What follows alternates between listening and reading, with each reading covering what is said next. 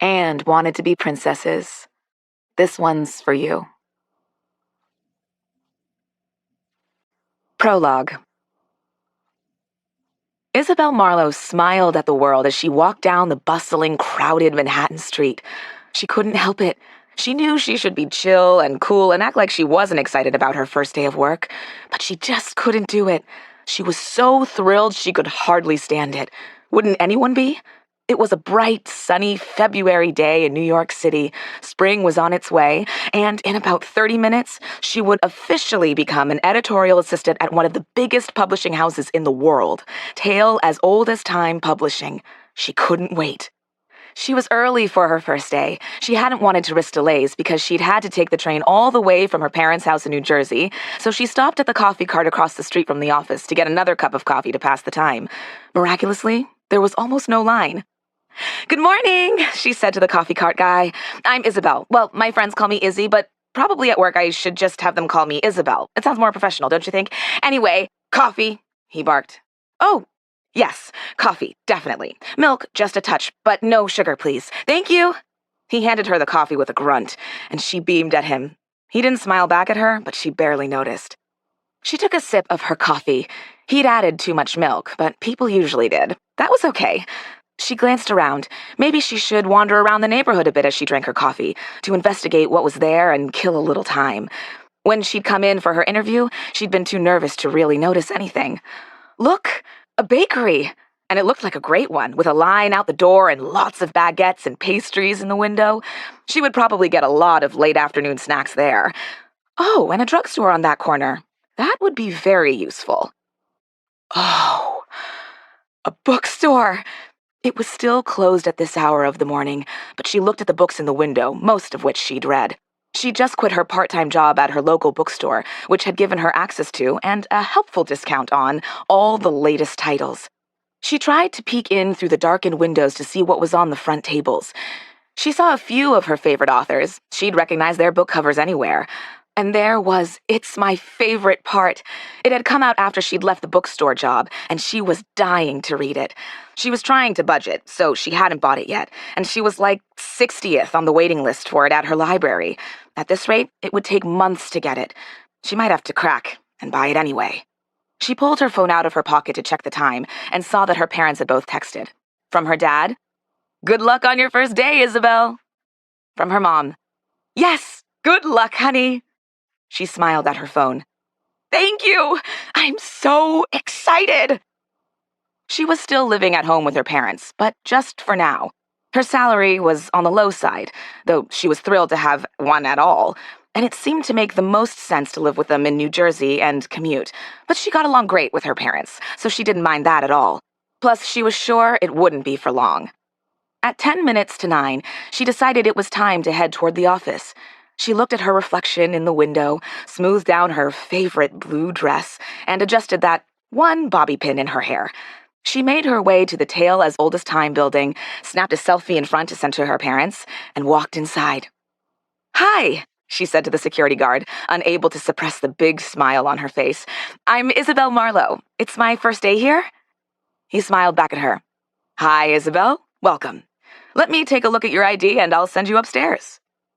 After a glance at her ID and a quick phone call, the security guard, his name was Frank, she saw on his name tag, waved her toward the elevators. "Good luck on your first day," he said. "Thank you." She took a deep breath and walked into the first elevator. A woman with dark hair and glasses was waiting when Isabelle got off. "Isabelle? Hi, I'm Rachel. Nice to meet you in person finally after so many emails. Marta won't be in for a while today, so I'm going to show you around." Marta Wallace was one of the top editors here at TAOAT and Izzy's new boss. Izzy was sort of glad Marta wouldn't be at the office right at the beginning. She'd been very intimidating in the interview, and Izzy had been sure she wouldn't get the job. She'd been shocked when she'd gotten the call from HR a few weeks later, and it had taken her many emails before she'd been convinced this whole thing wasn't a trick. She'd really thought she'd get the job at a different publishing house.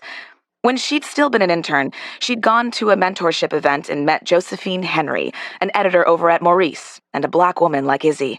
Izzy had gotten up the courage to email Josephine later to ask her for advice. Josephine had done far more than that. She'd taken Izzy out first for coffee, and then lunch, and given her a lot of advice on how to get a job in publishing. When a job as an editorial assistant was posted at Maurice, Izzy had applied immediately. She'd been crushed when she hadn't gotten it. But then the offer had come from Marta here at TAOAT shortly afterward, and she'd been overjoyed. She looked around as they walked down the halls, and her eyes widened. There were books everywhere here. Being surrounded by books like this had been her dream since she was a little girl. She couldn't believe she'd gotten here. Rachel gestured to a cubicle. "This one's for you," she said to Izzy. "Marta's office is right there." She pointed at the dark office down the hall from Izzy's desk. Just then, a white guy with lots of dark hair, glasses, and what even Izzy could tell was a very well-cut blazer walked by. "Oh, hi. Are you Marta's new assistant?" he asked her. She nodded and smiled at him. "Yes, hi. I'm Isabelle Marlowe. Nice to meet you." He looked over his glasses at her and smiled. "I'm Gavin Ridley. I sit right over there," he said, pointing to a desk not far away. "I was Marta's assistant up until recently. I'm an assistant editor now." "Oh, wow. Congratulations," Izzy said. "Thank you," he said. "And really, feel free to ask me for any advice about working here. Happy to help." He waved at Izzy as he walked toward his desk. Izzy smiled to herself. People were so nice here. Rachel patted a stack of papers on Izzy's desk.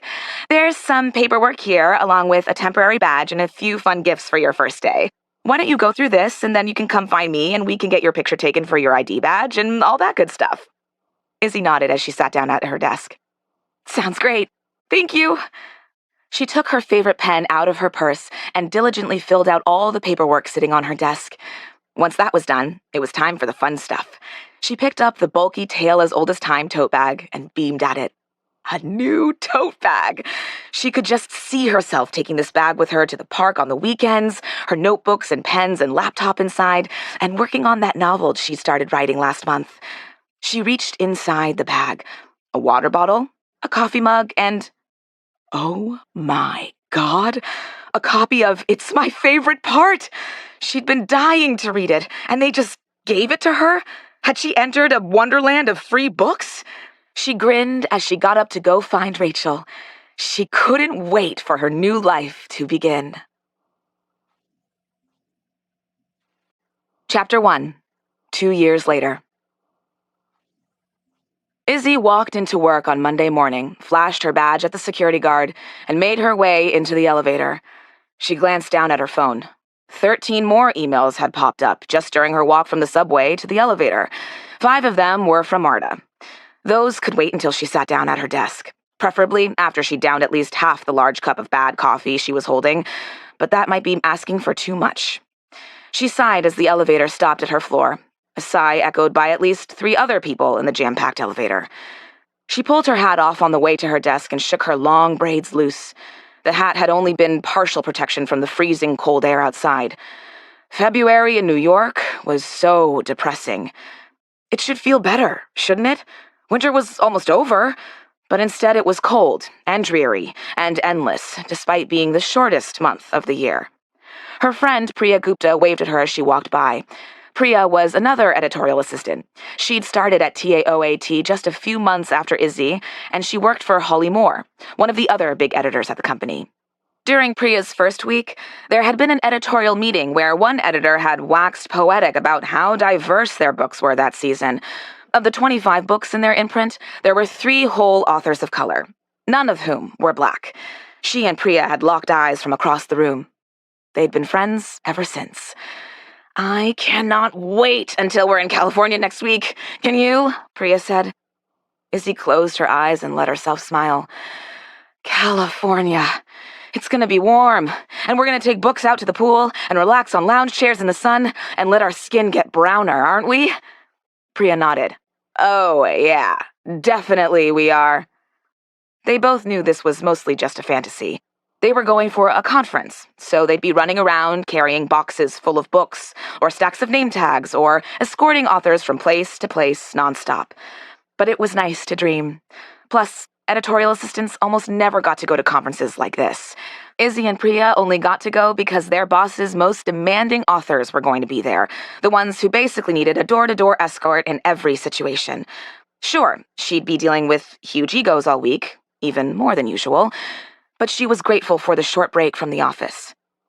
She also needed a few days away from her parents, whom she was so very sick of living with. She loved them. She did. But they always talked to her first thing in the morning and asked so many questions at all times of day, and she felt like she had to text them when she was going to be out late. It all made her feel stifled, frustrated. Izzy got to her desk and sighed. Another stack of books had appeared there overnight. Great. More books for her to deal with. She pushed them aside. She spent her first hour doing all the work she always started her week with, checking her own email, skimming through her boss's email for any manuscripts that had come in overnight, or fires she needed to put out, checking sales numbers for their releases from the previous week, reassuring authors and agents that, yes, Marta would get back to them eventually. That was mostly true. The usual. Oh, she also had to send a slightly different version of the email she sent every 2 weeks to Beau Towers. Beau Towers, former child star, son of 2 celebrities, famous first for being a teenage heartthrob, then for his general rich kid dirtbag type behavior, fights in nightclubs, crashing sports cars, smashing paparazzi cameras, etc. And then there had been the multiple screaming matches he'd gotten into during and after his father's funeral. They'd been all over the tabloids. Almost immediately after the funeral, Marta had given him a splashy book deal for his memoir. But well over a year ago, Beau Towers had basically disappeared. He was definitely still alive. His agent periodically sent emails swearing Beau was working on the book, though his deadline had long since passed. But Marta had told her to email him regularly to check in, so she sent him an email every other Monday at 9:45, like clockwork. He never emailed her back, but she'd stopped expecting a response long ago. She reread the email that she'd sent 2 weeks ago. When she'd first started sending these emails, they'd been polite, professional, earnest queries, asking him to check in with her, or with Marta, or to reach out if he had questions, or offering to set up conference calls with potential ghostwriters, all basically ways of saying, please, please, please, email me back, without actually saying those words. But after many months of sending the messages with no response, and as everything in her job got more and more stressful, she'd cracked. Now, she had fun with these, since she was certain no one but her read them. Not Beau Towers, not his agent, and not Marta, whom she always CC'd. To Beau Towers, CC Marta Wallace, John Moore. From Isabelle Marlowe. Mr. Towers, happy February! February is the shortest month of the year, along with being Black History Month, American Heart Month, National Bird Feeding Month, and National Snack Food Month. I knew about the first 2, but not the second 2. We learn something new every day. I hope the transition to a new month is treating you well. I just wanted to reach out again to check in and say I hope the writing is going well, and that if you need any assistance as you work on your memoir, you shouldn't hesitate to email or call me. Please let me know if Marta or I can help you with anything at all. Kind regards, Isabelle Marlowe, editorial assistant to Marta Wallace. She let herself grin at that. Look, she had to find her fun where she could in this thankless, stressful, overwhelming job, okay? She put her fake cheery email persona back on and typed Beau Towers' email address into the to box. To Beau Towers, CC Marta Wallace, John Moore, from Isabelle Marlowe. Mr. Towers, have you read any good books lately? I've read a number of excellent celebrity memoirs in the past few months. Michael J. Fox, Jessica Simpson, and Gabrielle Union all have fantastic memoirs out. People insist on giving me books for Christmas, even though I work in a place where books literally fall out of the sky. But I didn't have any of those books before, and was both surprised and delighted to find that I was absorbed by them. Just in case you're struggling with anything in your memoir, I thought maybe you could read one of those for inspiration.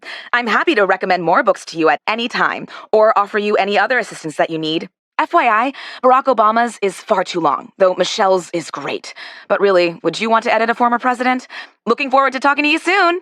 Kind regards, Isabelle Marlowe, editorial assistant to Marta Wallace. She almost laughed out loud at that last line. She didn't think that she'd ever talk to Beau Towers, let alone soon.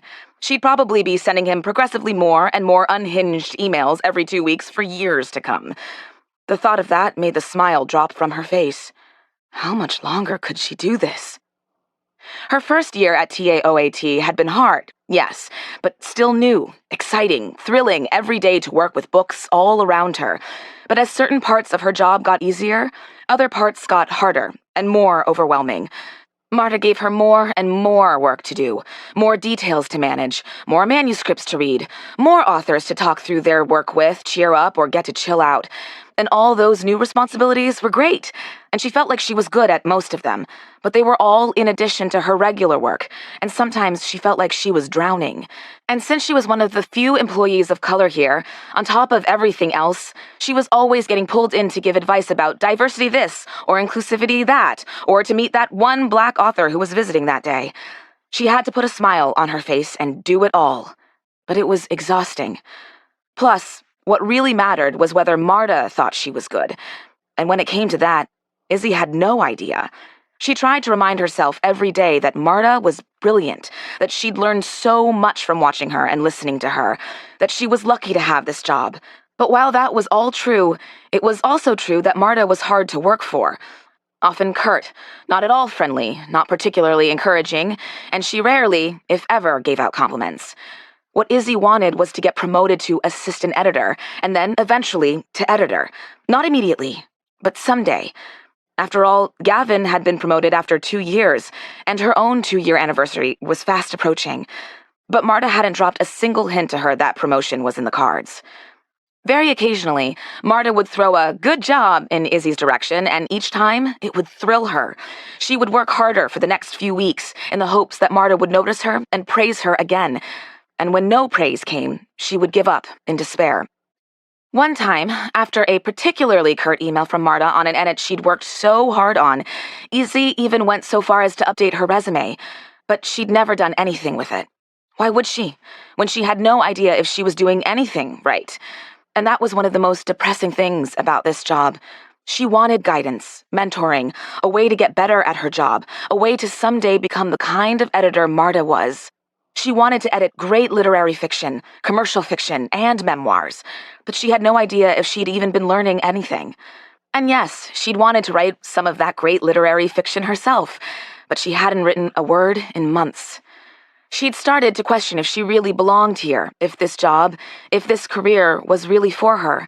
Something she barely wanted to admit to herself was that working at TAOAT had spoiled her previously uncomplicated love for books and reading. Reading used to be her greatest hobby, her source of relaxation, comfort, joy. Always reliable, always there for her. Now reading felt like homework, in a way that it never had back when she was in school. Now she felt guilty when she read for pleasure, because she knew there was always something else she should be reading, always another manuscript out there, always something Marta was waiting on, an author was waiting on, an agent was waiting on. It made reading stressful when it never had been before. Izzy sighed. She might as well deal with that pile of books she'd shoved to the side of her desk. A few minutes later, Marta walked in, chatting with Gavin. As they got closer to her desk, it was clear they'd run into each other skiing over the weekend. Ah, that's why they'd both left early on Friday. Izzy couldn't help but envy Gavin's relaxed, easy relationship with Marta, who still completely intimidated her. Even though Marta stressed her out constantly, Izzy wanted so much to impress her. She wished she had any idea how to do that. Marta nodded at Izzy on her way to her office. That was more of a greeting than she usually got. Marta often didn't even seem to notice her there. Gavin stopped by her desk on the way to his own. Hi, Isabelle. How was your weekend? Izzy smiled at Gavin. Good, thanks. How was yours? Did I hear you say you were skiing? Izzy had heard the whole conversation. They hadn't been quiet, but she'd let Gavin tell her about it. He was always a little pompous and long-winded, but he'd also always been kind to her. He'd given her lots of advice about working with Marta, and had always been something of a mentor for her. Lord knows Marta wasn't. Months ago, Gavin had found her in the office, after hours, printing out the draft of her manuscript, and had asked to see it. She'd been nervous to show it to him. She hadn't really shown it to anyone at that point, and had only really told Priya about it. But she'd handed the printed copy over to him then and there. He'd given it back to her a week later without any notes on it and a pat on the shoulder. She shouldn't have asked him what he thought. She'd known from the look on his face, but she couldn't help herself. It's a really sweet first effort, Isabelle, he'd said, but I'm not sure this is your path. I could tell you were trying to be literary, but, well, he stopped himself. I don't want to hurt your feelings. I shouldn't say anything more. And because Izzy was a glutton for punishment, she'd asked him to say more, and he had, at length. She hadn't written a word since. Izzy shook that memory off and tried to pay attention to whatever Gavin was saying about Vermont or wherever he and Marta had been. "Oh," he said after a few more minutes of talking about how he'd ridden up a ski lift with Jonathan Franzen. "You know how you were wondering last week about whether you'll get promoted this year? When I saw Marta on the slopes, we talked a bit about that, and... don't tell Marta I told you this." Izzy could barely breathe all of a sudden. "Of course not. I wouldn't," she said. He smiled at her, but she could tell from his smile the news wasn't good. "Not this year, Isabelle. Maybe not at all, from the way Marta talked about you." Sudden tears sprang to her eyes. Why did that hurt so much? She hadn't realized how much she'd still hoped until just this moment. "But you know how she can be," he said. "Are you okay?" Izzy refused to let anyone here see her cry. She put a smile on her face, the bright, cheerful one she always wore at work, the one she knew she had to wear. "Oh, I'm fine. Yeah, I know how she can be. Thanks, Gavin, for letting me know what she said." He smiled at her one more time and walked over to his desk. Izzy turned to her computer and let the smile fall from her face. She wanted to leave the office, go outside to scream or cry, but it was too cold outside, and she couldn't cry in the bathroom where everyone could hear you. Instead, she clicked over to her travel itinerary. That made her smile for real. She needed some sunshine. She needed an adventure. She needed an escape. Even though she was only going to California for a few days, she would do everything she could to make them count. Chapter 2. Izzy and Priya walked into their hotel room and turned to each other with huge grins on their faces. There were palm trees and sunshine right outside their hotel room. When Izzy had seen the Pacific Ocean out the window of the airplane as they descended into Los Angeles, she determined that she was going to enjoy this trip, no matter what.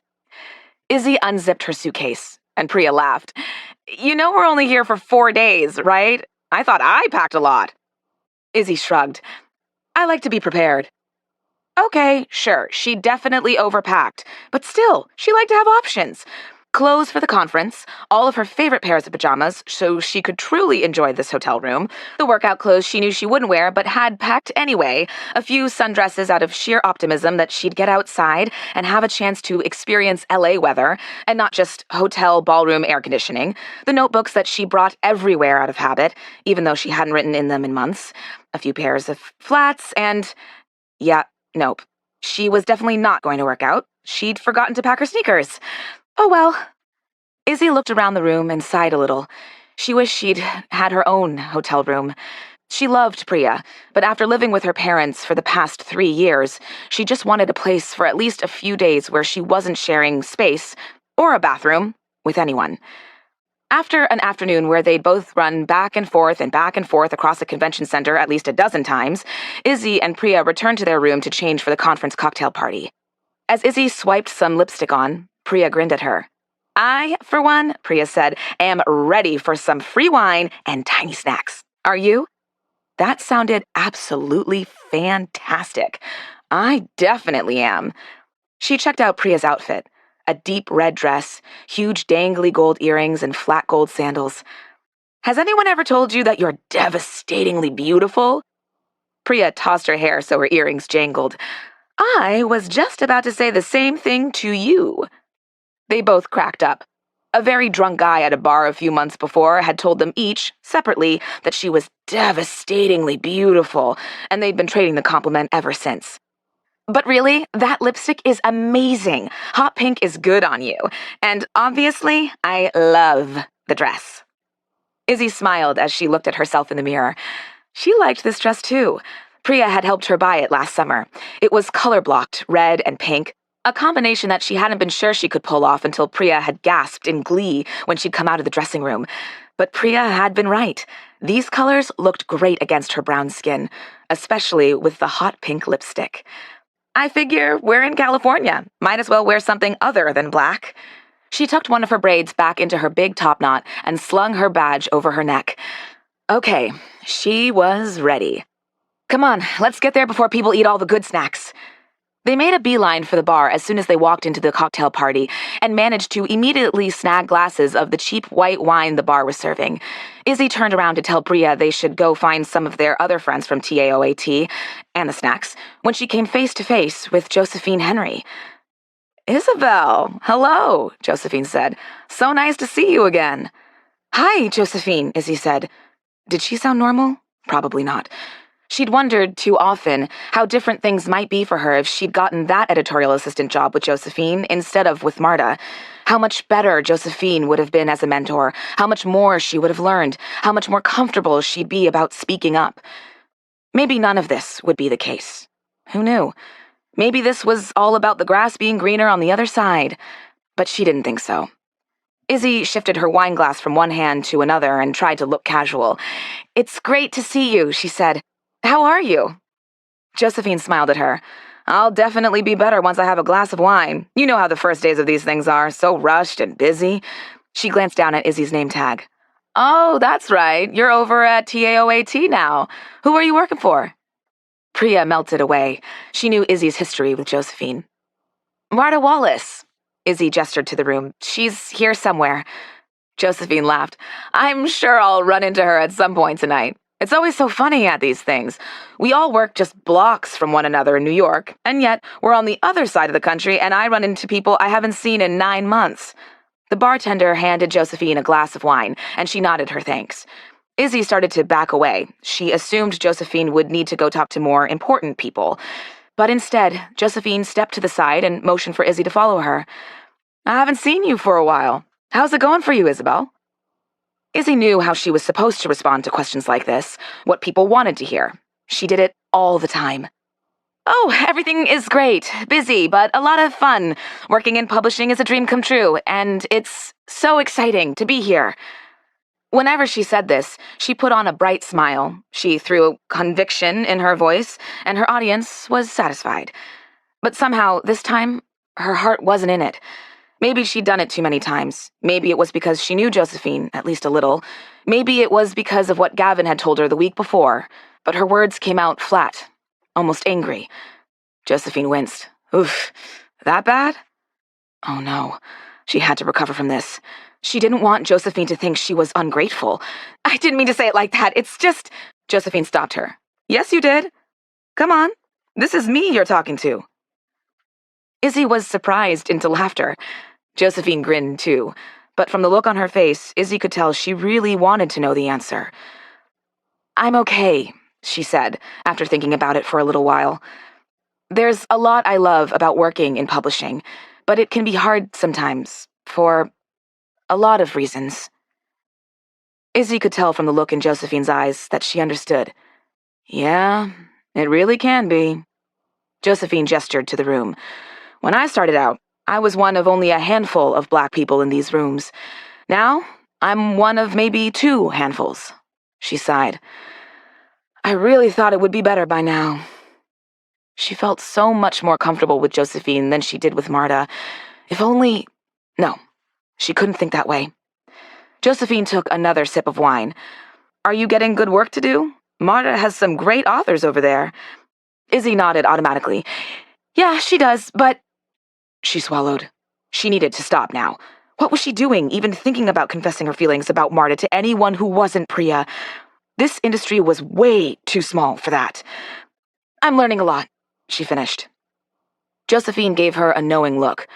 "I'm sure you are," she said. "Learning how to juggle very well, I bet." Izzy laughed. "Yes, absolutely." She needed to shift this conversation. She'd probably already said too much. "Anyway, I don't want to complain. I've had some really great opportunities." "You don't have to pretend with me," Josephine said. "Look, the first few years especially can be really hard in this business, but..." Someone touched Josephine on the shoulder. "Josephine, there you are. Leah Jackson is here. She's looking for you." Josephine's face lit up. She made it! Fantastic! She turned back to Izzy. "Isabelle, I have to run, but we'll continue this later, okay? If not here, let's get coffee or lunch when we're back in New York. I'll email you." Izzy nodded. "I'd love that," she said. She knew, though, that as much as Josephine might mean it in the moment, given how busy she was, the likelihood of her both remembering this conversation and then actually reaching out was slim to none. But then, Izzy wasn't sure she could deal with another pep talk about how you just had to stick it out a little while longer, how Marta would have never hired Izzy if she didn't see how talented and smart she was, how publishing could be a cruel business, but if you kept your head down and worked hard, you'd succeed. Izzy turned away to go find Priya when she heard Marta's voice. "The bane of my existence, you mean?" Izzy stopped and took a sip of wine so she could pretend she wasn't listening. What, or who, could Marta be talking about? She turned slightly to see who she was talking to. That was Will Victor, another one of the big-deal editors at TAOAT. Izzy pulled out her phone to give herself cover for eavesdropping. "I can't believe it's been a full year since you've heard anything from him," Will said. Marta took a gulp of wine. "Well, over a year.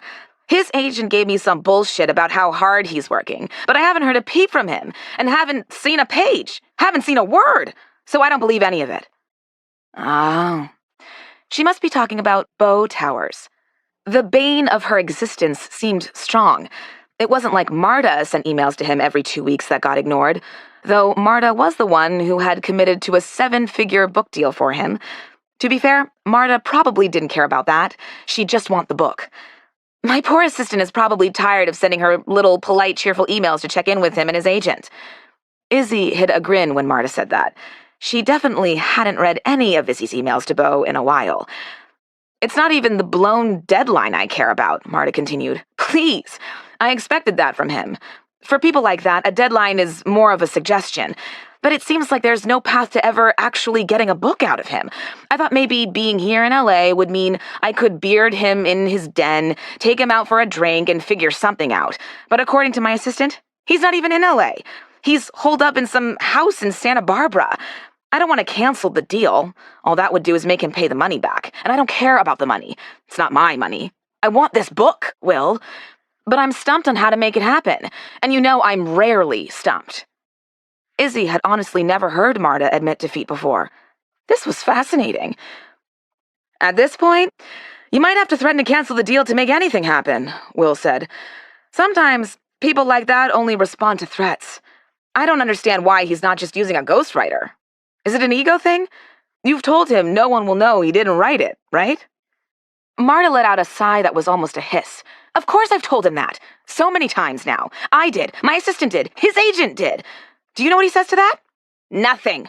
I swear, I need someone to go to his house and pound on the door and ask him what's really going on with his book." Her eyes widened. "Actually, I'm brilliant. Yes, that's exactly what I need. The only way we're going to solve this is if someone goes straight to the source." Izzy had no idea what made her do it. A burst of courage, a lightning bolt, a momentary lapse in judgment, the 3 sips of wine she'd had while she'd eavesdropped on this conversation. But suddenly, she turned around and took a step toward Marta. "I'll do it," she said. "I'll go talk to Beau Towers." Chapter 3. "I don't know what got into me, Priya.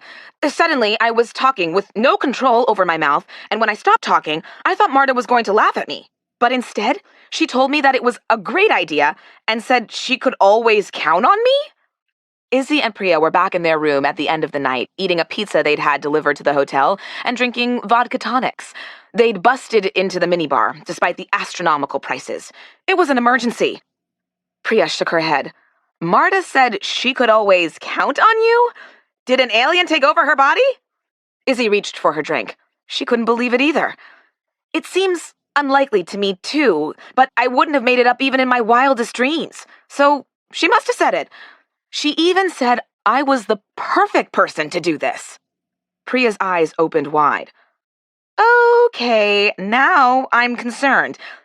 Either an alien really did take over Marta's body, or this is some kind of a trap. Are you going to get out of this alive? Isn't Beau Towers a nightmare?" Izzy grabbed another slice of pizza. "Of course he's a nightmare. Why do you think he got a book deal for his memoir, after all? He's basically your typical celebrity asshole. Bar fights, car accidents, etc. Different actress or model on his arm every other week. You know the type." The last major thing was when the press caught him on video screaming at his mom at his dad's funeral. Real classy. They had a messy divorce, but still. Why exactly had she volunteered to do this again? Priya reached for her phone. Oh, that's right. Isn't his mom that gorgeous black model? Yeah, Nina Russell. Izzy knew far too much about Beau Towers at this point. Priya took a sip of her drink as she looked through the results of her Google searches. These pictures of his parents together are so weird. They didn't match at all. His dad was that director. Jim Towers, director and screenwriter. Izzy reached for her drink. Anyway, the only response I've gotten to any of my dozens of emails was to the one I sent his agent asking for his mailing address so we could send him a basket of snacks at the holidays.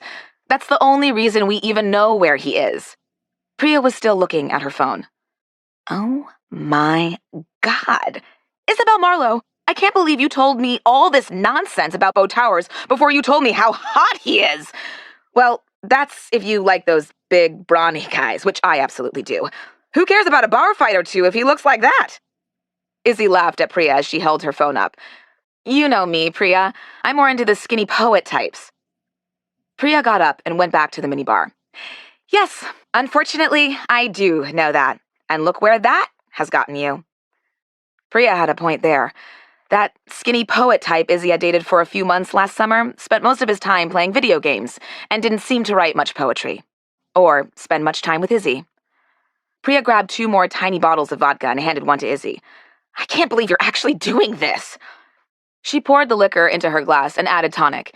You'll have to tell me how Santa Barbara is. I'll be there for my cousin's wedding next month. She shook her head. I can't believe that on Wednesday, when we all fly back to New York, you're going to just drive up to Beau Towers' house and knock on his door. Izzy laughed out loud. It sounds ridiculous, doesn't it? The man hasn't answered a single one of the 29 emails I've sent him, I counted, or any of the ones Marta sent, so why would he answer the door when I knock, if he's even there? But honestly, I don't even care. I get a whole extra day in California. Maybe I actually will get some time by the pool with a book. And another day of not being in the office. Just the thought of it made her happy. Exactly, Priya said. Plus, Marta might just be looking for some ammunition to make him finally get a ghostwriter. If he ignores, or even worse, yells at you, he'll look like a monster. Maybe that's just what she wants. Good point, Izzy said. That sounds like the kind of thing Marta would do. I mean, obviously, I still want to surprise everyone and come back to New York waving a manuscript in my hand. You know, the one that Beau Towers has been hiding and decided to turn in only because I managed to talk him into it. Priya laughed and raised her glass. Cheers to that, she said. So Wednesday morning, Izzy left the hotel to drive to Santa Barbara. At first, the journey was boring. Freeways, traffic, etc. Whatever. She didn't mind. She had her favorite playlist to keep her company, and her rental car had a sunroof that she took full advantage of. But then, all of a sudden, the freeway went around a turn, and the ocean was right there, in front of her. She looked out at the ocean, sparkling in the sun, and smiled. This was the California she'd hoped to see. She got off the freeway and followed the slightly confusing GPS directions toward Beau Towers' address. There were palm trees everywhere, huge mountains in the distance, and all the buildings had terracotta-tiled roofs, even the convenience stores. As she drove up into the hills, the houses got bigger and had lots of cacti and other enormous succulents in their front yards. Later, she should make sure to take pictures for Priya, who was obsessed with the 3 tiny succulents she'd kept alive on her desk for the past year. Finally, her phone trilled. You have arrived. She pulled up outside a big, pink stucco house and threw her car into park. She checked the address just to make sure she was in the right place. Yes, this was it. It didn't look anything like she'd expected. Though now she didn't know what she'd expected. Maybe something forbidding, a little scary, surrounded by, like, a creaky gate and dying bushes or something. But no, this seemed like all the houses she'd driven by on the way here. Huge and sprawling, with a terracotta roof, a green vine with bright red flowers growing over the gate, palm trees and succulents out front. It was even kind of charming. And now she had to walk up to that house, knock on the door, and just ask for Beau Towers? She was suddenly nervous about this. She'd been fine up until now. She took a deep breath. Okay, she was going to do this. She got out of the car and walked along the uphill path toward the house and the red tile front stairs to the big wooden front door and rang the doorbell. When the door opened, Izzy steeled herself for Beau Towers to yell at her. But a woman opened the door. She had long, dark hair, a smile on her face, and appeared to be around 30 or so. Was she Beau Towers' girlfriend or something?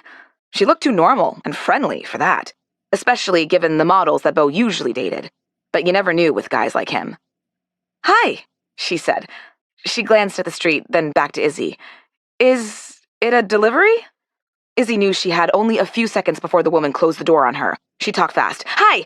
No, not a delivery. My name is Isabelle Marlowe. I'm an editorial assistant at Tale as Old as Time Publishing House, and I'm here to talk to Beau Towers." The woman's smile faded, but she took the business card Izzy handed her. Thank goodness she'd brought them along with her to the conference. "I work with Marta Wallace. She's the editor of his forthcoming memoir. He's a little behind on it, and Marta asked me to come here to chat with Beau about his book. Find out what's wrong, figure out how we can help." The woman shook her head. "Hi, Isabelle. I'm so sorry you've come all this way, but I don't think Beau will talk to you." Izzy had expected that. "If you could just check, see if there's a way I could chat with him for a few minutes. I just want to make sure he knows how much we care about getting this book out into the world, and that we're willing to assist him in any way he needs. We'll do anything we can to help him succeed." The woman looked at her closely, a faint smile still on her face. Izzy couldn't figure out what she was thinking.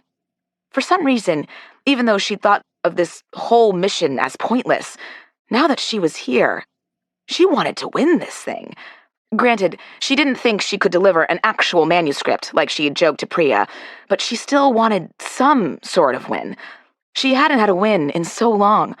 She wanted to get into the house, talk to Beau, convince him to let them hire a ghostwriter so they could get the book done. If she could even just convince him to reply to one of her emails, it would be huge. And then she could go back to New York triumphant and with something to show Marta. Finally, the woman nodded. "Wait here," she said, before she turned and walked down the long hallway. She hadn't closed the door all the way, which meant that less than a minute later, Izzy heard a loud, "Absolutely not!" from somewhere inside the house. Well, there was the mythical Beau Towers, as charming as she'd expected him to be. The woman walked back to the front door a few seconds later. "I tried, but he says he doesn't want to talk to you," she said. "I'm so sorry." Izzy smiled at her. Whoever this woman was, she seemed nice. If she was dating Beau Towers, Izzy felt sorry for her. "Thanks so much for trying," she said. "I really appreciate it. And no need to apologize. It was a long shot, but worth a try. At least I got a mini vacation in Santa Barbara out of this." The woman smiled back at her. "Oh, that's good. How long are you in town for?" Izzy laughed. "When I said mini, I meant mini. I got here just now from a conference in LA, and I have about 4 hours before I have to drive to LAX to fly back to New York. But I'm going to make the most of it. Maybe eat some tacos, go to the beach. It's about 28 degrees in New York now, so I want to enjoy this weather while I can." The woman's smile got wider. "I'll tell you just where to go. There's a great taqueria, not on the beach, but not too far away. Tell them Michaela sent you. They'll hook you up." Izzy pulled out her phone to jot down the name of the taqueria Michaela gave her. "Thanks, Michaela," she said. "I appreciate it." She took a deep breath. "And can you just tell Beau that I said he can email me any time about the memoir? I'm not an expert or anything. Maybe he'd rather talk to Marta. But if he just needs some encouragement or reassurance or anything like that, I'm happy to help." Why had she said any of this? Oh well, it's not like she had anything to lose here. Michaela gave her that look again, like she could see right through her. "Sure, Isabelle," she said. "I'll let him know." She slipped on the sandals by the front door. Sandals in February? Amazing. "Here, I'll walk you to your car. I need to check the mail anyway." And she probably wanted to make sure Izzy actually left. They walked down the sloping path together, and Michaela turned toward the mailbox at the bottom of the path. And then she slipped or tripped over something so fast that Izzy couldn't reach out a hand, and she fell right at Izzy's feet. "Oh no," Izzy bent down. "Are you okay?" Michaela looked up at her. "I think I twisted my ankle." Izzy knelt down. Can I help you up? Let's see how it feels. Michaela held on to Izzy as she stood up, and then winced as she tried to put weight on her left ankle. Do you think you can walk up to the door? Izzy asked. Michaela tried to take a step and stopped. Can you help me inside? Izzy put her arm around Michaela as they turned to the door. Of course. You need to get ice on that. They moved, very slowly, back up to the front door. Thanks so much for your help, Michaela said. I don't want to get in the way of your mini vacation. What was I going to do, leave you sitting on the ground? Izzy said. The tacos will be there. When they finally got to the front steps, Izzy helped Michaela up them and through the door. I hate to ask, Michaela said, but can you help me into the kitchen? Izzy pushed the door open. No problem. They made their slow way down the long hallway. Izzy took the opportunity to glance around to see what Beau Towers' house was like. The floor was tile, the doors were all big and wooden, and mostly closed, and there was lots of art on the walls. This wasn't the kind of house she'd expected Beau Towers to live in. It was a lot homier than she would have thought. They finally got to the kitchen. It was sunny and warm, with fancy appliances and a cozy-looking breakfast nook with a round kitchen table under a big window. Izzy helped Michaela to a seat at the table. Here, sit down and put your ankle up. I'll get you some ice. Izzy grabbed a dish towel off a hook on her way to the refrigerator. She pulled open the freezer and took out a bag of frozen peas. It was sort of comforting to see that even this rich guy had frozen peas in his freezer. Here. She wrapped the bag in the dish towel and handed it to Michaela. Put this on your ankle, but give me a second. I'll fill up another bag with ice so you have more than one ice pack. Michaela set the bag of peas on her ankle and let out a sigh before she looked up at Izzy. I would say you don't have to do all of that, but I imagine that wouldn't do any good, would it? Izzy shook her head. Not at all, so I'm glad you didn't bother to say it. Now, do you have any of those gallon plastic bags? The ones that seal? Michaela pointed. That drawer to the right of the dishwasher. Izzy pulled the bag out and surveyed the ice maker on the fridge. Oh, wow. Multiple kinds of ice. Perfect. She pushed a button and crushed ice flew out of the ice maker and straight into the plastic bag. Now put one underneath and one on top. Wrap your ankle in the towel first, though, otherwise it might be a little too cold. And remember that these frozen peas have been used as an ice pack. Michaela laughed. I should label them somehow, just so I know. Okay, Izzy had to ask. Do you live here? Are you and Beau? Michaela stared at her for a moment, then laughed very hard. Oh, no. I'm his assistant. She gestured to the kitchen. And also his cook. I do a little bit of everything around here. But no, I don't live here, and no, we aren't. Ah, okay. Though what Beau Towers needed an assistant for, in his long days of not responding to emails and not turning in his book, Izzy had no idea. But then, rich people lived very different lives than people like her. Got it. She was embarrassed now that she'd asked. Sorry, I was just wondering. She should probably get out of Beau Towers' house now and stop asking his assistant questions. I should go. Oh, wait, you should take some ibuprofen. Do you have any? Michaela hesitated, then shook her head. Okay, hold on, Izzy said. I think I have some in my bag. She turned to grab her bag from where she'd set it on the counter and rummaged through it for a minute. Finally, she found the bottle. Who the hell are you and what are you doing in my house? She slowly looked up, and that's when she saw him, leaning against the kitchen door and staring at her. He was big. That was the first impression she got about Beau Towers. Tall, muscular, solid. How had she not heard him walking toward the kitchen? He looked like an unkempt, unstyled, and very unhappy version of his publicity pictures. Light brown skin, curly hair, a very unruly beard, gray sweatpants that looked like they'd seen better days, a black t-shirt, and a hoodie that probably cost more than Izzy's entire outfit. And he looked furious, angry, and mean. Before she'd worked for Marta, she might have been scared of that look. But now, she just smiled and walked over to him. What did it matter if this guy was mean to her? She might as well introduce herself to him, since she was here, and she better do it before he yelled at her. Hi, Mr. Towers. I'm Isabelle Marlowe, Marta Wallace's editorial assistant. I've sent you a few emails. You might recognize the name. I came here to— I said I didn't want to talk to you. Did you break into my house to ask me about a book? You should leave. He raised his voice. Now! She'd expected him to yell at her, and now he had. She hoped Marta would be happy at least.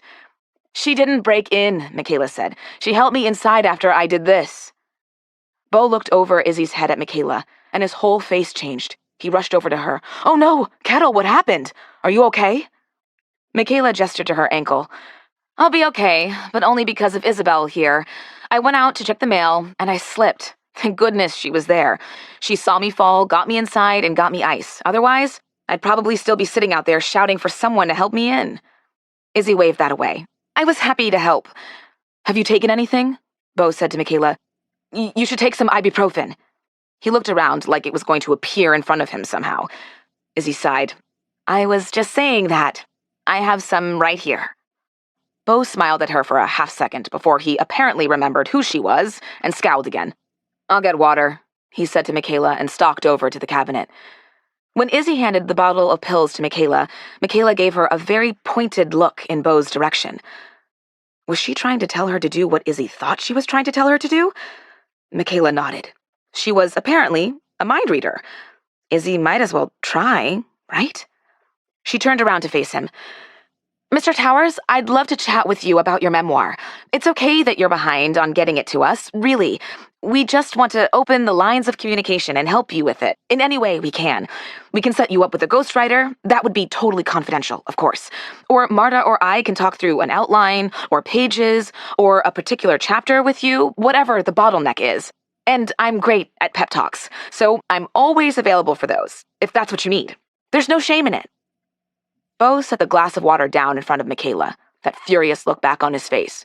"Now it's time for you to go." Michaela caught Izzy's eye and motioned for her to keep going. So, for some reason, she did. "Mr. Towers, we understand that it can be scary for authors to admit what the problem is. But we've seen it all, really. We're happy to help in whatever way you need." She'd given some version of this speech, either via email or on the phone, to various authors of Marta's, the ones who seemed stalled or had fallen behind, or had sent her those emails where she could feel the panic between the lines. Marta never said anything like this to her authors. It was far too encouraging for her. But Izzy had started giving pep talks like this after she'd overheard other editors and their assistants on the phone with authors. It always seemed to help. This speech usually made people feel better, reassured. But Beau somehow looked angrier than when he'd walked into the kitchen. He let out a bark of laughter. You've seen it all. What are you, like 22? Izzy forced herself not to roll her eyes. She had good genes, okay? "I'm 25. Not that it was any of his business. Plus, she happened to know he was exactly 1 year older than her. But when I say we, I'm not talking about just me. I'm talking about the collective knowledge of the team at TAOAT. He was still staring at her, with that superior, disbelieving look on his face, and she'd suddenly had it with him. Instead of being nice, she said exactly what was on her mind. "You may have realized that a memoir is too much for you to handle. That's okay. We understand that. Not everyone is cut out for this. We can easily connect you with a ghostwriter to do the heavy lifting. You won't have to worry about a thing." Okay, yes, fine. That was kind of bitchy, but he'd asked for it. She might smile at him, the same smile she wore at work, but she refused to pretend it was okay for him to talk to her like she was dirt under his feet. He looked at her with fury in his eyes. She just smiled wider. "I don't need a ghostwriter," he almost spat at her. "You people think I'm stupid, don't you?" Izzy made her voice as peppy as it could be. "Oh, of course not," she said. "It's no judgment on you. We know how busy your schedule is. It's just an offer. We want to explore all avenues here." Beau bared his teeth at her in what he possibly meant as a smile. "Fine. You want to help me in any way you can?" he asked in a clear imitation of her voice. "You want to give me pep talks? How's this? I want you to give me a pep talk every day. How does that sound?" Did this guy think he was going to trip her up somehow, after all of Marta's unreasonable requests? "Whatever I can do to help, Mr. Towers. Would you like me to email you or call you at a specific time or—" He laughed again. "No, you don't get it. You can stay here and give me your cheerful little pep talks in person." He threw out his arm and gestured toward the hallway. "We have plenty of room, as I'm sure you saw." She knew this jerk was expecting her to back down, but she'd call his bluff. I'd be happy to do that, Mr. Towers. My luggage is right out in my car. He glared at her again. Give me your car keys. I'll go get your luggage now, he said. Wait, but... Okay, he couldn't actually mean this. She couldn't be the one to chicken out, though. She dug in her tote bag and handed him the keys to the rental car. He didn't thank her. Michaela, it looks like I'll have a guest for dinner. He turned back to her. Meet me at the stairs. I'll take you to your room. And stop calling me Mr. Towers. It's just Beau. And then he turned around and stalked out of the kitchen as Izzy stared after him. Chapter 4. How had she gotten herself into this? Beau couldn't have been serious, could he? Any dietary restrictions? Michaela smiled at her. Food allergies I should know about? For dinner tonight, and for your stay here, I mean. Izzy stared at her. Michaela didn't really think she was going to stay for dinner or anything else, did she? But Michaela was looking at her expectantly. So after a few seconds, Izzy shook her head. No food allergies. She should be at the beach by now, reading a book and eating tacos. Why did Michaela have to fall down? Why had Izzy bothered to help her all the way into the house? Why had she lingered to provide her with ice and ibuprofen and sympathy? Why hadn't she fled this house as soon as possible? Okay, but is there anything you hate? Michaela asked. Mushrooms, eggplant, blue cheese. Are you a vegetarian? I do most of the cooking around here, so I want to make sure it's stuff you like. She was supposed to be on a flight tonight out of LAX, an airport 2 hours away from here. Why was she talking about her food preferences with Beau Towers' assistant? I like all those things fine. And no, not a vegetarian. Mostly, I just hate anything that jiggles. Michaela gave her a strange look. Anything that jiggles? What do you mean? People always thought this was weird about her. You know, custards, pudding, jello, anything that if you poke it, it jiggles. It's a texture thing. I can't stand it. Michaela laughed. For a while. Izzy didn't think it was quite that funny. She also didn't know why she was talking about jiggly food when she just handed the keys to her rental car to Beau Towers so he could bring in her suitcase. What was going on? That won't be a problem, don't worry. And if you think of anything else, just let me know, okay? Izzy wanted to ask why someone as nice and competent as Michaela would work for someone like Beau, but she knew she couldn't ask that. But, oh... God, Beau must be furious at Michaela for letting her in the house. I'm sorry, Michaela. I put you in a bad situation there, letting me in after he told you not to. Michaela waved that away. Oh, it's fine. Beau's bark is a lot worse than his bite. Izzy wasn't so sure about that. Her doubt must have showed on her face because Michaela laughed. No, really, don't worry. Beau and I have known each other for a long time. She nodded toward the door. Speaking of, he's probably waiting to bring you to your room. Oh, right. Izzy picked up her tote bag. Okay, I'll go meet him, then. Michaela smiled at her. Glad to have you here. That made one person, at least. Izzy walked out of the kitchen and down the long tile hallway. She couldn't believe she'd let Beau Towers get to her, and that she'd snapped back at him. She never did things like that. She got mad, sure, but she kept her anger buried, vented to Priya or another one of her friends later. But she'd antagonized Beau Towers on purpose. And the weird part was, she'd sort of enjoyed it. And now, he was about to show her to a guest room in his house? Marta would flip out as soon as Izzy told her about this, which she would have to do as soon as she got to the room. Pro, at least she had something more to tell Marta about Beau Towers. Con, absolutely everything else. Izzy stopped in the entryway to wait and looked up at the enormous curving staircase. It looked like something from a fancy magazine, with wide stairs and big gleaming banisters and a chandelier at the top. This wasn't a staircase a person would simply walk down. It was a staircase you would descend, preferably in a long, trailing gown. A few seconds later, Beau opened the front door with a bang and shattered the moment. See, this was why people told her that she read too many books. All she had to do was see one staircase, and she'd inserted herself into a fairy tale.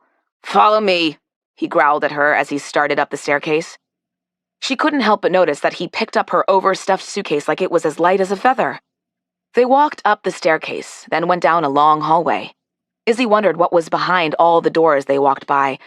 Did he really live alone in this huge place? Granted, what she'd seen of Santa Barbara was gorgeous, but she still wondered what he was doing here. Here. Beau threw open the door at the end of the hallway and set her suitcase down. See you at dinner. It's at 6. Don't be late. And with that, he stalked away. Izzy waited until he was all the way down the hall and then pulled her suitcase into the room and closed the door. And then she leaned back against the door, closed her eyes, and finally laughed out loud. What else could she do? What was even her life right now? Was she in the midst of torpedoing her publishing career? Strangely, she didn't even care. Marta was never going to promote her anyway. She already knew that. At least she'd get a good story out of this. Did I ever tell you about the time I broke into Beau Towers' house? Obviously, she'd have to embellish a little bit. She didn't think there was any possibility she'd actually spend the night here. She'd have to figure out a way to leave by the time dinner was over. But she had to at least check out this room for the sake of the future stories she'd tell. She hoped that Beau would carry her suitcase back down all those stairs on her way out. Priya would die when she heard about this. Oh, wow. Izzy walked toward the huge window at the far end of the room. It faced west, so she could see the sun, already making its way toward the horizon, the green downhill slope just beneath the house, the rest of the city below, and the ocean, off in the distance. She felt like she could look out this window forever. She wouldn't mind having to deal with Beau Towers if she got to have this view for a little while longer. He was a lot easier to deal with than most people in publishing. Overt aggression almost felt refreshing after this past year. At least she knew where she stood with him. Speaking of, she had to get this email to Marta over with. She dropped down onto the bed and pulled her phone out of her bag. To Marta Wallace, from Isabelle Marlowe, re Beau Towers. Hi, Marta. I talked with Beau Towers a little while ago. He's still pretty resistant to discussing his memoir, but we're going to have dinner tonight here at his house and hopefully talk about it a bit more. I'm not sure if I'll make that flight tonight, so I'll have the travel agent change it to tomorrow, if that works. Isabelle. Izzy bit her lip and pressed send. Marta emailed her back almost immediately. To Isabelle Marlowe, from Marta Wallace, re Beau Towers. I knew you were the right person to deal with him. Keep me posted. For Marta, the message was almost effusive. Izzy shook her head and got up to check out the bathroom. She pushed open the door, and her mouth dropped open. This was the bathroom of her dreams. The floor was blue tile, the walls were pale blue, and coupled with the big window over the bathtub that looked out over the world, it almost felt like she was outside, part of the sky and the water. And that bathtub. Izzy stepped closer to it. It was a huge, deep clawfoot tub with little gold flecks on the feet. Had they originally been all gold? The window was just above the bathtub, so you could enjoy the view while you were in the bath. She couldn't wait until later that night, after dinner when she sank into a hot bath with her book and... Izzy tore herself away from her daydream. She'd forgotten. She wasn't going to be here after dinner. Part of her wanted to take a bath right now, just so she'd get to experience this incredible bathtub, but it felt weird to just take a bath in the middle of the afternoon in Beau Towers' house. Plus, she didn't want to unpack her tightly packed suitcase to dig out her toiletries and shower cap and everything else. She finally peed, washed her hands, admired the excellent lighting due to that big window in the mirror, checked out the shower, which was perfectly nice, but nothing in comparison to that bathtub, and went back into the bedroom. Before this dinner, she had to text Priya. OMG, Priya, I'm at Beau Towers. He's terrible. But I'm currently in his house, and I'm supposed to have dinner with him here, tonight, and give him a pep talk? Don't ask me how I got myself into this. I have no idea. Actually, no, I think I sort of dared him. I don't know what's gotten into me. Marta is delighted. For her, obs. We'll keep you posted. Priya's response was more satisfying than Marta's had been. OMG, what? I can't wait to hear everything. A few hours later, Izzy walked down the big staircase on her way to dinner. She let her hand trail along the banister and sighed. She should have changed into that maxi dress that was in her suitcase. How many opportunities would she have to sweep down a staircase in a long dress? This was the first one in her lifetime, as a matter of fact. She should have taken advantage of it. She laughed at herself as she walked down the hall toward the kitchen. She stopped in the doorway and saw Michaela taking plates out of a cabinet. Hi, Isabelle, she said. Dinner is next door, in the dining room. Izzy would rather stay here in the kitchen with Michaela than go into the dining room with Beau. Okay, but can I take those plates from you? Shouldn't you be resting your ankle? Michaela waved her away. Don't worry about me. I iced it for a while. Beau found me an ace bandage. I'm feeling a lot better. Go sit down. Can I bring you some wine? Wine. That was exactly what Izzy needed after this incredibly strange day. I can see from your face that the answer is yes, Michaela said. Izzy laughed. Okay, yes, the answer is yes. Thank you very much. She followed Michaela into the dining room and sat down. Michaela set the plates down on the table and then disappeared back into the kitchen. Izzy was relieved she'd gotten down here before Beau. She'd thought about coming down late just because he told her not to, but that felt childish. And yes, fine. She was a little apprehensive about this dinner. Okay, very apprehensive about it. But she might as well be professional. Hopefully, she'd get to sip some wine and take a deep breath before she had to give Beau Towers some sort of pep talk. Part of her wanted to give him a snarky speech about perseverance, since the guy had blown off a $2 million book deal. But she'd probably doled out enough snark for the day. Michaela walked back in with 2 bottles of wine in her hands.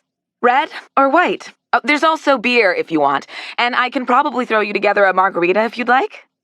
Beau Towers just lived like this all the time, with someone offering to throw him together a margarita at 5:55 every evening. Incredible. White wine is great, thank you. Izzy sniffed. Oh my goodness, what smells so good? Michaela grinned at her. I thought that since I cheated you out of your tacos today, I'd make them for dinner. She poured Izzy a very full glass of wine. Fish tacos, since that's what we have the ingredients for. I hope that's okay? Izzy suddenly realized that she hadn't eaten since that granola bar on the drive from LA. God, she was starving. More than okay. Thank you so much. Izzy took a sip of wine when Michaela went back to the kitchen. Either it was because she was in desperate need of wine, or this wine was of far better quality than she usually got, but it tasted incredible.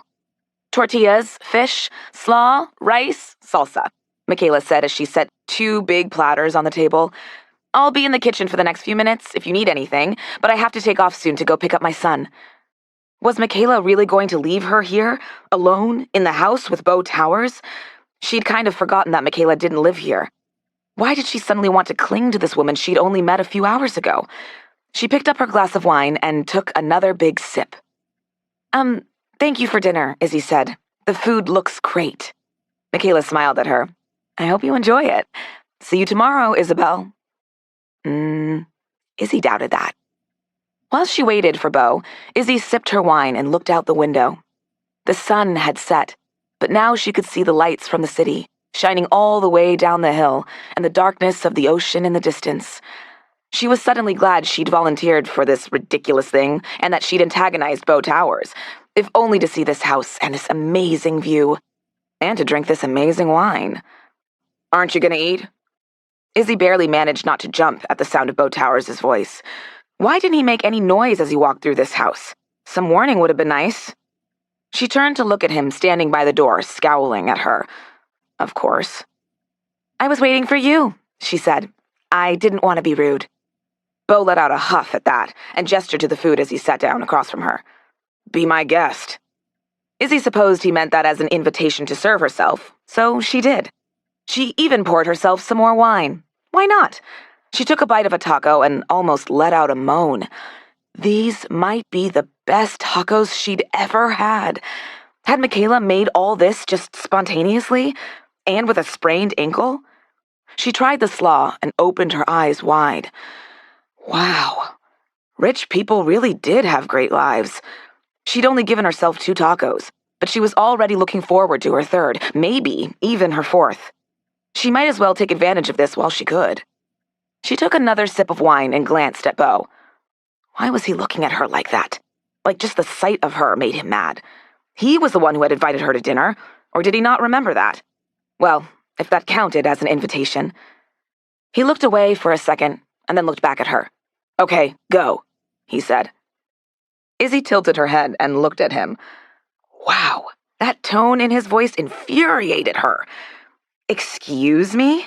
Had no one ever taught this guy to say please or thank you? Go? He nodded. Yes, go. You said you gave great pep talks. Well, show me what you can do. Izzy stared at him for a moment over her glass of wine. Fine. Okay. She would show him what she could do. Okay, you want to get right to it. She set her wine glass down on the table. Great. Why don't you tell me what your struggles have been with the book so far? When I know what you're dealing with, I'll be better able to help and to give advice. Beau picked up a taco. No, he said, and took a bite. Izzy took a deep breath. No. He finished chewing. No, I'm not going to tell you my struggles. That sarcastic tone in his voice made her want to throw her glass of wine in his face. She took a gulp of it, just to remind herself not to waste good wine. I don't have to tell you anything. That wasn't part of the deal. The deal was that you give me a pep talk. So, like I said, go. He'd apparently invited her to dinner just to make her perform for him. Luckily, she was good at this. In college, she'd worked as a writing tutor, and while a lot of that work was on the page, even more of it was talking to writers, encouraging them, listening to their problems, and helping them figure out solutions. It was one of the things that had made her good at this part of her job. Izzy took another long sip of wine and set her glass on the table. Okay, one thing I often tell writers is to just get words on the page. It's impossible to work with a blank page, but as long as you have a first draft, no matter how bad you think it is, or how much work you think it needs, that's a victory right there. I know it feels overwhelming to write a whole book. Don't think about it like that. Just think about it step by step, page by page. He was looking straight at her and seemed to be listening, paying attention. She hadn't really expected that. She drained the wine from her glass and kept going. Just give yourself an hour a day to start with. You can even break it up into 30 minutes at a time, or even 15 minutes if you're feeling antsy. Just write as much as you can during that time, and don't let yourself edit or stress about it. Just go. Izzy was getting invested in this. Maybe, despite everything, she could actually get through to Beau Towers. You also don't have to write in chronological order. I know that trips people up a lot. They hit a difficult scene, or, in a memoir, a difficult period in their life, and they just stall. Instead, you can jump around. Write your way into it. Start with favorite memories as a kid, or a pivotal moment in your life, a conversation you overheard once that you always think about, a time you stayed up all night, whatever stands out to... Beau burst out laughing. It was that mean laughter again, directed at her. No wonder this jerk lived alone in this house. He'd clearly been expelled from society. Is that all you've got? He said, still with that mean look on his face. Start with a pivotal moment in my life. Wow, what insight. Anything else? Izzy looked at him for one long moment. She forced herself to blink back the angry tears that had come to her eyes.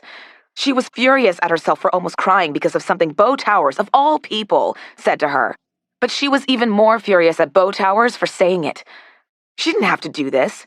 She was already sick of her job, and she'd already done far more than she'd had to here. She neither wanted to nor had to smile at this asshole, or even sit there and eat with him. She stood up and dropped her napkin on the table. Wait, where are you going? He said as she walked to the door. Aren't you going to eat? She turned around and looked him in the eye. That wasn't part of the deal, she said, and walked out the door. Chapter 5. Izzy ran up the staircase to her room.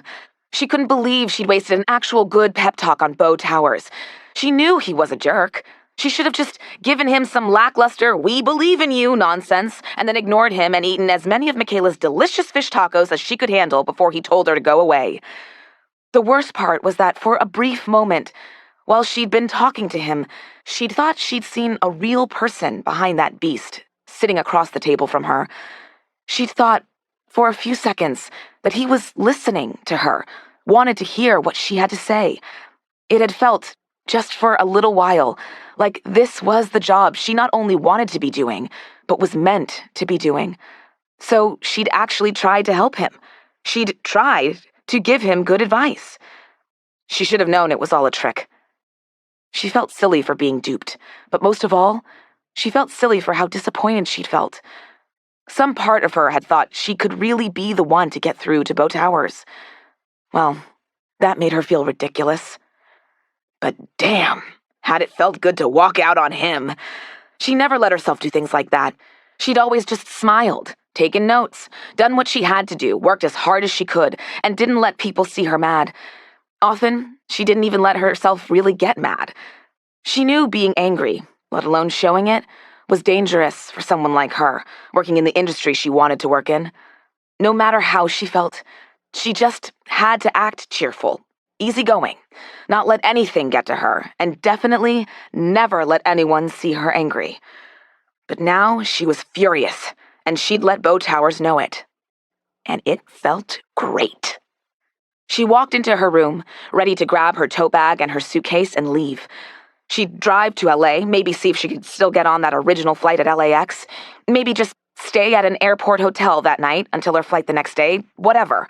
She just had to get the hell out of here. She grabbed her suitcase, then stumbled, and then she sat down hard on the bed. Oh no, the wine. She'd had 2 glasses of wine, 2 large glasses, in the past hour. Less than an hour, really. And all she'd eaten today was breakfast at the hotel, a granola bar on the road, and 3 bites of a fish taco. And while she wasn't exactly drunk, she was certainly tipsy. She couldn't drive anywhere now, much less all the way back to Los Angeles. She could kick herself for asking Michaela for wine in the first place. Now she just had to sit here, in this stupid, perfect room, with the incredible view and comfortable bed and glorious bathtub, and wait until she was sober enough to drive. She wished she could tiptoe downstairs and get some food.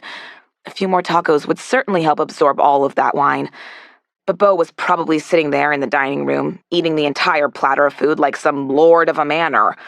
She couldn't ruin her dramatic exit by walking back in to pick up her plate. She dug through her tote bag to see if she had any more snacks in there. Nothing. She sat there, fuming, for 10 minutes. She was mad at herself for not stocking her bag with more snacks. No, wait. She was mad at herself for eating all her snacks already. She was mad at Beau Towers for being such a jerk, and she was mad at California for being so stupid and big that she'd had to rent a car to drive to his house instead of just taking a rideshare, like in a civilized place. Was that a knock at the door? Normal Izzy would have gone to the door, smiled at that jerk Beau Towers, and told him, yes, she knew he wanted her the hell out of his house. She was on her way. But angry, tipsy, out of character Izzy ignored the knock. Even though she thought for a second it might be Michaela, who maybe hadn't actually left, who maybe had come all the way up the stairs on her sprained ankle, she didn't move. No matter who was at her door right now, she didn't want to deal with them. Thank goodness whoever was there went away after just 2 knocks. A few minutes later, she got up. She definitely wasn't okay to drive yet, but she'd just go out to the car with her stuff anyway, sit there and sober up instead of here. Plus, she'd been sure she'd had a bag of potato chips. Maybe it had fallen out of her bag in the car. She slung her tote bag over her shoulder and grabbed her suitcase. She opened the door and stopped. There, sitting in front of her door, was a tray full of food. A plate of fish tacos, her half-eaten one, plus 3 more, a bowl full of slaw, and a stack of chocolate chip cookies, and another glass of wine. Where had all this come from? She poked her head out the door and looked from side to side.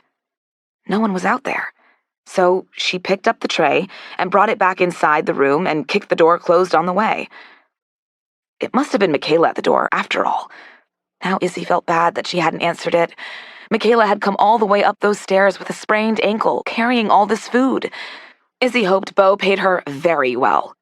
She should probably refuse to eat this, out of principle or something, but she was too hungry and still too tipsy to be worried about principles. She picked up her half-eaten taco and finished it. It was still just as good, even lukewarm. It wasn't until she reached for her second taco that she saw the ripped piece of paper under the bowl of slaw. She pulled it out. Sorry, B. Wait. Was this note from Beau Towers? Was the food from him too? Did that mean that Beau Towers had filled a tray full of food and climbed up the stairs and left it at her door? Did that mean this was an apology? From him? That seemed so unlikely as to be impossible. Granted, it was only a one-word apology, signed by just an initial, but still, he didn't seem like the type to apologize to anyone, let alone someone like her.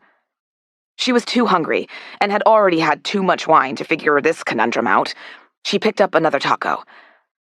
After she finished all 4 of the tacos, she sat back and realized how tired she was. She yawned.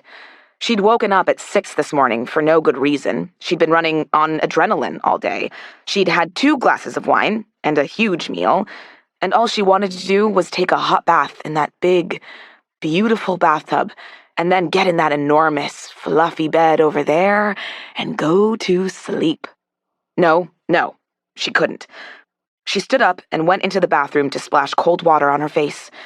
She just had to pull herself together, that's all.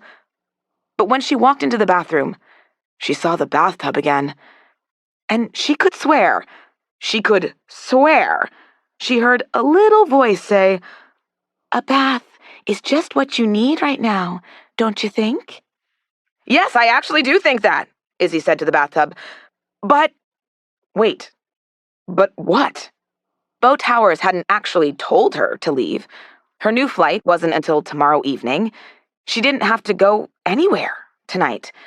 She could just lock the bedroom door, run a hot bath, eat one, or maybe all, of those incredible-looking chocolate chip cookies, read one of the mystery novels on her e-reader, and just relax.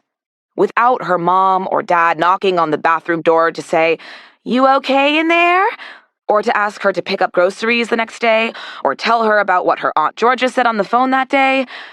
Oh, God, that sounded amazing. Before she could talk herself out of it, she turned on the bathwater. There, she'd committed. For the rest of the night, she'd pretend Beau Towers didn't exist. "Happy now?"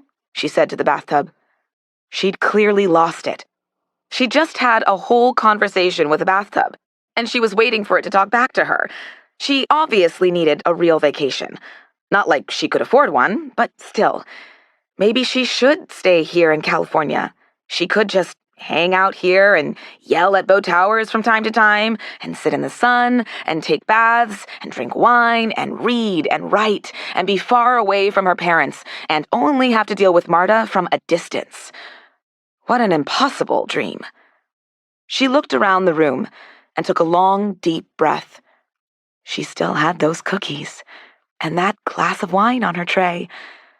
Now that she'd committed to staying for the night, she could drink it.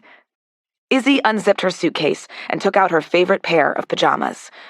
Once the water was high enough, she stepped into the tub and sank all the way down. It was the perfect temperature, almost, but not quite too hot, and the water covered her all the way to her shoulders. She could feel the tension seep out of her body, like she was a balloon with air slowly leaking out. And the tub was an old-fashioned one, with no extra drain to prevent flooding. That meant the water would stay right here, as long as she wanted it to. Incredible. She picked up her wineglass from the very convenient shelf right next to the bathtub and took a sip. Yes, her decision to stay had been absolutely correct. Izzy woke up the next morning to the sound of her phone ringing. She squinted, bleary-eyed at the room, at the very comfortable, totally unfamiliar bed. Right, Beau Towers' house. She rolled over and reached for her phone. Oh God, it was Marta. Why was Marta calling her at 7 in the morning? Okay, fine, it was 10 in the morning in New York, but still, Marta knew that time zones existed. Did Marta care that time zones existed?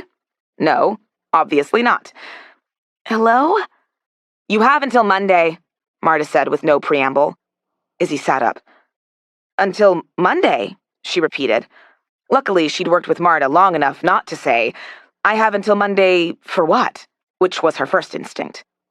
To get Beau Towers on track with this memoir. He emailed me last night and said you were very helpful to him at dinner and thanked me for sending you to him. Beau Towers had thanked Marta? For what? Why? He didn't want her here. And he'd emailed Marta? She hadn't been sure he knew how to send an email. Wow, that's surprising, Izzy said. Indeed, Marta said. And I couldn't let this opportunity pass, so I informed him that you'll stay until Monday to be even more helpful. Izzy almost laughed out loud. Even more helpful? What was happening? Did he agree to that? He knew not to argue with me, Marta said. Does this work for you, Isabelle? Izzy wanted to giggle. Did it work for her to stay here in California until Monday, with this perfect weather and in this enormous house, with her beautiful bedroom and glorious bathtub and excellent food? Sure, she'd have to be with Beau Towers, but in New York, she'd have to be with Marta. And it was still February there. It was ostensibly February in California too, but not really. Sure, that works for me, she said. Whatever gets the book done, right? Exactly.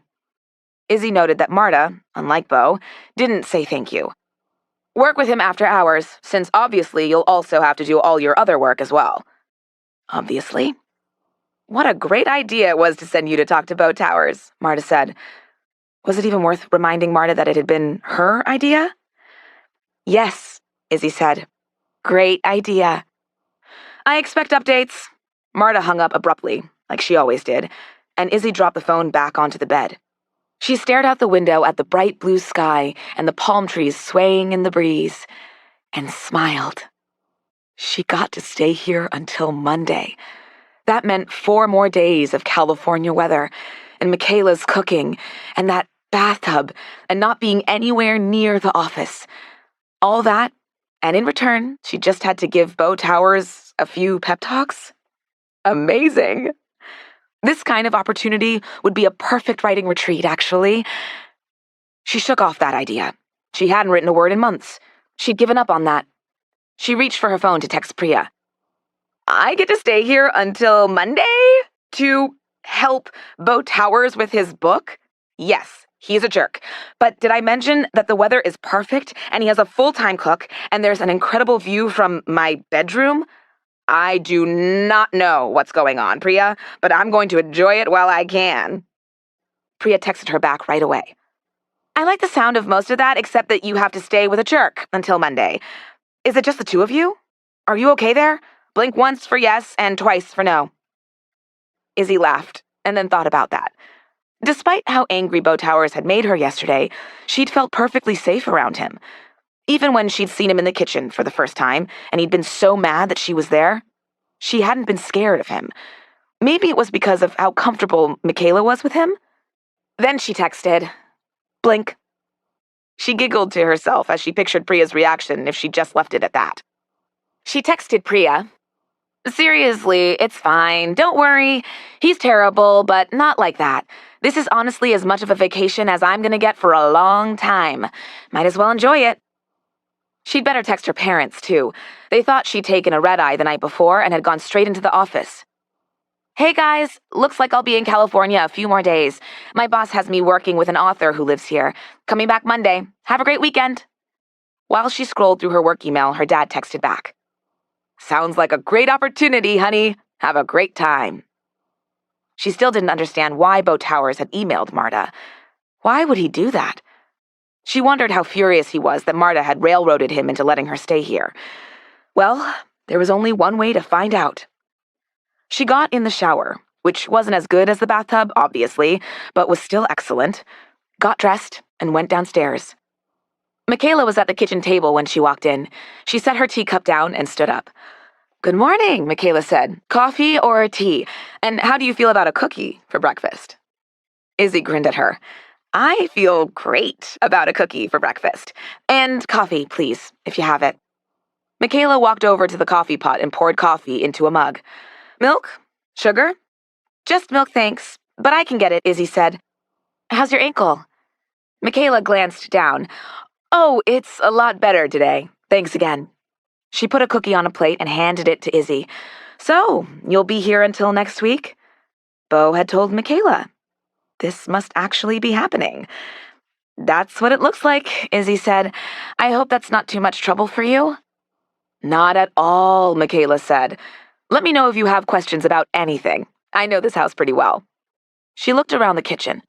There's always something around here for breakfast. I make lunch and dinner, but feel free to come in the kitchen and forage for snacks or whatever, anytime. Izzy laughed. Thank you. I'm kind of a snacker. I appreciate that. Michaela grinned. Beau is also kind of a snacker, so I've stocked up.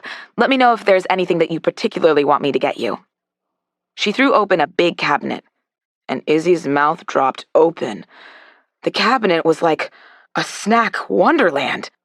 She immediately spotted a box of her favorite crackers, those fancy ones they had at work events with the fruit and nuts in them. There were also 3 kinds of cheese crackers, a few peppercorn-flavored, some herb, some plain, plus an entire shelf full of potato chips of many different flavors and brands, some of which she'd never even seen before. And then there was cereal, granola, popcorn, jerky, candy. Izzy had to turn away. She felt like she was getting woozy. Is this a magic house? She asked. Michaela just laughed. Oh, and let me give you my number in case there's anything you need and you can't find me.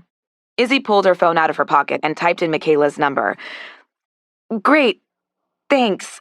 Also, I was wondering, did you knock on my door last night? Michaela shook her head. Nope, I loaded the dishwasher and left. So, it really had been Beau. Just then, Michaela looked past Izzy's shoulder.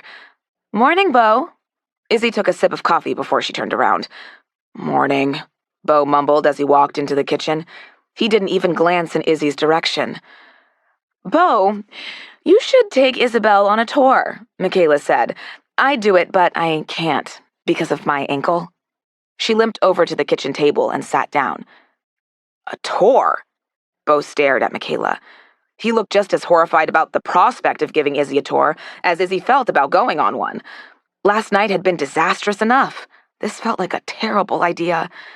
You know, take her around the house and the gardens, make sure she knows the lay of the land, etc. Izzy almost laughed out loud. The house? And the gardens? Was this a palace? But then, a tour would force Beau Towers to talk to her. Sort of. Maybe even about his memoir? Would he let her actually help him with it?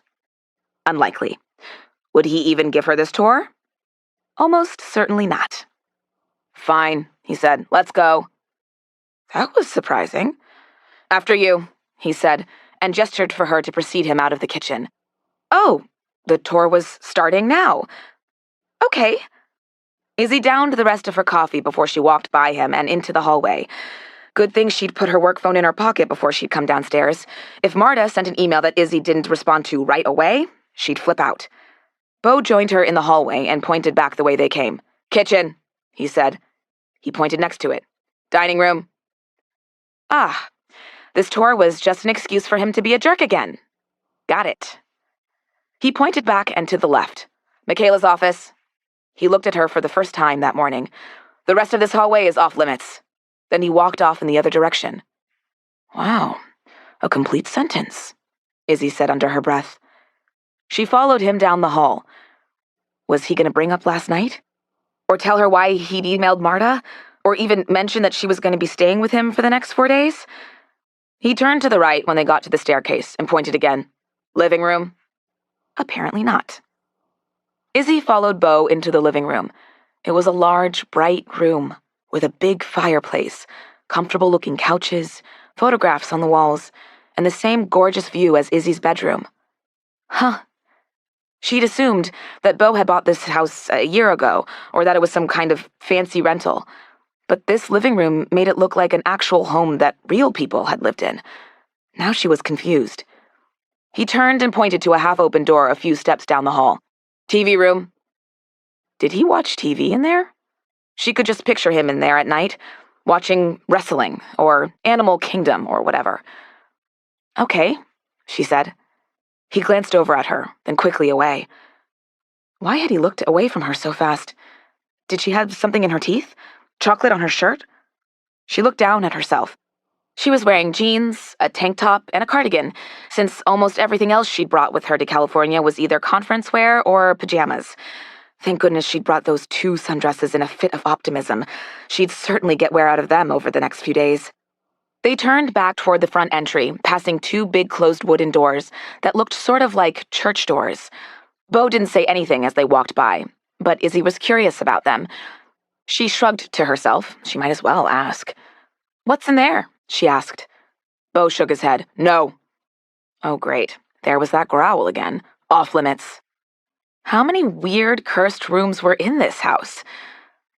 Okay. What else could she say? He gestured to the staircase as they walked by. "Upstairs." This time, she couldn't hold herself back. "Yeah, I got that. Because of the stairs and all?" Was that a smile? It flashed on his face for a half second, but it was gone before Izzy could really be sure. "Right." He glanced in her direction. "Upstairs is off limits for me. While you're here, I mean. I don't want you to feel like... Anyway, upstairs is all yours. Go wherever you want. I don't care." Was he trying to make her feel comfortable? It actually sort of worked, if that had been his intention. But now she had no choice but to bring up the night before. "You, came upstairs last night, though," she said. He looked away from her again. "I know, You hadn't had dinner." He looked back at her. "I won't do it again." She nodded. "Okay, and thanks for bringing me dinner." He shrugged. "It was the least I could do." She started to respond, but he immediately turned toward the front door. "Okay, then." She followed him outside. He turned to the right when they got outside and went around the side of the house. "Vegetable garden." He pointed again. He'd managed to put actual complete sentences together for a while there inside, and now he was back to the stone-faced pointing. She gazed at the vegetable garden. Vegetables growing outside in February. Incredible. Beau turned and walked toward the back of the house, gesturing at the row of trees. "Orchard." At that, Izzy laughed out loud. She couldn't help herself. "You have an actual orchard in your backyard?" Beau looked at her sideways. "What's wrong with that?" She rolled her eyes. "Nothing is wrong with it. It's just... Rich people really lived in totally different worlds, didn't they? Okay, what kind of trees? What fruit?" He looked at them. "Oranges, lemons, I think. Grapefruit, maybe. Definitely figs. Oh, and of course avocado." "Oh, right. Of course avocado," Izzy said. Yes, obviously it made sense that there would be an avocado tree here. Izzy wasn't even sure if she'd known before this moment that avocados grew on trees. There was that split-second smile again, so fast she wasn't sure if she'd imagined it. He turned back to the trees. "I should pick some of these for Michaela, actually. She always needs lemons." He reached up and plucked a few ripe yellow fruits off one of the trees. Now she wanted to laugh out loud again, out of sheer amazement. She'd managed to finagle herself a work trip in this house that was so big and foreign to her it was basically a castle.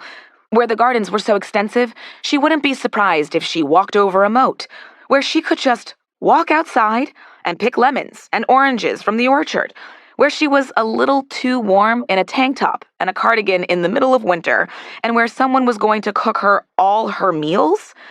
This was like those fairy tales about girls held captive by monsters, except opposite. She glanced over at Beau. Well, maybe not the monster part.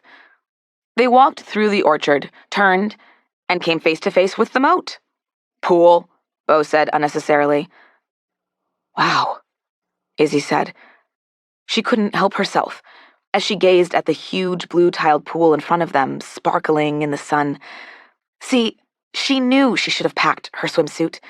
She had to come back later so she could send Priya a picture. She was going to lose it. "It's a great pool," Beau said. Another actual sentence. Izzy narrowed her eyes at him. Was this some sort of trick? They walked past the pool, and Beau pointed again. "Rose garden." The rose bushes were scrawny, with no roses on them, and there were cacti growing around them. Beau turned back to the house. "Back door." He pointed as he walked toward the door. A tiny smile danced around his lips. Was he enjoying this mockery of a tour? Probably. Well, now that they were going back inside, it must be over. Her phone buzzed, and she glanced down at it. Email from Marta. Send me an update on BT. Right. She had to do this. Can we... She started over. Since I'm here for the next few days to help you with your memoir, we should probably talk about it? The smile fell from Beau's face, and his eyes clouded over again. She felt a slight moment of regret. Just when they'd almost been getting along, she had to do this? But then she snapped out of it. Yes, she did. This was what she was here for. Yesterday, you said you wanted me to give you pep talks. Is that still what you want, or do you want to... Whatever, he said. That's fine. How about now? Oh, no. Now? Why hadn't she had the foresight to think up another pep talk in the past 20 minutes? She had to do this spontaneously? She took a deep breath. So, I'm not quite sure what the problem is for you right now. He looked away when she said that. Okay, well, she just had to keep going. If you ever want to talk about that... But honestly, there are so many reasons why writers struggle with their books, and I promise you, they all do. There are tons of tips and tricks to getting through this, but in my experience, at least, the only thing that works is just doing it. Sitting down every day and writing. Even every other day, or every few days. It's not about the number of hours, it's just the consistency. It's so hard at first, but it gets easier. A little bit, every time you sit down. And if you think you can't do it, I promise you, you can. Don't be discouraged if you think your work is bad. As long as you can get something on the page, that's a victory. Beau's face was impassive the entire time she was talking. Was he listening to her even? She thought so, but he wasn't quite looking at her, and she had no idea if anything she said was at all helpful to him. Okay, he said after she stopped talking. Thanks. And with that, he threw open the side door and walked inside the house. Well, he didn't yell at her. That was a real success. Izzy's phone buzzed again as she stared at the still vibrating door. Hi, this is Michaela with a few details you might need. The Wi-Fi password is Lumiere ! Lunch is Cobb salad and will be ready anytime after 12:30. Just come down to the kitchen. Dinner is at 6:30 tonight. I'm making beef ragu. I was thinking a cheese souffle to go along with it, but is souffle too jiggly for you? Izzy had to laugh. Not too jiggly. Thanks for checking. Looking forward to it. Homemade cheese souffle? She could deal with Beau Towers' glares for that. Chapter 6. It was 1 a.m. on Friday night, or rather, Saturday morning. Izzy turned over in bed. She couldn't sleep. She'd been up since 5:45, dealing with Beau Towers and Marta and assorted other stressful people all day, and all she wanted was to sleep. Unfortunately, her brain hadn't gotten the message. She'd even taken a nice long bath in that beautiful bathtub while reading a soothing book, but it hadn't helped. Things with Beau Towers had been more or less civil for the past 2 days. He'd given her that tour, he'd listened to 2 pep talks without making any snide comments, and they'd tacitly decided to eat all their meals separately. But she didn't think she'd actually made any progress with him. He hadn't told her anything about what he was struggling with, hadn't asked her any questions or for any advice. He hadn't said anything about his memoir at all, in fact.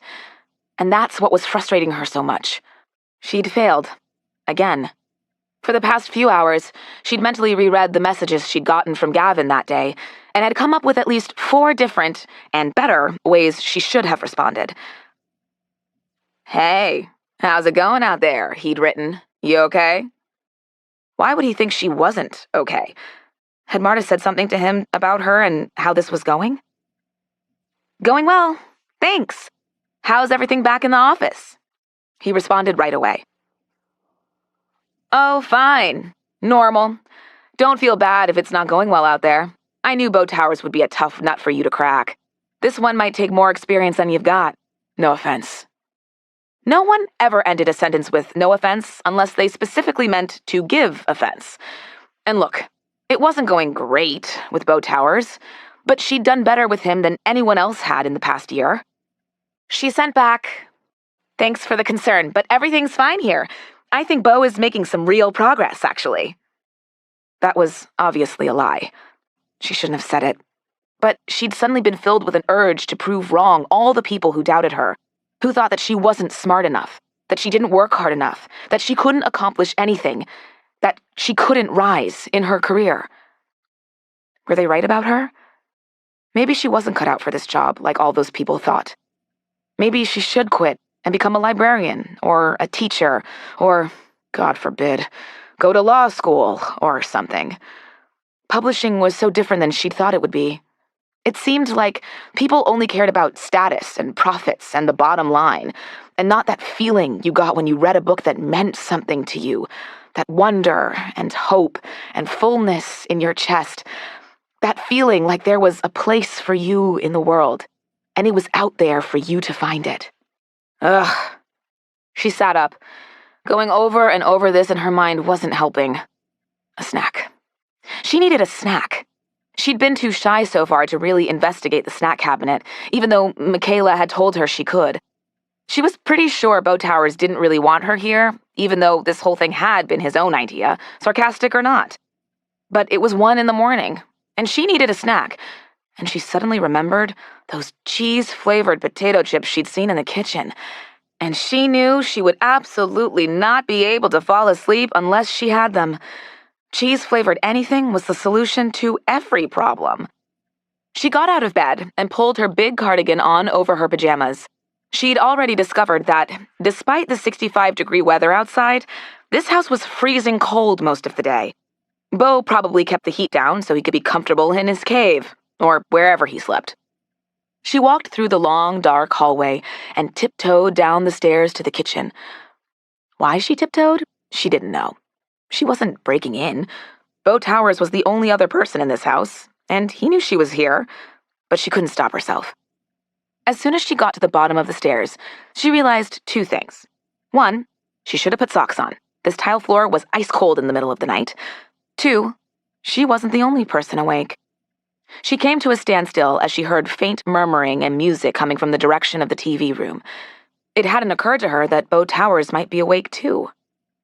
But she knew if she went back to bed, she'd just lie there wide awake, thinking of the cheese-flavored potato chips, so close, yet so far away.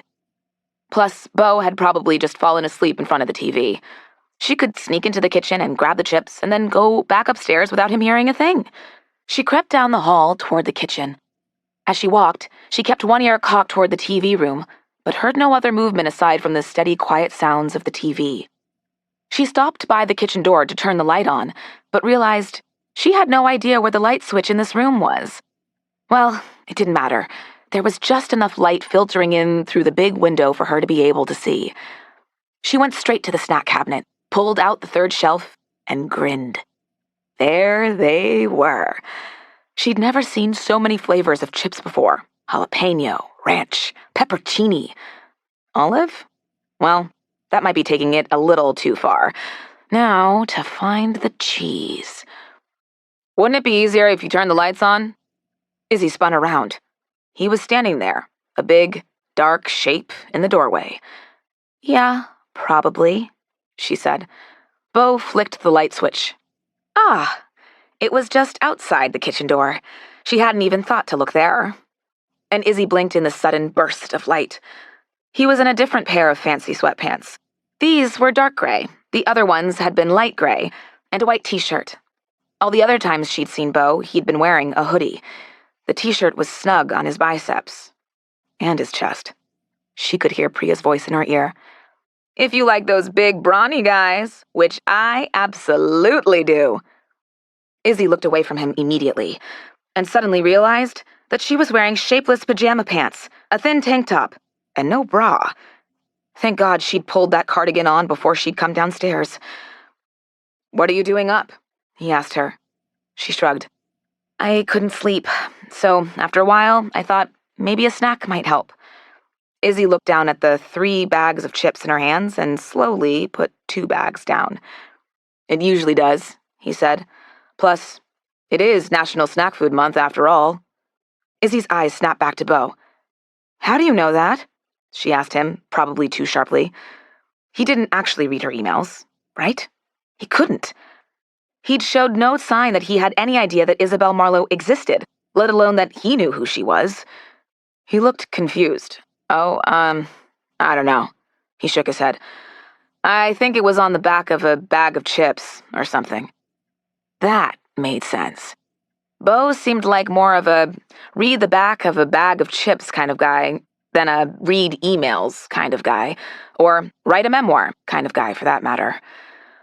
"Oh, okay, sorry if I disturbed you, or," she put the chips down, "if you don't want me to." He shook his head and took a step toward her. "You didn't disturb me, and take the chips. I don't care. I mean, it's fine." He smiled at her. An actual, sustained smile, and not that quick, almost secret smile she'd seen the other day. "You have good instincts. Those cheesy chips are my favorite. Perfect for a late-night snack." She laughed. "That's what I thought. I saw them when Michaela showed me the snack cabinet, and I've been thinking about them ever since." He was still smiling. "We all need snacks in the middle of the night sometimes." She smiled back at him. "Yeah, we do, especially after..." She stopped herself. Was she really so tired and frustrated that she'd been tempted to vent to Beau Towers of all people? "Especially after what?" he asked. She shook her head.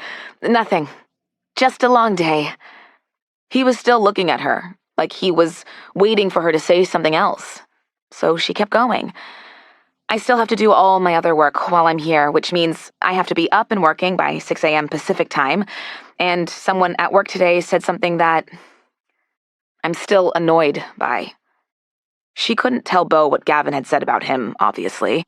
It was just a frustrating day. That's all. "Can I ask you a question?" He still looked pleasant, almost. He wasn't quite smiling, but he wasn't glaring at her either. Not the normal monstrous Beau Towers she'd gotten used to. "Sure," she said. "What's in it for you? This job, I mean. You deal with jerks at work, and from what I can tell of the rest of your job, it's just a lot of pointless drudgery. You act like you believe these little cheerful stories you tell me once a day, and you seem so committed to this whole pep talk routine. But you can't actually believe that a book changed my life nonsense, right? What do you even do this for anyway?" His whole smiling and friendly thing had just been another way to make fun of her. How had she let him trick her like this? She was suddenly furious.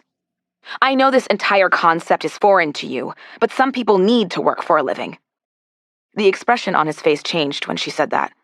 He looked angry. "Good." She kept going. "But even beyond a paycheck, some of us actually care about our jobs. I work hard at my job because I love books. I love everything about them. I love the way you can fall into another world while you're reading, the way books can help you forget hard things in life, or help you deal with them. I love all the different shapes books come in, and the way they feel in your hand. I love seeing authors develop their idea from just a few sentences to a manuscript to an actual book that's on the shelves. And I love the face they make when they see their name on a book cover for the first time. I love when readers discover books that felt like they were meant just for them, and they're so happy and grateful and emotional that everyone in the room wants to cry. And sometimes they all do. Those books do change lives. I hope that answers your question." Izzy stormed out of the kitchen past Beau and ran back upstairs. When she got back into her room, she tore open the bag of chips. Why had she believed that smile on his face?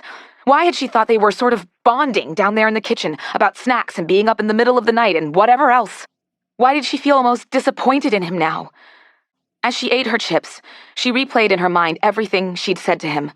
She'd been frustrated with her job for so long and had been on the point of giving up on it.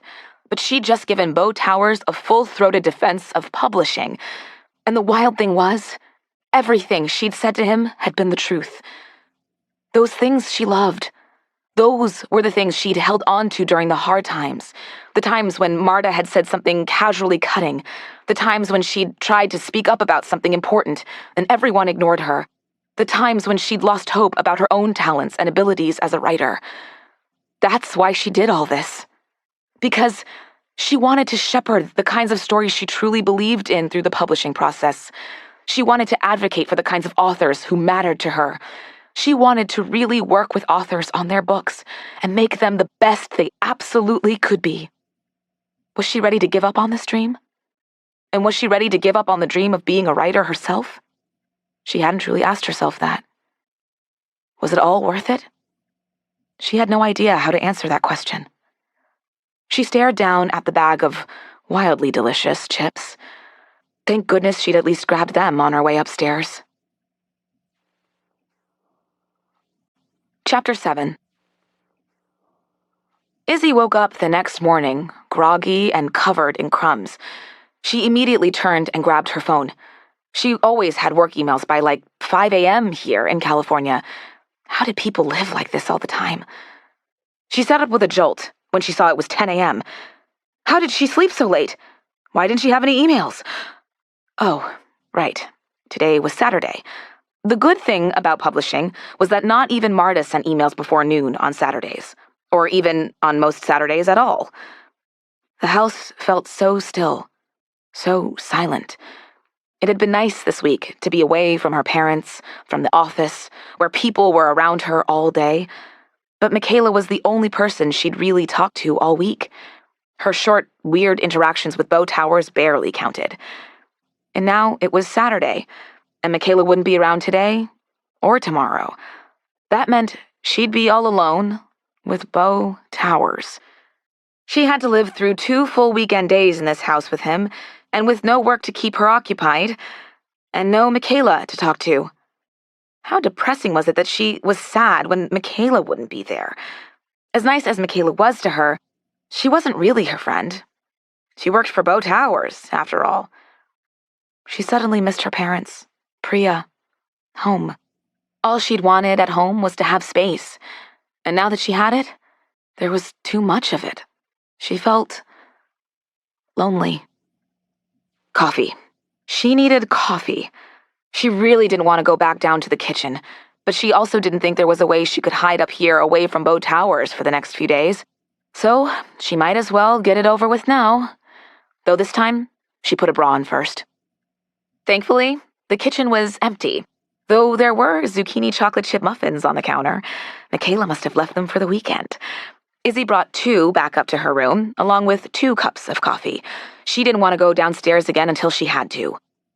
When she got back to her room, she ate one of the muffins while she drank her first cup of coffee and scrolled through her phone. Priya texted right when she reached for the second muffin. Oh, thank God. Are you still alive? If you text Blink, I'll fly out there and destroy you. Izzy laughed. She started to text back, but she was tired of texting. She'd been communicating almost solely via email and text all week. She's alive, Priya said when she answered the phone. Just hearing Priya's voice made her feel better. Yes, of course, I'm alive, she said. I texted you yesterday. Priya scoffed. I mean, barely. I need details, other than about the bathtub and the pool. Izzy laughed. She'd sent Priya many pictures of the bathtub. It was true. Unfortunately, the bathtub and the pool are all I've got. She sighed. I don't think I've really accomplished anything here. Beau Towers doesn't listen to a word I say. He's absolutely never going to turn in this memoir. Ugh. Just thinking about the pitying look Gavin would give her when she got back to the office made her cringe. You already accomplished something, Priya said. You opened the lines of communication. He actually emailed Marta. That's far more than she had last week, and you know that. It's not like she thought you would come back to New York waving Beau Towers' manuscript around. Stop stressing about it. Enjoy the weather there while you can. But first, you haven't told me a single thing about what Beau Towers is like, other than he's very hot and glares at you all the time. I want to know way more. I did not say he was hot, Izzy said. You didn't have to, Priya said. Izzy would just ignore that. Okay, here are the pros to living in Beau Towers' house. First, it's enormous. It's so big that I have the entire second floor to myself. Second, his assistant is nice, and at least she likes me, and she cooks fantastic food. Third, the view from my window, which I've sent you multiple pictures of. Fourth, and stop rolling your eyes, my bathtub. I think the two of us have bonded. I tell it about my day every night during my nightly bath, and I think it really sympathizes with me. Fifth, there's a snack cabinet, Priya, as in a whole cabinet as tall as me, devoted entirely to snacks. Sixth, there are gardens, plural. I go take a turn around them every afternoon like some Regency romance heroine. And I can do that because, seventh, the weather is incredible. It's overcast right now, but it often is in the mornings, and every afternoon is sunny and perfect. She took a big sip of coffee. Also, this probably should have been one with a bullet. It's so nice to be across the country from both Marta and my parents. That feels mean, to group my parents with Marta, and I don't mean it that way. But it's just so refreshing to be alone, not have someone ask me questions all the time or be in my space. That part is pretty relaxing, actually. You're sounding a little too happy, Priya said. You'd better not stay there. Izzy laughed out loud. I haven't gotten to the cons yet. I'd be perfectly happy to stay here if I could be here with you, and not Beau Towers. This weekend, I'm stuck here alone with him, and he barely speaks to me, or even looks at me. She sighed. I just realized that since I got here on Wednesday, I haven't talked to anyone in person other than him and Michaela. I work and stare at the walls and occasionally walk around outside in the gardens. I talk to inanimate objects like my teacup and the candlestick because Beau Towers doesn't talk to me. And I feel like at any moment the teacup and candlestick will start, singing and dancing for me. You have a candlestick? Priya asked. You're missing the point, Izzy said. Since I've gotten here, I haven't taken a step off his property. Isn't that ridiculous? Are you locked in there? Priya asked. Izzy laughed. Of course not. I'm sure I can leave whenever I want. But where would I go? Michaela returned my rental car, and plus, there isn't really any reason to leave. There's lots of food. I did laundry, so I've got clean clothes, and plus... Isabelle, Priya said in a stern voice, go for a walk. A real walk, not in the gardens, whatever that means. Go outside, into the real world. It's what, almost noon there now? Go to a bookstore, or a coffee shop, or, I don't know, a grocery store and get some food that isn't made in that weird enchanted house. Just go be outside in the world, away from the bathtub that you talk to far too much, and the candlesticks that are singing to you, so I stop being afraid for your sanity? Huh. That hadn't occurred to her. That's a great idea, Izzy said. Being somewhere other than this place, even for a few hours, sounded amazing. Of course it's a great idea, Priya said. Go. Now. Take a picture of the beach or weird California people or your latte art or whatever and text me to prove you did it. Priya hung up. Izzy stared at her phone for a second, and then she jumped out of bed. She took a quick shower, threw on jeans and a sweater, dropped her phone and headphones and e-reader into her bag, and crept down the stairs. She opened the front door and slid it closed behind her as quietly as she could. She didn't know why she was sneaking out of the house. It's not like she wasn't allowed to leave. Maybe it was just because she didn't want to run into Beau Towers and have another terrible interaction with him. Now that she decided to get out of here, even for a few hours, she just wanted to go. It wasn't until she started walking down the hill that she realized she had no idea where she was going. It had felt so urgent for her to get out of the house right away that she hadn't Googled a bookstore or a coffee shop or any destination. She stopped a few houses down and pulled her phone out of her pocket. Perfect. There was a bookstore about 1.5 miles away. She usually walked way more than that on just a regular day in New York. It was still overcast, but the sun would probably be out soon, and it would be good to stretch her legs and expand her view beyond what she could see from the bathtub. Not to denigrate her bathtub, her only true friend in the house. As Izzy set off down the hill, she realized something else. There was no sidewalk. She had to keep as close as possible to the high fences and gates and hedges of the other big houses to stay away from the cars that zipped by her going downhill. But once she put her headphones in and put on her favorite podcast, she sighed with relief. This felt normal for the first time in days. When she found the bookstore, she walked inside, then stopped and took a long, happy breath. God, she loved that moment when she walked inside a bookstore. Books were stacked everywhere with friendly little signs directing you to local authors or signed copies or bestsellers. A bookstore employee smiled at her. "Hi," she said. "Welcome. Looking for anything specific today?" Izzy beamed at her as she looked around. "No, nothing specific. Just browsing. This is a great bookstore." Izzy wandered the aisles for over an hour. She peeked at the acknowledgments for one of Marta's books that had just come out to see her name and browsed the shelves for other books she'd worked on or read recently and loved. It felt good to see them there. It made her feel sort of at home, like she must have something in common with the people who lived here in this strange place on the other side of the country if they bought and read and loved the same books she did. At one point, she saw a book she was looking for high up on a shelf, at least a foot or so out of her reach. But right next to it was a rolling ladder, one that could slide along the whole wall. She'd always wanted to climb up on one of those. She looked to the left and then to the right. "I won't tell," the woman behind her said. Izzy grinned at her and climbed up the ladder. She grabbed her book and then turned to look down at the bookstore from above. It was fun up there. She should have done that years ago. When she finally left the bookstore, it was with 2 new books in her bag, a smile on her face, and a warm, happy feeling in her chest. One of the bookstore employees had recommended a nearby coffee shop, so she walked a few blocks until she found it. Izzy ordered a latte and a pastry and took them to a table outside. It was still overcast, but she didn't mind. She snapped a picture of her latte art and sent it to Priya as proof she'd left the house, and then sat there for a while, people watching and greeting the many dogs that walked by. Why didn't Beau Towers have a dog? Then at least she'd have a dog to hang out with this weekend.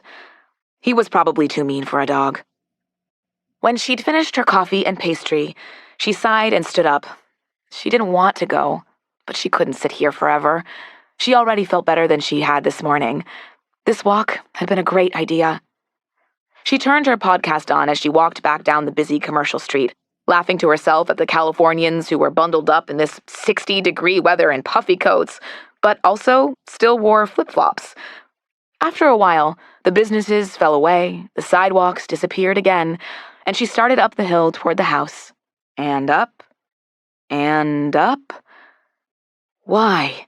Why hadn't she realized when she'd walked downhill all the way to the bookstore that she'd have to walk uphill all the way back to the house? It wasn't like she was that out of shape. She walked a lot. But walking up these hills did not feel the same as walking through New York City. And the hills just kept going up. When she first felt water on her face, she assumed it was just sweat, since by that point she was sweating profusely. But then it happened again. And again. Oh no. She looked up at the sky. California had betrayed her. It was no longer just overcast, but raining, steadily. She knew where her umbrella was, sitting in her suitcase, under her bed, in the house that was still a mile up the hill, and she was wearing jeans, a cotton t-shirt, a cardigan, and ballet flats. Fantastic. She checked the rideshare apps on her phone to get a ride back to the house, but every car was at least 20 minutes away. She didn't want to wait for 20 minutes in the middle of the street or loitering outside some random person's house in the rain because, again, there was no sidewalk. She sighed, looked at the road ahead of her, and kept walking. At first, she hoped this would be a quick thunderstorm and the rain would stop, but it just rained harder and harder. She trudged up the hill, half in the road, half on people's front lawns. She didn't step back fast enough as one car drove straight through a puddle, splashing water all over her. She wanted to cry, but she was too exhausted. Finally, she saw the house up ahead. Oh, thank God. She couldn't wait to get inside, pull off her wet clothes, take a hot shower, and heat up whatever delicious meal Michaela had left her for dinner. It was early, but she didn't care. She was cold and wet and starving. And then, after she ate, she would take a very long, hot bath with some of the fancy bath salts she'd found in that shop next to the bookstore. She went around to the side door to pull it open. It didn't move. The side door was locked. She'd gone in and out that door at least twice a day all week, and it had never been locked. She didn't have a key to the house. Michaela hadn't given her one, but it hadn't seemed necessary since she hadn't left it until today. What was she supposed to do now? Tears of frustration pricked her eyes, but she forced them away. She could call or text Michaela, but Michaela was probably home with her son, enjoying her 2 days off from dealing with Beau Towers. And even if Izzy did text her, she'd have to sit out here in the rain for how long before Michaela arrived? She sighed and closed her eyes for a long moment. Finally, she walked around to the front door and lifted her finger to the doorbell. As soon as she'd realized the side door was locked, she'd known what she would have to do. But she'd stood there in the rain for 5 extra minutes, putting off the inevitable, trying to think of something, anything else to do, because she didn't want Beau Towers to let her in and know she'd gotten stuck outside in the rain and see her all wet and bedraggled and shivering and still out of breath. But there was no way around it. She pressed her finger against the doorbell. For a while, nothing happened. Should she ring the bell again? Or bang on the door? She couldn't do it. She just couldn't. She'd reached the limit of her abilities today. All she could do was stand here and hope that at some point The door swung open with a jerk. Beau Towers stood there and stared at her, a blank look on his face. And then he slowly started to smile. And then he did something that made Izzy feel like she really was inside a nightmare. He laughed. At her. If Izzy really could have shot laser beams from her eyes at that moment, she cheerfully would have at least severely maimed him. Lacking that skill, she just pushed past him into the house. "What did you do? Try to escape?" he said as she walked toward the stairs. She swung around. "Escape? Am I a prisoner here? I went for a walk. Am I not allowed to do that?" He was still laughing as she stood there and dripped water all over the floor. "Of course you're not a prisoner. But where did you go? You look like you fell into the ocean." Izzy took a deep breath so she wouldn't scream at him. "I walked to the bookstore. And, in case you hadn't noticed, it's raining outside. When rain falls from the sky and you're outside, you get wet. So if you'll excuse me..." "You walked all the way down there?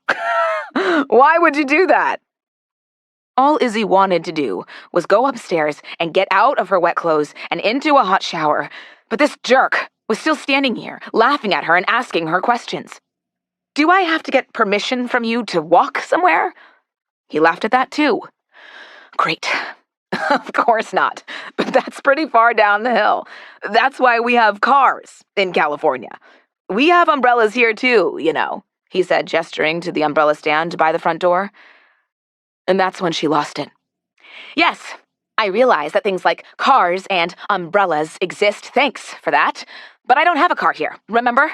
I also don't have a key to this house with no books in it, where I've been stuck all week with you, a person torturing me for sport, who mocks me and rolls his eyes at me when I try my fucking best to do my job, and is now laughing at me when I'm cold and wet and miserable. I've done a lot of weird things for this job so far, but babysitting a rich dude who has never had to work hard a day in his life is really high up there.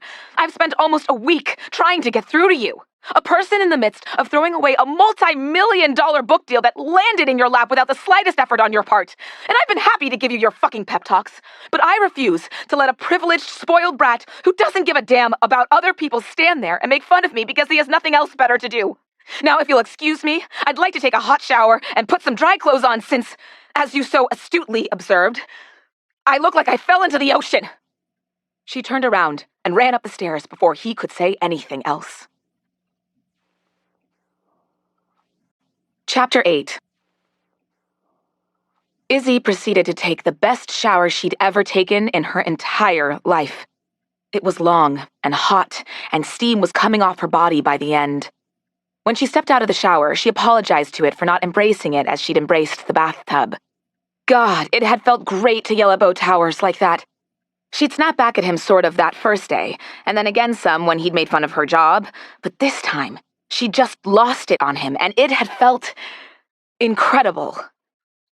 He was probably on the phone complaining to Marta about her right now. Any minute, Marta would call and yell at her, maybe even fire her for this. Fine. So be it. She'd spent all night obsessing about her job. Here was her answer. Marta would fire her, and she would go to law school or something like her smarter friends had done, and then she wouldn't have to worry about publishing, or Marta, or Gavin, or Beau Towers anymore. She pulled her most comfortable leggings, her favorite t-shirt, and her warmest cardigan out of a drawer. Even though the shower had warmed her up, all she wanted were the coziest clothes possible right now. She didn't particularly want to go downstairs and risk running into Beau Towers again, but she was way too hungry to even care about him that much. She didn't hear him in the TV room, and he wasn't in the kitchen, thank God. He was probably in one of the many off-limits rooms in this stupid house that was way too big for one man to live in alone. There were 2 mason jars in the refrigerator, neatly labeled butternut squash soup. Soup was just what she needed tonight. Had Michaela known it would rain today? Probably. She had magic powers like that. Or, she'd check the weather, unlike Izzy. Either way, Izzy was grateful. She poured some of the soup into a bowl, stuck it in the microwave, and checked the Post-it note Michaela had left on the jar. Garlic bread in freezer, reheat in toaster oven, 400 degrees, for 5 minutes. God bless that woman. How had someone as terrible as Beau Towers gotten someone as great as Michaela to come work for him? Izzy slid the foil-wrapped bread into the toaster oven and pressed start. You're right. Izzy jumped and turned to see Beau Towers in the doorway. Again. Had he come to kick her out of his house, finally? Sorry, he said. I didn't mean to scare you. I guess I have a habit of doing that. I guess you do, she said. She turned back to the toaster oven, and then she turned back around. I'm right about what? Beau took another step into the kitchen. About me. You're right about me. That I'm spoiled and selfish and don't think enough about other people and all those other things you said. She just stared. That had been the last thing she'd expected him to say to her. He kept talking. Well, except for that thing about torturing you for sport, I wasn't doing that on purpose. I'm sorry. I didn't mean to make fun of you today, or last night. I think I've forgotten how to talk to people. It's been a while. I only laughed today because I didn't even know you'd left the house, and I opened the door expecting it to be UPS or something, and there you were, soaking wet, and you looked so... I just laughed because it was so unexpected. Anyway, that's not the point. The point is that you're right about me. Why do you think I'm having such a hard time writing this book? Izzy turned all the way around and looked straight at him. I don't know, she said. You wouldn't tell me. He shrugged. I know. Well, it's because of that. And I guess some other stuff, too. But how do you write a memoir about your life when you know your whole life was a lie and you're cursed to be a privileged asshole forever? What am I supposed to write? I have nothing good or uplifting or meaningful to say. I read those memoirs you recommended, and they all had some hopeful message at the end. And I just don't have one. But I tried. I listened to what you said the other day, and I made myself sit down and write something. And it all felt wrong, and I don't know how to do it in a way that'll feel right. He'd actually listened to one of her pep talks? And did what she'd suggested? She hadn't expected that at all. Wait. Something else he'd said clicked. You read the memoirs I recommended? Snack Foods Month! You did read my emails! He grinned at her for a second. Yeah. I read them all.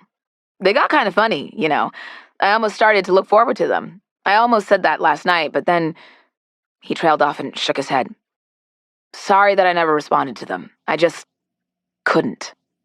This conversation was quickly disproving most of what she thought she knew about Beau Towers. I know you all want me to use a ghostwriter, he said. If I was smarter and less stubborn, I'd probably just do it and get the stupid book over with. But I want to do it myself and tell the truth about everything. And in order to do that, I'd have to... He stopped and looked down. It would be really hard. And I'm stuck. That's why there's no book. There was so much pain in his voice when he talked about the book. He was genuinely upset. He really did want to write it. She'd had no idea. The microwave dinged, but Izzy barely heard it. She opened her mouth and then closed it. Beau laughed. Oh, come on. Just say whatever you were going to say. Izzy smiled. It's just... I was going to ask, but this is a kind of sensitive question. Beau made an impatient motion at her. I was just wondering if maybe you're depressed? Because Beau let out a bark of laughter so loud that Izzy took a step backward. Of course I'm depressed. I've been in this house with no one to talk to other than Michaela. I don't know how she puts up with me for over a year. It would be a miracle if I wasn't depressed. But that doesn't make any of what I just said untrue. He stopped and looked at Izzy. Wait, sorry. I did it again. That sounded mean. See, I don't know how to talk to people anymore. If I ever did. I'm being an ass again. This whole conversation was so unexpected. It's okay, Izzy said. I didn't realize you really cared about the book, that's all. He took another step into the kitchen. I just don't know how to write it. I don't want to give up on it, but I might have to. I don't know what to do, and it feels so overwhelming, and I'm already so late on it that every time I think about it, it feels harder to do, and I freeze up. He really did care about his book. He really did need help. The toaster oven timer went off. He went over to the cabinet, took a plate down, and slid the bread onto it. Anyway, he set the plate in front of her, then turned and walked toward the kitchen door. You should eat. I just wanted to say that. And that I'm sorry. Again. I'll tell Marta that you tried as hard as you could with me, but there was nothing you could do. He took a step into the hallway. Suddenly, she didn't want him to walk away. Beau! He turned around. Yeah. Izzy took a deep breath. Will you let me help you? With the book. Really help you, I mean. Beau looked at her. Why would you do that for me? I've been terrible to you. She didn't really know how to answer that question. She thought for a second.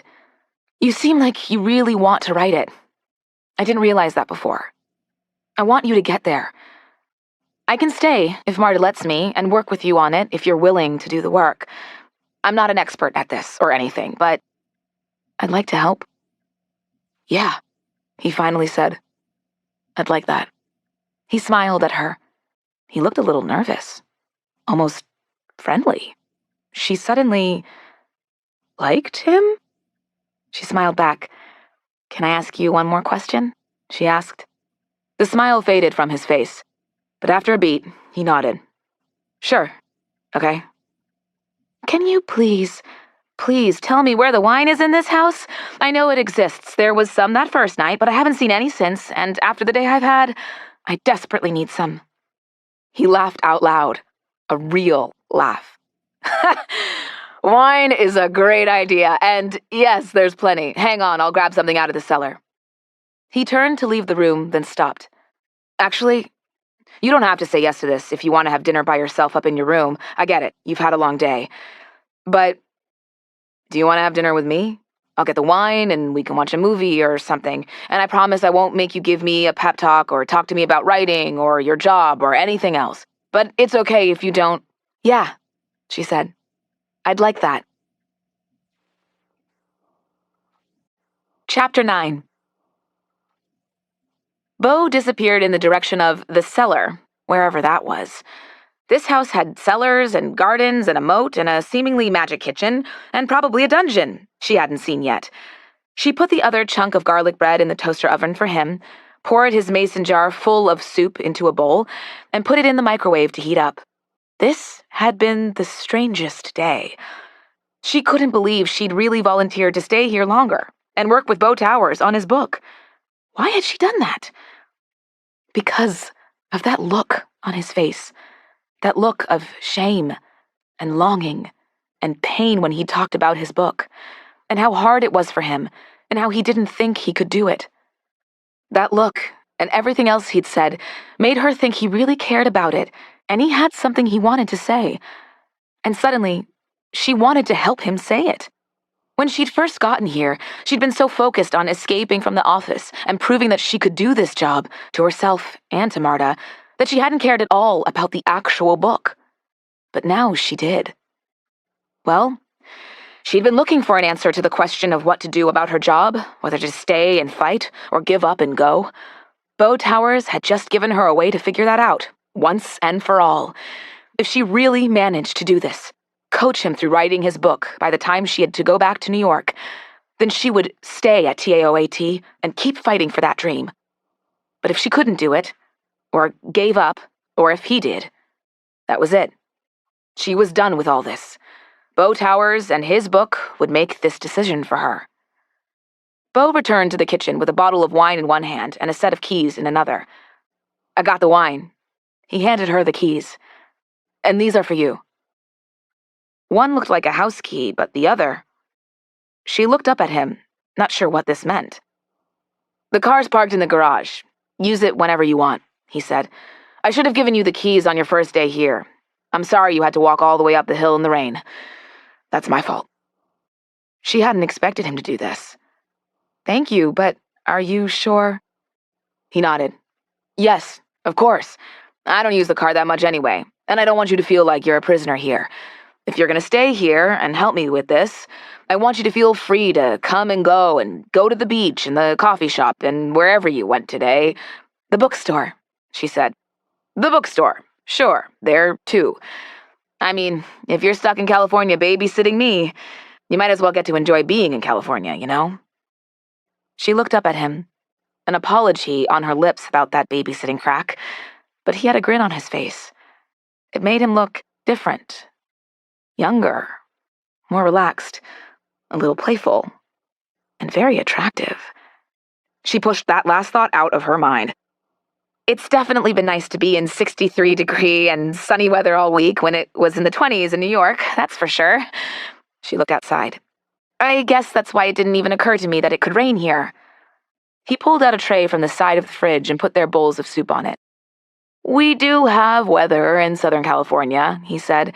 "It's just within a much smaller range of possibilities than you have in New York." He picked up the tray and nodded at the wine bottle. "Can you get the wine and wine glasses?" She took a corkscrew out of a drawer and grabbed the bottle and glasses. She followed him down the hall to the TV room, a room that she'd still never stepped inside. When Beau pushed open the door with his shoulder, Izzy stopped and stared. The TV in this room was larger than any TV she'd ever seen in person. Maybe that's why she hadn't seen any other TVs in this house. There had originally been 5 or 6, and this TV had just eaten them all. Beau set the tray on the coffee table in front of the couch, and then turned around to see Izzy, still staring at the TV. "I know. It's a little absurd." He looked embarrassed. "When I moved in here, it was kind of sudden. I'd only planned to come for a long weekend to kind of clear my head, and then I just stayed. It used to be my grandparents' house." Oh, a few things made more sense now. Izzy sat down on the couch and reached for her bowl of soup. It tasted as good as it smelled. She was glad there was more in the kitchen, since she had a feeling she'd eat this entire bowl, and then some. Beau picked up the corkscrew and reached for the bottle of wine. "A lot of the furniture and stuff here is still theirs, but they had a really old TV. The picture was terrible. It barely got cable, and I knew I needed something else." He laughed. "I told Michaela I needed a new TV, and when she asked what I wanted, I said I didn't care. I just wanted the biggest TV they had. And so, well, that's what she got me." Izzy laughed, partly at the story, but also at how chatty Beau suddenly was. It was like he'd been bottling up all his conversation for months and was letting it all out at once. "Michaela seems very reliable that way." Izzy took the glass of wine that Beau handed her. He laughed again. "She definitely is. That's also sort of how the snack cabinet came to be. She kept asking me what I wanted her to get for me at the store, and finally, I just told her to get me every snack she could think of. And so she decided to take me literally." Yes, that sounded like a thing Michaela would do. "Well, I fell in love with the snack cabinet immediately. It's the love of my life, and we're getting married in a few weeks," Izzy said. Beau tore off a hunk of bread and dipped it in his soup. "Sorry, no, I can't allow that. You're not taking my snack cabinet away from me." They grinned at each other. "I think Michaela really has fun with it," he said. "At first, it was just chips and pretzels and crackers and beef jerky and stuff, but then she started stocking it with stuff from the Mexican grocery store and then the different Asian grocery stores, and now there's so much good stuff in there. I'm obsessed with these spicy veggie straws. I don't even know what they're called or where they came from, but I love them." Beau reached for the remote, but Izzy knew there was something she had to say before he turned the TV on.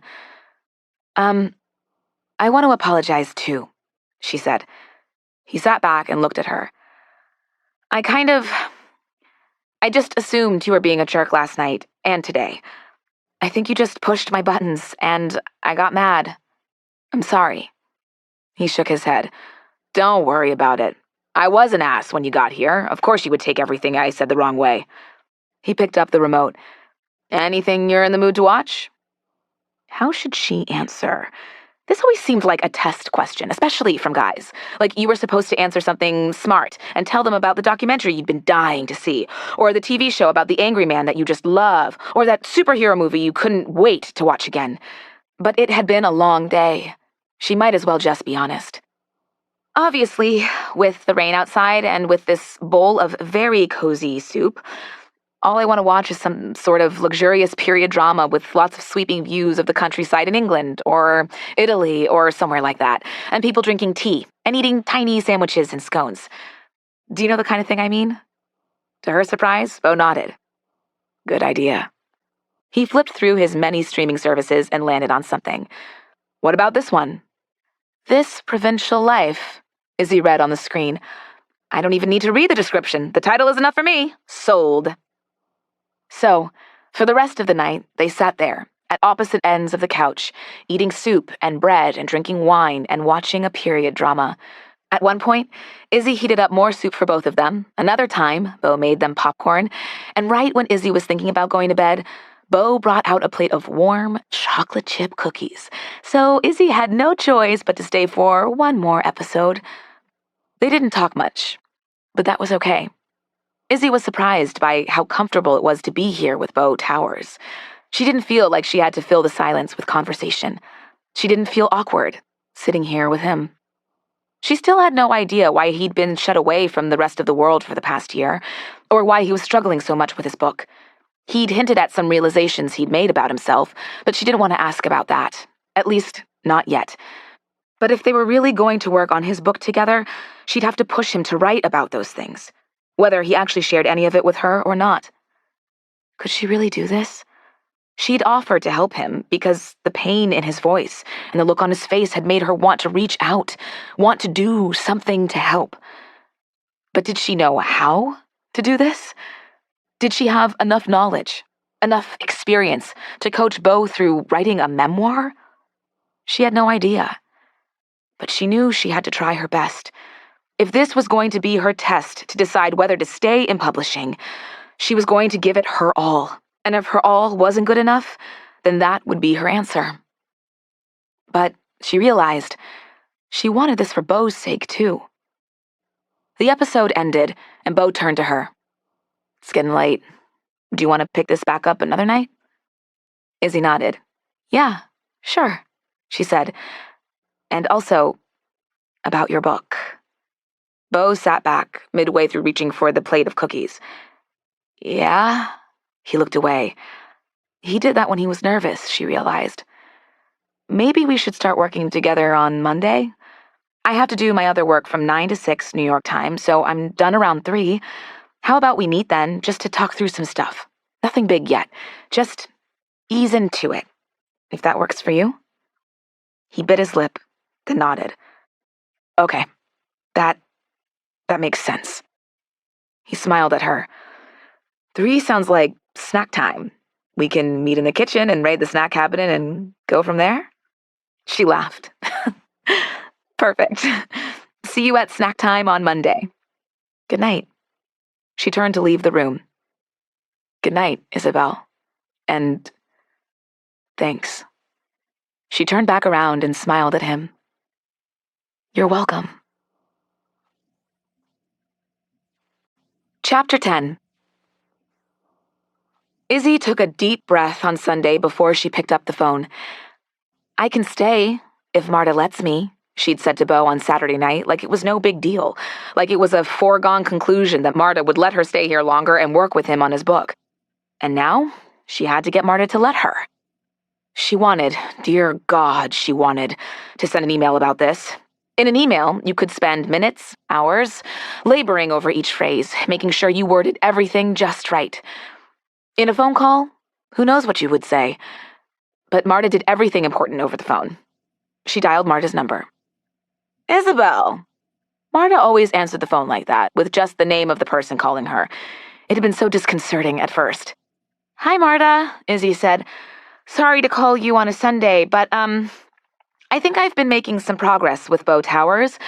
The tricky part is that he wants me to stay longer. For a while, I mean, to help him with his book. I think he's been having a really tough time, and it seems like it's helped him to talk it through with me. Ugh, she was babbling. She'd already said help twice. She should have written down a script. Marta huffed. Was she running? Or skiing? Knowing Marta, she was probably, running in the snow. It might be time for us to cut our losses on this one, Marta said. Throwing good money after bad isn't going to magically get a book out of this guy. I'm glad you've gotten him to respond to my emails at least, but I don't want to force you to stay in some dinky little town in California for this. I'll tell him no. Izzy thought fast. She had to get Marta to let her stay. She hadn't realized how much she cared about doing this until Marta was on the point of taking it away. Actually, she said, I've been surprised at how committed he is to this book. You sending me here was just the push he needed. Yes, make Marta remember it was her idea to send Izzy here. I don't think he ever would have made any progress on the book otherwise. I can't guarantee this will work, of course. But I'm pretty sure that if I don't stay, there will never be a book. And I've been able to get all my other work done remotely pretty well while I've been here. The isolation is good for reading manuscripts. As was the bathtub and the sunshine and the reduced stress from not having to walk into that building every day. But she didn't need to say that part. There was a long silence on the phone, and Izzy forced herself not to fill it, a technique she'd learned from Marta herself. Okay, you have a month. Don't let me down. And then Marta hung up the phone. Izzy let out a deep breath. She'd done it. Now she had to do something almost as hard. Tell her parents she was staying in California for a month. She hoped they didn't freak out, but even if they did, she was already on the other side of the country. She texted, Looks like I'm staying for a few more weeks, maybe longer, getting some great experience and really good work done here, but I miss you guys. Obviously, they didn't know she was living alone in a house with Beau Towers. Yes, she was an adult, but that didn't mean her dad wouldn't flip out about that. It wasn't like she'd lied to them, she just implied it was more like corporate housing. Her dad replied, Sounds great, honey. Glad they have so much faith in you. Can't talk now, but we'll call you later. Well, that was uncharacteristically chill for her dad. Okay, then. She really was staying here. So at 3 on Monday afternoon, Izzy walked into the kitchen, the notebooks and pens that she'd picked up at the stationery store on Sunday afternoon in her hand, her phone in her pocket, and butterflies in her stomach. She hoped this worked. Michaela was pouring hot water into a mug. Hi, Izzy. Tea? I heard you'll be here for a while longer. Michaela looked pleased about that. Good. Izzy had been worried that it would be more trouble for her. Yeah, it looks like it. And no thanks for the tea, but maybe later if you're still around when we're done. Michaela smiled at her on her way out of the kitchen. Sounds good. See you later, then. After a few more minutes, Izzy turned and looked at the clock on the oven. 3:05. Maybe he wasn't coming? Maybe he'd changed his mind. That "don't let me down" from Marta rang through her ears. No pressure, Izzy muttered. What was that? Beau asked as he walked into the kitchen. Oh, it was nothing. Izzy forced herself to hold back her sigh of relief, but apparently not well enough. Did you think I wasn't coming? Beau didn't quite look at her. She shook her head, then nodded. What was the point of pretending? I thought just maybe you'd changed your mind about this. He walked over to the snack cabinet. And blow off the snack cabinet? Never. He threw the doors open. What are you thinking for today? Something cheesy or something spicy? Izzy surveyed the options. Why not both? His face relaxed into a smile. A woman after my own heart. Before she could figure out how to react to that, he'd walked over to the fridge and grabbed that tray again. I'll get us an assortment. Izzy wondered where they were taking all these snacks. She'd assumed they'd work here in the kitchen. They were probably going to the TV room. That wouldn't be her choice for the best place to get work done, Too many distractions, plus the coffee table was an awkward height for working on a laptop. But she'd let Beau have this one. Beau piled the snacks on the tray, along with a stack of napkins and some drinks from the fridge. "Do these drinks work for you?" he asked her. She glanced at the tray. He had 2 cans of seltzer, 2 Diet Cokes, and 2 bottles of that green juice stuff that was always in the fridge. It was really more of a greenish-gray. She didn't know what was in it, and she didn't want to know. "Okay, out with it," he said before she could say anything. "Why are you making that face?" Oops. She was usually better about masking her facial expressions. "If both of those bottles of that juice are for you, that's fine. But please don't make me drink it." Beau laughed. "Come on. It's not that bad. Have you ever tried it?" Izzy made a face. "No, and I don't plan to. It looks disgusting. I have teeth. I can chew my vegetables just fine." Beau picked up the tray and walked to the door of the kitchen. "Sure, you can. But you ate that soup the other night and liked it, didn't you? There was no chewing involved there." "That was different," she said as she followed him. "First of all, it's soup. Everyone loves soup. It was a cold and rainy night. The soup was nice and warm. Secondly, okay, today is a bright, sunny day. The juice is cool and refreshing," Beau said. "Secondly," Izzy said, "the vegetables in the soup were cooked before they were all blended up. These vegetables are all just, what, put into a blender raw? That sounds very indigestible." Beau turned back to look at her.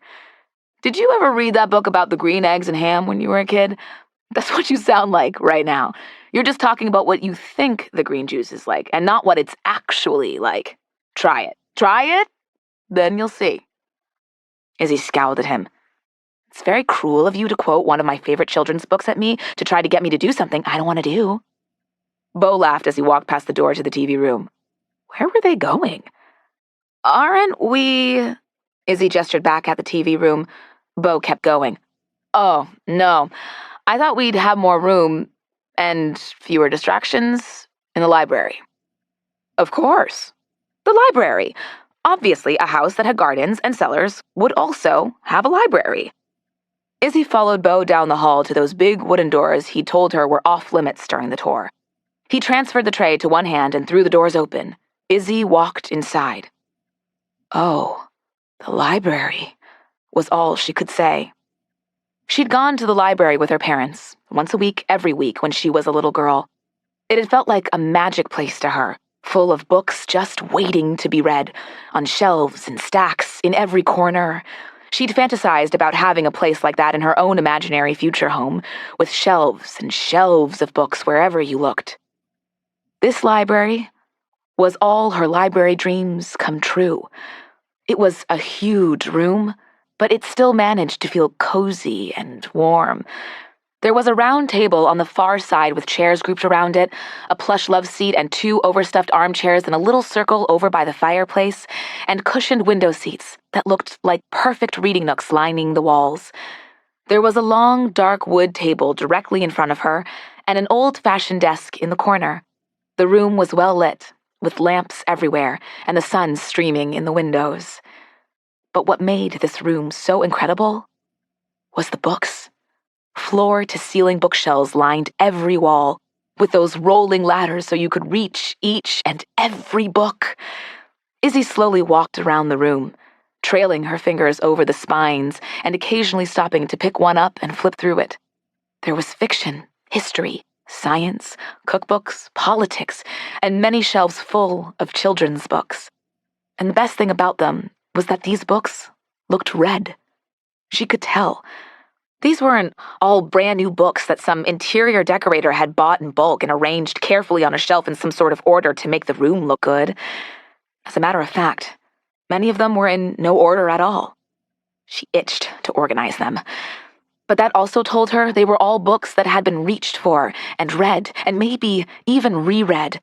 The spines were broken, the book jackets removed or a little torn, pages dog-eared. These books hadn't just been read. They'd been loved. She wanted to touch each one, find out about them and where they came from, study the covers, sit on the floor with a pile on her lap and decide which one to dive into first. She remembered that crack she'd made the other day to Beau about how there were no books in this house. She winced. But also, she couldn't believe she'd been living here with these books all this time, totally unaware. "Have these been here this whole time?" she said to one shelf full of some of her favorites. Beau laughed softly. She hadn't even realized she'd said that out loud. "Did you think they just appeared by magic?" he asked. If he'd said that in the same tone a few days ago, she would have bristled and stormed out of the room. Now she just smiled. "I mean, sort of. This room feels a little bit like magic." She turned around in a circle and looked at it. "It's a great room. I've missed having books around me so much." "Feel free to borrow any of these if you want," Beau said. That was so thoughtful of him. "Oh, thank you." Would she feel comfortable enough to do that? She wasn't sure. He set the tray on the long wooden table and smiled at her. "I'm glad I brought you in here then. I love this room. I'm glad you like it too." She smiled at him. "It's incredible." She walked over to the table and inspected the snacks and picked up a bag of Takis. Then she hesitated. "What's wrong?" Beau sat down across from her and opened one of his gross-looking juices. "Oh," she was embarrassed. "Nothing. Nothing's wrong." Beau grinned at her. "You're allowed to eat in this library, you know." She laughed, surprised he'd read her mind like that. "Okay, but these are so messy. I don't want to get anything on the books." Beau picked up something else on the tray and tossed it to her. "Didn't you notice that Kettle keeps little packets of wipes by the messy snacks? She thinks of everything. I brought some in here for exactly that reason." Izzy laughed again and tore open the bag. "Okay then, we're in business." In more ways than one. It was time to stop talking about the library and snacks and start talking about Beau's memoir. She had to get him to write enough of it in the next month in order to prove to Beau that he could write the whole thing, to prove to Marta that Izzy was good at this job, and to prove to herself that she wanted, or didn't want, to keep working in publishing. No pressure. Izzy flipped open her notebook and picked up a pen. "Okay." She looked at the list she'd made the day before. "How much do you have already? Let's start there." He looked away from her. "Nothing." "What?" She couldn't help her reaction. "What do you mean, nothing? You've said you've been working on it for a while." He looked down at the closed laptop in front of him on the table. "I have been, but I've deleted all of it." "All of it?" she said. This was going to be a lot harder than she'd thought. Beau stood up. "Yes, okay, yes. I've deleted everything. None of it was working. This isn't going to work either. I don't know why I agreed to it." Izzy took a breath and stayed where she was. "Beau?" He glared at her. "What?" She looked straight at him. "Why don't we start over?" He stared at her for a second, swallowed, and then sat back down. "Okay. Sorry. I'm just on edge about this, that's all." Izzy grinned at him. "Oh, really? I couldn't tell." He laughed. Thank God. If he had taken offense to that too, she'd be certain this partnership of theirs was doomed from the outset. "I guess you're used to stress cases dealing with writers all day," he said. "Or hotheads, as the case may be. I have no business calling myself a writer."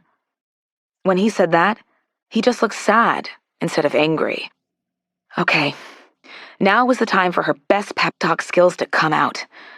"First of all," she said, "I am something of a hothead myself occasionally. I don't know if you've noticed that." He laughed again. "Second, if you write, then you are a writer. You don't have to have written a book or even feel good about your writing to get that title. And you have been writing. You told me so. All that work you've already done, none of it was wasted. It's all building blocks. Even if you can't see them, they're there. It will all inform the work you'll go on to do." Now that she knew he'd been listening to her, that he was actually paying attention to her advice, talking to him about writing came easier. And maybe now it was easier because her heart was actually in it. She really cared if she helped him. "Also," she continued, "lots of writers are just anxious as hell. Everyone deletes stuff in a panic sometimes. How about next time you feel like deleting something, just open a new document. Call it deleted scenes, or the bad words, or stuff I cut, or whatever, and cut and paste it over there. Hide it in a different folder if you need to, so you don't have to see it. Email it to a friend. Get them to promise not to read it. Whatever. Just save it somehow. He swallowed hard. Okay, he said. That's a good idea. She took a handful of Takis out of the bag to kill time while she thought fast. Here's what you're going to do today. He opened the laptop, but she shook her head. Not yet. Sometimes, if you have a block, or things aren't going well, it helps to switch from one way of writing to another. So, here. This notebook is for you. She pushed one of the notebooks in front of her across the table to him, along with a pen. Write down 10 scenes you have in your mind for this book. Don't think too hard. You don't have to say that much about them. Just note them down, just a few sentences for each one. None of this is set in stone, don't worry. She picked up her phone and set the timer. I'll give you 5 minutes. Go. He looked at her. She could see the objection in his eyes. She didn't say anything else. She just looked back at him. After a few seconds, his eyes fell to the paper, and he reached for the pen. When the timer went off, Beau kept scribbling for a few more seconds. He apparently did have something to say. He looked up at her after he put down his pen. Okay, he said. What now? Izzy tried to sound more authoritative than she felt. Now, pick one of those scenes, and for the next 30 minutes, write it. Right there in that notebook. She looked down at her phone and set the timer. Starting now. This time, he did object. But I can't. That's the whole problem. I can't do that. You can, she said. I know that you can. He pushed the notebook across the table at her. I told you I can't. I've tried before. It's always just bad and wrong. I thought you were going to teach me how to do this, not just... He stopped. He looked down at the table for a few seconds, then looked back at her. Sorry, I interrupted you. Go on. She'd been sure he would leave for real this time. It's okay if it's bad, she said. Just accept the badness now. For now, it doesn't matter if it's bad, it just has to be something. You can fix bad writing. You can't fix a blank page. Was she getting through to him? She had no idea. It doesn't have to be perfect. It doesn't have to be just right. And you don't have to show it to me. I won't even ask. Just get something on paper. If you get stuck, if you don't know how to start, just write about me and how annoyed you are that I'm making you do this. And then get back to it. She pushed the notebook back across the table to him. I know you can do this, Beau. I wouldn't be here if I didn't know it. He looked down at the notebook, then back at her. She held her breath. Finally, he picked up a pen and flipped to a blank page and started writing. Izzy looked down at her phone so Beau wouldn't see the relief on her face. For the next 30 minutes, Izzy read through work emails, ignored Priya's texts, and tried not to look at Beau. Despite that, though, she noticed when he sped up, when he stopped, when he put his pen down, when he took a deep breath and picked it back up. After the first 10 minutes of stopping and starting, he wrote steadily, and she smiled every time she heard him turn a page and keep going. Seeing him write like that made part of her itch to write herself, to turn a page in her own notebook, brainstorm that new idea that had come to her recently, unbidden, even after she told herself she didn't have the heart to write anymore, didn't have the strength for it. She looked down at her notebook and picked up her pen. Just then, the timer went off, and Beau dropped his pen with a sigh. Okay, he looked up at her. What now? She smiled at him. I think that's enough for our first day, don't you? Go clear your mind. Go for a walk, or a swim, or something. He flipped the notebook closed and stood up. Thank you. She laughed, and then she stopped him as he turned to walk to the door. One more thing. Promise me you won't throw those pages away. She gestured to the notebook. Do I need to hold on to that notebook for you? She'd been joking, but he didn't laugh. I'm not sure I can promise that. At least, not yet. He looked down at the notebook in his hand. Can you promise me something? If I give you this for safekeeping, promise that you won't read it? I won't read it, she said. I promise. He held the notebook out to her, and she took it from him.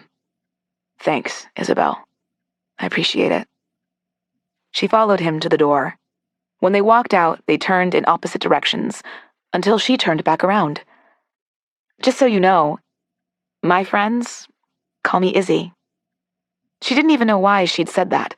She didn't let anyone at work call her Izzy, except for Priya. Maybe she'd said it because Beau trusted her, and she wanted to let him know she trusted him too. He finally smiled. Thanks, Izzy. Chapter 11. On Friday, when she met Beau in the library, she handed his notebook back to him, like she'd done every day that week. "I'm setting the timer, okay?" she said, and he nodded and flipped open the notebook, like he'd done every day that week. Every day, as he sat there, writing in the notebook, she wondered what he was writing. Was this impulsive experiment of hers working? She had no idea. And what was it that was so hard for Beau to write about? She was so curious, but she'd promised not to ask him, so she didn't. And every day, when she sat there with her own notebook, she felt the pull to write herself. How could she not? When she was in this perfect library with her favorite notebook in front of her and her favorite pen in her hand. But even thinking about it felt scary. She'd thrown her whole heart into her book, and she'd hurt so much and for so long after she'd gotten those notes from Gavin. She wasn't ready for that heartache again.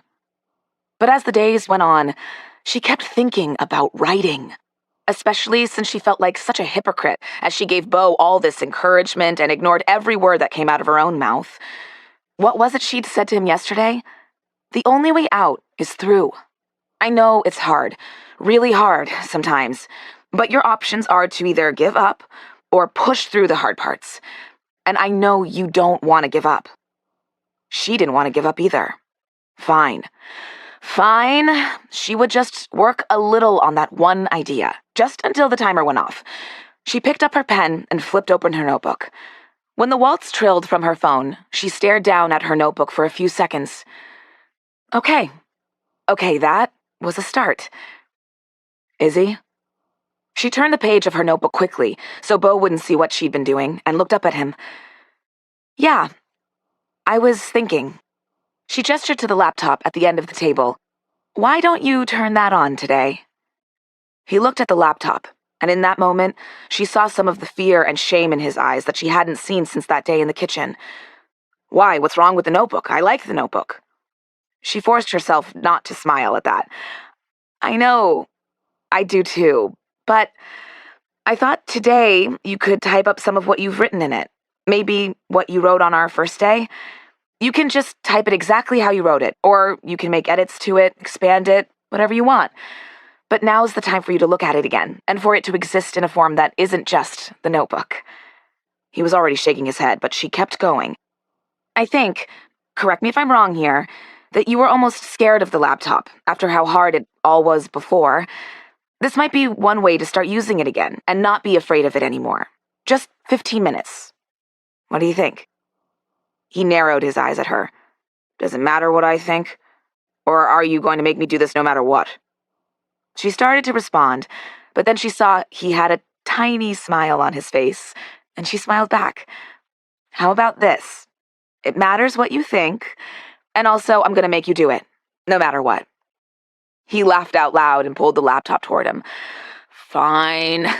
I think this sucks. That's what I think. And that you're mean for springing it on me with no warning on this bright and sunny Friday afternoon, just when I'd gotten used to this stupid notebook.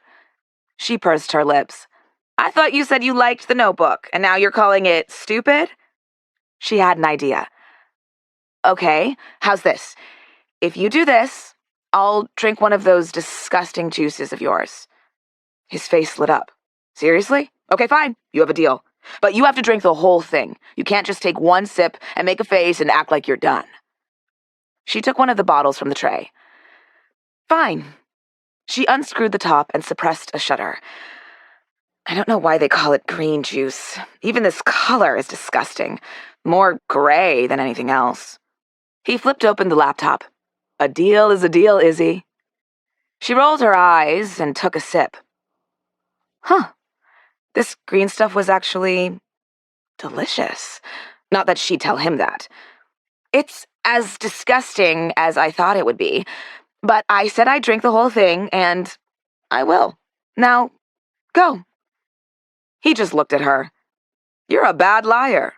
You even sort of like it. Admit it." She shook her head, but she couldn't help the smile she could feel on her lips. "I admit nothing. Don't you have work to do?" He flipped the pages of the notebook, still smiling, and started typing. Izzy kept smiling as she looked down at her phone. Her pep talks for Beau worked so much better now, probably because they knew each other a lot better now. And also, probably because she really meant them now. Priya texted her right after she set the timer. "Ugh, I'm at happy hour with other people from the office and everyone is boring and or annoying, except for you. It feels like you've been in California forever. I can't believe you're going to be there for another 3 whole weeks." Izzy forced herself not to laugh out loud. "I miss you too. OMG, but I just realized, I think I'll still be here when you come out for your cousin's wedding. I can see you then." Priya wrote back immediately. "Oh yes, I almost forgot about that. And you're going to introduce me to Beau Towers. Yay! Holding you to that." Izzy would just ignore that.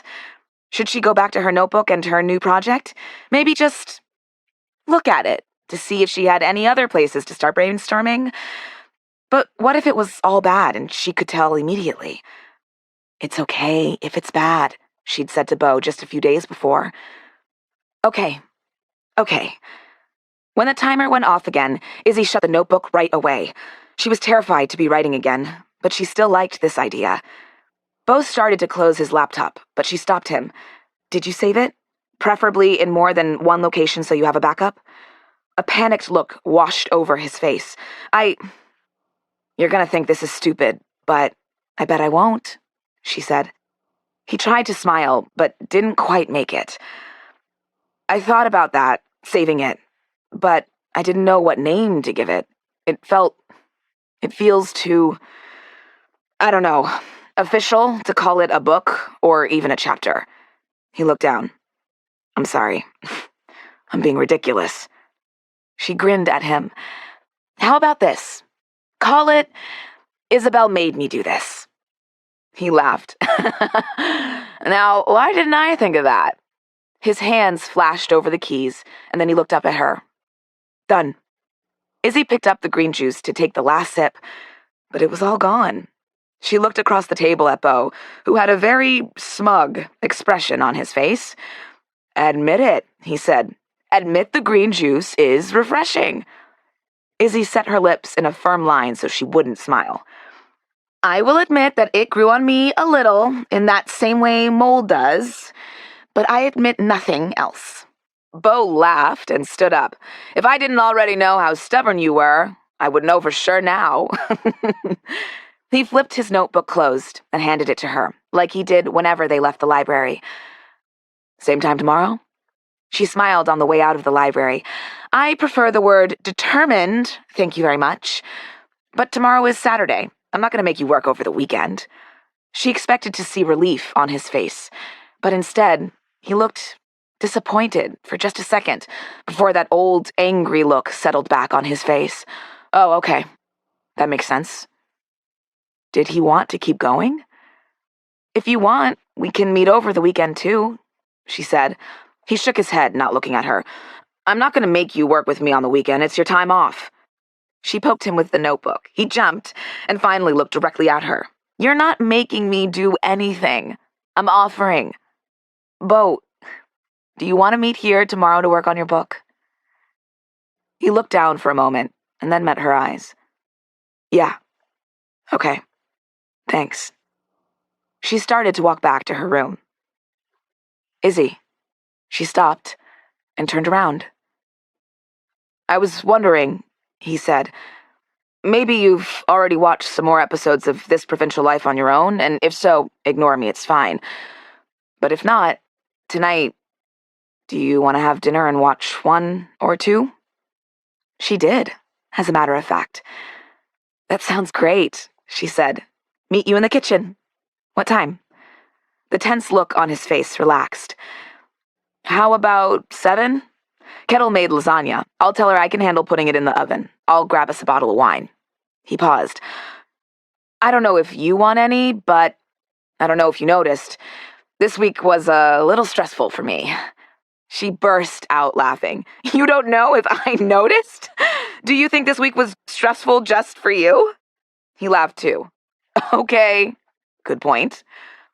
When Izzy got down to the kitchen that night, Beau was already there, taking a big pan out of the oven. That smells amazing, she said. He turned and grinned at her. You have no idea. Kettle's lasagna is legendary. There's salad and garlic bread too, but this is the star. Beau dished out lasagna on 2 plates for them and set their plates on the tray, along with the garlic bread and bowls full of salad. Don't worry, he said. I already brought the wine in there. She laughed. You read my mind. Izzy followed him into the TV room and sat down on the couch. Is red okay? He asked her as he picked up the corkscrew. I thought it would go best with the lasagna, but if you'd rather have white, I can... She took their plates off the tray. Red is perfect. I'm not picky, especially not tonight. He narrowed his eyes at her. Are you trying to tell me that dealing with a stubborn, ungrateful, difficult student all week has made you really look forward to some wine? She glanced at him. He was smiling. She smiled back. Frankly, my work with my stubborn, ungrateful, difficult student has been the least stressful part of my week. It's probably been the best part of my week. As soon as that was out of her mouth, Izzy felt embarrassed that she'd said it. It felt too honest, too earnest, to tell Beau how much she'd enjoyed working with him, to even hint at how strangely peaceful and happy she'd felt during their hours in the library together, how she'd started to look forward to it every morning when she woke up. He pulled the cork out of the wine bottle and poured her a glass. Mine too, he said quietly. She looked up at him, and their eyes met. This time, she looked away. If I was the least stressful part of your week, he said in a different voice, your job is even harder than I thought. What else is stressing you out? He sat down at the other end of the couch. Izzy took a sip of her wine. She probably shouldn't complain to Beau about her job. He was one of Marta's authors, after all. You don't have to tell me if you don't want to, he said after a few moments of silence. But you don't have to worry about me going back to your boss, or anything about what you tell me. He waved his hand in a circle in the air. This room is sacrosanct. Nothing gets out of it.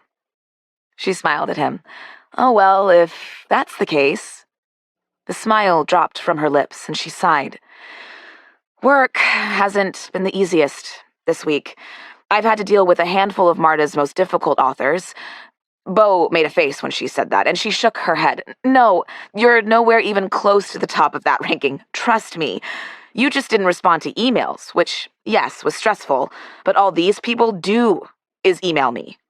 3 of them have books coming out in the fall, and it's just about 6 months before their releases, which somehow set off some sort of timer in them to start panicking and email me every day before I even log on to complain about anything possible.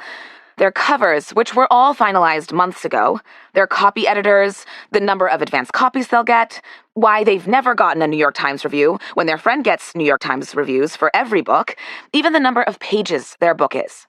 That's an actual email I got this week. The book apparently ends in an unlucky number for her, and she wants it changed. Izzy took another sip of wine, and then she let out a sigh. There's this guy I work with. Beau whistled, and she laughed. No, it's not like that at all. He used to have my job, and he got promoted. He's given me lots of advice in the past, which, at first, I was grateful for, but lately, it's been sort of getting on my nerves. Beau poured more wine in her glass. That sounds frustrating, he said. She was glad he'd just listened, without interrupting her with questions or offering her advice. It is frustrating, she said. She tried to shake that off. Anyway, I'm glad for Friday, and wine, and Michaela's lasagna. He lifted his glass to her. I'll toast to all those things. Speaking of the lasagna, why was she talking so much when it was sitting here in front of her, smelling so good? She took a bite and sighed in contentment. Ready for this? Izzy jumped. Beau was looking at her, the remote in his hand. Right. The show. Oh, yeah, definitely. They watched one episode, tucked into their opposite corners of the couch. When Izzy got toward the bottom of her wine glass, she picked up the bottle and raised an eyebrow at Beau. "I can't even believe you have to ask," he said as he held out his glass. "It was more of a rhetorical question," she said. When the episode was over, Beau stood up and picked up the tray. Was he tired of this already? She'd sort of assumed they'd be watching more than one episode. "I'm getting more lasagna. Want some?" he asked. She smiled, relieved. "I hope that was a rhetorical question," she said. He picked up her plate. "Absolutely." After the next episode, they both stood up. Izzy picked up her plate and wine glass, but Beau was empty-handed. "I'm exhausted," she said. "I think I'm heading to bed." He turned off the TV. "Yeah, me too." But then why? She was clearly missing something. "Why do you look so confused?" he asked as he walked toward the door. She nodded toward his dishes, still on the coffee table. "Your dishes. Aren't you going to put them in the dishwasher? Or does the furniture in this house come to life and magically wash the dishes every night?" He laughed. "Oh, no, don't worry about them. You can just leave your dishes there. The housekeeper comes on Monday morning. She'll take care of that." She was suddenly wide awake. "Let me get this straight. It's Friday night, and your plan is to let your dirty dishes sit there all weekend, waiting for someone to clean them up for you, because you don't know how to wash dishes, or even load a dishwasher?" He glared at her, the same way he had done the day she'd gotten there, but it didn't bother her anymore. "I know how to wash dishes, but why do it when I pay someone else to do it?" She pursed her lips. "Oh, really? You know how to do it? When's the last time you washed a dish?" He looked even madder. "That's not the point. The point is..." Laughter exploded from her at the look on his face, the pure rage that he obviously had no memory of ever washing a dish. She laughed so hard she had to put her own dishes down on the sideboard so she wouldn't drop them. "You're laughing at me," Beau said, after watching her for a while. She nodded, still giggling. "I absolutely am. That's not the point." She let out another cackle. "Incredible! Just amazing!" She pointed to the coffee table. "Get the dishes. I'm going to teach you how to load a dishwasher, Beau Towers." He was still trying to glare at her, but she could see the smile peeking through. "It's not that I don't know how to load a dishwasher." He walked over to the coffee table and piled his dishes on the tray, and then added her dishes on his way back. "I've seen people do it. Plenty of times. I've just never exactly done it myself." "Great," she said on the way to the kitchen. "There's a first time for everything." They stood in front of the dishwasher. "Open that up," Izzy said. Beau let out a long, dramatic sigh, but he set the tray full of dishes down and opened the dishwasher. Then he picked up the dishes and tossed them all inside. "There, done." Izzy shook her head. "Bless your heart, but no, that's not how you do it." She gestured to the dishes inside the dishwasher. "First, you have to rinse the dishes." He stared at her. "Rinse them?" She almost laughed at him again. "Yes, rinse them. Put them under the faucet and run hot water on them." "But why do I have to do that if the dishwasher is just going to clean them anyway?" Izzy took a plate out of the dishwasher and held it up. "Look at all this cheese and tomato sauce caked on. Only the best dishwashers will get that food off. And this dishwasher, while fine, isn't top of the line like your television. We see where your priorities were." He growled something at her, but he took the dishes back out of the dishwasher and rinsed them while she watched. "Second," she said, "there's an art to loading a dishwasher. This was my job at home for most of my life, so you're lucky to have someone like me to teach you how to do it." "Lucky isn't exactly the word I would use right now," he said to the sink. "Excuse me?" she asked him. "What was that?" She beamed at him. This was even more entertaining than the show had been. "Oh, nothing? That's what I thought. Now, the plates should go there. Down in the bottom, you see where there's plenty of room. The bowls should go there. The wine glasses you want to be careful with. They can easily break in dishwashers if you don't put them carefully in the top rack. And finally, The flatware all goes in that little container. No, no, no, no. Don't just jam it all together like that. Separate the forks from the knives from the spoons. That way, when you unload it, you just have to grab a handful and put it in the right place in the drawer. When I unload it, she says, Beau said to a spoon. Is she gonna make me do that too? Izzy ignored that. Look, now we're all done. Isn't that better? Wasn't that fun? Beau looked at her as he dried his hands. You think writing is fun. You think cleaning the kitchen is fun. Isabelle Marlowe, I'm starting to think you need a new understanding of the word fun. She just laughed at him as she left the kitchen. Chapter 12. Late Saturday morning, Izzy went out to the pool with coffee and some of the coffee cake that had been in the kitchen that morning. Michaela had obviously left them well stocked for the weekend. She'd wanted to go to the pool since the day she'd arrived. She'd even stopped and looked at it a few times on her stupid little walks around the gardens. But she hadn't quite felt comfortable enough to just sit there on one of those tempting lounge chairs and relax. But today was Saturday, and the morning fog had cleared, so it was bright and warm and sunny. And she somehow felt more at home in this house than before, like she was welcome here now. So she put on one of her cotton sundresses, grabbed her e-reader, and went outside. She sat down in a lounge chair with her book, kicked her flats off, and closed her eyes. The sun was gloriously warm. She had a whole day and a half before she had to deal with Marta. She had 3 whole more weeks before she had to go back to New York. And she had a romance novel on her e-reader that she'd started in the bathtub last night. She should read a manuscript while she was out here. She knew she should. But she'd already read 3 of them this week, after working all day, then working with Beau in the afternoons, and she needed to read something that didn't feel like homework. She checked the weather in New York. 24 degrees, cloudy. Then texted Priya a picture of her bare feet in the sun with the pool in the background and laughed at Priya's expletive-laden response. She settled back in the lounge chair and started reading. She was deep into the book when she heard a splash, and then another. She looked up and saw Beau in the pool, swimming. He was doing the butterfly, a stroke she'd never learned how to do, but had always admired every 4 years when she watched the Olympics. It always seemed so hard, that big burst of energy as the swimmers almost leaped across the pool. All she could see were his back and shoulders. His incredibly powerful back and shoulders. He probably hadn't even noticed her.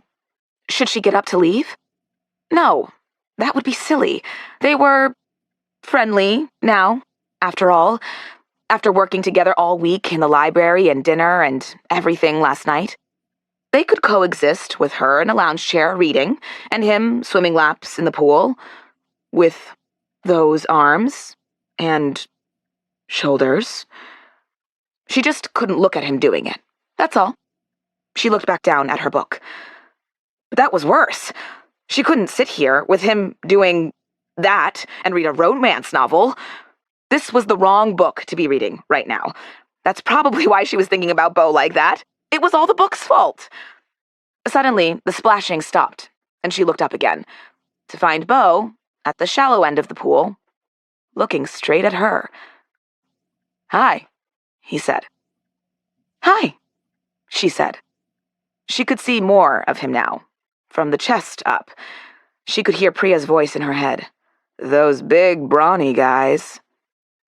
Yes, that described Beau well. He didn't look like a weightlifter or a model or anything like that. But he was big. Solid. He looked bigger than he had in the old pictures she'd seen of him taken around Hollywood.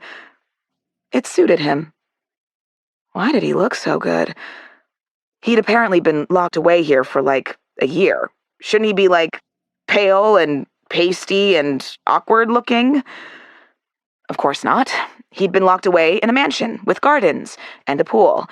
That's why he was a nice, even light brown with that broad chest and wide shoulders, and thank God she couldn't see anything else. She was very grateful she was wearing sunglasses so he couldn't tell she was staring. Having a good day? He asked. She nodded. Yeah, just trying to get some reading done. A manuscript. For work. She picked up her coffee cup. And drinking coffee. It's, beautiful weather today. He grinned at her. Not like last Saturday. She laughed. Could anyone blame her for being so outraged that it had rained then, when she was used to the weather being like this? No, not like last Saturday. He turned to take a sip out of his water bottle, and then lifted his arms and threw himself back into the water. She watched him as he swam the whole length of the pool.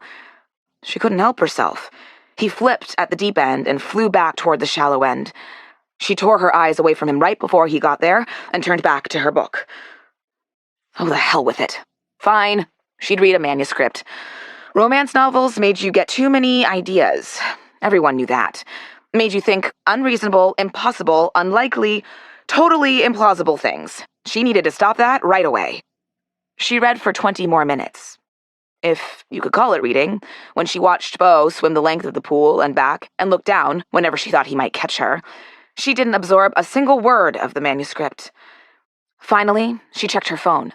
It was afternoon. That meant she should go inside, get lunch. Excellent. Great. That's what she would do. And then she'd go back to her room and watch something very G-rated on her laptop. Peaceful, relaxing, with no attractive men in it that would make her think things. She got up to leave just as Beau reached the shallow end of the pool again. Going inside? He asked. She slid her flats back on.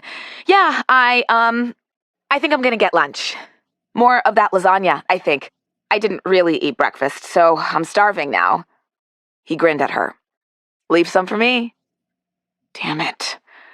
Why did he have to smile at her like that? Now she understood why he'd been such a heartthrob as a teenager. And probably in his 20s, too. Even with that scraggly beard, his smile made him seem so alluring. She turned toward the house. Can I ask you a question? She looked back at him. He wasn't smiling like that anymore. Now he almost looked nervous. Okay. I've been wondering something. That first night, after you left the dining room, I sort of expected you to leave right away. Go back to New York. Why didn't you? She sat back down. I'll answer that if you answer something for me. When you say you sort of expected me to leave right away, is that what you intended? A week ago, she wouldn't have asked him that. But then, a lot had changed this week. He looked embarrassed. I don't think my thought process was particularly intentional. I was pretty angry. I kind of assumed that you were just here because you wanted to see the asshole Beau Towers in real life. And I was also kind of ashamed, I guess, that I'd been ignoring your emails for so long. So yeah, on some level I was probably trying to drive you away. He reached for his water bottle, but didn't take a sip. Wow, does that sound shitty when I put it that way? He looked up at her. I'm sorry. She looked back at him. She could see, now that she knew him better, how much he really meant his apology. It's okay, she said, and then she bit her lip. I'm, afraid you're going to be disappointed with my answer now, about why I stayed. He smiled at her. Now I can't wait to hear this, he said. She sighed. I had too much wine. When I went back to my room, I did intend to grab my stuff and leave right away. But then I realized the wine had gone straight to my head. And then you brought the food, and then it felt too late to drive back to LA, and then Marta called in the morning, and, well, the smile on his face had widened as she talked, but it disappeared when she mentioned Marta. Did she make you stay? That wasn't... When I emailed her, I was just trying to make it up to you, say something nice to your boss about you, so she wouldn't be mad at you because of me. I didn't mean to back you into a corner. No, you didn't at all, Izzy said. Honestly, I really needed the break from the office, so when Marta called, and I was looking out my bedroom window at the bright blue sky, it felt like a gift to get to stay longer. The furrow on his brow cleared. Well then, he put down his water bottle. Thanks for answering my question. No problem. She stood up. I should, get lunch. See you in the library? He nodded. Yeah, see you there. As she walked back to the house, she thought she heard something else. "I'm glad you stayed." She turned around, but Beau was swimming. She must be hearing things again. Chapter 13. Monday, mid-morning, Izzy walked into the kitchen to refresh her coffee. "Morning, Izzy," Michaela said. Izzy reached for the knife to slice herself a piece of lemon pound cake. "Morning. I hope you had a good weekend." Michaela dropped a tea bag into her mug. "I did. Thank you. Oh, by the way, Izzy, it was so nice of you, but you don't have to wash the dishes here. You know there's a housekeeper who does all the cleaning, right?" Izzy grinned at her. "Oh, I didn't wash the dishes. Beau did that." Michaela stared. "Beau? Washed the dishes? Beau Towers?" Izzy laughed as she turned to leave the kitchen. "Ask him." She and Beau worked together in the library that afternoon and every day that week. By Wednesday, she realized that she'd started to look forward to that hour, sometimes more, in the library with him. Unlike the rest of her job, the time with Beau was fun, challenging in a good way, interesting, and strangely, not at all stressful. She didn't write every time, but at least she thought about it. "Can I ask you a question?" he said on Wednesday afternoon. She looked up from her notebook. "Of course." "What if I don't totally remember exact conversations? Like, I remember they happened, I know that, and I remember a few things perfectly, but the rest I remember in a sort of general way. You know what I mean? What do I do then?" Beau hadn't asked her a real question about writing until now.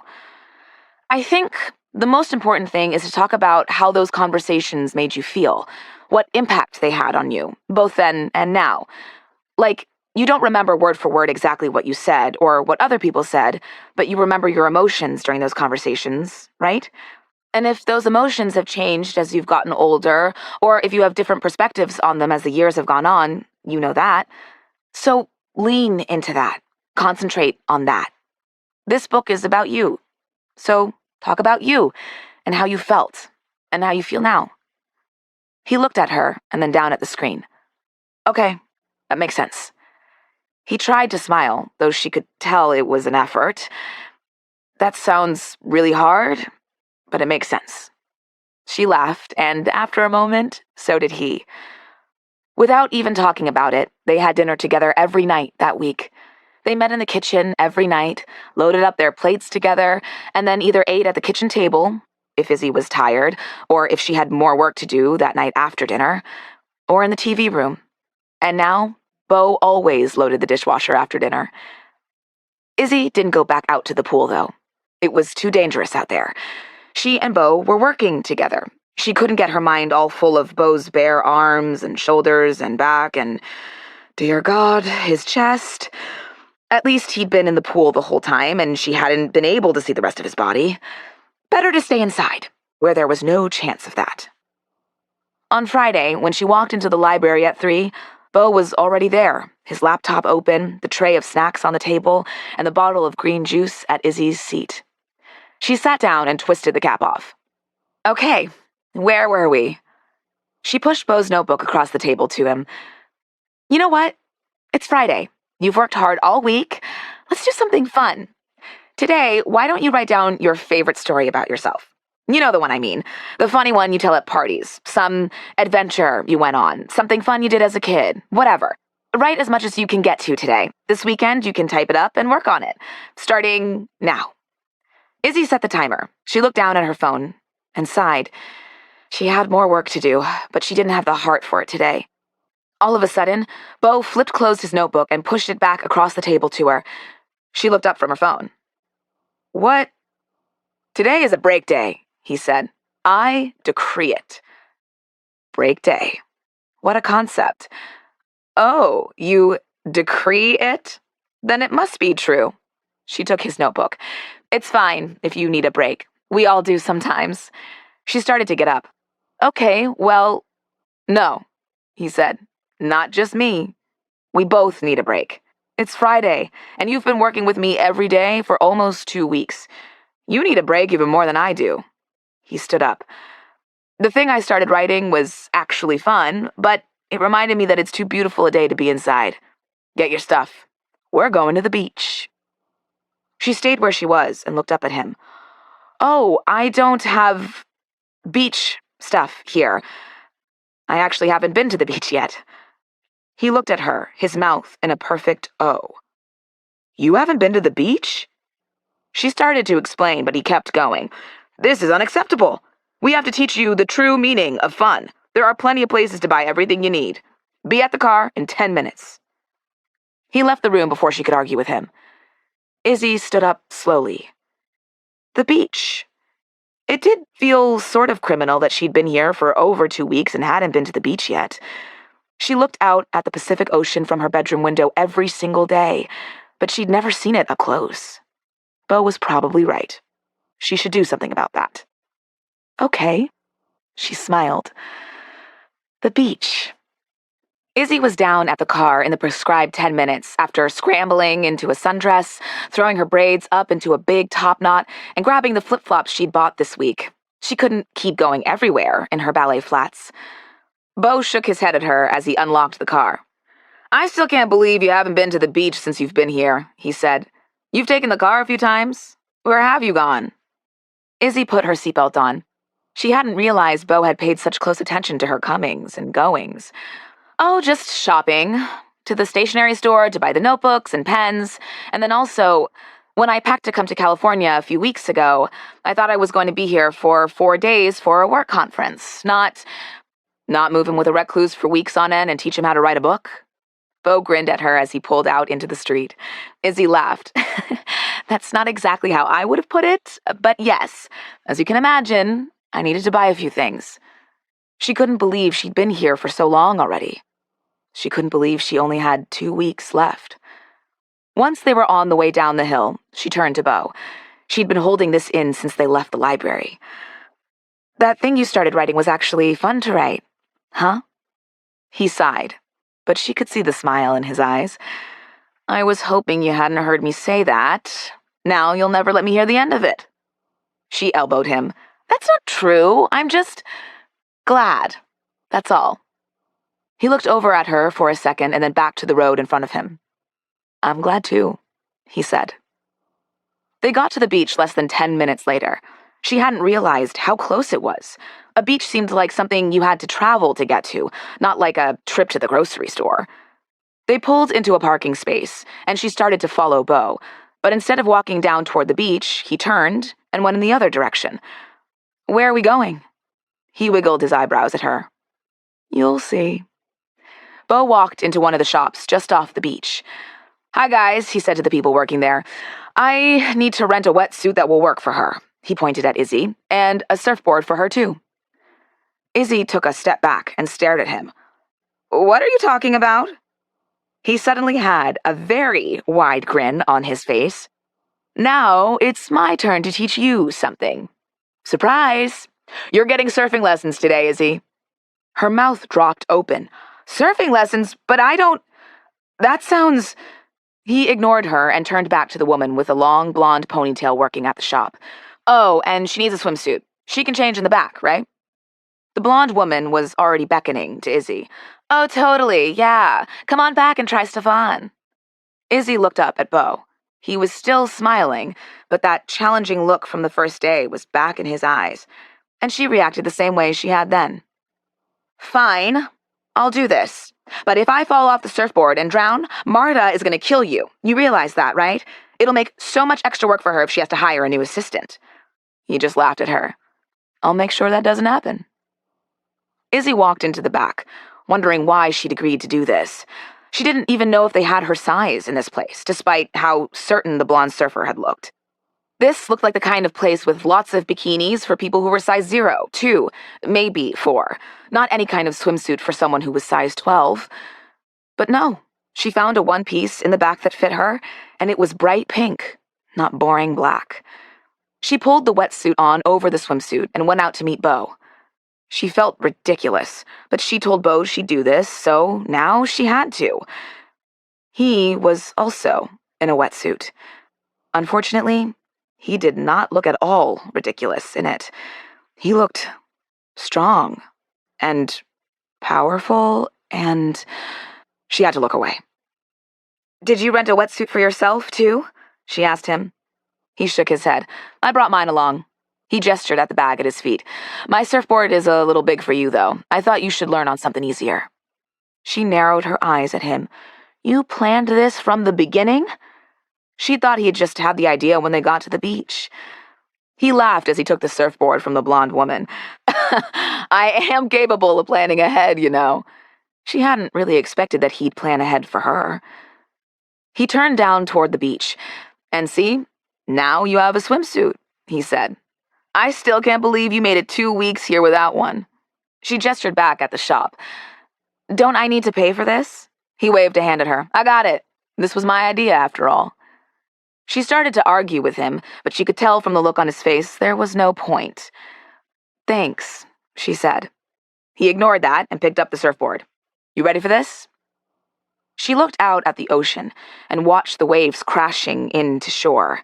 They seemed violent. She eyed the surfboard Beau was holding. "Not exactly," she said. She was supposed to balance on that? On top of the ocean? He put his hand on her shoulder. "Come on. It'll be fun." "I'm gonna hold you to that promise," she said. He just grinned. It suddenly hit her, as the sun glinted in his hair, that there was such a difference in Beau between that first day and now. Then, when he'd laughed, there'd been no joy or fun in it, or in him. But now, as he walked down the beach with her, surfboard under his arm, his smile was real. She liked it. She liked him. He dropped the surfboard down on the sand, not quite at the edge of the water. "Okay, now stand on it," he said. She glanced down at the surfboard, then back up at him. "Just stand on it?" He nodded. "Just stand on it right in the middle. You're just getting comfortable on it now." "Okay, like this?" She stepped on the board. It sort of wobbled back and forth, and she had to catch herself. Now she knew why he'd wanted her to do this for the first time on the sand, and not in the water. She absolutely would have fallen off right away. Granted, she still probably would. "See how it moves?" he asked. "It will do that even more in the water. That's why we started here. Now, here's how to stand on it when you're surfing." He demonstrated the stance, one foot in front of the other, his body spread out in a bit of a crouch. She tried to imitate him. He looked at her, a slight frown on his face. "Good, that's good," he said. She didn't believe him. Except, see? She knew there would be an except. Not quite so tense in the upper body. Maybe try relaxing your shoulders a little? She tried to make her shoulders go down, but she could tell from his face it wasn't really working. "I don't know if you've noticed this about me in the past few weeks," she said, "but I'm not that good at relaxing, okay?" He just looked at her. Then they both burst out laughing. "I have noticed that, actually," he said. "But then we may have that in common." She shook her head. "I thought we did, but you're apparently much better at it than I am." He was still smiling. "Just on a surfboard, and that's only because I've been doing it for a long time. Come here." He motioned her over toward him. "Turn around." She narrowed her eyes at him, and he laughed. "I'm not trying to trick you. Just turn around." She turned and stood with her back to him. 2 weeks ago, even a week ago, she wouldn't have done this. But everything felt different now than it had then. She felt him step closer to her. "If you're tensed up like this, you won't be able to move with the waves." She stared out at the ocean. "I'm not so sure that's possible." They were so close that she could feel his laughter rumble through him. "Here," he said. He put his hands on her shoulders and then almost immediately dropped them. "Is this okay? I mean, if you don't want me to." "It's okay," she said. His hands dropped back down, each one gripping one of her shoulders firmly. "Okay, here. Let's see if this will help." He held onto her shoulders and shook her side to side, back and forth, until she couldn't stop giggling. What are you doing? She managed to say. He stopped and nudged her over to the board. Try it again. She got back up on the board and turned to face him, trying to stand the way he'd stood before. He smiled and nodded at her. There we go. That's better. Now, lie down on your stomach with your feet really close together and back. This at least felt more stable than standing on the board. Great. Perfect, he said. That's how you lie on the board to paddle out into the water. Now, I'm going to show you how to stand up once you're out there. At Izzy's expression, he added, Don't worry. I'm not going to make you stand up on the board in the water today, but I still want you to practice. I'll do it on your board so you can see. He lay down on the surfboard like she'd been doing. Start on your stomach. Then you just arch up like this and pull up and slide forward until you get into that stance I showed you. See? He slid up in one smooth movement until he was standing. It looks so easy when you do it, she said. He smiled at her. You'll be able to do it too. Keep practicing it now a bit just so you get the hang of it. It was a lot harder than it looked, but Beau smiled at her after she did it a few times.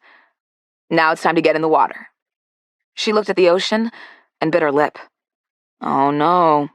It happened again, he said. She swung around to see him frowning at her. What? What happened again? Your shoulders are like touching your ears, he said. She had to laugh at that. He bent down and picked up the surfboard. Here, why don't you watch me so you can see how it all comes together? He grinned at her. Don't go anywhere. She stood on the sand and watched him walk into the water with the surfboard, slide up on top of it, paddle out into the water, and then, once he was far out, pull himself to standing and surf back into shore. She couldn't help but grin when he landed at her side, but she shook her head. I'm not doing that. He laughed. You can do it. I have faith in you, Izzy. Absolutely not. Wait. Are you giving me a pep talk? He raised his eyebrows at her. What does it sound like? He grabbed the board and paddled back out into the water before she could respond.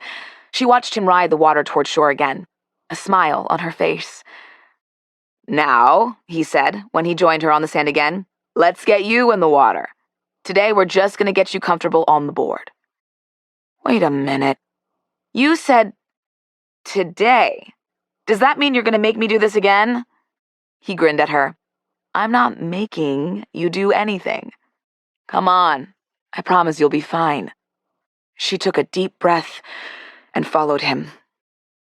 Wait. He stopped when they were about knee-deep in the ocean. You can swim, right? She rolled her eyes at him. Of course I can swim. Do you think I would walk into the ocean with you if I couldn't swim? He shrugged. You were staring at the ocean like it was going to swallow you up. How was I supposed to be sure? She elbowed him. Even though she knew she'd barely touched him, he stumbled dramatically. She rolled her eyes. I was not staring at the ocean like it was going to swallow me up. I was just surveying the terrain. That's all. He pursed his lips and nodded. Mm-hmm. He kept moving forward in the water, and Izzy followed him until her feet didn't touch the bottom anymore, and she had to swim next to him. Okay. He turned and set the board in front of her, but kept one hand on it. I just want you to practice getting on top of the board in the water a few times. For now, I'll hold on to it so it doesn't move anywhere. Don't worry about that. I'm not worried about the board. I'm worried about me. Who's gonna hold on to me? She said under her breath. Beau just laughed. Are you ready? Not really. But she pulled herself up so she was lying on it like she had on the sand. Good job, he said. She glared at him. He just laughed again. Move your feet closer together. You want them flush together, both right at the edge of the board. She did what he said and he nodded. Perfect. He watched her for a few seconds. She could tell from the look in his eyes he was about to suggest something she wouldn't want to do. How about I let go the next time a wave comes and you can ride it into shore? He gave her an encouraging smile. It didn't fool her. What if I just stayed here like this with you holding on? This feels like enough, doesn't it? He narrowed his eyes at her. Isabelle? She looked back at him. Beauregard? He burst out laughing. My name isn't Beauregard. She glared at him. Then what is it? Why do you have a name like Beau? Why am I lying on top of a floating board in the middle of the ocean? How did you convince me to do this? He was still giggling. His laughter was infectious. She had to work hard not to laugh with him. First of all, you aren't in the middle of the ocean. You're at the very edge of the ocean. Second, I have a name like Beau because of my father. May he not rest in peace. Third, I convinced you to do this because I asked nicely. Beau had never mentioned his dad to her before. She'd table that for later. Because you asked nicely? That's not exactly how I remember. Fourth, I'll tell you what my real name is if you try to ride a wave into shore.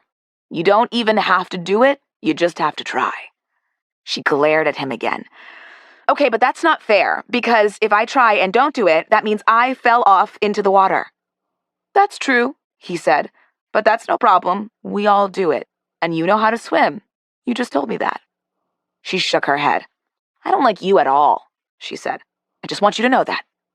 Fine, I'll do it. He grinned at her. On the other hand, I like you very much. She didn't have time to react to that, because almost immediately, he looked behind her and nodded. Okay, here we go. Remember, relax, balance. Then he released the board. Almost immediately, a wave lifted the board, and her with it, up, and propelled them both forward. Oh, this wasn't that bad. It was even kind of fun. Just soaring along on the waves like this. She looked toward the shore and grinned. She was almost all the way into shore when another, bigger wave smacked against the board and lifted it up again. The board wobbled to one side and then the other. Izzy tensed up, and she slid right into the water. Oh, God! The water was freezing. Her entire body was only under for a few seconds, and she had the wetsuit on, but still, not even a wetsuit could save her from the icy Pacific Ocean. She stood up and shook herself in an attempt to get water out of her ear. She turned, and Beau was right there next to her, a suspiciously solemn look on his face. She pointed at him. Were you laughing at me? She asked. No, absolutely not. One corner of his mouth poked up, and then the other. But you have to admit, it was a little funny. You were doing just fine, and you just tipped to the side and went straight into the water. I admit nothing, she said, but let herself grin. He put his hand on his hip. You know, like that song about a teapot? Just tip me over? He tilted to the side, hand still on his hip. Izzy did everything she could to hold her laughter in. I've never heard that song. I don't know what you're talking about, she said. He grinned at her, and finally, she grinned back. Come on, let's try again, he said. This time, how about you paddle out first? She sighed, but didn't argue. She fell off again the next time. But the third time, she sailed right into shore, not stopping until the board landed on the sand. She stayed there, a big smile on her face, until she felt Beau's shadow over her. I did it, she said, smiling up at him. You did it. He reached a hand down to her, a huge smile on his face. Come on, let's go celebrate. Chapter 14. After they dropped off the surfboard and Izzy's wetsuit, she pulled her dress back on over her still damp swimsuit. She knew she should go to the back and put her bra on, but her arms felt like jello. She glared at Beau on their way to the car. You didn't tell me how sore this was going to make me. I can barely move my arms. I forgot. I'm sorry, he said. He didn't look sorry at all. Just think of how much easier it'll be the next time. Before she could tell him there wasn't going to be a next time, he grinned at her. So, how would you like to celebrate your victory over the Pacific Ocean? He opened the car door for her with a flourish, and she laughed. What are my options? I don't really know what there is around here. I've really only left the house, 3 times. He pondered that as he started the car. Good point. Okay, if you were at home and you were celebrating something, what would you do? She smiled out the window as she considered this. I'd probably make my friend Priya go out for happy hour with me. She suddenly missed Priya so much it hurt. We'd eat a bunch of overpriced snacks, drink some cheap cocktails, talk ourselves into sharing dessert, and then talk ourselves into sharing 2 desserts. Izzy turned back to Beau, but his smile had faded. It came back when he saw her looking at him. "Sure, let's do that," he said. Beau absolutely didn't want to do that. She could tell. There'd hardly been anyone around at the beach, but at a crowded happy hour, people would recognize him. Right. She'd sort of forgotten he was famous. Or, she said, we could get some really good takeout and an indulgent dessert to eat at home, like ice cream and hot fudge or something. That might be better for now, since I would sort of like a hot shower after being thrown into the ice-cold Pacific Ocean numerous times. I'm sure Michaela left a ton of food in the fridge for us for the weekend, but Beau brushed that aside. That'll just mean she'll have less food to cook for us next week. There's a great ice cream place in town. Why don't we go pick some up and order dinner when we get home? That sounded fantastic, actually. And it sounded even better a few seconds later when Beau turned onto the main street and she saw the rows of bars packed with people. She wasn't exactly in the mood for a crowded happy hour either. "Perfect," she said. "I'm thinking maybe Thai or sushi." But then, thinking about happy hour made me think about bar snacks. So now I'm obviously thinking about mozzarella sticks and buffalo wings. Beau stopped at a light and turned to her with a grin. "How about all those things?" One good thing about Beau was that she never felt self-conscious around him about how much she loved food. Maybe because he clearly loved it as much as she did. "Are you just saying that because you're as hungry as I am right now?" He nodded. "Probably. Being in the water does that to you. I looked up why once. Something about your body temperature versus the cold water, blah, blah, blah. I was just satisfied that it wasn't only my imagination that I was so starving after swimming. Anyway, I hope that explains why I'm about to buy 6 pints of ice cream. Please don't tell me we already have some in the freezer. I know, and don't care." Like she would ever argue with someone about how much ice cream to buy. "As long as one of the flavors is cookies and cream, I don't care what else you get." He shook his head. "No, that's not fair. You can't make me make all the ice cream decisions on my own. You already know I'm indecisive and difficult. I'll hold up the line forever. You have to help." Izzy rolled her eyes. "Fine, but I'm going to tell you right now, I'll vote against any ice cream with marshmallows in it." Beau narrowed his eyes at her. "What's your problem with marshmallows? Start looking for a parking spot." Izzy scanned the street around them. "They're only good melted. Rice Krispie treats? Great. Put a stick in one, poke it in a fire? Excellent. But that's it. I don't even like them in hot chocolate. They just dilute the chocolate flavor. And especially, never in ice cream. They're just hard little frozen pucks." She pointed. "There, at the corner." Beau flipped on his blinker. "I have many points to argue with you on everything you just said, but you found us a parking space less than a block away. So I'll let you have this one. We will eliminate all ice creams with marshmallows in them from our decision matrix." They walked toward the ice cream store, where there were already a bunch of people in line. She could feel Beau tense up next to her and turn to him to say they could go somewhere else, but he just clenched his jaw and kept walking. So she followed him. At first, when they got in line, Izzy felt self-conscious, standing there in a thin cotton dress over a damp bathing suit, especially standing there next to Beau.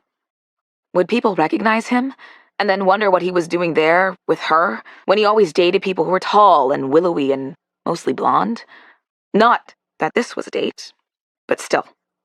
As she looked at the people who walked by, she worried less. Lots of other people wore swimsuits under dresses, or just swimsuit tops over shorts, and no one in this entire city seemed to own shoes other than flip-flops, Birkenstocks, or sneakers. No one paid her, or Beau, the slightest attention. Beau took a step closer to her and bent down to whisper in her ear. "Okay, Izzy, can you do something for me?" She could feel his breath against the hairs on the back of her neck. She shivered. She was probably just getting chilly, what with the wet swimsuit and the ocean air. "Depends on what it is," she said. He sighed. "I should have known you would answer like that. Okay, don't make any sudden moves, but I need someone else to see this guy at the end of the line." Izzy turned very slowly and looked at the back of the line. Her eyes widened, but she didn't say anything. She looked around for a few more seconds, trying to be casual, then turned to face Beau. His eyes were full of laughter. "Okay," she said. "I could have handled the parrots on his shirt. This is California, after all. Even the parrots on his shorts. They're a little matchy-matchy, but fine. But," she swallowed, I wasn't prepared for the live parrot on his shoulder. Is he going to bring that into the ice cream store with him?" Beau's face crumpled. "I was trying to hold it together," he said, "but you just made me picture him standing there, asking for ice cream samples, with the parrot on his shoulder, and I just—" Izzy started giggling. Then Beau did. Then they were both laughing helplessly in line. She turned away from him to look in the other direction in the hope that it would make one or both of them recover, but they both just laughed harder. She almost leaned back against him, but stopped herself. That's not what this was. Finally, they got to the front of the line. They decided on their ice cream flavors much more quickly than Izzy would have predicted. Caramel brownie, cookies and cream, coffee, triple chocolate, lemon and marionberry, and vanilla bean. Loaded down with ice cream, hot fudge, and raspberry sauce, they walked back to the car. "Bye, Parrot Man," Izzy said as soon as they were out of earshot. "I'll never forget you." Beau laughed so hard at that he could barely start the car. On the way back to the house, Izzy Googled the name of the Thai restaurant Beau told her he liked. "I've probably had half their menu. The only thing I don't like from that place is the desserts. When I put in a big order, they always send me this strange rice pudding thing as like a bonus or something. I'm weird about stuff like that. I hate any kind of pudding." Izzy turned to stare at him. "So do I," she said. "I hate all pudding. Anything with that jiggling texture. I just can't handle it." Oh, that's why Michaela had laughed on her first day. "Really?" Beau laughed. "No one else ever understands this. They're always like, how do you like chocolate ice cream and not chocolate pudding? They're the same ingredients." "Just because they have the same ingredients doesn't mean they're the same thing." Izzy nodded. "People do that to me too. They get all shocked that I don't like creme brulee. Once you get through the crunchy topping, it's just wobbly grossness in a spoon." When they got back to the house, Izzy turned to go up the staircase. "I'll put the ice cream away and order the food," Beau said. "Just come down to the TV room whenever you're ready." She nodded and ran up the stairs, but Beau stopped her when she was halfway up. "Wait, Izzy! We didn't decide what to order." She turned around. "I trust you. Order all the good stuff." She started back up the stairs and then turned around again. "You were right. We needed a break today. I needed a break today. It was a tough work week and, well, thanks for suggesting it. And for the surfing lesson." He looked up at her, a smile on his face. "You're welcome. And thank you. I hadn't gone surfing in a while. It felt really good." They smiled at each other, and then Izzy walked very slowly up the stairs. Her legs hurt too? Why did her legs hurt this much? After they were settled in the TV room, in comfortable clothes, with wine in front of them, and with more Thai food than Izzy had ever seen in one place in her life, Beau nudged her. "You said it was a tough work week. Do you want to talk about it? You seemed kind of stressed in the library earlier." Izzy took a sip of wine and thought about that. Surfing and being outside had definitely calmed her down from how upset she'd been earlier, but she was still angry. "It's just, there's this guy, Gavin, who I work with," she said. "He's always been supportive of me, at least I thought so. But yesterday, after work, my friend Priya told me she'd overheard him talking to Marta. He said he was concerned about me being here, that I wasn't up for working with you, that she should have me come back." "He what?" She turned to look at Beau, who had that rage in his face she remembered so clearly from her first week here. "Yeah, that's what I said." She reached for a spring roll. "He told me that first week he thought someone with more experience should be here, and that Marta agreed. But I didn't realize he was still lobbying to get me sent back. I'm just so mad about it." "Of course you're mad," Beau said. "I'm mad too." She was unreasonably pleased at how angry he was on her behalf. It actually made her less mad, seeing how mad Beau was. "Like, I've had enough problems with Marta. I don't know why Gavin is undermining me like this, especially when it feels like you and I are making some progress, he finished. Yeah, we are. Don't let that asshole get to you. It sounds like he's trying to sabotage you with your boss. She shook her head. No, I'm sure that's not it. Gavin has always been... She thought about that. She didn't think Gavin was trying to sabotage her exactly, but it did feel shitty that he would try to take this away from her and go behind her back to do it. Why would he do something like that? I'll email Marta, Beau said. I'm not ready to send her anything I've written yet. Just the thought of sending Marta anything terrifies me, but I'll tell her things are going well. Will that help? Oh no. She shouldn't have complained to Beau about this. Now he would think she'd done it to get him to advocate for her. You don't have to do that, she said. I'm sorry, I sort of forgot that.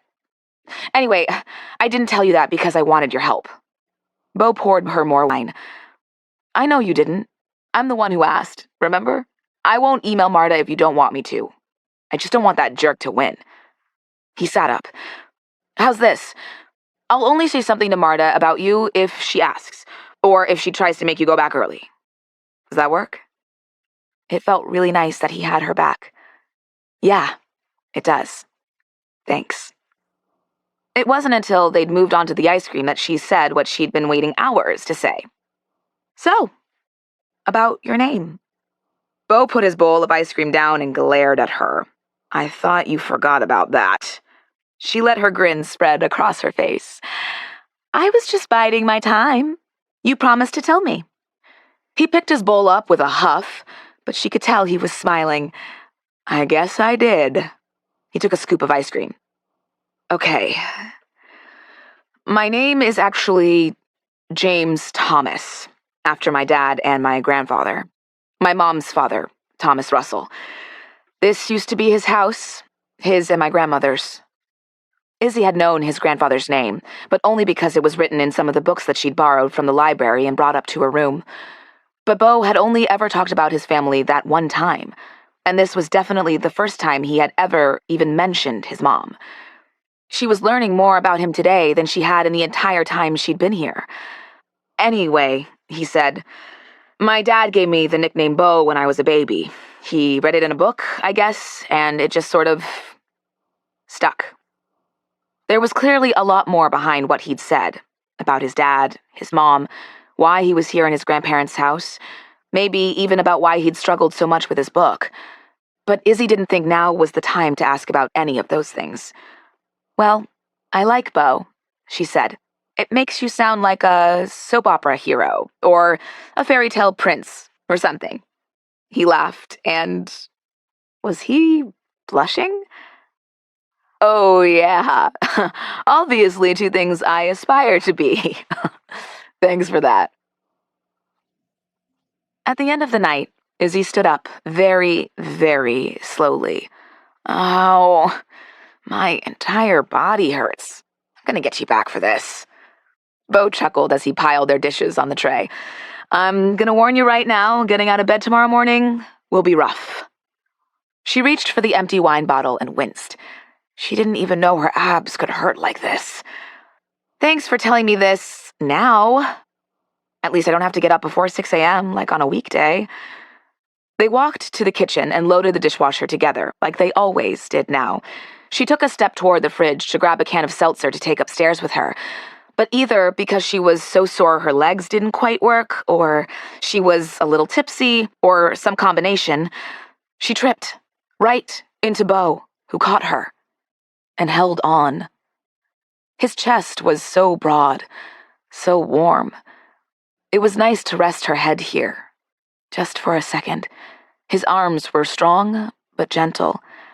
It felt so good to have them around her, his hands resting there, on her back. She could feel them through her thin tank top. She tried, all day, to ignore the way she reacted to him, but now the little moments from the day flooded back to her. When he'd put his hands on her shoulders on the beach, when he'd touched her hand just for a second in the water, when she'd felt his breath on her neck and the warmth from his body in line at the ice cream shop. Now she faced what she'd tried to look away from all day. She'd wanted those moments to last longer. She could feel his heart beating against her ear. Or was it her own? And then he dropped his arms. Izzy. No, that's not what this was. He wasn't interested in her like that. Of course he wasn't. She wasn't interested in him like that either. This was work. Remember? She didn't even like him. Remember? Oh, I'm so sore I can barely stand up. She took a step back toward the kitchen door. I should go to bed while I can still make it up the stairs. She turned to leave the kitchen, like normal, like she always did at the end of the night. This was just a normal night. That's all. Good night, Izzy, Beau said when she was at the kitchen door. She looked back at him. He hadn't moved from that spot by the sink. Good night, Beau, she said. Chapter 15. Saturday morning, Izzy stayed in bed longer than usual. It wasn't that she'd slept all that late. She was wide awake by 8. But at 9:30, she was still in bed, staring up at the ceiling. Because the thing was, when she went downstairs, she'd have to face Beau. Maybe it hadn't been as bad as she'd thought. Maybe she hadn't actually rested her head on his chest. Maybe she hadn't enjoyed his arms around her quite so obviously. Maybe she hadn't wished... Ugh. She pulled the covers over her face and then winced. Just that small motion made her arms hurt. Maybe that was her excuse to stay in bed forever. Finally, she forced herself to get up. She had to go down to the kitchen, get coffee, pretend everything was normal. Except she and Beau had decided to work in the library this morning. Oh no. She gave herself a stern talking to once she got in the shower. Look, Isabelle. It's normal that you feel like you're getting close to Beau. You're living in the same house with him, you're working closely together, you even eat dinner together. But he's obviously not interested in you. You're not at all his type. You know that. He dates models and actresses, remember? He's not your type either. You, unlike Priya, do not like big, brawny guys. It's just that he's the only man you've really interacted with in person for weeks, and your silly brain has latched onto him. You need to take a step back from all this. From him. Are you sure about that, sweetheart? She heard a tiny voice from the bathtub say as she turned off the shower. Yes, I'm sure, she snapped. Oh, no. She was talking to inanimate objects again. She had to stop that. When she finally got down to the kitchen, Beau was there, sitting at the kitchen table with coffee and... Oh, are those cinnamon rolls? She asked. He grinned at her and gestured to the top of the stove. There are more over there. They might need more frosting, though. She looked at the pan on top of the stove, at the buns slathered in frosting, and laughed. I'm not sure if that's possible. He looked at her, and their eyes met. They both smiled. I was a frosting fiend when I was a kid. My mom used to tell a story. I don't remember this, but it sounds like me. That one year for my birthday, she gave other people cake and just put a huge scoop of frosting on my plate. Izzy felt so relieved. She couldn't hold back her smile. She was glad she had the excuse to put a cinnamon roll on a plate so she could turn away from Beau. She was just happy everything felt normal between them. Want to take these to the library? He asked. If so, I'll grab another one. She nodded. And I'll grab the wipes. We can't get frosting on the books, after all. They worked together like normal that day, though Izzy tried her best to remember the lecture she'd given herself and not let herself get too close to Beau, or think about him too much. On Sunday, their work time in the library started like it always did. Izzy pushed Beau's notebook across the table to him. He opened it, wrote for a while, then typed, and kept typing until the timer went off. Afterward, though, Beau did something different. Izzy, he started, and then stopped and looked down at the table. Yeah? She asked. Was something wrong? He looked nervous. He took a deep breath. Would you like to read something? I mean, he gestured to his laptop. This? If you don't want to, it's okay. Izzy tried not to react. Beau was clearly stressed about asking her to read his work. She didn't want to make it into an even bigger deal. But inside, her mind was one big exclamation point. "I'd be happy to," she said. He nodded quickly. "How about, right now? Because if I don't show you right now, I might lose my courage here, so—" Izzy tried to smile as encouragingly as possible. "Right now is great." Beau brought her his laptop and then sat back down in his chair. "Okay, just that part. The part that starts with this house. It's rough, and it needs a lot more work, obviously, but I think it's time to see if I'm on the right track or not, and if not, what to do or something." Izzy wanted to reassure him, but she knew that wasn't what he needed right now. He needed actual feedback. "Sounds good," she said, and started to read. "This house has always been a refuge for me." Beau jumped up when she was only one sentence in. "I can't sit here while you read that. I'm going outside, okay?" He raced out of the library before she could say anything. Izzy looked after him for a few seconds. Then she turned back to the screen. "This house has always been a refuge for me. When I was little, I would come here, sometimes with both of my parents, sometimes just with my mother, to visit my grandparents. There was so much to explore in the house and the gardens. It was like I found something new to see, to experience, to play with, every time. New corners, hiding places, flowers, books. It always felt like there was a little bit of magic here.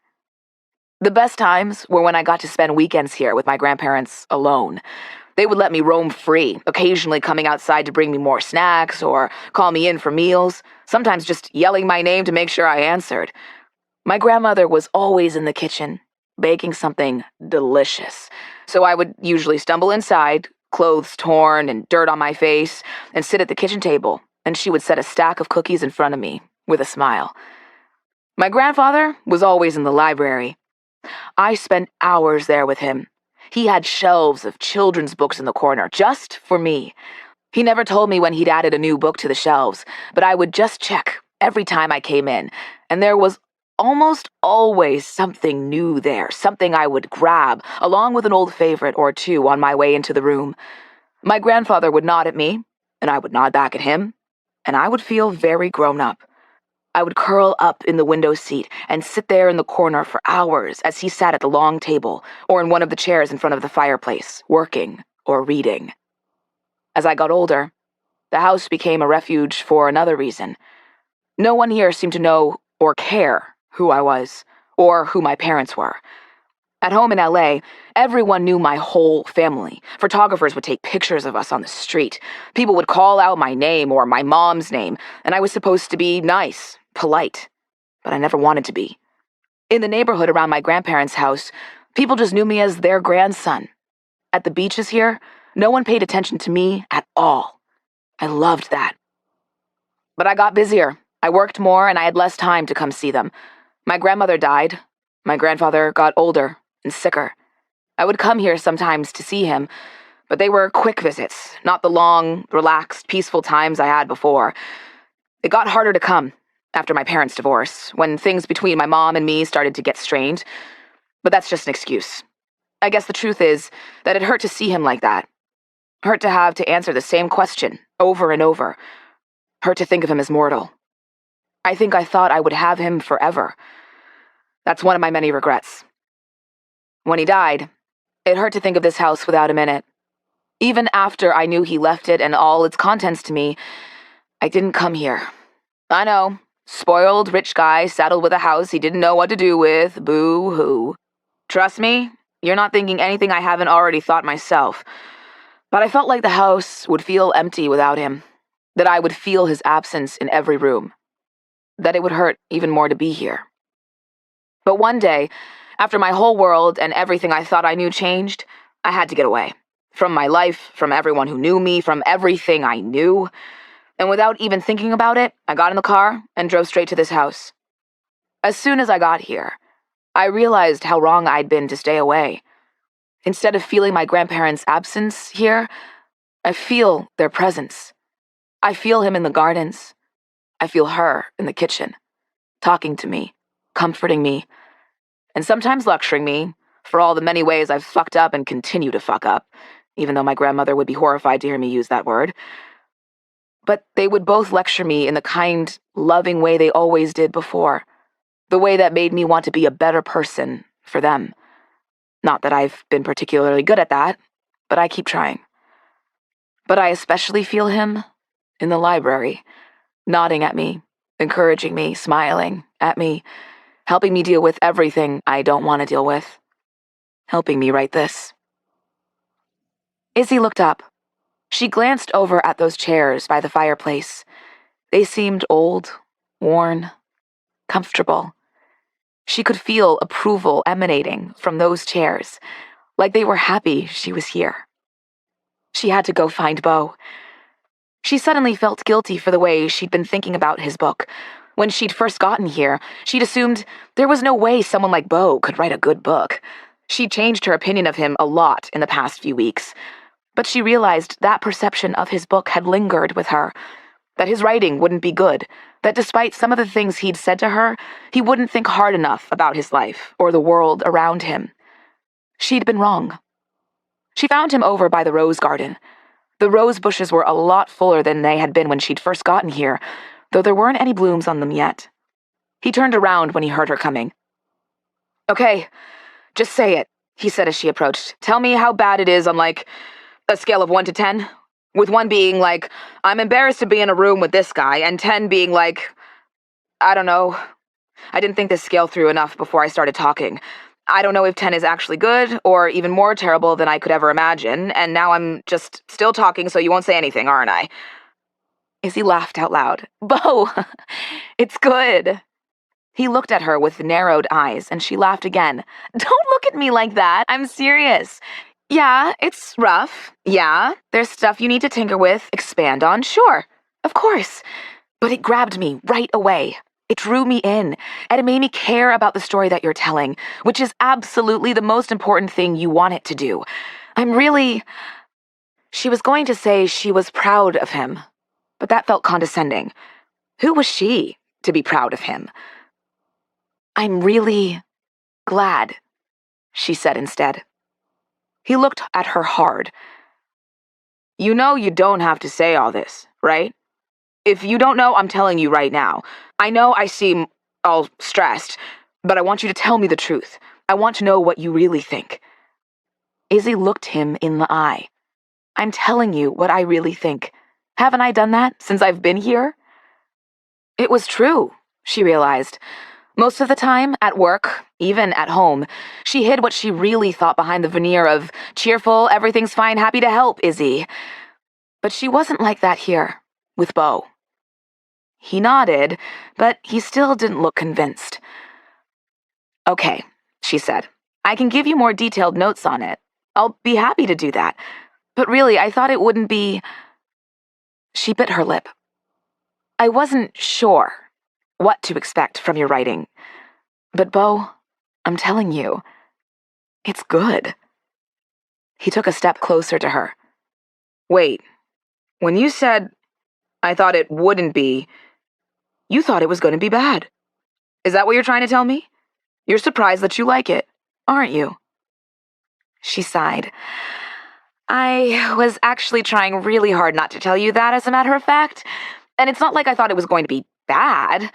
But the thing I am telling you, because it's true, is that it is good. You can do this. You are doing this. I'm excited to see what else you have in that notebook." She shrugged. "I don't have a lot of experience, obviously, and I don't know what Marta will think, so I don't want you to think that I..." He brushed that aside. "I don't care what Marta thinks. I care what you think." They grinned at each other. He looked down, then back up at her. "I'd love it if you gave me those notes, actually. Tomorrow, maybe?" Izzy nodded. "Tomorrow sounds great." She turned back to the house. "Come on. Now it's your turn to celebrate a victory. There's a lot more ice cream in there, and a whole lot of hot fudge." Beau caught up to her. "Ice cream before dinner? Sounds like my kind of celebration." Chapter 16. On Wednesday morning, Priya texted, "Can't wait to see you this weekend." That's right. This weekend was Priya's cousin's wedding in Santa Barbara. Izzy had totally forgotten. The past few weeks had gone so quickly. "Ah, when do you get here?" Where are you staying? She couldn't wait to see Priya. So much had happened in the past 3 weeks, and she couldn't believe she only had a little over a week left in California. I get in tomorrow. Dinner tomorrow night? Do I get to see that house? And Beau? Question mark, question mark, question mark. Izzy laughed at Priya's many punctuation marks, and then bit her lip. She and Beau were in a good place now, with work and everything, but it still felt tricky to ask him if someone, anyone, could come to the house. She knew how special this house was to him, and she also knew how he felt about his privacy. And Priya would want to go everywhere in the house and ask all sorts of questions.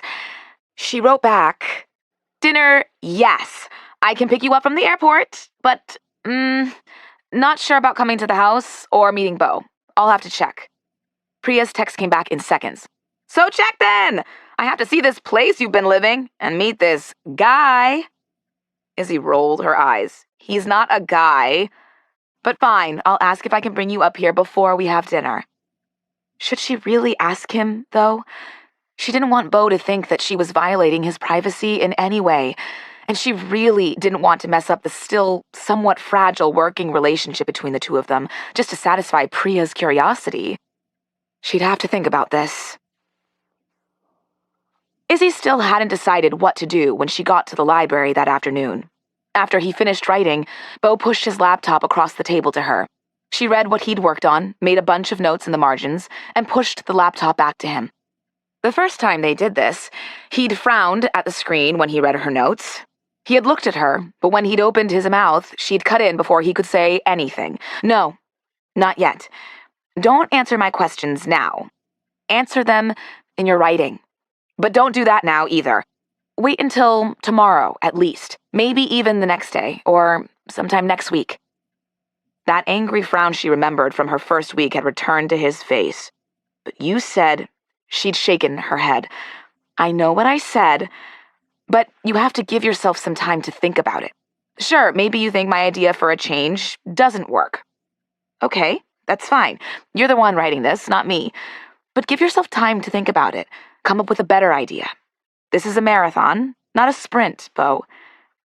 He'd looked at her for a minute, and suddenly his face relaxed. "But how am I going to argue with you about all this if I have to wait? The heat of the moment might be all gone." He was smiling. Good. She'd been worried for a minute there. "I know," she'd said. "That's the worst part.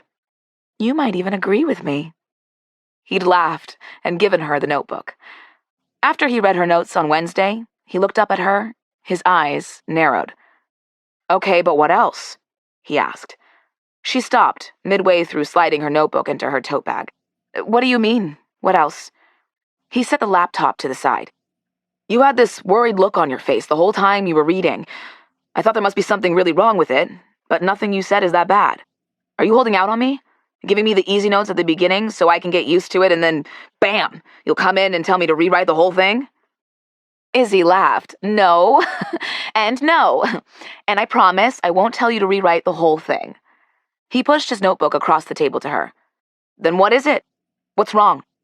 Something put that look on your face." He shook his head. "Wow, incredibly self-centered of me to assume it was my book. You do have other things in your life. Never mind." Izzy rubbed her hand back and forth on top of his notebook. "Oh, it kind of was about you, actually. Why was she so bad at hiding her emotions around Beau? She used to be so good at it. It's just that... Okay, feel free to say no to this." She still wasn't sure if she should ask, but now she had no choice. "I'm good at saying no." He looked amused. "As you're well aware." "What is it?" She swallowed. My friend Priya, I work with her. I've mentioned her, I think. She's going to be in Santa Barbara this weekend for a wedding. She has a million cousins. And she kind of wanted to know if she could come up here and see the house and everything." She couldn't read Beau's face at all. He wasn't smiling anymore, but he didn't look mad, exactly. Just blank. "It's okay, it's not a big deal. I'll just tell her, of course your friend can come here." He said it almost harshly, but then he smiled at her. You're living here, aren't you? Did he mean it? Izzy couldn't tell. Are you sure? It's okay if... Beau stood up. It's fine. Really. He still seemed off, but she wasn't going to push it. Okay, she said. I'll bring her by Thursday. So, on Thursday afternoon, right after she left the library, she drove down to the airport to pick up Priya. She'd left plenty of time to get through airport traffic and figure out where and how to meet her. When she pulled up to the tiny, adorable airport that didn't even have a single traffic light, she laughed out loud. She really hadn't needed all that time. After a few minutes, her phone buzzed. Just landed! Izzy got out of the car to wait for Priya. Yay, I'm here! See you soon! She couldn't believe she was going to see Priya. Suddenly, the thought of seeing someone from New York, from her real life, almost overwhelmed her. She'd been in this tiny, almost dreamlike bubble in California, with Beau, for the past 3 weeks. It felt strange that someone else, even someone as great as Priya, would intrude on that. She only had just over a week left in the month Marta had given her. Beau was on track, she thought, to finish his memoir, at least eventually. It wasn't as scary to him anymore, she didn't think. But she hadn't quite told him the whole truth the day before. She had been holding out on him. Everything he'd written so far was good, but it was all missing something. If he'd written about whatever had made him leave LA and come to this house in Santa Barbara and disappear from the rest of the world, he hadn't shared it with her. In fact, she was pretty sure he hadn't put it down on paper yet. It was clear he was leading up to something big, but it was vague, only hinted at. Izzy had found herself getting impatient as the days went on, waiting for him to get there. She hadn't pushed him on it, not yet, but she knew she had to in the next week before she left. She wasn't looking forward to that. Izzy! She looked up, and Priya was running toward her, rolling suitcase in one hand and her long black hair flying behind her. Priya! Priya almost smothered Izzy with her hug, but Izzy didn't care. "Ugh, it's so good to see you," Priya said when they finally let go of each other. "It's so good to see you too," Izzy said. "I feel like it's been forever." She popped the trunk of the car and reached for Priya's suitcase. "I can't believe you packed everything for the wedding in this suitcase." Priya laughed. "I didn't. This is only like half of it. My mom has the rest." She held up a hand. "Wait. Where did this car come from? When you said you'd pick me up at the airport, I thought you meant you'd just take an Uber or something and meet me here." "Oh." Izzy must not have told her this part. "This is Beau's car." Priya's eyes widened. "This is his car? Okay, yet another thing we're gonna have to talk about." Izzy rolled her eyes and went around to the driver's side. "Oh, stop that. It's no big deal." Izzy pulled Priya in for another hug as soon as they were both in the car. "I can't believe you're here. I've missed you so much." Priya nodded. Yeah, I've missed you too, etc. But you haven't told me yet if you're taking me to the house or not, and if I'm going to get to meet him. I'm dying here." Izzy started the car. She was still nervous about this. "Yes, I'm taking you to the house," she said. "Beau said it was fine, but I don't know if you'll get to meet him. He may not be around." That was one way of saying that Izzy hadn't told Beau that Priya wanted to meet him. He'd seemed weird enough about the idea of Priya coming over. Izzy was pretty sure she'd been one of the only people, other than Michaela, who Beau had really interacted with in the past year. Priya might be too much for him. He'd probably be hiding away in one of the off-limits rooms while she gave Priya her tour. Her very brief tour. Priya shrugged. "Oh, well, I can't have everything. Though I can't believe he doesn't want to meet me." Izzy laughed. "While you're obviously the center of the universe, Beau and I don't actually talk about you. We mostly talk about his memoir, since that's what I'm here for. Remember?" Sure. His memoir." "Oh, look at the beach!" Priya stared out the passenger side window at the ocean right there along the side of the freeway. Izzy remembered when she'd driven this stretch of freeway on the way from LA to Beau's house, and how amazed she'd been at the ocean, and how nervous she'd been about her destination. It felt like a lifetime ago. Only about 15 minutes later, they drove up to the house, and Izzy pulled the car into the long driveway. "We don't have a ton of time," she said, "because I managed to get us dinner reservations at a great place downtown, but we have to be there in less than an hour, and it'll take some time to find parking and stuff." She'd gotten the early reservation exactly so they wouldn't have a ton of time at the house. Not that she'd ever tell Priya that. "I'm just excited to really be here," Priya said. "Oh, wow. A real, actual palm tree right in the front yard." Izzy laughed. "There are more in the backyard, too. You'll see." She lowered her voice. "I can't take you in all the rooms, though, okay? I'm just staying here, remember?" Priya nodded, her eyes moving back and forth as she and Izzy walked up the path to the front door. "Sure, whatever, but I'd better get to see the pool." "Wow, look at that cactus. It's enormous." Izzy unlocked the front door and ushered Priya inside. They both slipped their shoes off by the door and started down the hall. "Wow, that staircase? You didn't tell me about that," Priya said. Izzy laughed. "Isn't it great? I go up and down it multiple times a day. I always sort of want to slide down that banister, but the tile floor would hurt too much if I fell. My room's upstairs. Let's go there now." When Izzy opened the door to her room, Priya's mouth dropped open. "Okay, the pictures you sent did not show how huge this bedroom is. This is, like, bigger than most New York City apartments. And you have your own bathroom?" She burst through the bathroom doors and turned in a circle. "This is like a 5-star hotel kind of bathroom. And it's the famous bathtub. Does Marta know you're living in luxury?" Izzy shook her head. "Absolutely not. And I will murder you if you even so much as hint it to her. As far as Marta knows, Beau lives in some boring suburb, and I'm in the servants' quarters. I'd like to keep it that way, please." Izzy led Priya back down the stairs and turned to take her to the kitchen. "What's this room?" Priya said, standing outside the doors to the library.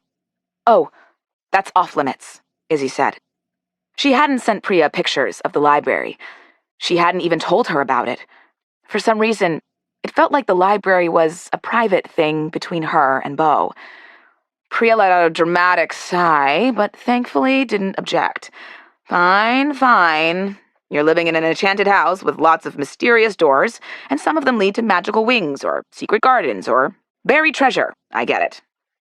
They walked down the long hallway to the kitchen as Priya looked intently at the art on the walls. "Where are we going now?" she asked. "To the pool?" Izzy laughed. "The pool is after this, but first, I'm taking you to the kitchen. There's usually something delicious in there, and I know you're probably hungry, so—" "Oh, hi!" Beau and Michaela were both at the kitchen table, in front of Michaela's laptop. "Hi," Beau said. He was wearing jeans? She'd never seen him in anything but sweatpants before. Okay, or his swim trunks that one time, but she tried not to remember that. "Hi, Izzy," Michaela said. "Beau said you'd bring your friend by today." Izzy turned to Priya, who didn't even disguise the triumph on her face. "Michaela, Beau, this is my friend Priya. She's another editorial assistant at TAOAT, in town for a wedding. Priya, Michaela, and Beau." Michaela and Beau stood up. "Nice to meet you, Priya," they both said. Priya almost skipped across the room to shake their hands. "Nice to meet you. Thanks for taking care of our Izzy, so far away from home." "It's been my pleasure." Beau smiled at Izzy, then turned to Priya. Where's the wedding?" "The Four Seasons," Priya said. "It's apparently right by the beach, though it seems like there's a lot of stuff right by the beach here, given what I saw on the drive from the airport. And the weather! It's incredible for March. There are so many flowers already blooming." Michaela smiled. "March in Southern California isn't like March in New York, that's for sure." Beau looked over at Izzy, a glint in his eyes. "You should make sure to take Priya outside. Show her the orchard." "There's an orchard?" Priya looked back and forth from Beau to Izzy. Beau laughed. "That's what Izzy said too, more or less." Izzy laughed as she remembered the tour Beau had given her at the beginning. "More or less," she repeated, and they grinned at each other. Michaela stepped over to the kitchen island. "Priya, would you like some chocolate cake?" Priya beamed at her. "I would love some chocolate cake, actually. It's probably going to spoil our dinner, but I don't care. Where are we going, Izzy?" Beau's eyes snapped to her. Oh, you're going out to dinner tonight? Izzy nodded. He had that weird blank look on his face again. Yeah, to a Mexican place downtown. Didn't I tell you? He shook his head. It doesn't matter. Oh my God? Everyone in the room looked at Priya. This cake is incredible. You told me about the pool and the bathtub, but not the cake. Is there just cake like this here all the time? You have to go back to New York in what, a week? How are you going to survive? Beau turned away and sat back down. Okay, maybe he'd had enough of Priya. Though, to be fair, he'd been a lot nicer to her than Izzy would have guessed. And a lot nicer than he'd been to Izzy when she'd gotten here. Speaking of the pool, she said, let's go outside. You can finish your cake as I show you the gardens and the pool. And the orchard. She smiled in Beau's direction, but he didn't look at her. She took Priya's arm and steered her firmly toward the kitchen door. See you later, Beau, Michaela. Thanks for the cake. Priya was subdued, for her, during the tour of the gardens and the pool. It wasn't until they got back to the car and were on their way down the hill that she exploded. Oh my God! Izzy grinned. Great house, isn't it?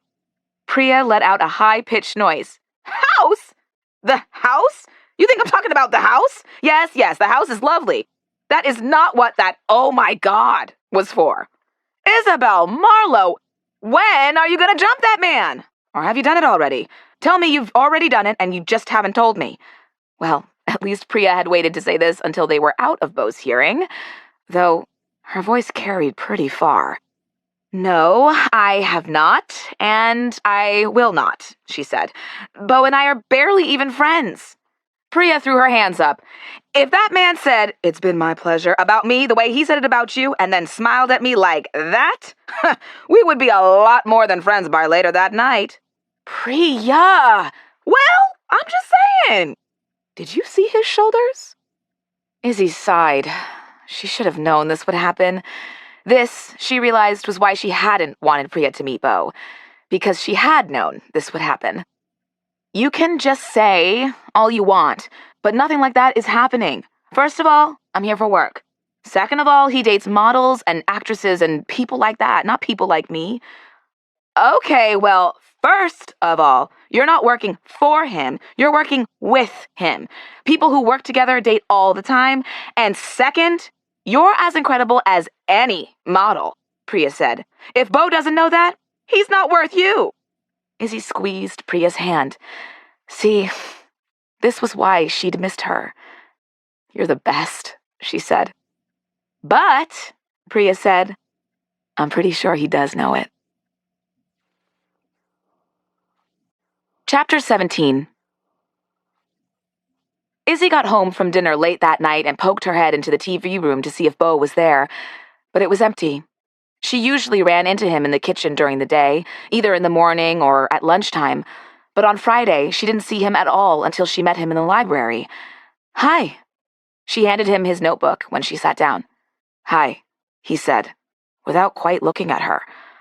There was no real preamble that day. He just took the notebook, flipped it open, and started writing. A while later, he switched to his laptop. She'd stopped setting the timer. He didn't need it anymore. And she scribbled in her notebook. She was just jotting down some more of that idea. That's all. When he finished, he pushed the laptop across the table to Izzy. When I was 16, my dad finally won an Oscar. I say finally because that had been his goal for years. He'd been an acclaimed screenwriter since I was a kid. He'd written a ton of movies, and some of his movies had gone on to win Best Picture. Sometimes, he was also nominated for the screenplay, but he would get so resentful when he wasn't. Apparently, the movie just wrote itself, he would grumble every time. My mom always looked at him when he said that. I remember that now, but she never responded. The night he won, my parents left together for the ceremony, my dad a little frumpy, as usual, my mom glamorous, also as usual. She often tried to hide, or at least minimize, how much taller she was than my dad. But that night, she wore these super high heels. I overheard her on the phone with one of her friends that day, when she was getting dressed. You're right, she said. Flats just don't work with this dress. Fine. I'm going to do it. When they got home that night, I expected them to be gleeful, celebratory, triumphant, but instead they were quiet, angry, as they walked in the door. "Stop putting words in my mouth," I heard my mom say in a low tone. I've always had much better hearing than my parents thought. "I didn't say that." "You didn't say anything," my dad said. "Do you know how bad that made me look?" They both stopped when they saw me, sitting there waiting for them. My mom smiled at me, but I could tell the smile was fake. I could feel the tension between them. "Congratulations, Dad," I said. I was thrilled for my dad. I knew how much he'd wanted to win. He gave me a hug and grinned up at me. "Thanks, Beau," he said. "You were watching?" I nodded. "Of course I was watching. I made everyone shush at the party when your category came up. We all cheered for you." He turned to look at my mom, who had kicked off her shoes and was taking the pins out of her hair. "Glad someone in this family is happy for me," he said. My mom looked up at that, a weary expression on her face. "Don't," was all she said. She walked over to me, ran her hand over my hair, and kissed me on the forehead.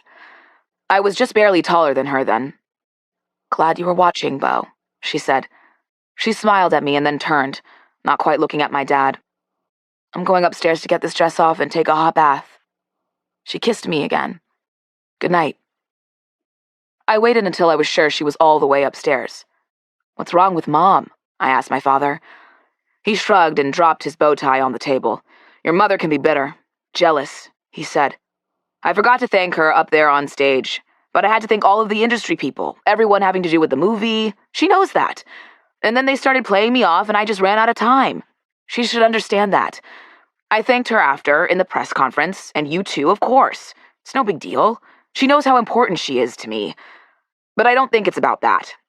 I think it's just hard for her to see my success, especially since she failed at her own career. It's sad, really." He'd said things like this to me before, so I nodded. But I wasn't sad for her. I was mad that she'd ruined this night for my dad for her own petty reasons.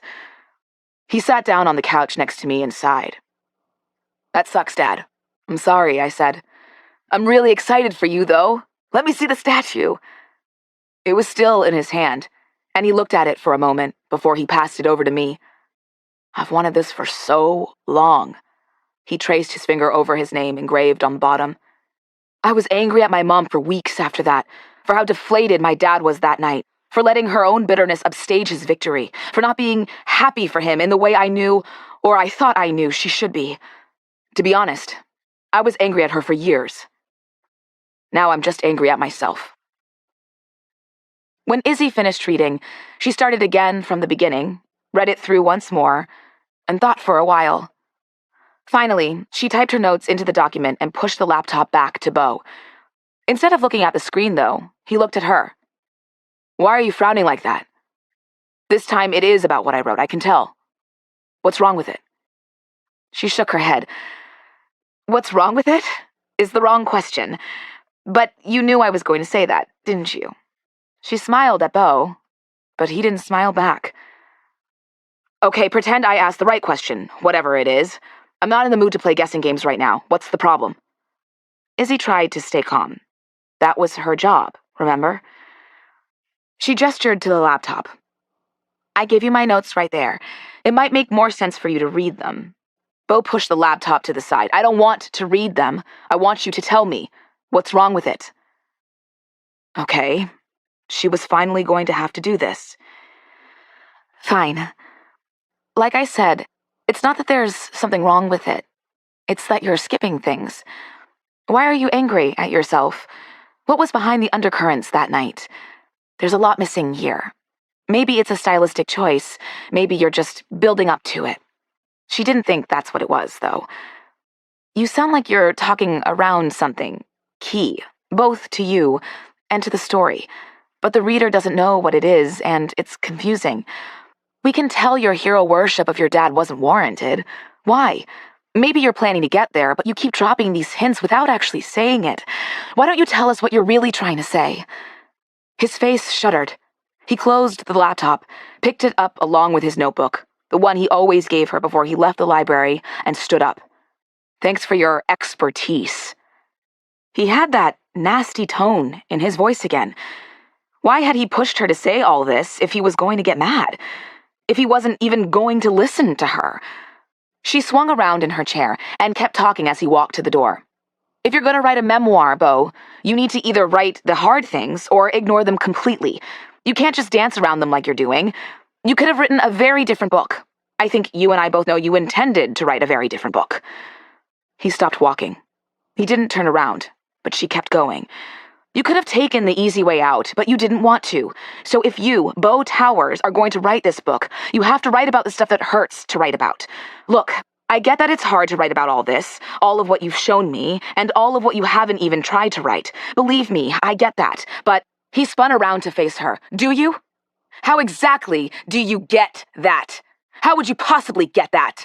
Because from where I'm sitting, you're just merrily tearing my work to shreds, ordering me to tell you all my hardest, worst, most difficult secrets, making cheerful little notes about how I need to tell more and be more honest. And then you smile and go back to your own boring little life where nothing bad or hard has ever happened to you. You're not even a writer. You don't know how this feels, and you certainly don't know how to do it yourself. So tell me, Izzy, how do you get how hard this is as you sit across the table from me while I do some of the hardest work I've ever done and you fuck around on your phone? Izzy stared at Beau as he spat those words out at her. Every word, every sentence was worse than the one before. After a few seconds of silence, while they stared at each other, she stood up. Have you ever stopped to think that you don't know a single thing about me? She asked. Of course you wouldn't. I was right about you. You are a spoiled, selfish asshole who doesn't think or care about anyone else. And then she pushed past him and out the door. She ran up the stairs to her bedroom and then shook her head. She couldn't be here. She couldn't be in this house for one more second. She spun around in a circle to find her tote bag, grabbed it from the chair by the window, and dug inside to make sure the keys were there. She ran back down the hall, down the stairs, and out the front door. Right before she shut the door, she heard Beau call out her name. It just made her run faster, to get away from him, from his house, from what he'd said, from her stupidity in trusting him, thinking they were friends. She got in the car and drove away fast before he could come outside and stop her. She turned down the hill and drove without any destination in mind. All she wanted was to get away. Eventually, she ended up at the beach. It was the only place she could think of to go. Luckily, on a gray, drizzly, depressing day like today, not a lot of people were there. She walked along the water for a while and finally sat down in a sheltered nook in the sand. She stared out at the horizon where the gray sky met the gray water. Then she dropped her face into her hands. She couldn't believe he'd said all that. She couldn't believe he would hit her exactly where it hurt in just that way. She couldn't believe she'd let him in, let him get close enough to her to hurt her. If he had done that 3 weeks ago, if he'd talked to her like that the first time in the kitchen, she wouldn't have cared. She would have smacked it away in her mind. It wouldn't have touched her at all. He didn't know her then. She didn't know him then. Then, she didn't care about him. Why had she let him in? Why had she thought they were friends? Why had she let herself relax around him, care about him? Why had she given him the power to hurt her? And why had she let Priya's stupid little fantasies about Beau get in her head? Over the past few weeks, she'd started to remember why she'd wanted to do all this in the first place. Publishing, editing, writing. She'd fallen in love with books again, stayed up late reading books she'd taken from the library, been inspired by her work with Beau. She'd almost decided to stay at TAOAT after she got back to New York, keep fighting for that promotion, start writing again. For real. Writing. The dream she'd almost given up had felt possible again. And in just a handful of seconds, Beau had made all that hope, all those dreams, feel like ashes in her hands. She obviously couldn't work with him anymore. Not after today. She was sure he didn't want that either. Whatever. It didn't matter. She was supposed to go back to New York in a week anyway. She'd just move that up. She could go to Priya's hotel, crash with her for the rest of the weekend, and then fly back to New York with her after the wedding. Marta wouldn't care if she got back a few days early, as long as Beau eventually turned something in. But would he? She had no idea. If he didn't, she was sure Marta would blame her for it, and Gavin would gloat, but there was nothing she could do about that. This was who Beau really was. She should have known that. She had known that. Then why was she so sad about this? She'd thought lots of things, hadn't she? None of them had ended up being true. She sat there for a while as the tears dropped from her eyes onto the sand. She told herself at the beginning that if she left California without something to show for her trip, that would be it for her publishing career and her dream of writing. This had been a test. If she failed it, she'd give up, go do something else with her life. This wasn't meant to be.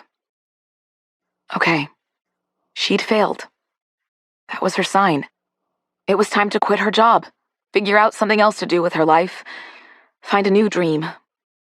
She tried to accept that, to think about what was next. She'd thought she'd feel relieved when she finally made that decision. But instead, her whole body, her whole self, recoiled against it. She wasn't ready to give up. For the past few weeks, as she'd worked with Beau, as she'd worked on her own writing, she'd felt inspired, fulfilled, excited about the future. She didn't want to let Beau Towers, or Marta, or anyone else take that away from her. She'd almost decided to quit writing because of Gavin. She had to stop letting other people decide her life for her. Just because Marta made her miserable, just because Beau was a jerk, that didn't mean she had to leave publishing completely. There were lots of other publishing jobs out there. What she'd wanted, when she'd made this deal with herself 3 weeks ago, was to know, one way or another, what she should do. And now she knew. She wasn't going to stop fighting for her dreams. Not yet. Chapter 18.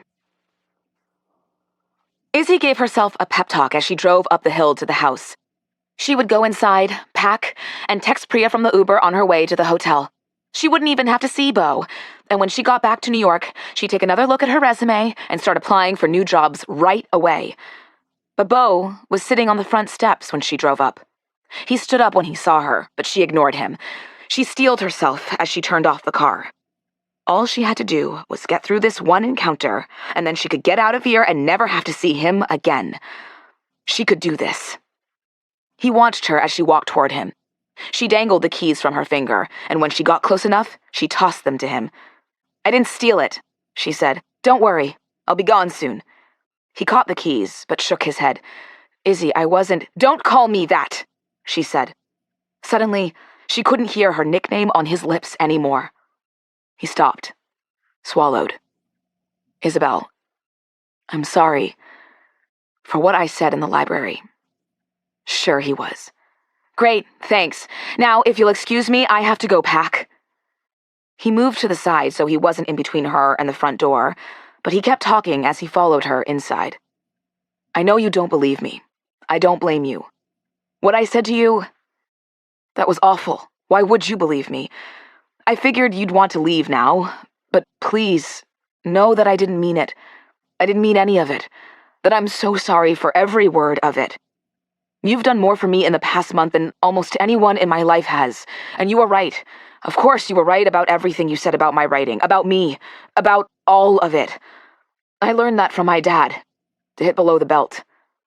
That sounds like I'm blaming him, and I guess I am, but this is all my fault. I am so sorry for everything." Her steps slowed as she walked down the hall toward the stairs.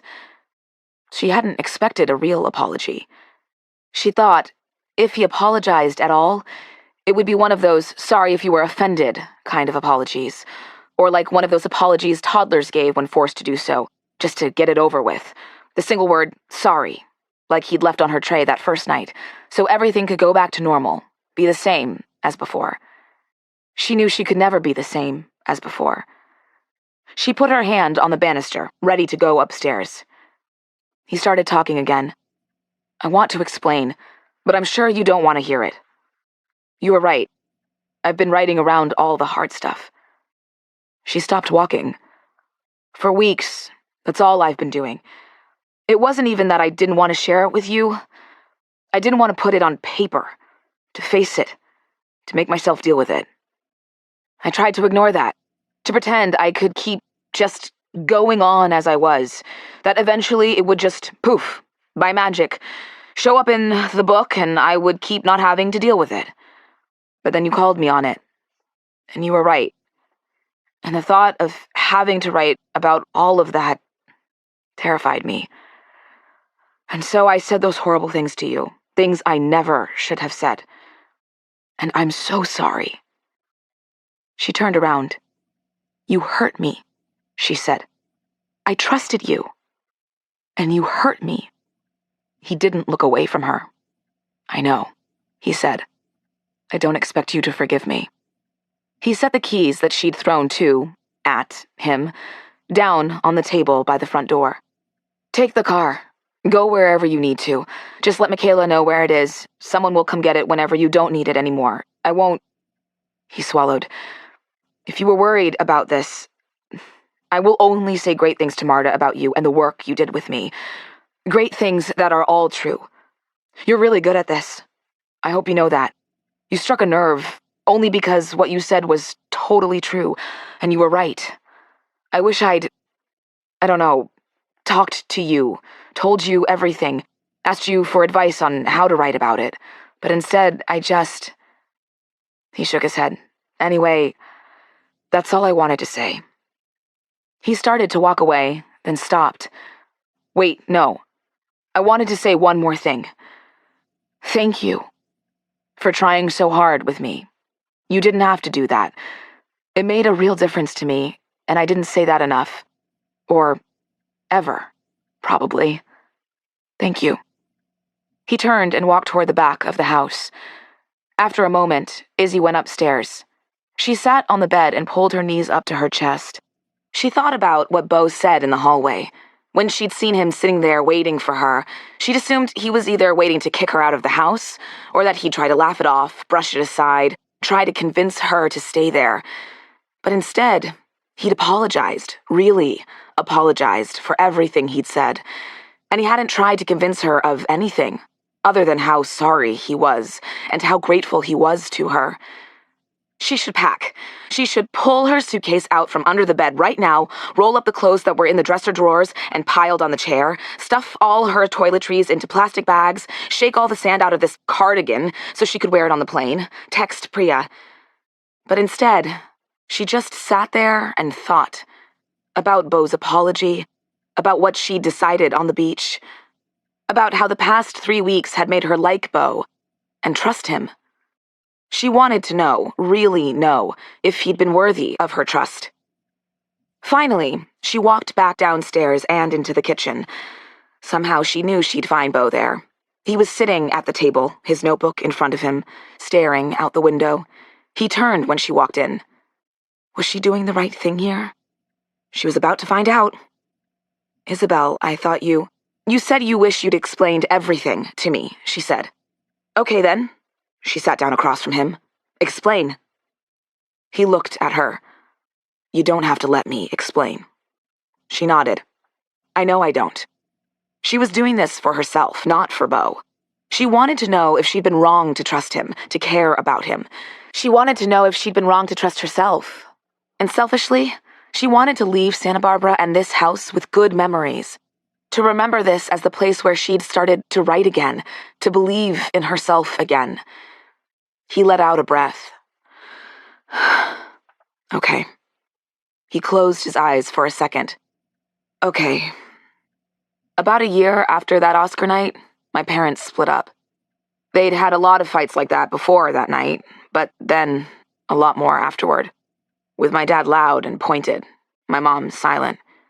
I never thought they'd actually get a divorce, though. They'd been fighting like that for years. It just felt like that's how their relationship was. And then my dad took me out to dinner one night and told me they were splitting up. I should have expected it, but I didn't. It felt like it came out of nowhere. He said it was because my mom was bitter, angry at him for all his success. He told me she'd turned to another man, that he'd had to file for divorce because of that. He looked down at his folded hands, and I believed all of it. She didn't... This sounds like I'm blaming her. I'm not, but she didn't say anything to me about it for a while. I'm pretty sure now that she didn't even know he'd told me. And then when she did talk to me about it, he'd already been telling me all those lies about her for a while. When she moved out, she just said that she loved me very much and that she would always be there for me, no matter what. He stared down at the table for a while before he started talking again. The divorce was really nasty, he said quietly. They fought over money a lot. My dad ranted about my mom to me all the time, and I took his side. My mom and I had always been close, but somehow... He sighed. That's... When you said in there that I was originally going to write a very different kind of book, that's what I'd planned to write. What I'd started writing. A vindication of my dad, who, yes, I had hero worship for, parroting back all the stories he'd told me about my mom, defending him against all the people who criticized him and his work, all that. When he died, some of the stuff I read about him, some of the stuff I heard people say, made me furious. I wanted to tell the world what a great writer he was, what a great person he was. He stood up. Izzy thought for a second he wasn't going to finish. Do you want some water? He asked. Izzy nodded. She wasn't particularly thirsty, but it seemed like he needed something to do. He grabbed 2 glasses and poured them water from the tap. He started talking again almost as soon as he sat back down. Like I said, like I'm sure you know, he died 2 years ago. I kind of lost it for a while when he died. You probably know that too. She nodded. He looked down at his hands. The worst thing I did, the thing I'll feel terrible about forever, is what I did and said to my mom when she came to his funeral. She told me she came for me, and it infuriated me. I was just so mad at the world then. And I was really mad at her. I blamed her for him dying. I know it doesn't make sense, but I didn't make a lot of sense then. And so when she told me that, I said... He stopped and looked down for a few seconds. I said such awful things to her. Like I did to you in the library, except so much worse. I told her this was all her fault, that she was brainless, talentless, a leech on him. I repeated some of those things my dad said about her over the years. He was silent for a moment. I'll never forget the look on her face when I said all of that. Sometimes when I can't sleep, I see it. Izzy tried not to react to anything he said, to just listen. Not too long after that, an agent approached me about writing a book. I jumped at the idea. I haven't really had an acting career in years, and I wanted to write. I'd always sort of thought I'd turn to screenwriting eventually, like him, you know? He laughed quietly, but there was a note in his laughter she didn't like. It was that same mean laugh from the first week. Don't, she said. He looked at her. Don't laugh like that. That's not... I don't like it when you do that. That sounded so silly, so pointless to say, but he nodded like he understood what she meant. I don't like it either. I don't like me when I do that. He folded his hands together. She could see his nails biting into his skin. A little over a year ago, I was going through some of his papers, partly because it had been almost a year since he died, and it was time to clean out the house, and partly to do some research for the book. I found the boxes full of drafts of all the screenplays he'd written. I started to flip through them, just, to see how his work had changed from draft to draft. And that's when I realized that my mom had done the bulk of the writing of them. All of them. She looked up at him, but he was still staring at his hands. How did you... Her handwriting, he said. It was all over them. He would draft something, and on the sides, or the back, often both, she'd make extensive, lengthy, huge changes. Not just little edits, but entire scenes, storylines, character motivations. And then I'd flip to the next draft, and there it would all be neatly typed up with his name on the title page. It was like that for everything. I have no idea why he kept them all, other than he had such a big ego he never thought anyone would know that the handwriting wasn't his. But I knew. I went through them all, in one long, terrible night. Read them all, just to see, to make sure, to confirm that it was all true. That one that won the Oscar? God, that one was basically completely hers, and he didn't even fucking thank her. And then I said, no wonder he felt so terrible. No wonder this book was so hard for him to write. She thought back to how, when she'd first gotten here, she demanded he tell her what his struggles had been with the book, and winced. Of course he couldn't have told her any of this then. He got up again, opened the tin on the counter, took out 2 lemon bars and put them on plates. He came back to the table and pushed one across the table to her. Isabelle, I can't describe to you how I felt that night. That night and most days since then. I guess if I'm really going to write this book, I guess I'm going to have to describe it at some point. But as you saw, I've done my best to avoid doing that. He laughed, but she didn't think he really found any of this funny. I hated myself so much. I still do, I guess. At first, I thought there was no way I could write a book, knowing what I know now, knowing who he is and who I am. The same kind of monster he was. Beau, you're not... He held up a hand to stop her. And then I decided I did want to write this book. That I wanted to tell the world what kind of person my dad really was. And what kind of person my mom really is. Admit how wrong I was about everything. I thought I could do it, but it's really... He swallowed. It's really hard. It's a lot harder than I thought it would be. He stared down at the lemon bar on the table. Izzy didn't know what to say to him, but she wanted to say something, to do something, so he knew she saw what he was going through, that she appreciated him telling her, that she cared. She slid her hand across the table and put it on top of his. He looked at her and smiled, just a little bit. He turned his hand over and squeezed hers, and then let go. He got up again, looked at the table, and then sat back down. That was the night, or rather, the morning. I left LA and came here. I had to get out of there. I packed a weekend bag of just whatever I could throw into it and drove straight here. I meant to just stay for a weekend, and, well, that was well over a year ago. She had a lot of questions she wanted to ask him, but one main one. What did your mom say when you talked to her? He turned away, but then, with clear effort, turned back to her. I haven't talked to her. She started to say something, but he shook his head. I know, there's nothing you can say to me that I haven't already thought, trust me. I was going to call her right away. I read all that stuff late at night. I drove here at the crack of dawn. I was going to call her later that day, apologize, talk to her about it all. But what was I going to say to her? What could I say to her?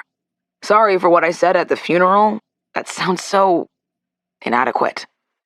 He sighed. I feel so guilty about believing him, abandoning her, about what I said to her. I just wish I could tell him how mad I am at him for doing this to her and to me, but I can't. But I also can't blame him forever for what an asshole I am. He looked out the window and she just waited. Finally, he turned back to her. Every day I meant to call her, and every day I told myself I'd do it the next day. Once I hired Michaela, and we started making plans for a foundation to do some good with the money I inherited from him, I told myself I'd call her when that was done. A foundation. That's what Michaela was doing here. That made sense now. He went on. Then, after you got here, I decided I'd call her once I had a draft. Maybe I'm just procrastinating. I mean, I know I am. It's just, I don't know how to do this. She looked up at him. Are you, I know we've talked about this stuff a little, but have you thought about therapy? He looked away from her. I had someone in LA who I went to on and off for years. After that car accident and then the divorce and stuff, I keep thinking about calling him, but it felt easier not to. She waited until he looked at her. I know, he said, you're right. You don't have to say it. He broke off a piece of lemon bar, but didn't pick it up. Anyway, That's what I left out. Most of it, anyway. I haven't really told this to anyone.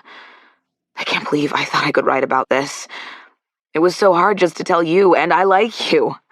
How did I ever think I could tell the whole world? The notebook was still in the middle of the table. She pushed it toward him. You can. You will. He shook his head, but she kept talking.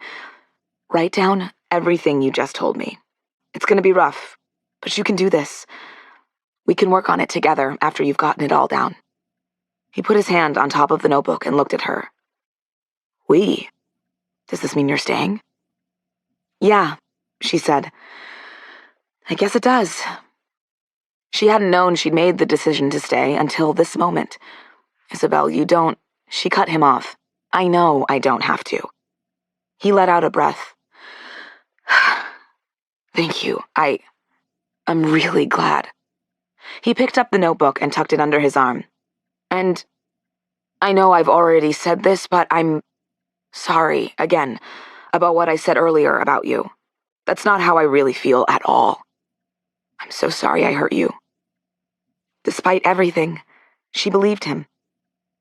Okay, she said. I accept your apology. You don't have to say it again. She stood up and looked him in the eye. But Beau, don't ever do that to me again. He looked back at her. I won't, he said. I promise. Chapter 19.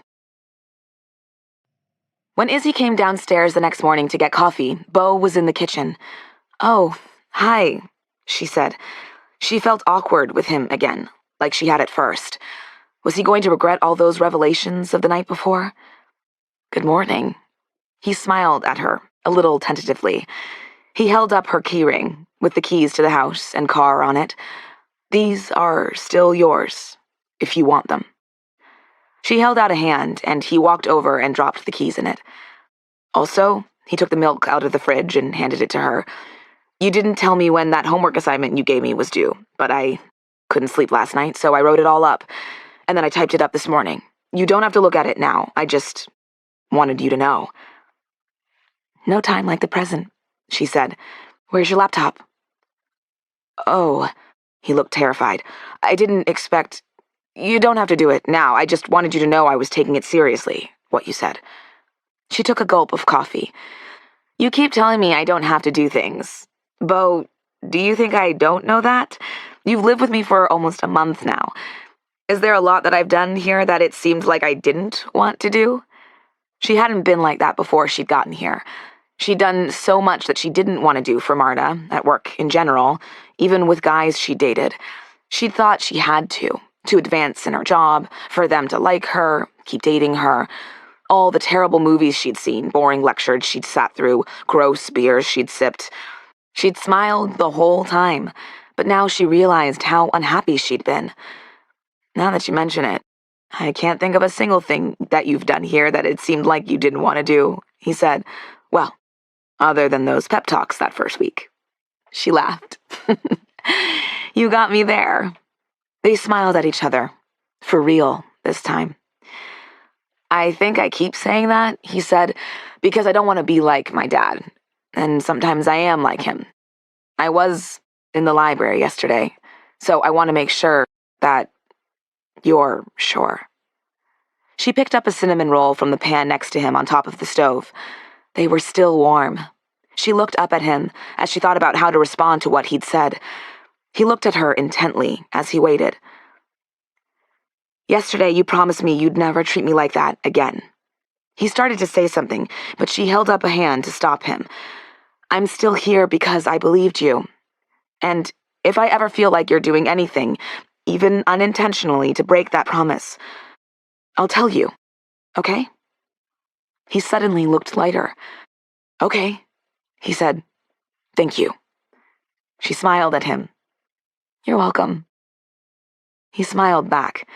He picked up a cinnamon roll and pulled off a piece of it. He popped the bite into his mouth and then licked the frosting off his finger. She suddenly realized they were standing very close, closer than they'd been since... He took a step closer to her. Isabelle. She liked when he said her name like that, all low-voiced and sleepy and a little growly. When did she start liking that? She hadn't liked it before, had she? Had she liked it when he'd done that at the very beginning? She had. Of course, she had. She took a step back. So, where's your laptop? He dropped his hand. In the library. She reached for the coffee pot and filled up her mug. Let's go to the library, then. Izzy had worried that the library would be tainted for her after their fight in here yesterday, but as soon as she walked in, it felt like the room welcomed her back in, like a friend who had been gone too long. It felt like the walls, the shelves, the chairs had known she would be back, had been cheering for her the whole time. Were cheering for Beau now. She sat down in the chair she always sat in and felt the way they settled in together. It felt like a hug. She laughed at herself. Was she anthropomorphizing furniture again? It's not actually hugging you, Izzy. Beau set his laptop in front of her, and she scooted the chair in closer to the table. That's it. That's everything I told you last night and a little bit more. Maybe this is weird, but, I just wrote it like I was writing it to you. I didn't change that as I typed it up. I was too worried that I'd trash it. It was easier to write it like that, somehow. She looked across the table at him, not sure what to say. I'm really glad that made it easier. But also, she gestured to the notebook on the table. I don't think I can trust you alone with this overnight again, can I? He shook his head. Absolutely not. They grinned at each other. Then Izzy turned to the laptop screen. Beau jumped up, like he hadn't done since the first time she'd read his work. I'm not gonna go outside again. I'm just gonna, go over there. He pointed to the far side of the library. I'll look at some books, otherwise I might, stare at you too much. Izzy laughed. Okay. I'll let you know when I'm done. Once Beau was at the other end of the room, Izzy concentrated on what he'd written. It was rough, more so than other parts of the book he'd shown her, but it also felt more honest, more like him. She made a few notes, asked a few questions, but she held on to her biggest question. I'm done. You can come back now, she said. Beau came back so quickly she knew the book in his hands hadn't distracted him at all. I was just reading some... He looked down at the book he was holding. Russian literature. She tried not to smile. Russian literature? He nodded very quickly. Oh, yeah, totally. All the greats. You learn so much from them about writing, and life, and, vodka. They both burst out laughing. Beau put the book down at the end of the table and sat across from Izzy. She pushed the laptop across to him. This was where they usually just sat in silence while he read her notes. But this time, she started talking. I only had a few notes that I put in there. Like you said, it was mostly what you told me last night. I'm glad you wrote it when it was fresh in your mind. It made it have that same urgency, that same honesty that it did when you told me. There's a lot you can expand on, of course, and this is going to bleed out into a lot more of the book. But I'm sure you know that. He nodded as he listened to her. But I had one big question that I didn't put in there, and I wanted to ask you. He let out a big breath. Okay. Ask. Would he get mad if she asked him this? She didn't think so, but she supposed if he did, it was good to know that now. You said last night that you haven't talked to your mom about all this. He nodded. Yeah. But yesterday, she said, you sat outside and waited for me to come back so you could apologize to me. How long did you sit there anyway? He looked down. I don't know. An hour? I wasn't sure what to do. I don't have your number. It's not like I've ever had to text you. We live in the same house. I knew Michaela had it, and I almost texted her. I decided I would have if it got dark before you got home, and it was getting there when you drove up. He sighed. But that wasn't your point. What you meant was, I sat there and waited for you so I could apologize to you right away. Why have I waited all this time to talk to my mom? Wasn't it? She nodded. Sort of, but I wasn't going to say it quite like that. I mean, I get it. You've barely known me a month. It's not a big deal. Your mom is a different story. He looked right at her. It was a big deal, Isabelle. You're a big deal to me. She met his eyes and then looked away. But she didn't know what to say. This conversation was suddenly a lot more than she'd bargained for. But yes, I get what you mean, he said. It's different. But I think part of why I sat there and waited for you, part of why I knew I had to talk to you, was because I know how bad it feels not to do it right away. I know how bad it feels to wait until it's too late. I knew that if I didn't get to tell you how sorry I was as soon as I could, I'd regret it forever. She looked at him, and she could see the sincerity in his eyes. Then don't you think you've waited long enough to talk to your mom? She asked him. Just think how much better you'll feel afterward. He swallowed hard. You're right. Of course you are. But also, does it have to be today? I can only deal with, one hard conversation a month, and that's pushing it. And so far there have been 4 in less than 24 hours. I'm sort of reaching a breaking point here. She laughed, and he did too, even though she was pretty sure they both knew he wasn't kidding. How about this? She said. How about you text her and ask if you can find a time to come see her? That way you've done the hardest thing, and you'll have a plan, and you won't have to think about it for a while. He looked down at the table. That's a good idea, he finally said. He pulled his phone out of his pocket. I usually don't even have this with me. He unlocked the phone and scrolled through it. I don't know what to say to her, though. Izzy smiled at him. Yes, you do. He looked at her, then down at his phone. Yeah, I guess I do. He typed quickly with his thumbs. There. He lifted his head, a terrified look on his face. It's done. She smiled at him. Good. Also, you should probably have my number, just in case. He pushed his phone across the table to her. Good idea. She added her number to his phone and pushed the phone back to him. He stared at his phone for a second, and his eyes widened. What if she doesn't text me back? The age-old question. I think we need to fill the next few hours with something that makes it impossible for you to check your phone compulsively. She stood up. Do you want to teach me to surf some more? His face relaxed. Absolutely. Chapter 20. As they drove toward the beach, she looked out at the horizon. It was still overcast and drizzly and windier than the day before. It didn't feel like the best day for surfing, especially when she remembered how hard it had been the last time, when the weather was much calmer. Maybe we should just sit on the beach instead of surfing? Beau laughed. Oh, you're not getting out of this so easily. You said surfing. We're going to surf today. He put his hand on her shoulder, and his voice got more serious. The surf isn't too high for you today. I checked, and I'll be right there. But if you really don't want to go, we don't have to. Whatever you want to do. Did she still trust him after the past few days? She shouldn't.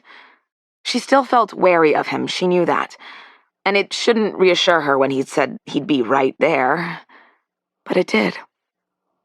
It's okay, she said. We can try it, at least. They got down to the beach and went back to the surf shop.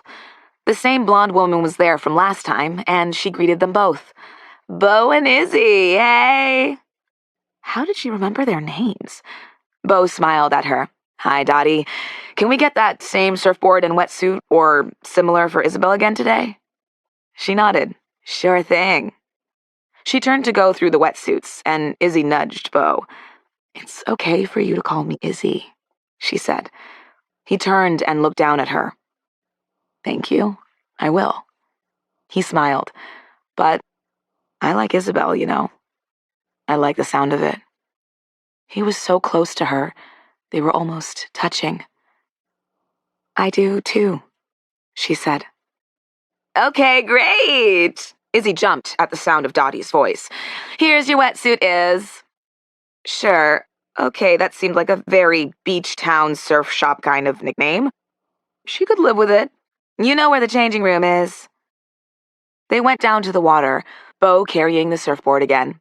He dropped it down onto the sand. Okay, he said, let's have you lie down on it like before, and then practice sliding yourself up into that same stance I taught you last time. Do you remember how to do that? Oh no. Why had she suggested surfing? Yes, I remember. My body hurts just at the memory. Beau made Izzy practice lying down on the surfboard and then sliding into a standing position over and over again on the sand. Finally, he said she was ready to go into the water. At first, he had her pull herself up so she was kneeling on the board. Once she'd done that successfully a few times, which took a while, he told her to try to stand. As soon as she tried, she fell off, and then again, and again. The fourth time, though, she finally got herself into a standing position for a few seconds before a wave came and she lost her balance and fell off again. When she surfaced, though, they were both grinning. That was great, Beau said. Now let's do it again. They stayed in the water for a long time. After she managed to stand up 2 more times, they walked together onto the beach. Izzy collapsed onto the sand and Beau sat down next to her. The sky and the water were still just as gray as they'd been the day before, but now Izzy could see all the gradations of color, the paler, brighter gray, where the sun was trying to poke out, the darker gray, where there was more cloud cover, the bright white of the surf, the soft beige of the sand. It no longer looked sad and depressing, but peaceful. I came here yesterday, she said. Beau turned to look at her, but she kept looking forward. I sat here for a while. It helped. I'm glad, he said. She was glad he didn't apologize again. They'd already had that conversation. That wasn't why she'd said it. She just wanted him to know. He nudged her. She could feel the warmth of his body through her wetsuit. She wanted to lean into it, but resisted. Thanks, he said, for making me send that text today. She smiled at him. You're welcome. They were silent for a while. It felt nice. To be there with him, to be comfortable with him, to be at peace with him again. Can I ask you a question? He said. She looked at him. He had a tiny triangle of freckles on his right cheek that she'd never noticed before. She usually wasn't this close to him. Okay, she said. He hesitated a moment. I've been wondering this for a while. Why aren't you a writer? You read so much, you have such good instincts about writing, you're such a good editor. Haven't you ever wanted to write, too? She looked down at the sand. Maybe he knew her better than she thought. I did. I used to be a writer. Now he turned his whole body to face her. What do you mean you used to be? Do you write? Then you're a writer. Aren't you the one who told me that? She looked at him sideways. I hate you so much, do you know that? He laughed out loud. I know, but... She sighed. You're right. I wanted to be a writer since I was little. I was a writer for a long time. For years. I wrote a novel. She closed her eyes for a second. She'd never told anyone, really told anyone, about this. She'd been too ashamed. But after the past few days, it felt like all the barriers had come down between her and Beau. She felt like she could say anything to him. I was really hopeful about it, and then a while ago, someone I work with, one of the assistant editors, read it. He was very kind about it, said it was a very sweet first effort, and he didn't want to discourage me at all, but that it felt very juvenile. He didn't want me to embarrass myself by passing it along to anyone else. She looked out at the water. I felt like all my dreams died. Right in that moment. Let me guess. Beau said. That guy Gavin. She turned to look at him. He looked furious, more angry than she'd ever seen him. Yeah, she said. It was Gavin. Beau shook his head. You can't listen to that guy. I told you, he's trying to sabotage you. He's scared of you and how good you are. He wanted to make you feel like you're not talented, not accomplished, not good enough. He probably didn't even read the whole thing. Just pulled out enough from it to say things that he knew would sting, so you wouldn't talk to anyone else about this. She was scared to believe that. Scared to hope. If that was his goal, it worked. It was a real hit to my confidence. There were a lot of those over the past year, actually. I was on the point of giving up on all this, writing, publishing, the whole thing. He rested his hand next to hers on the sand. You said, was? Have you changed your mind? She nodded slowly. I think so. Then she let herself smile. I want to say that a different way. Yes, I've changed my mind. I'm still scared about it, but all the pep talks I gave you, I guess they got to me too. Since I've been here, I've started writing again. Just a little. I had this idea that wouldn't get out of my head, so I started writing little bits of it, and it's making me really happy. He smiled at her. That's great, Izzy. I'm glad. She smiled back at him. Me too. And even my job has felt different. Don't get me wrong, the problems are all still there. Maybe it's partly the distance. I have a better perspective on work, now that I'm not in the building every day. But it's also been my work with you. I felt excited about my work, hopeful about what this job could be. It's made me want to bring my old dreams back to life, so thank you for that. You're welcome, but I didn't do any of that. You did it all. A grin slowly spread across his face. I have an idea.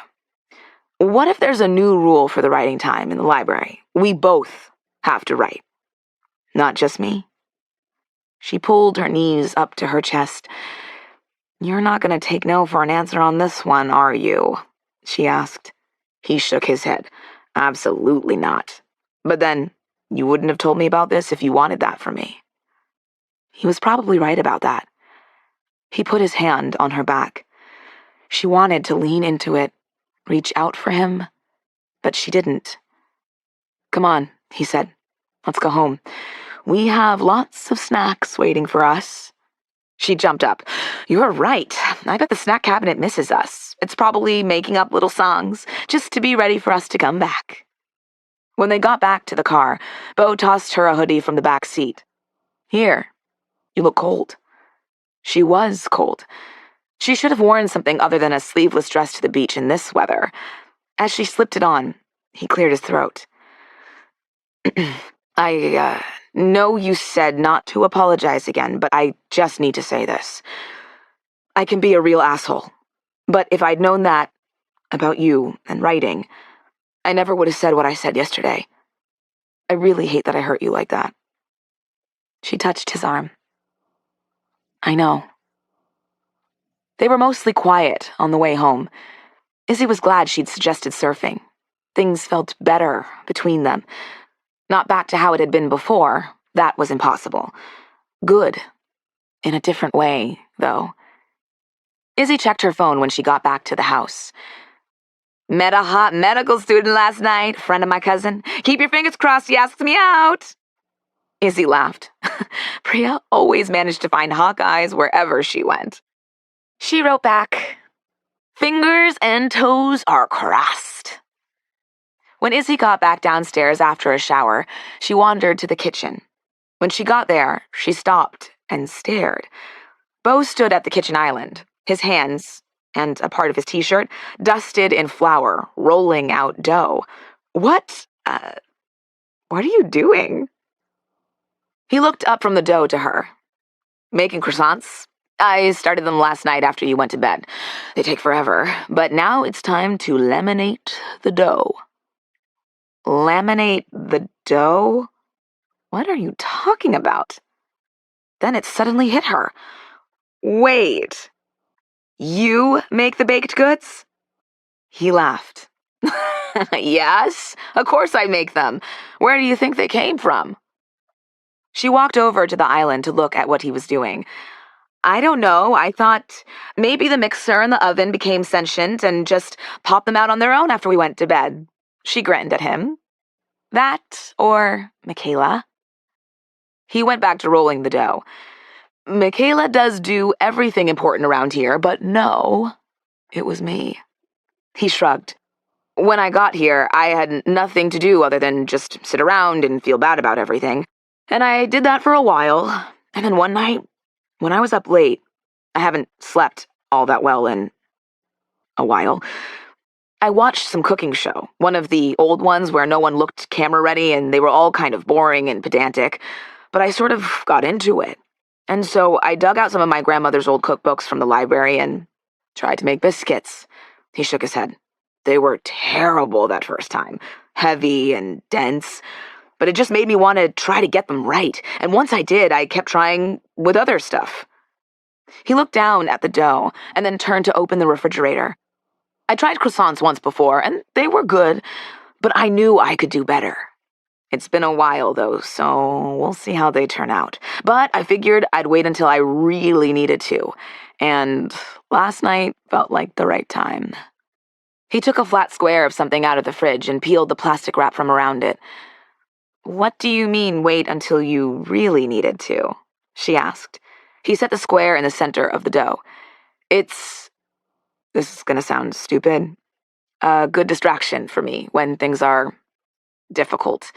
And the more complicated the recipe is, the better it is at taking my mind off things. I mean, it's fun, too, don't get me wrong. I've gotten very dorky about different kinds of flours, and now I have a favorite brand of vanilla. Please don't ever tell anyone I said that. But having to do a million steps means I can't think about anything else, and croissants take a lot of concentration. He folded the dough around the square and pinched the corners together. She couldn't take it any longer. Is that butter? Because if so, that's a lot of butter. He laughed, definitely at her this time. It is butter. That's why croissants taste so good. He picked up the rolling pin again and rolled the dough-encased butter gently, from the middle outward. Izzy came closer to the island to watch. You have to let the butter soften and then sort of press and squish it into a square shape, and then roll it out so it's flat enough, and then refrigerate it again. He picked up the dough and turned it sideways. And then you fold it up like this in your dough and roll it all out. And once you've done that, you fold the dough in thirds, like this, then roll it out again. That's called laminating. It's how you get all those flaky layers. He made a face. Well, if you do it right. I didn't last time. I was too impatient. She looked down at the dough. I didn't realize it was that complicated. He held up the rolling pin. Do you want to try? She walked around the island to stand next to him, and he handed her the rolling pin. She put it down at the edge and started to press down when he stopped her. No, not like that. Have you never rolled out dough before? His voice was teasing, but not mocking. She could tell the difference now. She shook her head. My grandmother makes biscuits too, but she never lets anyone else help. She thought back to those times and laughed. Plus, I was always busy reading. He put his hands on hers, still holding the rolling pin, and moved them to the center of the dough, and then took a step back. You roll from the middle outward. That way it makes the dough more even in the end. She pressed down and felt the dough move as she rolled the pin in one direction and then in the other. Like this? She asked. He nodded, but she could tell something was wrong. What is it? Am I ruining your dough?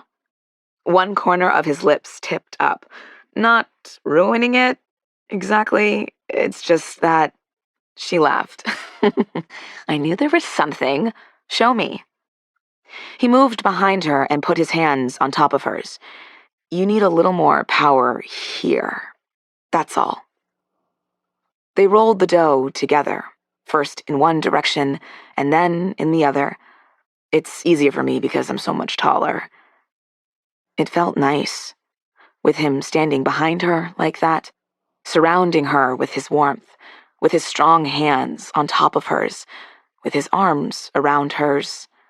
She wanted to lean into him, into all this. It felt far too nice.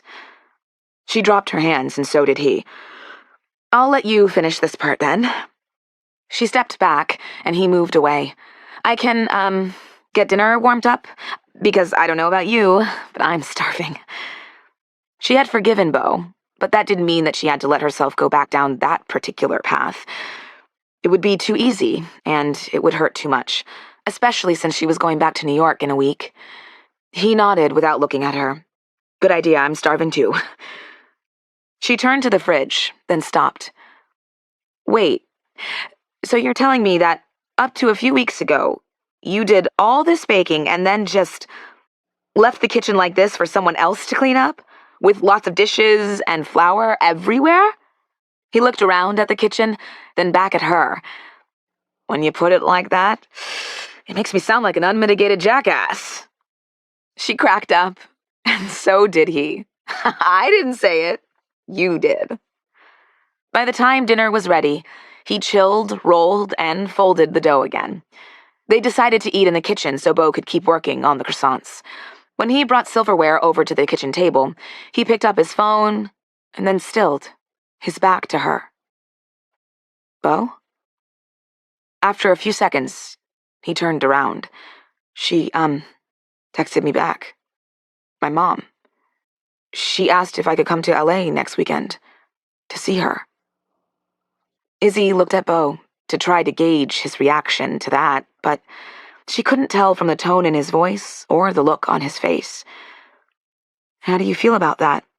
she asked. She shook her head. "Sorry, I sound like I'm trying to be your therapist or something. That's not what I mean, but..." He looked at the kitchen island, still dusted with flour. "I don't know," he said. He walked over to the toaster oven and scooped pigs in a blanket on their plates. They were going full-on frozen snack foods for dinner tonight. "Do you want honey mustard or barbecue sauce? We have a number of different kinds of each, of course." Well, that was a clear change of subject. "Both, obviously," she said, "but I'm not picky on what kind." After they sat down at the table, Beau looked over at her. "Sorry, I'm just a little dogged out, if that's okay." Izzy reached for a pig in a blanket. "That's totally okay." And then she stopped. "Also, if you want to be alone now, that's okay too. I can just..." He shook his head. "I don't. I was actually kind of looking forward to this." She looked at him for a second, then down at her plate. "Me too." They didn't talk about anything else hard for the rest of the night. They just ate dinner and finished the croissant dough and made cookies and watched TV. But somehow, she felt closer to him at the end of the night than she had at the beginning. Chapter 21. On Monday afternoon, Izzy met Beau in the library. He raised his eyebrows at her as she sat down. "Are you still up for our deal?" Beau asked. "About us both writing, I mean." Izzy gestured to the notebooks she'd brought with her. One was Beau's, the one they passed back and forth every time. The other was her own. "I'm not one to back out of a deal," she said. "Haven't you learned that about me yet?" There was a certain amount of bravado in her voice, bravery she didn't exactly feel. Yes, she'd been tinkering with an idea for the past few weeks, jotting down notes, tiny scenes here and there, but she was scared to really commit to writing again. She was glad, in a way, that this deal with Beau would force her to write, but another part of her was terrified. That she'd discover Gavin was right. This was too hard for her. She was no good at this. Or even worse, that her experiences with writing and publishing over the past few years had taken away all her joy in writing, that joy she used to have when she was a teenager, sitting on her bed with her notebook for hours, deep into a world she'd created. But it scared her even more to never try again, to leave that part of her life, of her dreams, behind. She pushed Beau's notebook across the table to him and took out her phone to set the timer. This time, it was for her, not for him. She took a deep breath as she opened her own notebook. "Hey," Beau said from across the table. She looked up at him. He was smiling softly at her. "You're gonna be great. You know that, right?" She could tell from the look on his face that he wasn't fooled by her. He knew she was nervous about writing again. She swallowed. "Thanks." She wanted to say more, to say it helped for him to say that. It helped to have him there, sitting across the table from her. It helped to know he believed in her. But she couldn't get anything else out. But she thought, he might already know all of that. She picked up her phone again. "Okay." She pressed start. "Go." And then she looked at her notes from the past few weeks, the ones she'd barely admitted to herself that she had envisioned as a book. Okay. She could do this. She flipped to a blank page in her notebook. When the timer went off, she sat up with a jolt. It had been slow going at first. She'd hesitated over names, places, transitions. She'd wanted to reach for her phone more than once, to look something up, to distract herself from the hard parts, to see if Priya had texted her. But instead, she'd made herself keep going, partly because of the timer, mostly because Beau was sitting across from her. And eventually, after a while, she'd forgotten to worry about whether that name was right, or if that place was really spelled like that, or if Priya had gone out yet with that hot medical student she'd met at the wedding. She'd even forgotten Beau was there. She'd just fallen headfirst into her own words, her own story, her own imagination. And it felt great. Beau's smile was wide this time as he looked at her. "It was good?" he asked. She nodded. "Yeah," she said. "It was good." When it was time to leave the library, he started to say something, then shook his head and stood up. She stayed in her seat. "What?" He sat back down. "Sorry, it's just... I wanted to ask you something, but I think it's probably..." He looked at her face and laughed. "Okay," he sighed. "This is your last week here." The smile fell from her face. "Yeah, it is." He nodded. "I'd sort of managed to ignore that until your friend said something, and maybe that's why I was so on edge the other day." He sort of smiled. "I mean, one of the reasons I was so on edge." He thought maybe he was on edge because he was upset about her leaving? Was that what he meant? She didn't have a chance to linger on that question. Anyway, what I was going to ask was, do you think maybe you could stay? For a little while longer, until I feel... He stopped and then smiled at her. "Until I feel like I can actually do this without you is, I guess, the only honest way I can end that sentence." "Yes," she said. "I can stay." She didn't have to stop to think. She knew she wanted to stay. "But this time," she finished, "you have to ask Marta." His face fell at her last words. "Right, that makes sense," he sighed. "Have I mentioned that she scares me?" Izzy laughed. "Don't worry about that. She scares everybody." "Well, at least it's not just me," he said. He pulled his computer toward him, but Izzy shook her head. "You can't email her about this. You have to call her." He looked at her, wide-eyed. "Call her? On the phone?" Izzy nodded. "I know. Trust me. I know. But Marta does everything important on the phone. If you email her, she'll do one of three things. She'll ignore it, she'll say no right away, or she'll call you. Wouldn't you rather be the one to call? Plus, Marta respects that." He pulled his phone out of his pocket. "I have to do this right now, don't I?" Izzy didn't say anything. "Fine," he said, "but you have to stay here, okay?" Like she would miss this. "I'll be right here," she said. "Do you have her number? She'll probably still be in the office right now, but if not, I can give you her cell. Here." She pulled out her phone and texted him Marta's numbers. He stared at her as he called. "Hi, Marta. This is Beau Towers," he said when she answered the phone. His voice got deeper, which made Izzy have to hold back a giggle. He shook his finger at her. Yes, everything is going well with Isabelle. I'm making a lot of progress on the memoir. That's actually why I called. I was wondering if I could borrow her for a while longer. She's been a great asset to me, you know." A great asset? Izzy pressed her lips together so she wouldn't laugh out loud, and Beau grinned at her. He nodded. "Yes, I've talked to Isabelle about this, but of course you'll need to talk to her as well to make sure she'd like to stay longer." She could hear Marta's voice, but she couldn't hear what she was saying. But she suddenly knew. Oh no, she should have prepped Beau better before he made this call. "She says how long?" he mouthed to her. She ripped out a piece of paper from her notebook and started writing. I was thinking a month," he said. He made a panicked face at Izzy, and she almost laughed. "After the week we already have remaining, of course." Marta was still talking, but Izzy knew exactly what she was saying. She held up her note so he could see it. "Negotiate!" His eyes widened, and he nodded at her. "I don't think an additional 2 weeks is enough time," he said in a much more assured voice, especially given where I am in the book. "But an extra 3 weeks might do it." He listened for a second, and then grinned at her. "Excellent," he said. "I'll let her know." Izzy grinned back at him, but his attention went back to the phone. Beau's smile faded. "Okay," he said after a while. "Of course." Izzy raised her eyebrows at him, but he shook his head. What did Marta say? Did she change her mind? "Okay. Thanks, Marta, I appreciate it." He hung up the phone and stood up. "We did it!"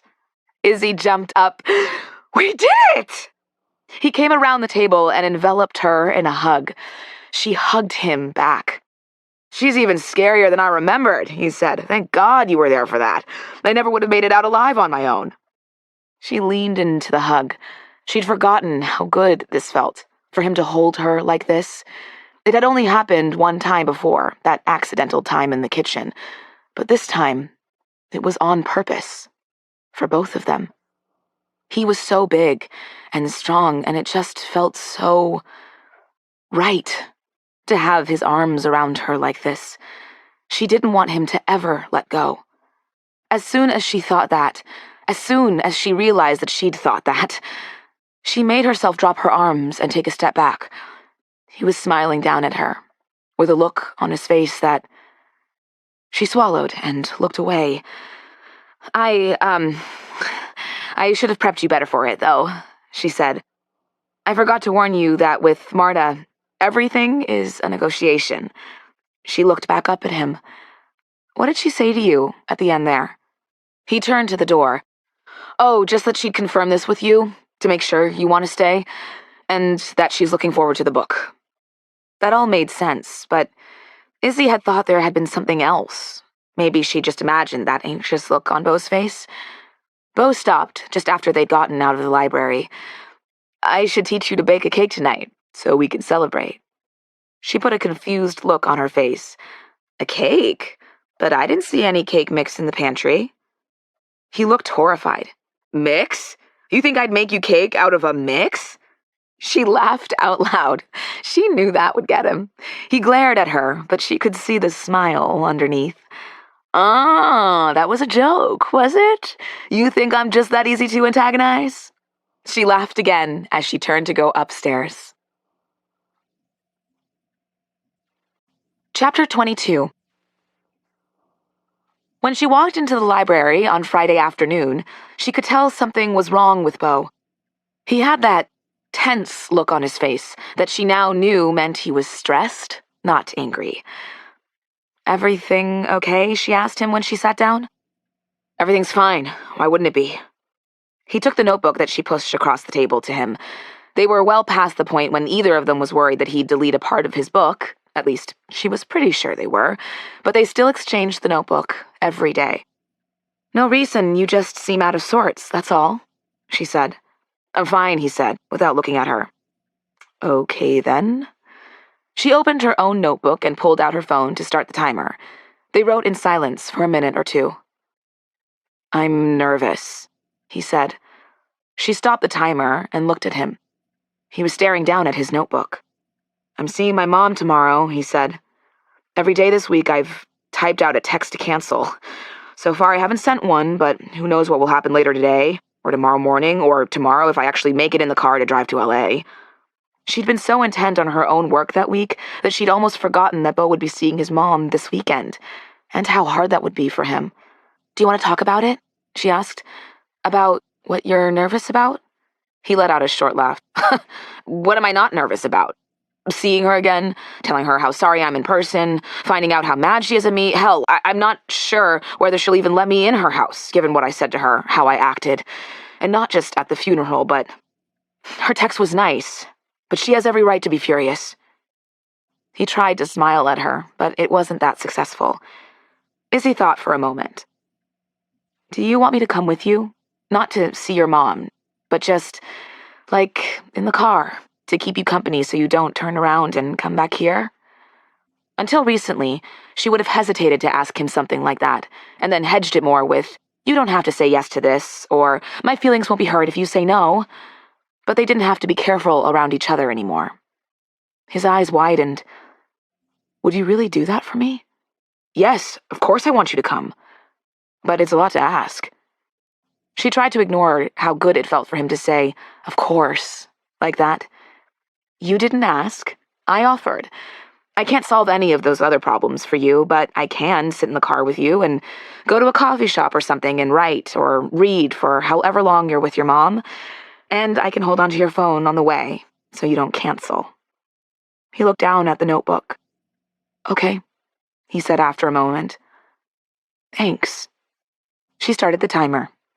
"You're welcome." So, Saturday, late morning, they walked to the car together. Izzy offered to drive, but Beau shook his head. "No, I can do it," he said as they walked to the car. "I want to do it." He trimmed his beard, she noticed. He still seemed on edge, like the slightest thing would cause him to jump. "Oh." He reached into his pocket at the first stoplight they hit and handed her his phone. "You said you'd take this?" She slid it into the pocket of her denim jacket without a word. They'd been on the freeway for about 30 minutes before he said anything else. "Remind me," he said, "before we leave LA, I want to stop at this one tea place. They have Michaela's favorite tea, and it's hard to find. I thought, since we won't be that far away, we should get her some." That was nice of him, to think about Michaela like that. "What's it called?" she asked. "I can go pick it up while you're with your mom." "Oh, that's a good idea. It's that brand in the kitchen with the black boxes and gold letters. The tea place is called Off to the Cupboard." She nodded. "Sounds good." They drove on for another 30 minutes until suddenly Beau pulled off the freeway and into a gas station right off the exit. She expected him to get out of the car to get gas, but instead he turned to her. "I'm not sure if I can do this," he said. She turned to him and grabbed his hand. "You and I both know you can do this. That's not in question. The question I want you to think about is whether it will feel worse for you to push through this hard, scary feeling now and do it, or if it'll feel worse to turn around, walk back in the house, and wake up tomorrow and every day after this, knowing you didn't do this." He looked down at their hands, his large hand holding tight to her smaller one, his pale brown skin against her darker brown skin, and didn't say anything for a while. Finally, he let go. "Okay." He started the car again and pulled out of the gas station and back onto the freeway going south. "Okay, fine." Would it help him to talk? She couldn't tell, but she knew he'd make it clear if he didn't want to. "The foundation," she said, "the one you and Michaela are working on? What's it for?" Beau seemed relieved at the change of subject. "It's to support libraries that don't have big sources of funding. Schools, community centers, places like that." Izzy almost laughed. What a wonderful idea, and not what she would have expected from Beau when she first met him. She smiled at him. "Oh, wow, that sounds great," she said. His hands were a little less tight on the steering wheel. "Yeah, at first I wanted to build whole new libraries, do that kind of thing. But I got some advice from a friend who runs the foundation, and she said the goal is to find people who are already doing good work and give them more money to do it with. So that's what we're going to do. Eventually, the goal is to fund writing tutors, scholarships, stuff like that, too. Getting a foundation all organized is a lot more complicated than I thought. At least Michaela knows what the hell she's doing, because I definitely do not." She laughed at that, and so did he. He got quiet for a few minutes. Naming it after my grandparents, he said. She put her hand on his for a second. I'm sure they'd like that. A few miles later, she turned to him. I didn't mean it. What I said that day about you, being spoiled and everything. He glanced over at her, a small smile on his face. Yes, you did. She had to smile at that. He knew her too well. Okay then, I don't mean it anymore, she said. I don't believe it anymore. The smile hovered around the corners of his lips. Thank you for saying that, he said. I wouldn't say it if I didn't mean it, she said. I know, he said. After another hour or so of driving, they pulled up in front of a modest bungalow on a quiet side street. Granted, the quiet side street was just past the Welcome to Beverly Hills sign, so it was only modest in comparison to some of the other houses on the block. He turned off the car and handed her the keys and then some cash from his wallet. For the tea. She tucked the cash into her wallet. Okay. She took his phone out of her bag. I think it's safe to give this back to you now. Just text me when you want me to come back, okay? I have my notebook, my laptop, lots of books, so I'll be fine for however long. He took the phone from her. Okay. He looked down at his phone. She could tell he was stalling. They were a few minutes early. If you get stressed, she said, just think about watching This Provincial Life later tonight. That made him smile. I'll also think about what snacks we're going to eat during This Provincial Life. Izzy took off her seatbelt. Michaela restocked the cabinet, did you notice? We have lots of options. His eyes brightened. He took off his seatbelt and reached for the door handle. They both got out of the car. Izzy came around to the driver's side to take the keys from him. Beau looked at her. Then at the house, she could see his shoulders tense up. Do you want a hug? She asked him without thinking about it, then immediately wished she hadn't. That last hug had been way too dangerous. But then he took a step toward her. I absolutely do, he said. He wrapped his arms around her, and she pulled him in close. Her head was nestled into his chest. His arms were hard against her back, and he bent his head so it rested on top of hers. They stayed like that, for a while, holding on tight, not saying anything. Finally, he took a step back. Thanks. I really needed that. She backed up too. Glad I could help. They looked at each other for a few more seconds, and then he turned to the house again. Okay, I guess I'd better... She nodded and opened the car door. Just text me. I'll be close by. She watched him walk up to the house and waited until he was at the front door before she drove away. Izzy found off to the cupboard relatively easily, though she had to pay an arm and a leg for parking. She saw the boxes of Michaela's tea and got her 4 boxes with the money Beau had given her. They cost more than she'd ever expected tea to cost, but then she'd always been more of a coffee person. There was an empty table by the window, so she ordered herself some tea and a slice of chocolate cake and sat down. Then she stared at her laptop. All week, she'd been trying to make herself open the file for her old novel again, read it, and try to decide now that she'd had time and space away if she wanted to keep working on it. After this month with Beau, she no longer believed that Gavin was right about her talent and potential. Now she knew that she wanted this enough to work hard, to fight through setbacks, and to conquer the Gavins of the world. But she was still scared to open this manuscript. She set her jaw. If Beau could text his mom, could drive back to LA to see her, could walk into her house to apologize to her, despite how hard all of that was for him, she could at least open this damn document. She had to search for the file. She'd hidden it away from herself so she wouldn't have to see it every time she opened her laptop and wouldn't be tempted to delete it. Maybe she and Beau had more in common than she'd thought. She finally found it, tucked away in a folder called MISC, in another folder called Taxes, and another folder called Spreadsheets. Izzy took a sip of tea and a bite of cake, and then she opened it.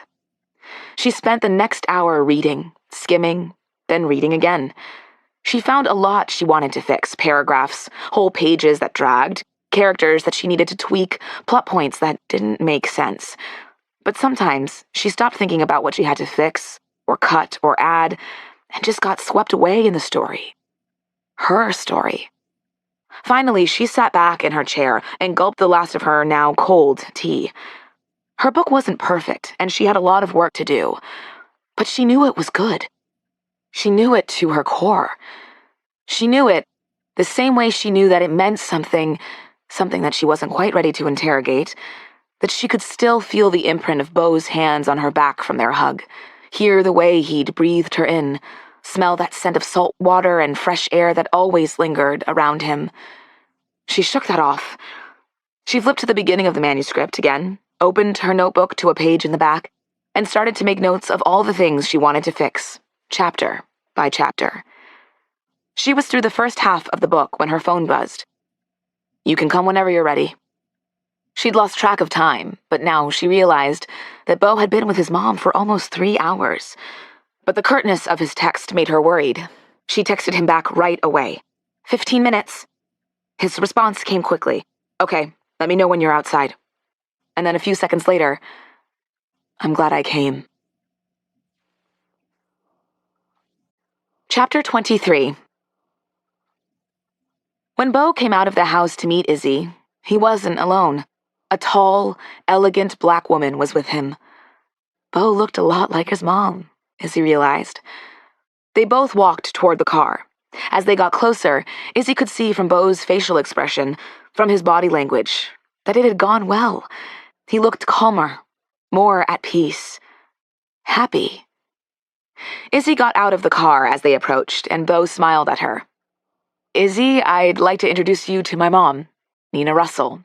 Mom, this is Isabelle Marlowe." Izzy held out her hand, and Beau's mom took it in both of hers. "It's very nice to meet you, Isabelle," she said. "Beau has told me so much about you.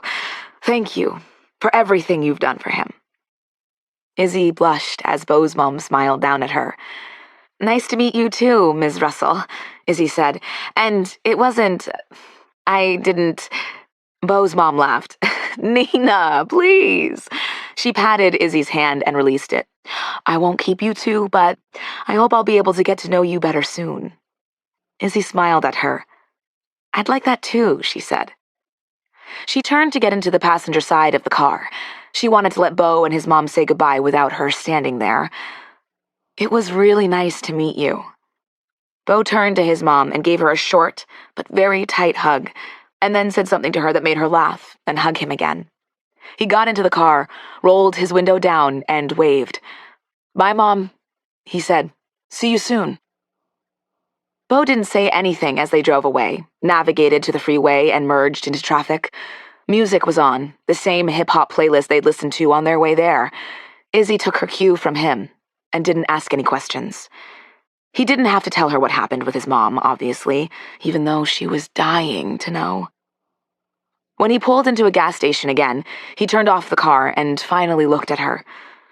"Sorry," he said. "I didn't want to talk about this while I was driving." Then he didn't say anything for a moment. "It was great to meet her," Izzy said, to help him along. "You both seemed happy." He ran his hand through his hair and smiled. He looked embarrassed, but pleased. It was nice to see him like that. "Yeah," he said. "I think so. But at first, I didn't know what to say, or how to start. For a while, we just made awkward conversation about the weather, and her house, and the Santa Barbara house. I wanted to apologize for real, but it was so hard. So finally, I pulled up one of the chapters on my phone, one I've been working on this week, about what I discovered that night and how awful I felt and feel about what I said to her, and what he did and everything else. I handed my phone to her and asked her to read it. And then she started crying, and I hugged her, and she hugged me, and then we talked hard for the next 2 hours about everything." He laughed. "Well, maybe not everything. We have a lot more to talk about, years to catch up on, but we talked about a lot.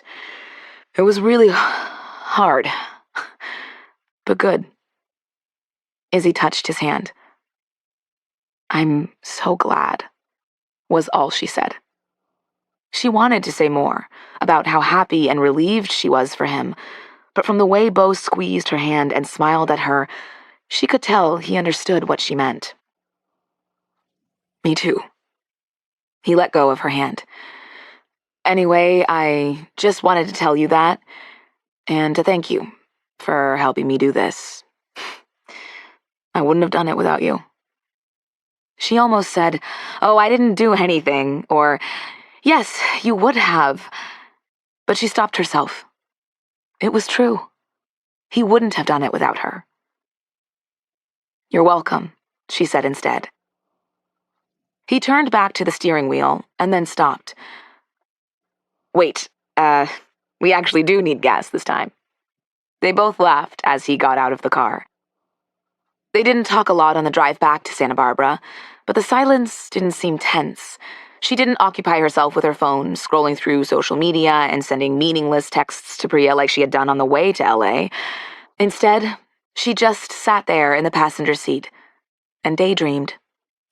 When they pulled up to the house, Beau stopped the car, but didn't get out. "You have your keys, right?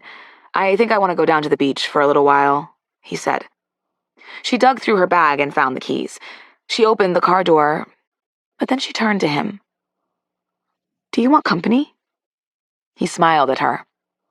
"Only if the company is you." Izzy looked away so he wouldn't see her smiling. Her cheeks felt warm. Was she blushing? If she was, at least Beau wouldn't be able to tell. They got to the beach just as the sun was starting to set. Beau spread an old blanket from the trunk onto the sand, and they sat down. For a while, they both just stared in silence at the pink and orange horizon.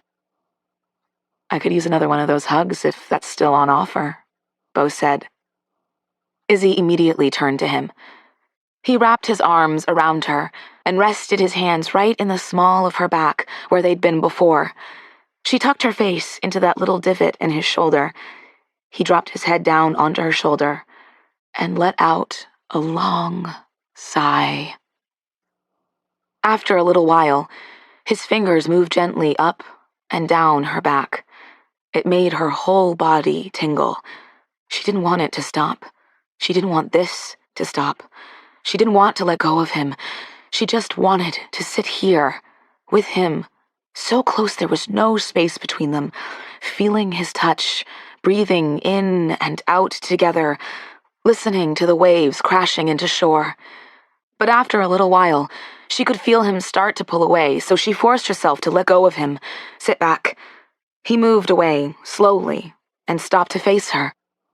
When they were still so close, when her hands were still touching his shoulders, when his palms were on her upper arms. "When I told my mom about you," he said, "about these last few weeks, everything you've done for me, she said something else. She said she was so glad I had you. She said how lucky I was to have someone like you." Izzy tried to say something, but for once, she had no idea what to say. He brushed her hair out of her face, and his fingertips lingered on her cheek. "I told her that she's right, that I'm very glad to have you, that it was the luckiest day of my life when you knocked on my door." Izzy stared at him for a long moment. She noticed the flecks of green inside his golden brown eyes. He was looking straight at her, in a way he never had before. It made her so happy and so scared, all at once. She knew she should pull away, get up, break this moment between them. But she'd been wanting this for so long, and from the look on his face, she thought he did too. She let her hands move up his shoulders, and then, slowly, she leaned forward and kissed him. He kissed her back, at first softly, gently, and then the kiss changed, became urgent, insistent. She could tell from his kiss, from the way he pulled her closer, that he wanted this as much as she did. They kissed for a long time as the sun set in front of them. until finally, Beau rested his forehead against hers. "Do you know how long I've been wanting to do that?" Beau asked. "The answer is a very, very long time." She pulled back and looked into his eyes. "I didn't know that. No," she said. "I kind of thought I was all alone in wanting to do that. I didn't even really let myself think about it because I thought..." He laughed and dropped a kiss in her hair. "I'm not sure whether to be glad I hid my feelings so well from you or to be furious we wasted so much time when we could have been doing this." He brushed his fingertip over her bottom lip. "But mostly, I'm just happy to be here with you right now." Izzy leaned forward and kissed him again. "I'm really happy to be here with you right now."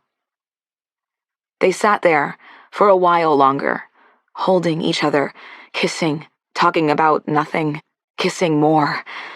Finally, Beau stood up and reached for her hand. "Those snacks aren't going to eat themselves, you know," he said. She laughed and grabbed his hand as she stood up. They held hands on the way back to the car. Izzy smiled as she put on her seatbelt. "What is it?" Beau asked. She shook her head. "I'm just happy. That's all." He put his hand on her cheek. "Me too," he said. Beau put on his seatbelt and started the car. Izzy felt like she was tempting fate. She was so happy. She tried to temper herself, push down her smile, just in case. And then she thought, to hell with that.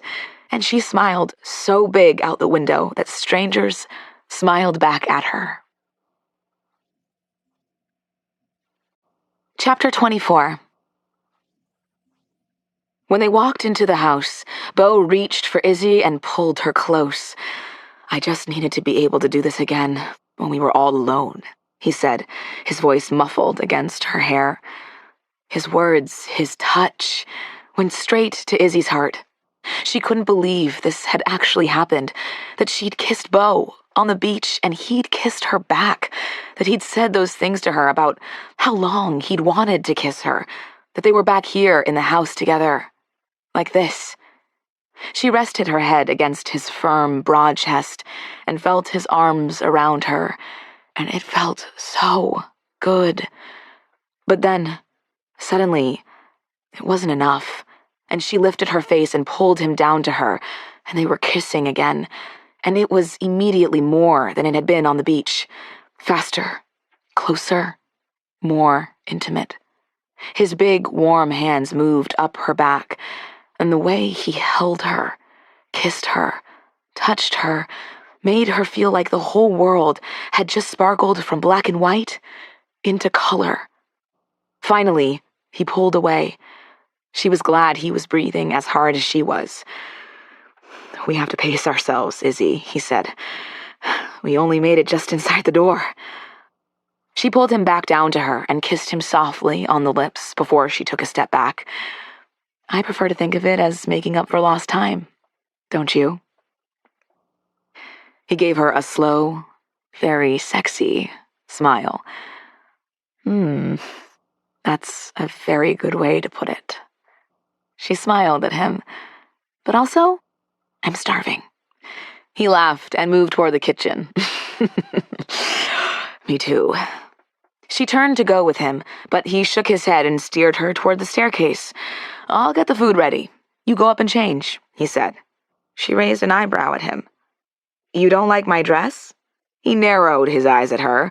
"Oh, no, I'm not going to get caught in that trap. Number one, your dress is great, but this is only the second time I've seen you wear it, and I don't want to be the jerk who spills one of the assorted dipping sauces we're going to have with dinner on it. If you're thinking, does that mean Beau has been paying that close attention to what I've been wearing? The answer is yes, which leads us to number two. You always change before we have dinner." This was only the second time she'd worn this dress, and she did always change before dinner. Beau grinned at the look on her face. "See? Also, both of those things lead to number three. I was hoping you might wear one of those little tank tops tonight that have been driving me wild for weeks." Well, when you put it that way. She lifted her chin and smiled at him. I'll see what I can do. Meet you in the TV room in 20 minutes? His smile widened. Absolutely. Izzy ran up the stairs, conscious the whole time that he'd stayed at the bottom of the staircase, and watched her. When she got to her room, she just stopped for a moment and smiled. She had no idea where this was going. She knew she shouldn't really be doing this because, given everything she knew about Beau, she had a feeling heartbreak was on the horizon. But for once, she would ignore that feeling. She quickly changed into leggings and one of the tank tops that she most definitely had not realized had been driving Beau wild, washed her face, pulled Beau's hoodie on, and ran back downstairs. She knew she should hang back, not be too eager, go down in 30 minutes instead of the 20 that she'd said. She didn't care. Beau was already in the TV room, setting something up on the coffee table. He looked up when she walked into the room. A slow smile spread across his face when he saw her, and his eyes roamed down her body. She felt a shiver go through her. "Hi," he said. "Hi," she said. She suddenly felt shy. "Do you need any help? With dinner?" He shook his head as she walked toward him. "Everything is heating up. I'm just waiting for the timer to go off, but He looked down for a moment. Was he blushing now? "I didn't ask you what you wanted to drink, but I thought maybe..." Izzy came closer and saw what was on the coffee table. A champagne bottle and 2 glasses. He'd done this just for her. Beau wanted to celebrate as much as she did. Her smile got bigger. She didn't even try to hide it. "You thought maybe what?" she said. She wasn't going to let him get off the hook here, no matter how sweet the moment was. She wanted to know what the rest of that sentence was. He took a breath. "I thought maybe tonight was a good occasion to bring out some of my grandfather's champagne." "I think that was a great idea."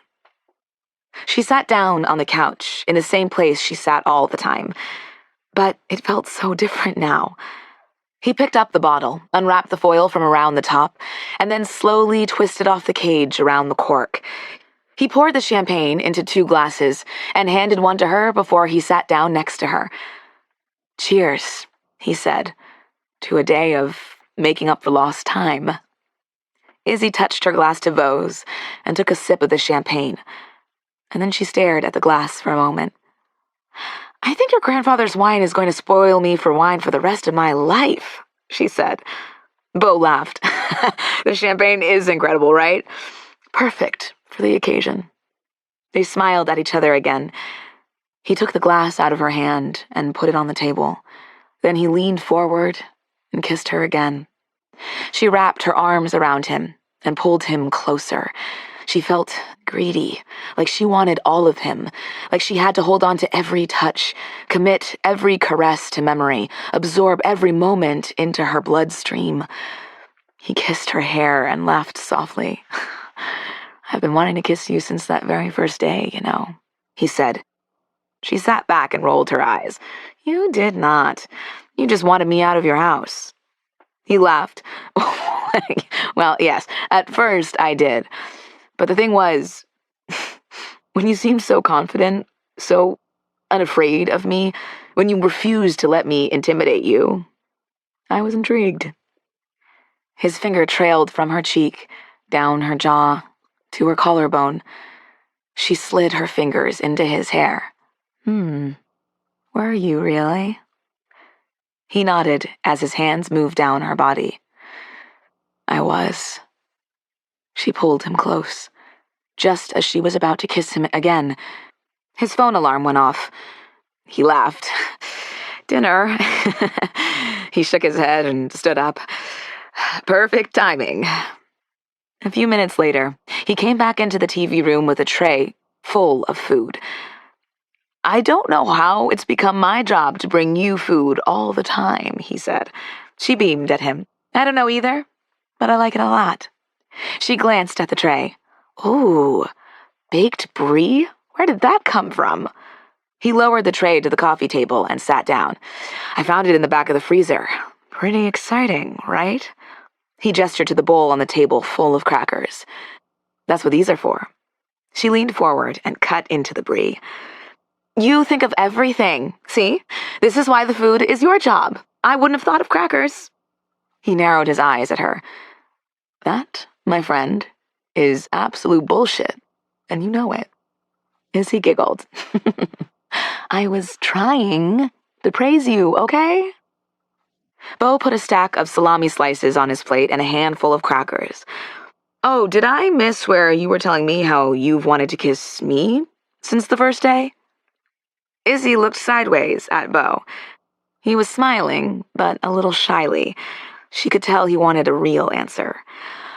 Well, not since that first day. Then I just thought you were an asshole. But after that day by the pool, he sat back against the couch and grinned. Really? You seemed wholly unaffected by me. She rolled her eyes. Come on, when you were parading around half naked like that? He laughed. I mean, I was trying to impress you. I just didn't know I'd succeeded. She turned her whole body to face him. You were trying to impress me? Beau didn't answer and reached for his plate. Beau? He looked like he was concentrating hard on spreading brie on a cracker. Finally, he shrugged. I guess it depends on what you mean by trying. Did I know you were sitting by the pool when I walked outside to take a swim?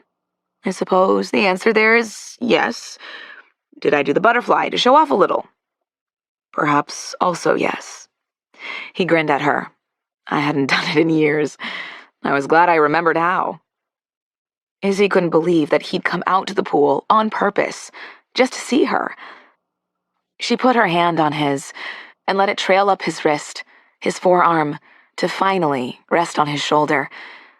You also, by the way, seemed wholly unaffected by me, she said. I thought you didn't even like me. Beau laughed. Trust me, I've been very affected by you from the first moment, he said. And I've liked you more and more every single day that you've been here. I just am not, probably, all that great at showing it. This was one of the most unusual conversations Izzy had ever had with a guy. Usually, with guys she dated, they'd fenced with each other for a while with random flirtation and occasional insults. But then, after they hooked up for the first time, or the second time, and usually even the 10th time, everything was vague, up in the air, about when or whether they would see each other again, what was going on between the two of them, how they felt about each other. But she and Beau had already talked about so much in the past few weeks that it felt natural for them to talk about this too. Maybe that meant she could ask him the questions she kept wondering about. He nudged her. What is it? He knew her too well at this point for her to hesitate. If you've been wanting this since the beginning, why didn't you kiss me before? He put his plate down on the table and reached for her hand. Izzy, you're living in my house. We're working together. This whole situation is already weird. I know I can be a real jerk sometimes, but I didn't want to be that kind of jerk. He smiled softly at her. I came so close. That time in the kitchen, and in the line for ice cream, but I didn't want to do anything you didn't want to do. She leaned forward and kissed him again. She really loved the way he kissed her, how he moved from gentle to passionate in seconds, how he touched her, like every part of her body was special to him. And they had 3 more weeks together. What was going to happen after that? No, she wasn't going to let herself worry about the future right now. Finally, she sat back. I don't want the brie to get cold. He laughed and picked up the remote. We can't have that. This is not a house where we waste cheese.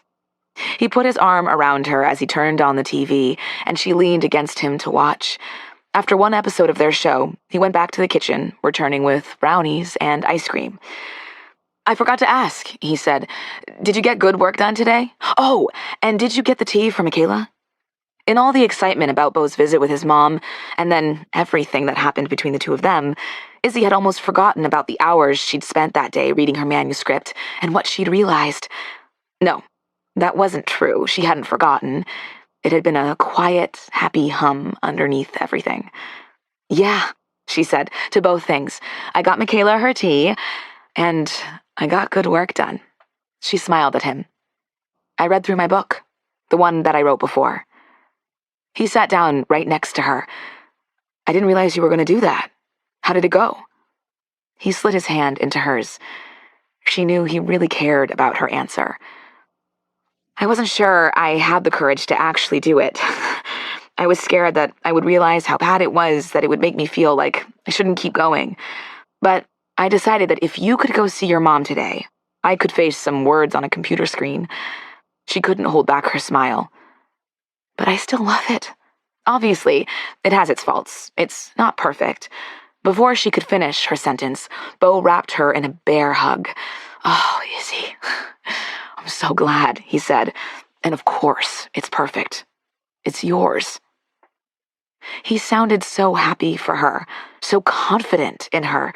She nestled closer to him, hid her face in his chest so he couldn't see the tears escape and slide down her face. After a little while, she sat up and reached for her dessert.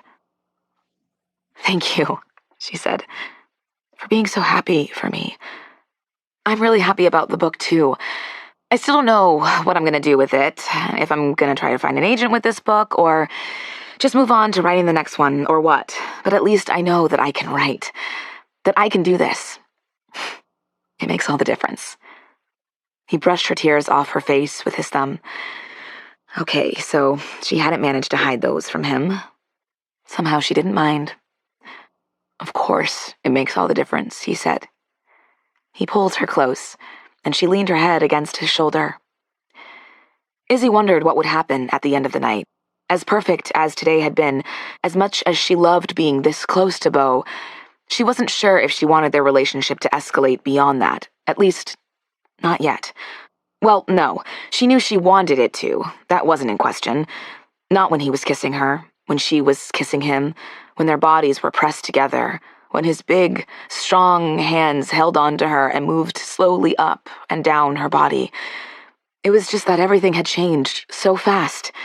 It was so good, she was so happy, that it scared her. She had no idea if she was right to trust him, to let herself fall into this with him. Which is why she didn't want to let it go any further tonight. At least. Late that night, after they did the dishes, Beau walked with her to the foot of the stairs. She wondered if he would expect to come up with her, but she shouldn't have worried. "Good night, Izzy," he said. He leaned down and kissed her hard, and then took a step back. "Good night, Beau," she said. She was halfway up the stairs when he stopped her. "Izzy?" She turned around and looked down at him. "Today was the best day I've had in years," he said. She let herself smile at that as much as she wanted to. "Same here," she said. Chapter 25. Sunday morning, when Izzy walked into the kitchen, Beau was standing in front of a waffle iron with a big bowl of batter next to him. "Oh, thank goodness you're up," he said. He flipped open the top of the waffle iron and poured a ladle full of batter inside.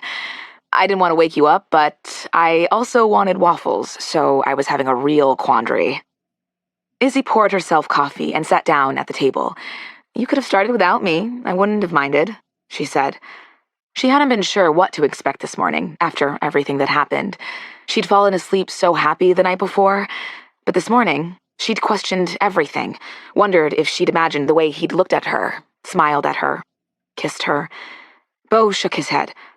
"But I would have minded."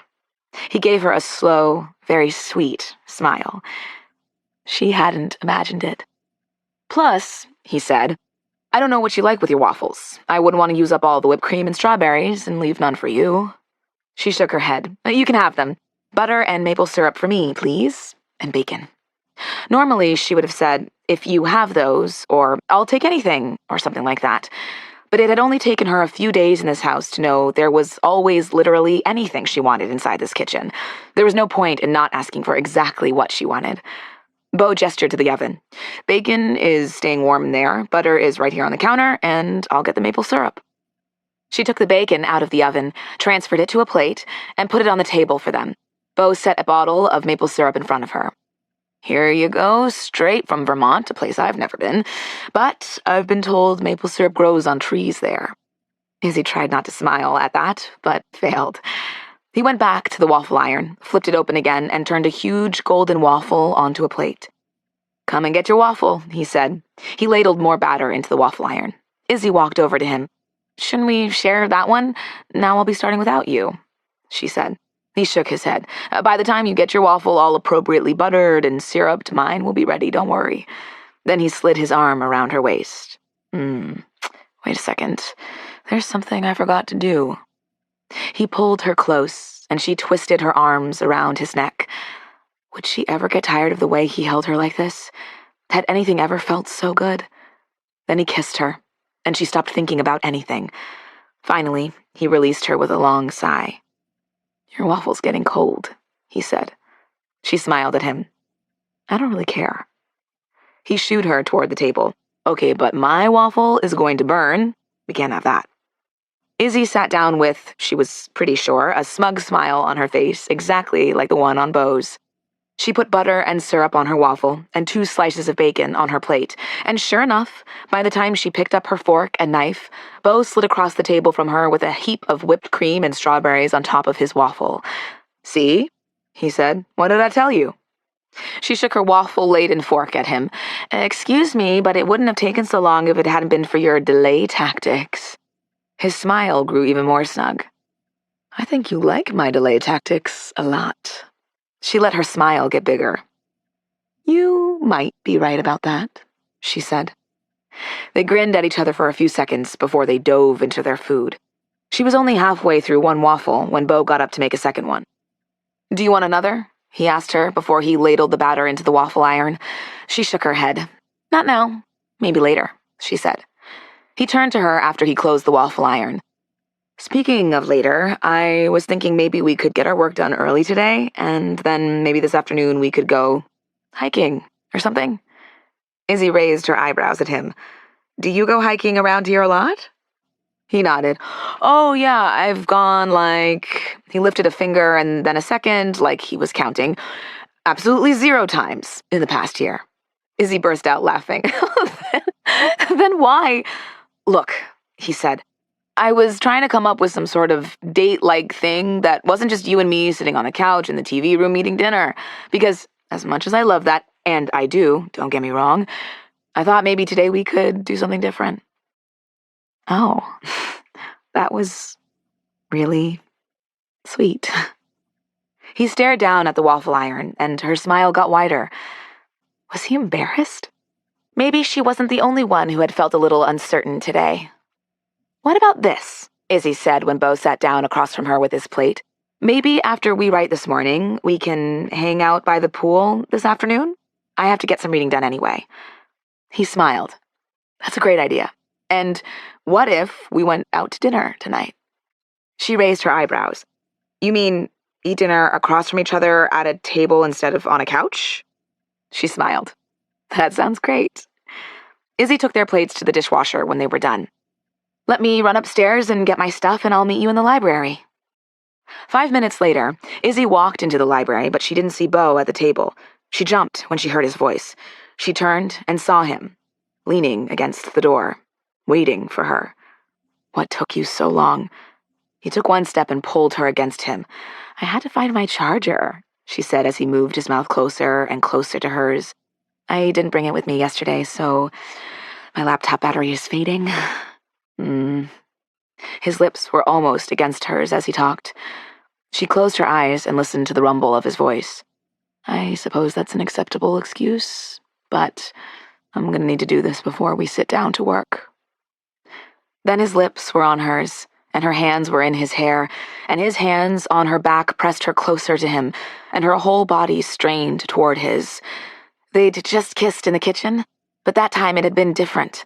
a little tentative on both of their parts, more of an, are we actually doing this? Yes, we are. Morning after the first kiss kind of kiss.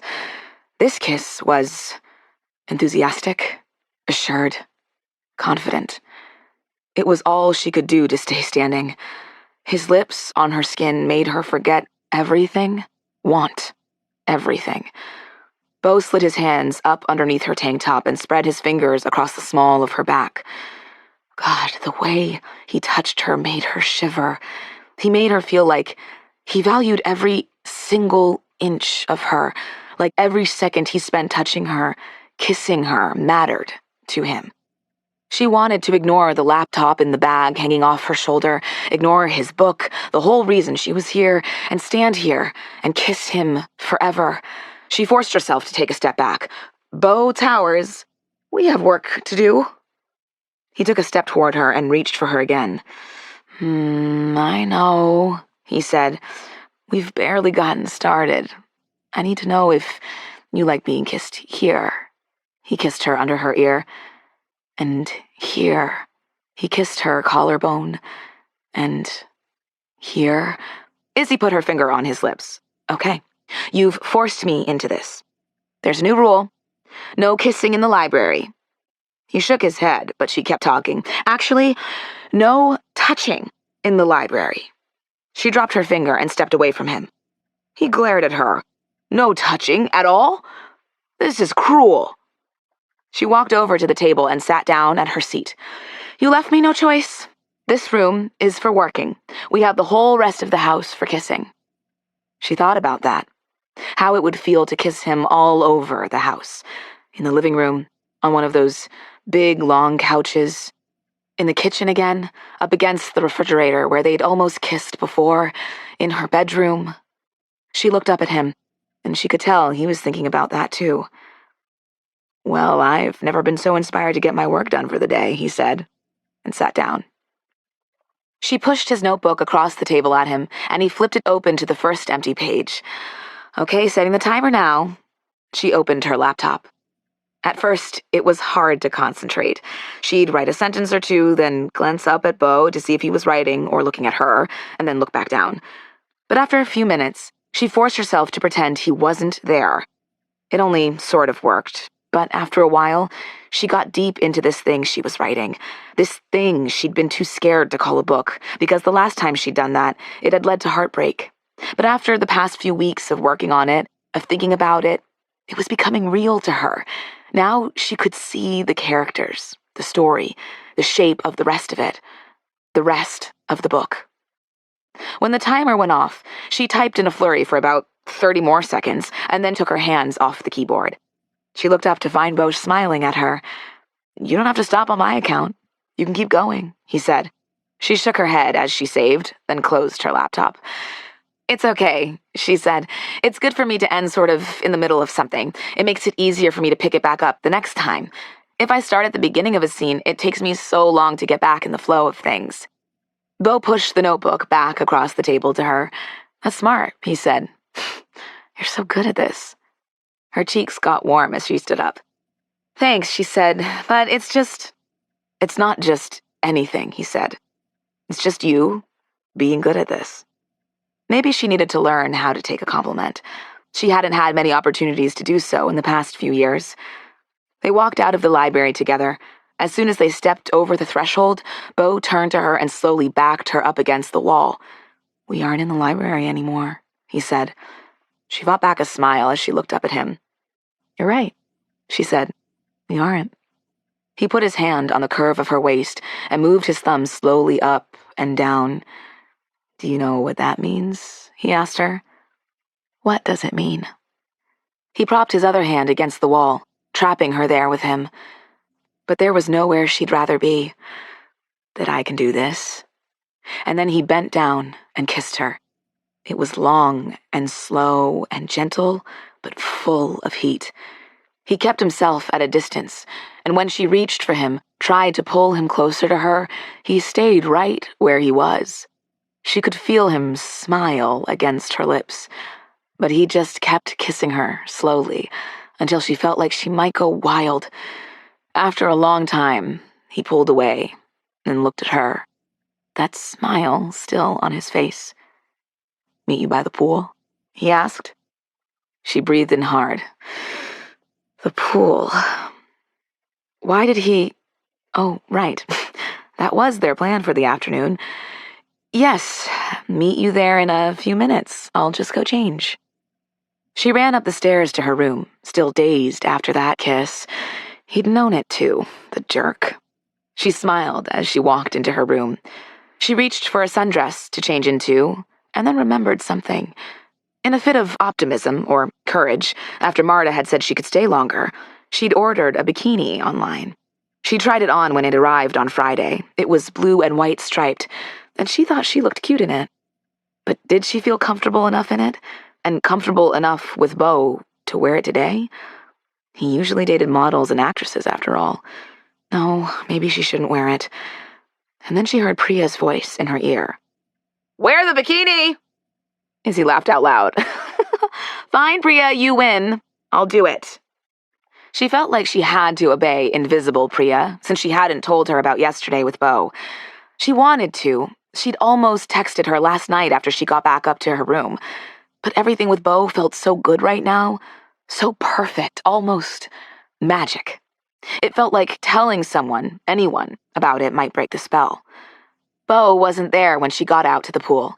The rose garden was just beyond the pool, and the roses were starting to bloom. She could smell them all the way over here. She set up one of the pool chairs so it reclined at just the right angle and leaned back. A few minutes later, he came outside, a bag in one hand and 2 towels draped over his shoulder. "I thought we might get peckish out here," he said, "so I brought a few snacks." He pulled out a bowl, which he set on the table next to Izzy. Then he took out a bag of chips, which he poured into the bowl. And then he took out a jar of salsa, which he poured into another bowl. "You know," Izzy said, "one of the things I've always liked about you is your commitment to snacks." He grinned at her as he took bottles of Topo Chico out of the bag. "Can you believe I was just thinking the same thing about you?" He draped one towel over the back of her chair and another over the back of the chair next to hers. "I'm gonna swim a few laps before I snack. Be right back." Izzy watched him walk to the pool and get in, and then she just stared as his arms cut through the water, as those muscles in his back flexed. This time, she didn't have to pretend to look away. She looked down at her dress. She was nervous, so nervous about wearing the bikini, but she knew, somewhere in New York City, Priya was shouting at her to take the dress off without even knowing why. So she pulled it over her head and sat there, on the lounge chair, in the bikini. She looked down at her e-reader and tried, and failed, to concentrate on this manuscript. Eventually, Beau pulled himself out of the water and turned toward her, and then he stopped, slowly walked over to her. He stood above her and blocked out the sun as his hair dripped onto her legs. She looked up at him. "You said that you didn't have a swimming suit here," he said, an accusatory tone in his voice. "Isn't that why we had to get you one for surfing?" "I didn't," she said. Then. His eyes raked over her body. God, did that look on his face make her feel good? "Well," he sat down across from her, still staring at her. "Wherever you got that from, God bless them. That's all I have to say." She laughed, half in joy, half in sheer relief. "Oh, do you like it?" she asked. "Do I like it?" "I have a feeling that you know exactly how much I like it," he said. Her smile got wider. "You're welcome to tell me, though." He stood up again and then joined her on her lounge chair. "Oh, I'll do better than that," he said. She got very little reading done by the pool that day. Chapter 26. When they got into the car after dinner, Izzy looked over at Beau. "So that was weird, right?" Beau sighed. "I forgot. You've never seen that before, have you?" He started the car. "We haven't really gone anywhere together where anyone has paid attention to me. No one at the beach cares who I am, if they even know. All surfers care about is how good the surf is that day. That's why I like them. But that waiter definitely knew." She looked at him sideways. "He seemed kind of scared of you, Am I making that up? Beau shook his head. No. He stared out at the street as he started the car. Izzy thought he would be angry at how hostile their waiter had been toward him, but the look on his face was more resigned than anything else. I got a reputation when I was younger, and it never really went away. After that bar fight, and that car accident, and everything, no one will ever believe this, especially after what I did to my mom at the funeral. And I'm not trying to pretend I'm perfect, but a lot of that reputation was undeserved. The bar fight was just me defending my friend Madison. Some guy grabbed her ass, so I punched him. It probably wasn't the most appropriate way to handle it, but people always did that to her, and I knew how sick of it she was. And then, the car accident, I was driving another friend home. He was very high, and grabbed the steering wheel because he thought it was funny. He turned and looked at her. I was totally sober that night. She put her hand on his arm. I believe you. He smiled at her. Thanks. So, anyway, it became a whole thing, how I was the angry, bad one of our whole group, you know. He looked over at her when he stopped at a light. I was also the black one. She nodded. Yeah. She raised her eyebrows at him. Are you writing about all this? He sighed dramatically. She has a one-track mind over here, doesn't she? He grinned at her. I'm going to write about it. It's on my list. I just haven't gotten there yet. I've been going a little out of order. Someone once told me I could do that. She elbowed him, and he cackled. She turned to him as they drove home.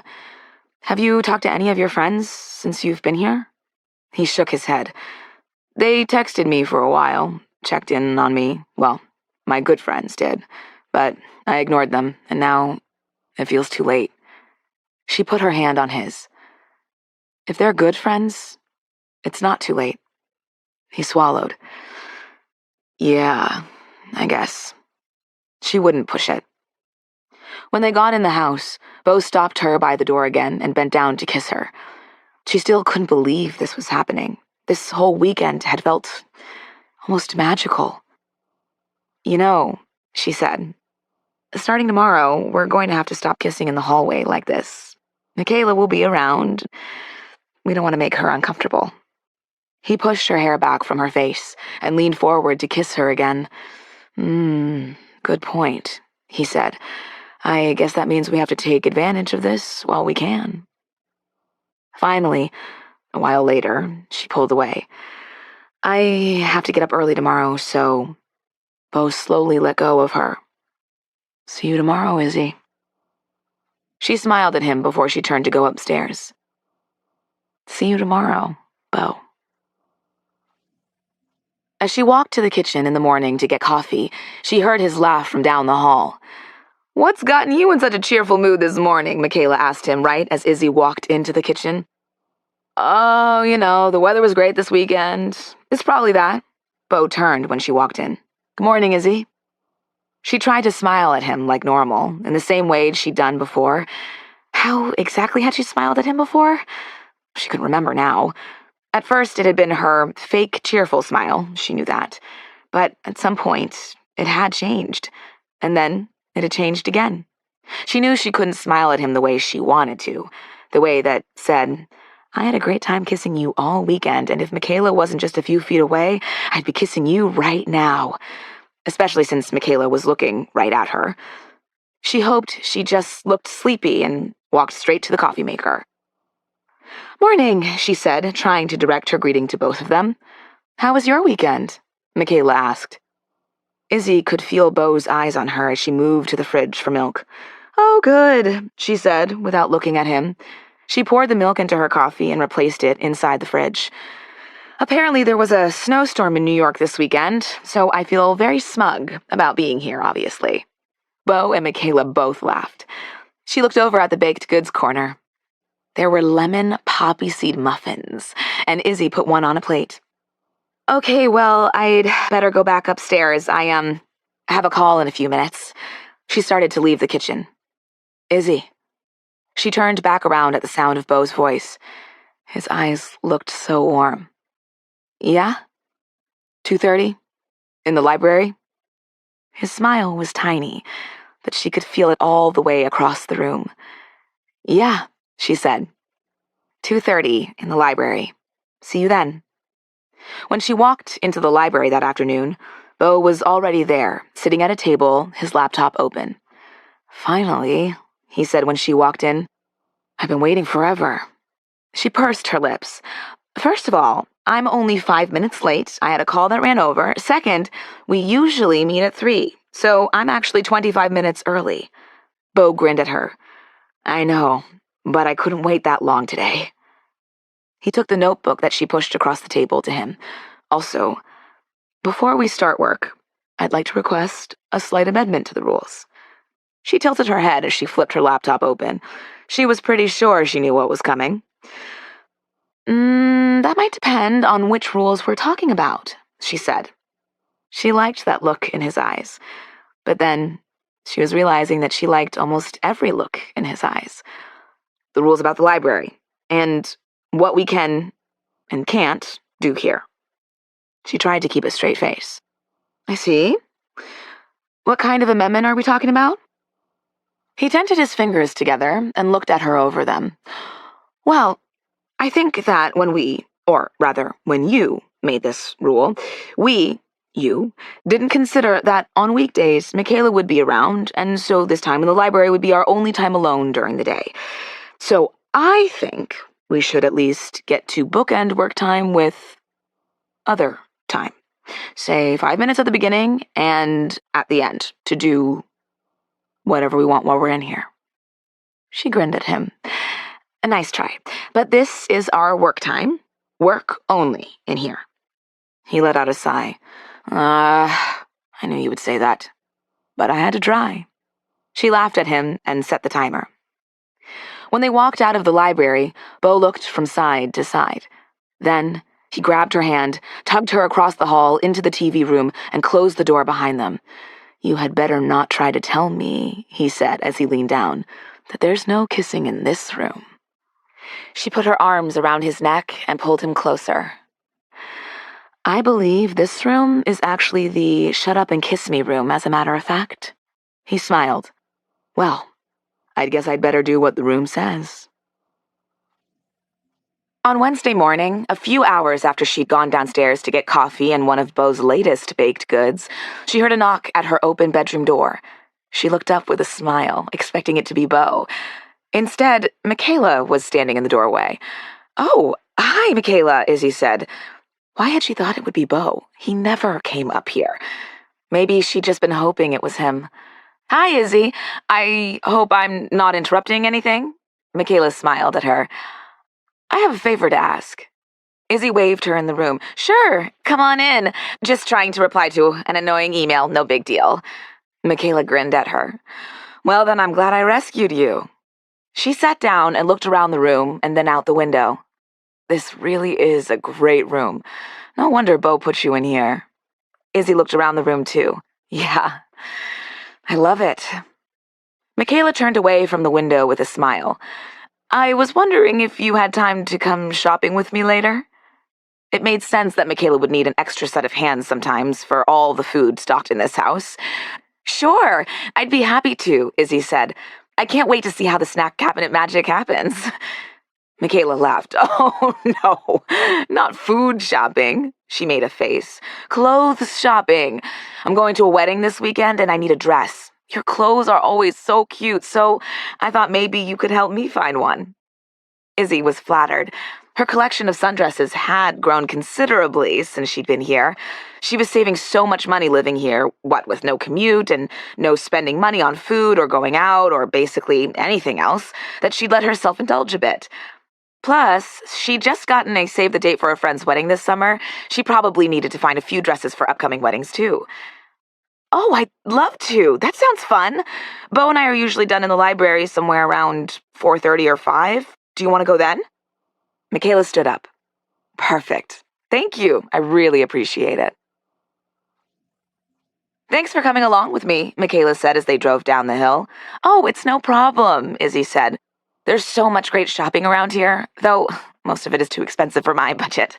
I have found a few bargains, though." Michaela stopped to let someone walking their dog cross the street. Tell me about it. I'm willing to splurge a little if I find something great, but who knows? This is the first real dressy kind of thing I've had to go to since I had Mikey, and the idea of shopping is kind of overwhelming, especially since I've been working for Beau for the past year, which means that wearing anything other than an elastic waist makes me overdressed. They both laughed. How did that end up happening? Izzy asked. You working for Beau, I mean. She'd wondered this since the beginning and somehow had never asked Beau. Oh, that's a long story, Michaela said. Izzy wondered if that was her way of blowing her off and not telling the story. But then she started talking again. I knew his grandparents. My dad worked for his grandfather a long time ago, and they stayed close, so I've known Beau forever. I always liked him, even though he had a reputation as kind of a jerk. He was never like that here. His grandma and I always used to drink tea together, and she gave me a tea kettle for a present one year for my birthday, and I was so excited. He teased me about it, called me Kettle, and it kind of stuck. She laughed. Anyway, after his grandfather died, the lawyers hired my dad to kind of keep an eye on the house, check on it every so often, and one day, one of the neighbors called my dad to say he'd seen someone coming in and out of the house and just wanted to make sure it wasn't him before he called the police. My dad thought it might be Beau, so he and I, and baby Mikey, went up to the house to check. When I walked into the kitchen, it was, her eyes widened, total chaos. And Beau was standing there beating something in a bowl and getting it everywhere. Izzy smiled. Yeah, she could picture that. Was he furious that you were there? Michaela laughed. I was going to say you can imagine, but you don't have to imagine. When he realized who we were, he calmed down. We left him our numbers, and a few days later he texted me to ask if I knew anyone who could cook for him and stuff, since he was tired of getting takeout. I'd always worked in restaurants, but I just had the baby a few months before and was dreading going back to that world. So I said I'd do it. At first, it was just dropping food off for him a few times a week, and then I started sticking around to cook there and do the dishes and stuff, and then he had the idea for the foundation. He told you about that, right? Izzy nodded and tried to keep her expression neutral. Beau had told her about the foundation before they were anything more than just working together. It wasn't that she cared if Michaela knew there was something going on between her and Beau, but for the same reason she hadn't told Priya, she didn't quite want to say anything to Michaela. It felt good for this to be between just her and Beau, at least for now. Anyway, he asked me if I could help him with that stuff, so somehow I ended up working for him full-time. She shrugged. It's kind of a weird job, but it's super flexible with a baby. Beau doesn't care if I'm late some mornings if the baby has made it impossible to get out the door, or if I need an emergency day off because he's sick, or if I bring him some days for an hour or two if I need to, or whatever.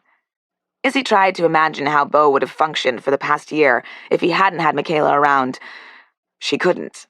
Well, thank goodness he had you, Izzy said. He would have been a mess otherwise. More of a mess, you mean? Michaela glanced over at Izzy. I was worried about him, you know. Oh? Izzy looked at her, but her eyes were on the road. Just in general, or? Michaela nodded. Just in general, she said. Or. Yeah. Anyone who saw Beau every day would have been worried about him. At least, anyone who cared about him would. I knew he was anxious about this book, even though, maybe especially because he never talked about it, Michaela said. How's it going now, anyway? Good, it seems. Izzy smiled. Really good. I'm not even sure if Beau realizes how much he's done and how far he's gone. He's worked so hard on it. I'm just really proud of him for everything he's done. I think the book is going to be great. Oh, that's so good to hear, Michaela said. Izzy knew she was gushing, but it was true. He had worked so hard, but she really needed to stop talking about Beau before she said too much. Okay, tell me more about this wedding and what kind of dress you're looking for. We need a plan of attack. Michaela's smile dropped away. Ideally, I'd like something that looks roughly like a tea cozy. Can we find that? Izzy laughed. I'll see what I can do. Chapter 27. Friday, at the end of their library session, Beau closed his laptop and smiled at her.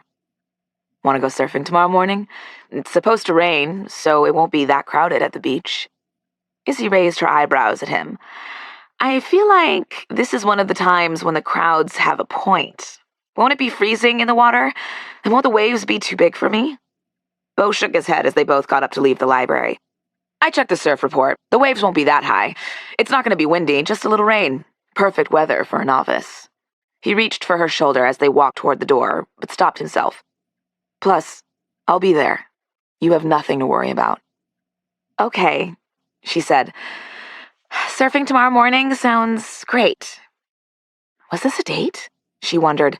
Were they dating? Technically, they'd gone out on exactly one date. Also, technically, it had only been less than a week since they'd first kissed. But then they'd spent all day together Saturday and Sunday, and then this week they'd spend as much time together as possible. It was sort of weird to be dating someone you were living with. She smiled to herself. Weird, but good. They left for the beach at 7 the next morning. Izzy had objected when Beau had proposed the time. He'd said that's when real surfers go out. But she was so used to getting up at 6 for work during the week that it was a half-hearted protest.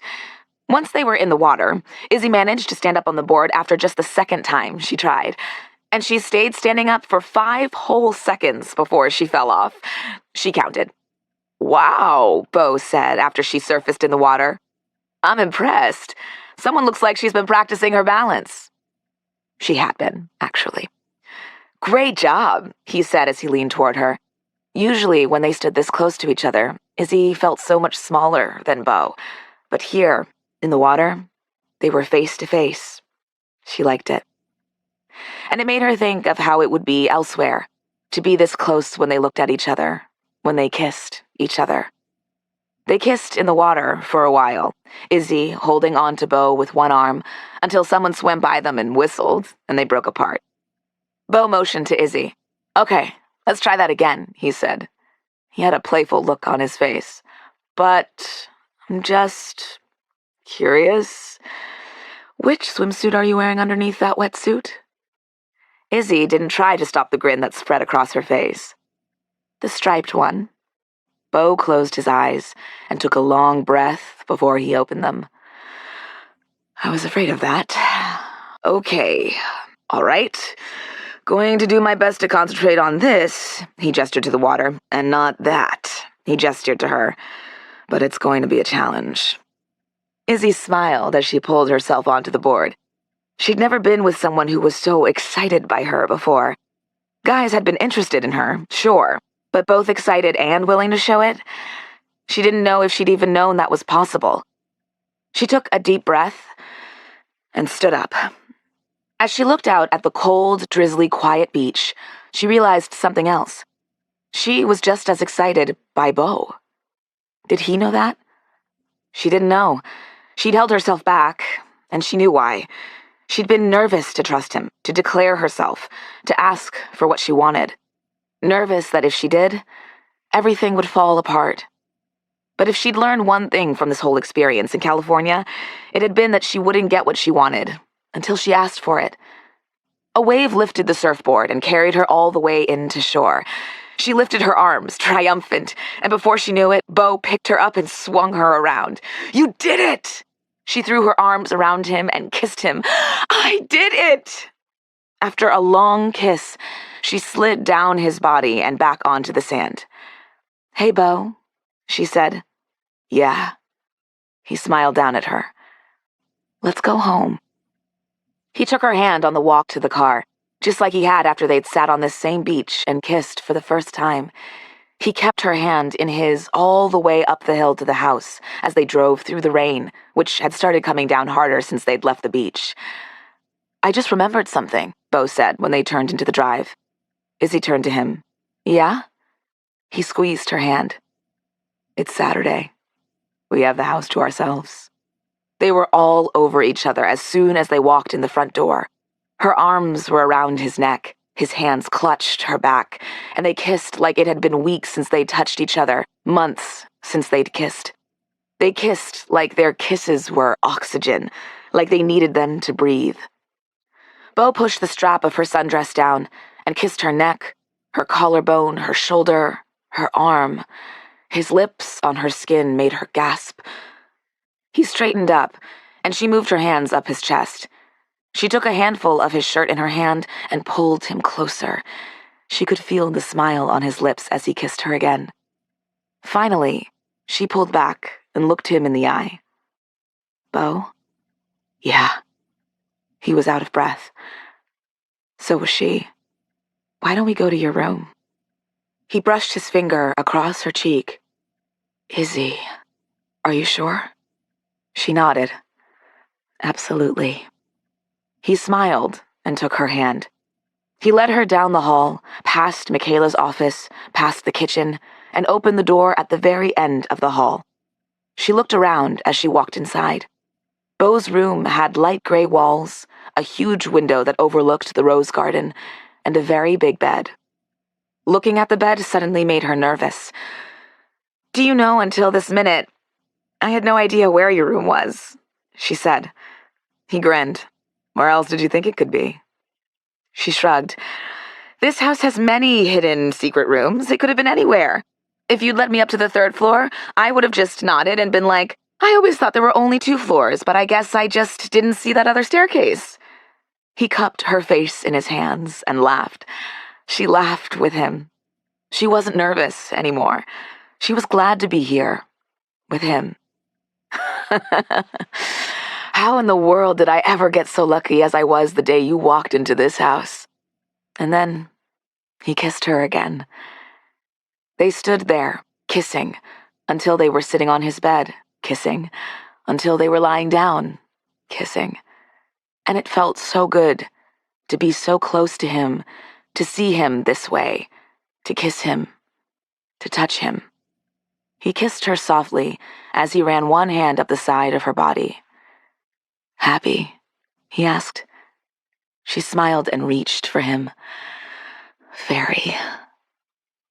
Afterward, they lay there together, warm, comfortable, happy. She rested her head on his broad chest and moved her fingers through the springy hair there.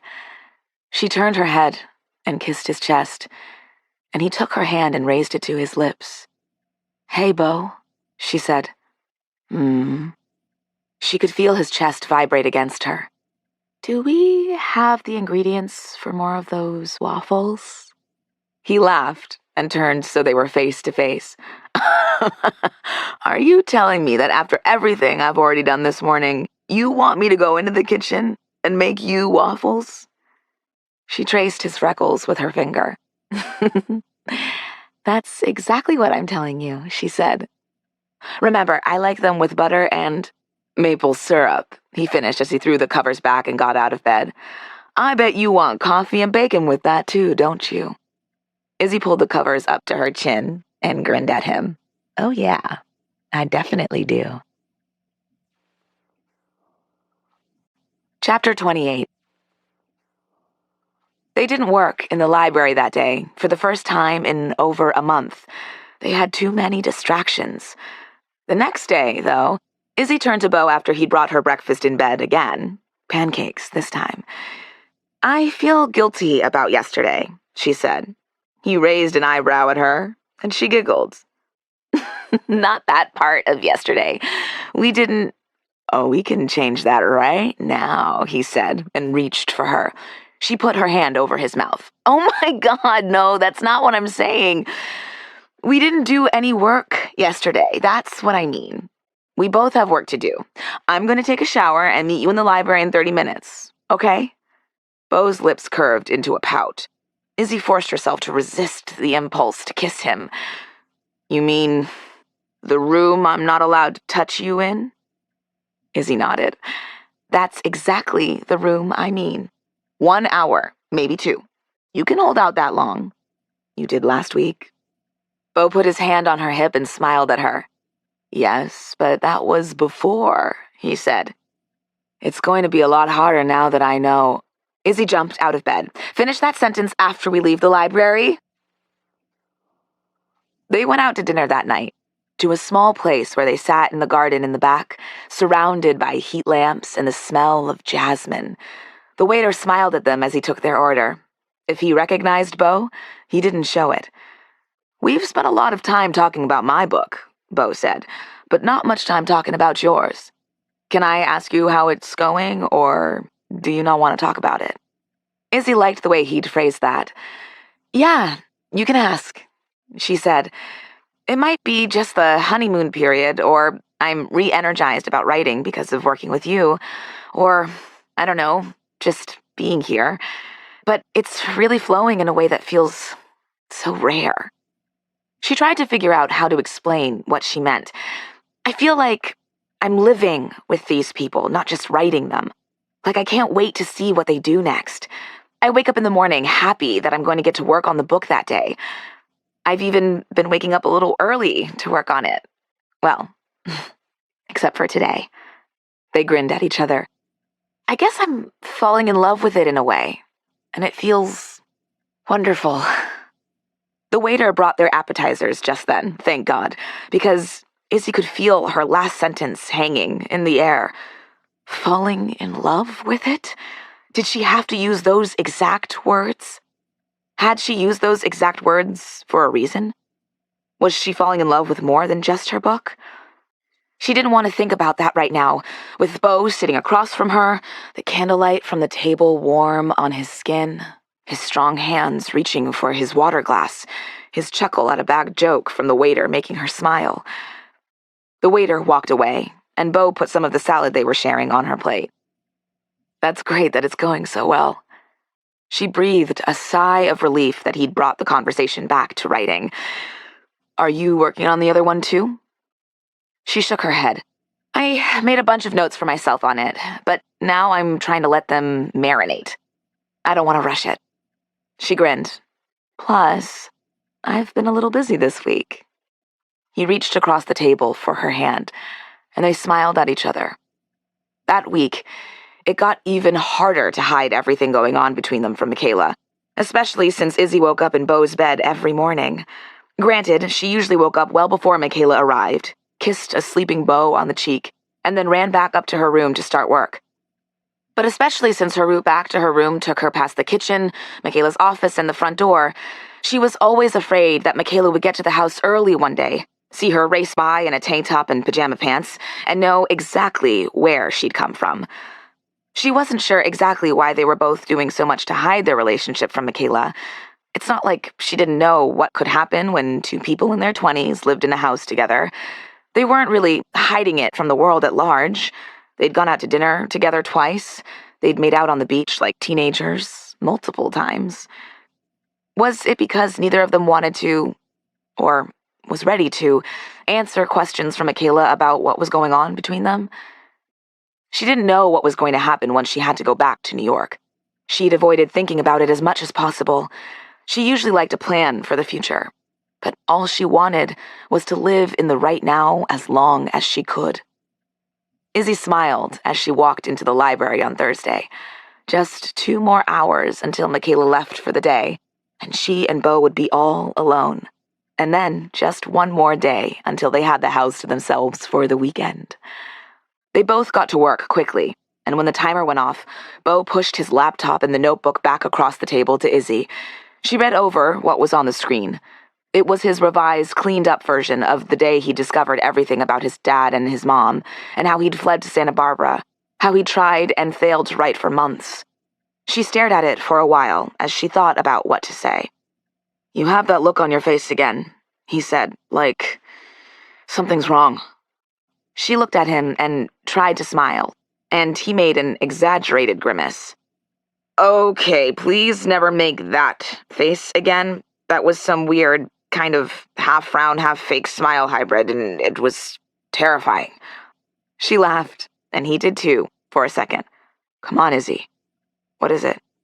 She sighed. "It's not that...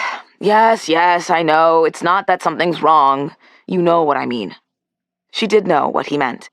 "Yeah. Okay. This is super readable.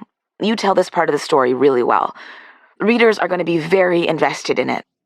But the thing is, this book is Your memoir. Your story. People want to know about you. You don't say why you lashed out at your mom the way you did, how you felt about what you said to your mom when you discovered everything, or why it took you so long to reach out to her. The facts are important, sure, but the most important thing is how you felt about everyone and about yourself. He crossed his arms and sat back. That stony look was back on his face. But you know all of that, he said. She wanted to soften her voice, but she tried to keep it businesslike between the two of them in the library when they talked about work. So she didn't. Yes, I know all of that, she said, but the reader doesn't. People can guess why, but they'll guess all sorts of things. Maybe you're planning to talk about it in a subsequent chapter, but if so, you should lay at least a little groundwork here so it doesn't feel like it's just missing. He looked angry.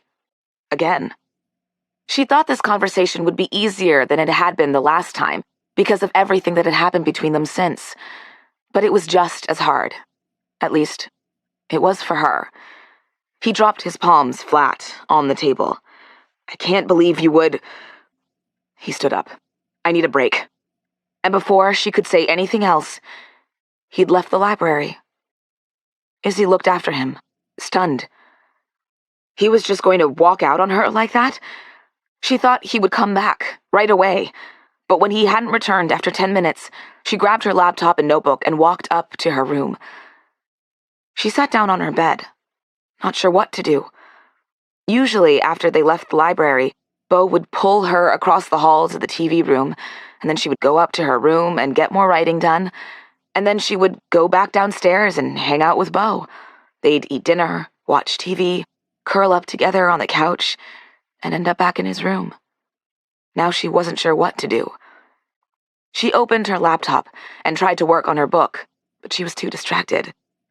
What happened when you had a fight with your boyfriend when you were living together? Was that even a fight? Was Beau even her boyfriend? She wanted to cry, but she wasn't even sure what she was crying about. The look on Beau's face when he'd spat those words out at her in the library, the emptiness she felt about the idea of not having dinner with him tonight, the longing she felt for him right now. Not the Beau who had left like that in the library, but the Beau who had woken up and kissed her this morning before she'd left his room. She should have known these past 2 weeks were too good to be true. She had known, actually. Everything had been so good between them, so idyllic, with beaches and picnics and swimming and surfing and reading to each other in bed. She'd known it couldn't last. She wanted to text Priya, ask for her advice, but since she hadn't told Priya about any of this, there would be a lot of catching her up first, and Izzy didn't have the energy for that. See, that's why she should have told Priya all this last week, in anticipation of something like this happening. She went to the bathroom to wash her face. That always helped to reset her mood. Then, she sat back down at her computer.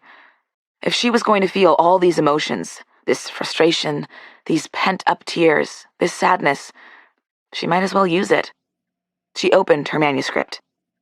As she wrote, her frustration mounted, and her sadness turned to anger. See, this was better. She, and her main character, should get angry instead of so sad. What had sadness ever done for her? Nothing. When she finally looked up, she realized the sun was already setting. She and Beau usually ate dinner by now. No wonder she was hungry. But she was so mad at him that she wanted to wait to eat until after he was safely out of the kitchen. No, that was silly. She wasn't going to sit in her room and hide from him. She got up and went downstairs. The kitchen was empty when she walked in, and she felt a mixture of relief and disappointment. She opened the refrigerator door to see what Michaela had left for them tonight. She hadn't done this in a long time, she realized. Beau was always in charge of getting their dinner ready. Hey. She turned around, and he was standing there, leaning against the kitchen door. Hi. She took a salad bowl out of the refrigerator and set it on the counter. I wasn't sure if you were coming down, he said. He took a few steps into the kitchen. That was really all he was going to say. Oh, are you done with your break? She said. Beau winced. Okay, yes, she'd sounded kind of bitchy. Okay, very bitchy when she'd said that, but what did he expect? "I'm really sorry about earlier in the library," he said. I should have led with that. "But Izzy, I'm trying here. This is all hard for me, you know that. Yes, of course, what you said today made perfect sense, but it was hard for me to hear. Hard to realize I have to do it. To reveal to the whole world more of the hard parts of myself if I want to make this book any good. And I hate that I still miss my dad despite everything. I started to get mad at you in there, and I realized I had to stop and take a breath. So, instead of lashing out at you, instead of saying something I knew I would regret, I told you I had to take a break. Please don't be mad at me for that." Oh. She should have realized that's what he was doing. He'd basically told her, but she'd been so freaked out by their first fight after they'd become whatever they were, that she hadn't bothered to think about it from his point of view. She uncrossed her arms. "I'm sorry, too. You did the right thing. I should have thought about it more from your side." He let out a sigh. "No, it's okay. I came back to the library to apologize, but by then you'd left and you'd forgotten your phone there, so I couldn't text you. And I couldn't come up to your room, so—" "You can come up to my room," she said. He shook his head. "I promised I wouldn't." She'd almost forgotten that he'd said at the very beginning that he wouldn't come upstairs. "Yes, but it's different now," she said. "I'm saying that you can." He took over a dinner assembly, a Caesar salad with chicken and fresh croutons, while Izzy pulled out the dishes. She felt bad for getting carried away, getting so mad at Beau for something she should have understood. Had she apologized well enough? Probably not. She should have explained better how she felt, how what he said made sense to her, why she'd overreacted so much. But to do that, she'd have to explain how she felt about him, and she wasn't sure if she knew how to put those feelings into words, or if she was ready to. They went into the TV room with the food, Beau carrying almost everything, as usual. She tried once, but he could easily carry more than twice as much as she could, so she'd given up and let him do it. He was silent as he put the food down on the table. When he sat down, she made herself turn to him. "Are you mad at me?" He looked surprised. "No. Why would I be mad at you?" "Well, I wasn't... I was kind of mean in there. I should have given you the benefit of the doubt. I shouldn't have..." Beau shook his head. "Yeah, but I'm not sure if I deserve the benefit of the doubt. I was a real asshole the last time we went through this." Izzy shrugged. "Yeah, but that was before." He gave her a very sweet smile. "Yeah, that was before." He put his arm around her and pulled her close. They hadn't touched since she'd left his room first thing that morning. She'd missed this. "And no, I'm not mad at you." She put her hand on his cheek. "Good." She looked up at him. "It's okay that you still miss your dad. He was still your dad. You're still grieving him. And you never got to be mad at him in person. You're grieving that too." She turned his face to hers and kissed him. "And you do deserve the benefit of the doubt." He smiled down at her. "Thank you for all of that."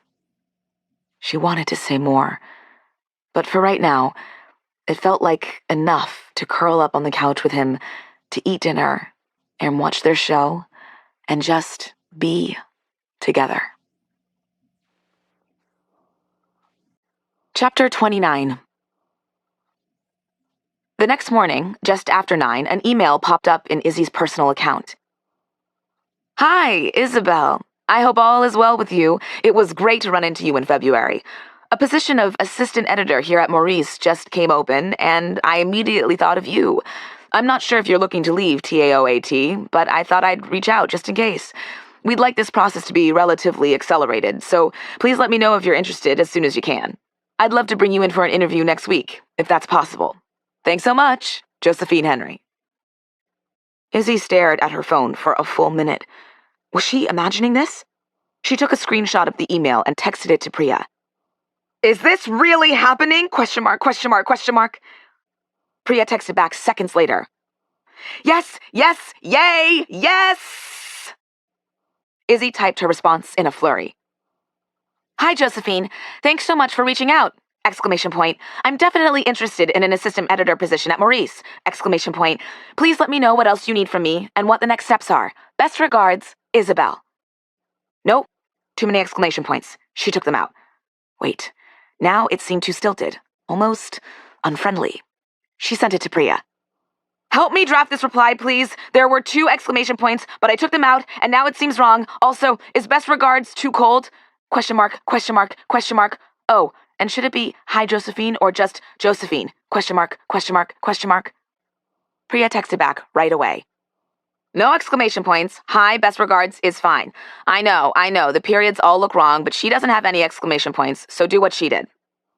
Izzy went to press send, but stopped herself. Josephine's first email had mentioned an interview next week. An interview in New York next week. She would have to leave California. Izzy left the email in her drafts and went to go find Beau. Luckily, he was in the first place she looked, the kitchen. Unfortunately, Michaela was there too. Not that she usually minded Michaela being around, but right now, she needed to see Beau alone. She poured herself more coffee and tried to catch Beau's eye, to get him to realize by, ESP or something, that she had to talk to him, but he wasn't looking at her. Michaela was looking at her, with a little smile on her face. Izzy looked back down at her coffee. She should have texted him before rushing out of her room, but most of the time he didn't have his phone on him, so that probably wouldn't have done any good. She'd just have to say something. Beau? Beau immediately turned and smiled at her. Marta asked me a question about your book, and I wanted to check in with you before I answered her. Can you meet me in the library so we can talk it over? It should only take a few minutes. She did? Beau suddenly looked nervous. Oh no.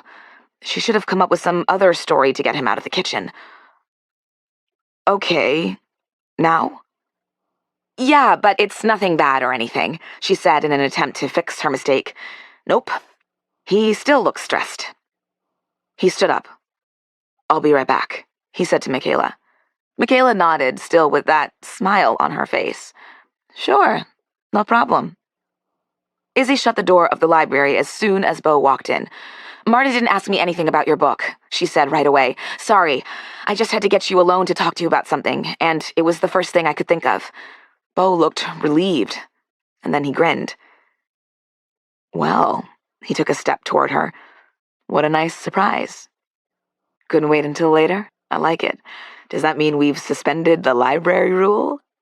Izzy laughed. No, not that either. He looked at her closely. Something good happened? She bit her lip and nodded. I think so. At least, it has the potential to be good, but also it's... She tried to come up with a word to describe how she was feeling right now. Excited, terrified, worried, conflicted, thrilled? She didn't know. Beau walked over to the table and pulled out her chair. Sit down.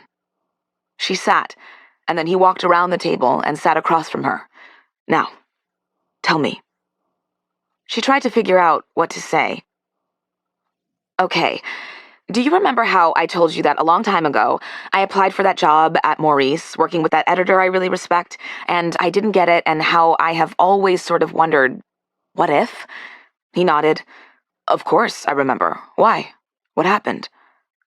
She still couldn't believe it. She emailed me this morning. That editor, Josephine Henry. She said they have another opening for a job that would be a promotion for me. She said she thought of me immediately, and she wants to bring me in for an interview. Beau's face lit up. Izzy! That's fantastic news! Congratulations! He looked so happy for her. That look on his face made her want to leap across the table and throw herself into his arms, but she held back. Thanks, she said. I can barely believe it. Granted, it's just an interview, but... He brushed that off. You'll be fantastic, he said. When's the interview? She took a deep breath. Would it matter to him? Would he care? Suddenly, she felt weird about rushing downstairs to tell him. She said she wants it to be soon. Sometime next week. But I'm not sure what day, so that means you'll have to go back to New York, he said. His voice was flat. Yeah, I'll have to go back to New York. I didn't email her back yet. I wanted to tell you first. He didn't say anything for a moment. Okay, he said. Obviously, you don't want to tell Marta that you're going back early for a job interview. Why don't you schedule the interview, and then I can tell Marta I don't need you here anymore, and you can just let her think you're going back to New York a day later than you actually are. So you can go the day before the interview. Does that work? Oh. He thought the reason she wanted to tell him first was to help her deal with Marta. That was nice of him. But she hadn't even thought about Marta until he'd brought her up. She'd only been thinking about him. He'd tell Marta he didn't need her anymore. Why did that sting so much? Maybe because it came to him so quickly. She tried to shake that off. Yeah, she said, that works. Great. I'll email her back right now. She took her phone out of her pocket, read over her draft email, and pressed send. Okay. Beau stood up. Just text me when you hear back. I'll email Marta when I hear from you. Izzy stood up too and walked to the library door. Yeah, okay.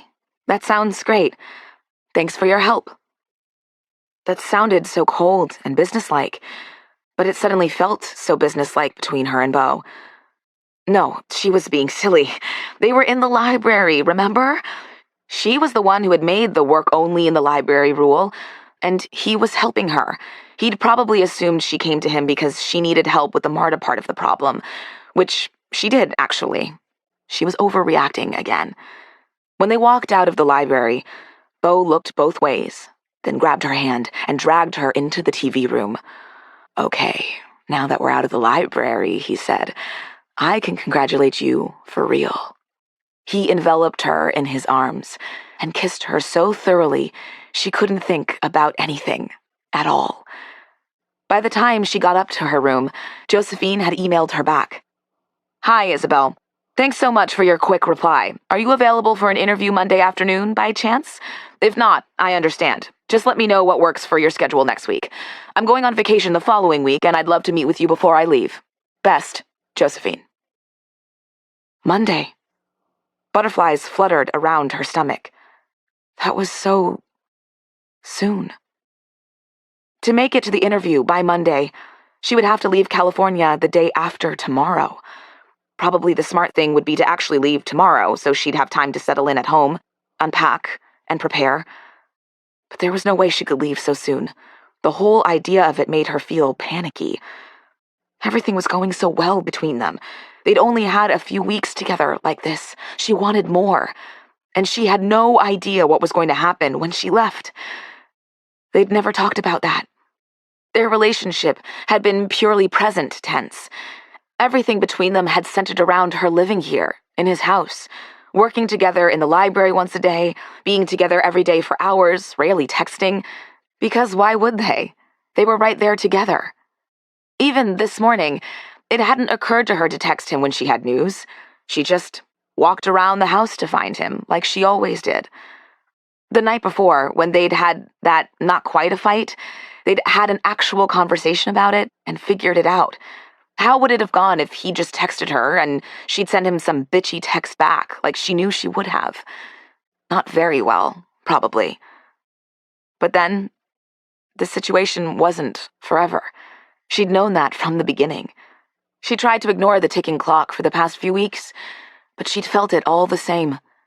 Beau was probably right when he said that he didn't need her anymore. He could write the rest of this memoir on his own and send it on to Marta. If she didn't get this job at Maurice, she'd still be involved with it as Marta's assistant, just at a distance. Would that hurt? To still be involved in everything about Beau's book, from her desk at her cubicle in the TAOAT building, and not from her seat across from Beau in the library? To be CC'd on emails with him and his agent and Marta, To write him polite, professional notes, reminding him to send in his copy edits? Izzy dropped her head into her hands. She knew the real question was whether she would still be involved with Beau romantically, whether this thing between them could or would survive when she left. Or was all the magic between them here in this enchanted house, in the rooms where they'd talked and worked and fought and kissed and loved each other? No. It was too soon for that word. She was just getting emotional, that's all. She was freaked out about this interview, that this was all happening so fast that she could finally get away from MARTA and TAOAT and land the job she'd been dreaming of for so long. So instead of worrying about that, she was heaping all her stress onto leaving California and leaving Beau. She needed to pull herself together and reply to Josephine's email. Hi, Josephine. Monday afternoon works well for me. Thanks so much.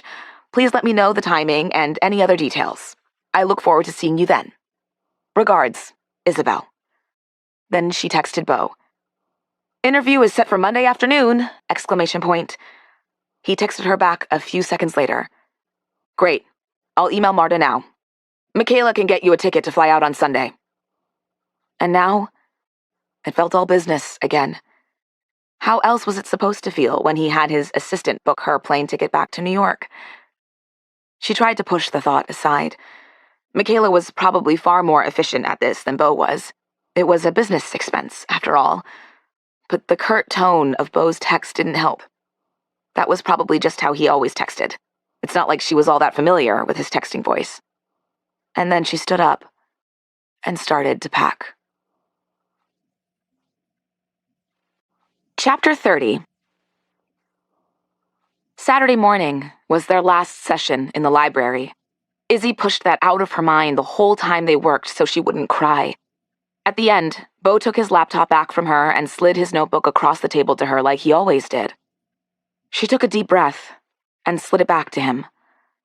I should leave this with you, she said. I think it's safe now, don't you? He looked down at the notebook for a long time. Finally, he looked up at her. Right?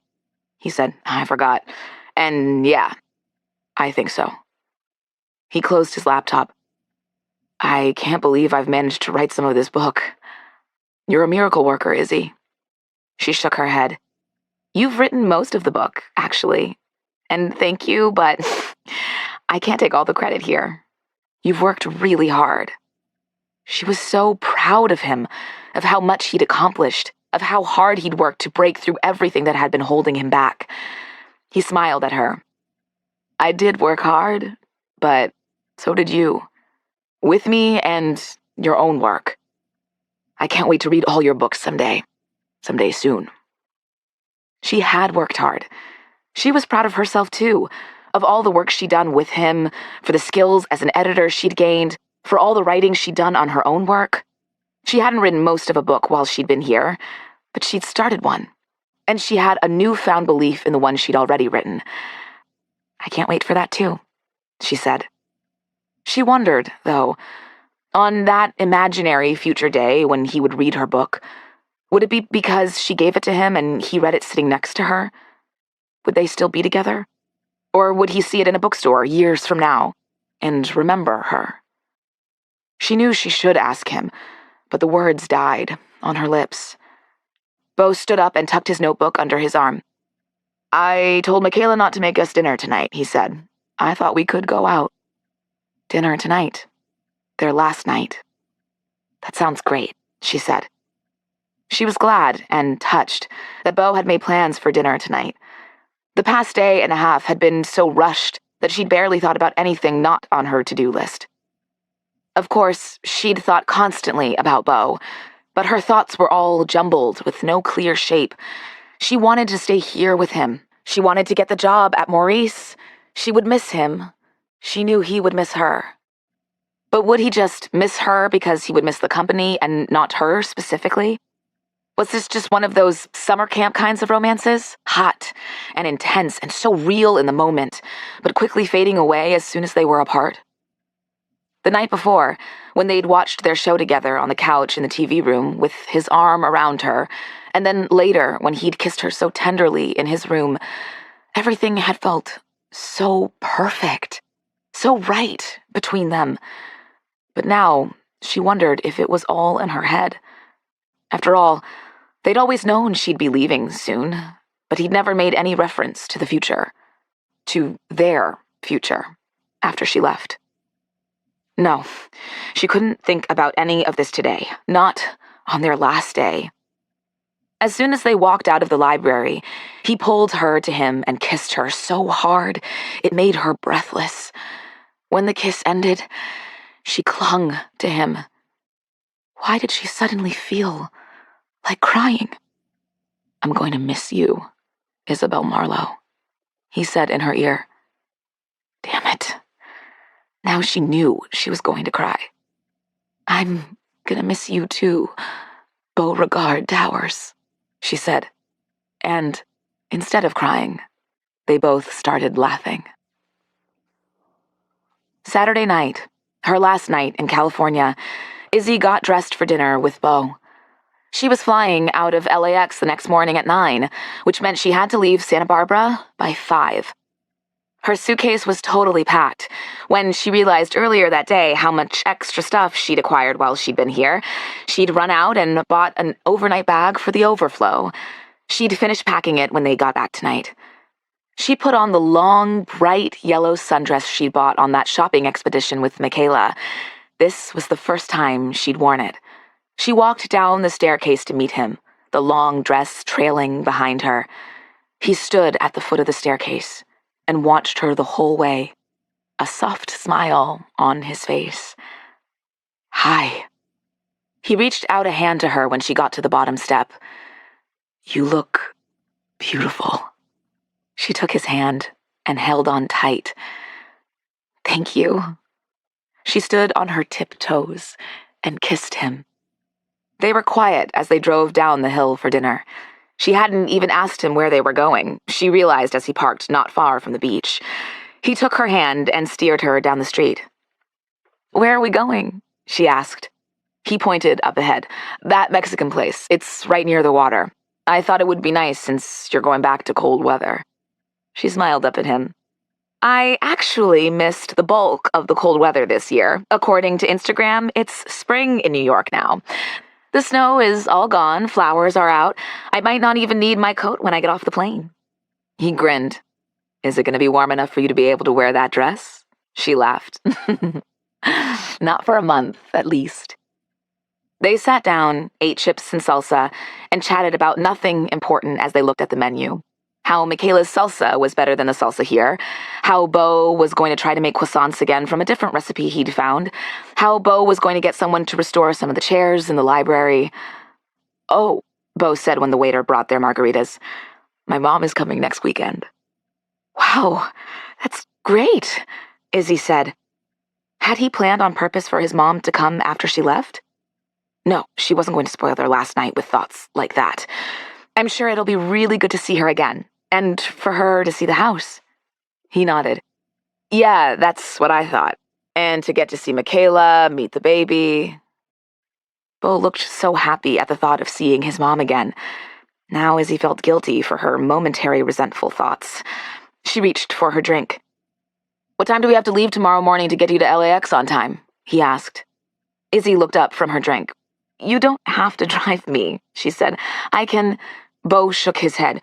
"You can just stop talking now because I'm driving you." Izzy opened her mouth to say something else and then closed it. For once, she would obey a "stop talking now" directive. She lifted her glass and smiled. After dinner, they walked down to the beach. Izzy slipped her sandals off and tucked them in her bag. There were other people on the beach, a few small groups, other couples walking hand in hand like them, but it felt quiet, peaceful. The only sounds were the waves crashing into shore and the faint music coming from somewhere farther down. Beau held her hand firmly. She wondered what he was thinking. He'd said that he would miss her, and she knew it was true. She would miss him too, so much. She thought, again, about asking him what would happen between them when she left. Would they keep this up? Would they keep in touch? Was this the end of everything? But she hesitated. Everything between them had been wonderful for the past few weeks, better than any relationship she'd ever had before. But was it real? Was this one of those limited-time fairy tale romances? One of the ones that happened because of a castle and a curse and lots of magic, but that would vanish when real life started again? She hoped not, but she didn't know. But God, she didn't want to leave the next morning. She knew that for sure. The music got louder as they walked down the beach, and she saw a string quartet playing outside a restaurant. Beau stopped and turned to her. "Dance with me," he said. She looked up at him. She could barely see his face in the darkness, but she knew he was smiling. She dropped her purse and put her arm around his neck. They danced together on the sand, moving in a slow circle, the wind blowing the full skirt of her dress, his hand on the small of her back, as the music and sound of the waves soared around them. Finally, the music stopped, and she rested her head against his chest. They stood there together for a long time. Finally, Beau leaned down and kissed her slowly, gently. She cupped his face in her hands. "Let's go home," she said. He kissed her once more. "Yes, let's go home," he said. The next morning, they woke up to her alarm. It took everything in her not to cry when she realized this would be the last time she woke up with him like this. Instead, she cleared her throat and sat up. "I'm gonna take a shower and bring the rest of my stuff down, okay?" she said. Beau had already brought her suitcase downstairs the night before. Beau blinked at her sleepily and nodded. "Right? Okay." Then he seemed to suddenly realize what she was saying and sat up. "Yes, get your stuff. I'll get in the shower too." She ran up the stairs to her room. She walked into the bathroom. This perfect bathroom that she'd loved so much. She felt silly about it, but she said goodbye to the bathtub that had felt like her only friend here at first, to the shower where she'd had so many good ideas, to the perfect selfie lighting at the mirror that she'd taken full advantage of. Then, after she'd showered and said her goodbyes, she pulled on her jeans and black t-shirt and Beau's hoodie, threw all her toiletries into her new bag, and zipped it up. Okay. She looked around the room from the doorway. So much had happened to her here in such a short amount of time. She'd arrived angry and uncertain and burned out.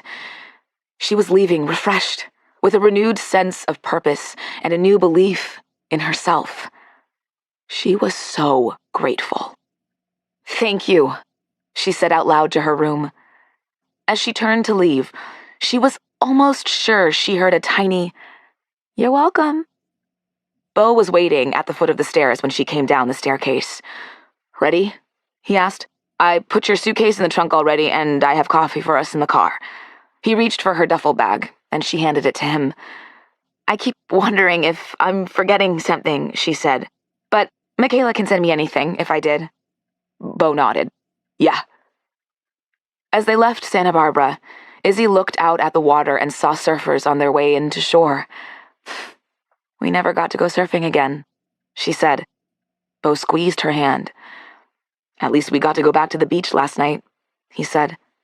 She realized she'd wanted him to say that they'd have plenty of chances to go surfing together again. He hadn't. There wasn't much traffic that morning, not until they got closer to LAX, where cars were all jammed up for the 5 miles approaching the airport. He reached for her hand as they inched along the freeway, and she held on tight. When they finally got to the airport, it all went too fast. Beau took her bags out of the car. She swung her tote bag over her shoulder and set the new duffel bag on top of her suitcase. "Okay," he said. "I'll text."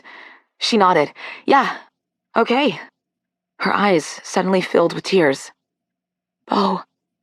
He took one step and pulled her close. "Oh, Izzy." They stood there together on the sidewalk for a few moments, the bustle of the airport loading zone around them. She managed to push the tears back. She didn't want to cry, not now. Finally, she stepped back. "You should go," she said, "before someone yells at you to move the car." He looked around. There was an airport security car just a few yards away. "Yeah," he said. He stepped back over to the car and opened the door. Then he lifted a hand to her. "Bye, Isabelle Marlowe," he said. She held her tears back and smiled at him. "Bye, Beau Towers," she said, and she turned and walked into the airport. Chapter 31. Izzy hadn't paid attention to her plane ticket other than to note the time and airline, so it wasn't until she got to the ticket counter to check her suitcase that she discovered her ticket was in first class. "Oh, Beau," she said under her breath. "What was that, ma'am?" the ticket agent asked her. She shook her head. "Nothing." She took the baggage claim ticket he handed her. "Thanks." She managed to hold it together as she went through security, as she walked through the airport, as she waited for the plane to board, as she got on the plane and tucked her bags away, as she nestled herself into her enormous reclining window seat. The flight attendant came by and offered her a mimosa, but she declined. She'd never flown first class before, and she felt like she should take it, but right now, she didn't feel the slightest bit celebratory. It wasn't until the plane took off, and she saw the Pacific Ocean beneath her, that she started to cry. Thank God for first class, where she could stare out the window and let tears stream down her face for as long as she wanted, and no one would be close enough to see her. She was suddenly convinced she'd never see Beau again, that the hug outside the airport was the last time he'd ever hold her, that when she'd squeezed his hand as they pulled apart was the last time she'd ever touch him. Oh God. They hadn't even kissed goodbye. They hadn't even kissed this morning when they'd woken up. Their last kiss had been an accidental last kiss, a sleepy, quick goodnight kiss the night before. Why hadn't she made sure to kiss him goodbye? She told herself to stop crying, that she was overthinking everything, that she needed to stop thinking about Beau to prepare for her interview. But then she realized there was a packet of tissues at her elbow. She reached for it and saw the flight attendant nod at her. That made the tears well up again. She wrapped herself in Beau's hoodie and cried until she fell asleep. When she woke up, there were a few more hours of the flight left. She took a deep breath. Okay. She'd had her cry. Now she had to pull herself together.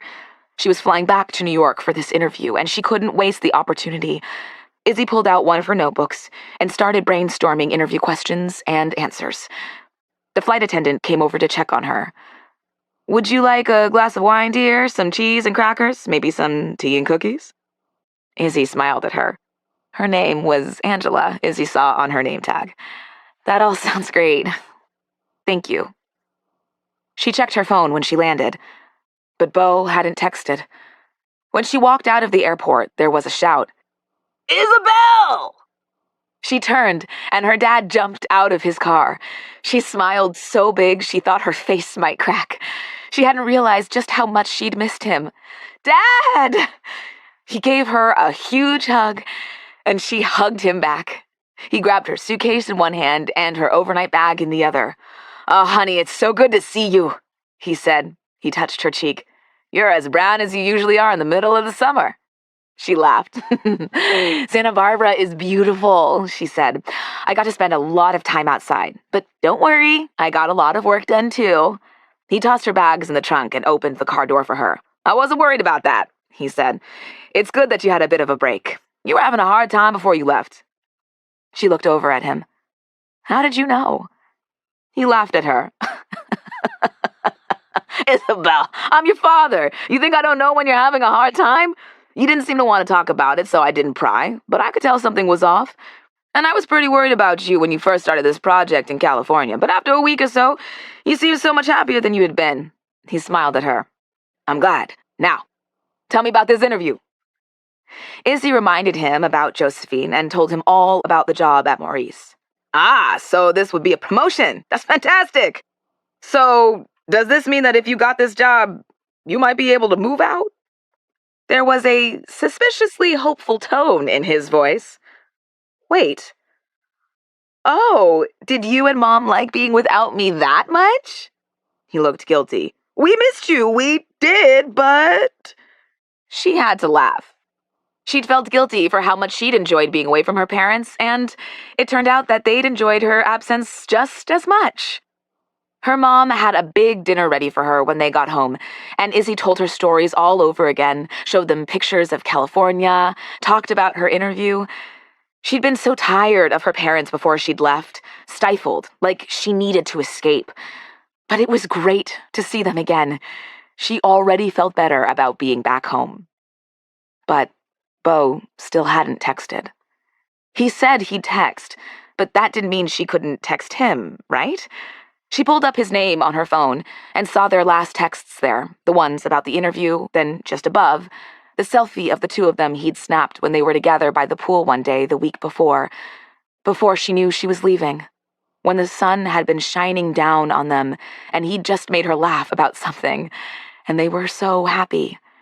Just looking at that picture filled her with that same longing she'd felt on the plane. It felt like she was homesick, she realized. Even though she was back home now.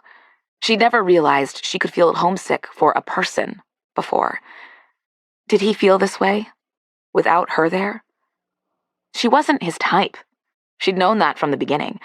She wasn't like the other people he'd dated, the tall, thin, famous ones. She'd known she couldn't get invested in him, let herself fall for him. Maybe he'd just liked her because she was there, because she was convenient, not because of her.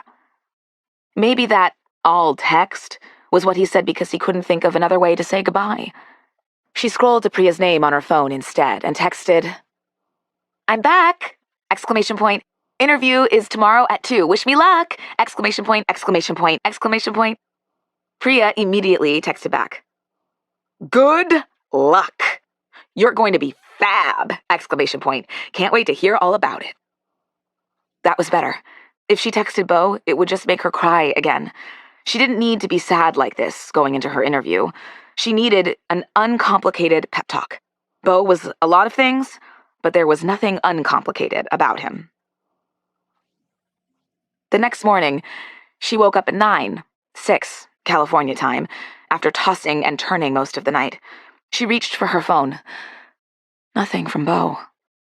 That's just what she'd expected, wasn't it? That's why she'd been so sad on the plane, because she'd known that she was going back to her real life. It was all over between them. She'd been right not to text him the night before. Being right didn't make her feel good. She ate the breakfast her dad left for her, took a shower, did her makeup, told Priya she needed the biggest pep talk she could manage. That all helped a little, especially Priya's multi-text pep talk calling her many things, including not only devastatingly beautiful, but a veritable princess of books. Izzy looked at herself in the mirror after she got dressed for her interview. Okay, it was time to give herself a pep talk. Isabelle Marlowe, you're going to be great at this. You can do this job. You know that now. You're a good writer, you're a good editor, and you're going to fight for your books and your authors to succeed. And today, you're going to walk into Josephine Henry's office and wow her. The Izzy in the mirror smiled back at her. She was right. She was going to be great at this. Chapter 32. Josephine glanced at her watch. Oh my goodness, I didn't realize we'd been talking so long. She smiled at Izzy, and Izzy smiled back. This interview had felt good since the first moment, when Josephine had walked into the lobby to get her a huge smile on her face. And it had only gotten better from there. If you have a few more minutes, I'd love to introduce you to some of the other people you'd be working with here at Maurice. Izzy smiled and stood up. I'd love that. This felt like another good sign. Josephine walked her down the brightly lit halls. There were books everywhere here, too, just like at TAOAT. And Izzy didn't know why it felt so different. Maybe because everyone looked friendly instead of stressed. Maybe because she just needed a change that badly. But no, it was more than that. She'd lost track of time too, talking to Josephine. It was less an interview than a long conversation. Yes, Josephine had asked her about her career goals, her strengths, the kinds of books she wanted to work on, but she'd also listened to her, told Izzy some of her own goals, told her things she'd wish she'd known when she was Izzy's age and at that point in her career. They'd talked about editing and writing, and Izzy had told her, without going into detail about who or where or how, that she'd been working on a project with an author and how much it had made her think about the role of an editor, how inspiring it had been for her. Izzy had even told her about her own writing, something she'd never told Marta. Josephine had seemed excited and said she couldn't wait to read her work when it was ready. And yes, sure, that was a thing sometimes people just said when you told them you were working on a book. But Josephine really seemed to mean it. She was aware she couldn't count on actually getting this job. She knew as well as anyone that publishing could be unpredictable. But now she also knew something she hadn't known for sure this morning. The rushed trip back from California had been worth it. She shook off thoughts of California when Josephine stopped at an open office door. "Hi, Scott, do you have a minute? There's someone I'd like you to meet." Izzy smiled at the spectacled, bearded, pleasant-looking white man sitting behind a desk. He looked vaguely familiar, but then most men in publishing were white and bearded and wore glasses. He stood up as they walked in. "Thanks for interrupting. I was about to start my expenses, and I'll take any excuse to avoid those." Josephine laughed. "I know how that is."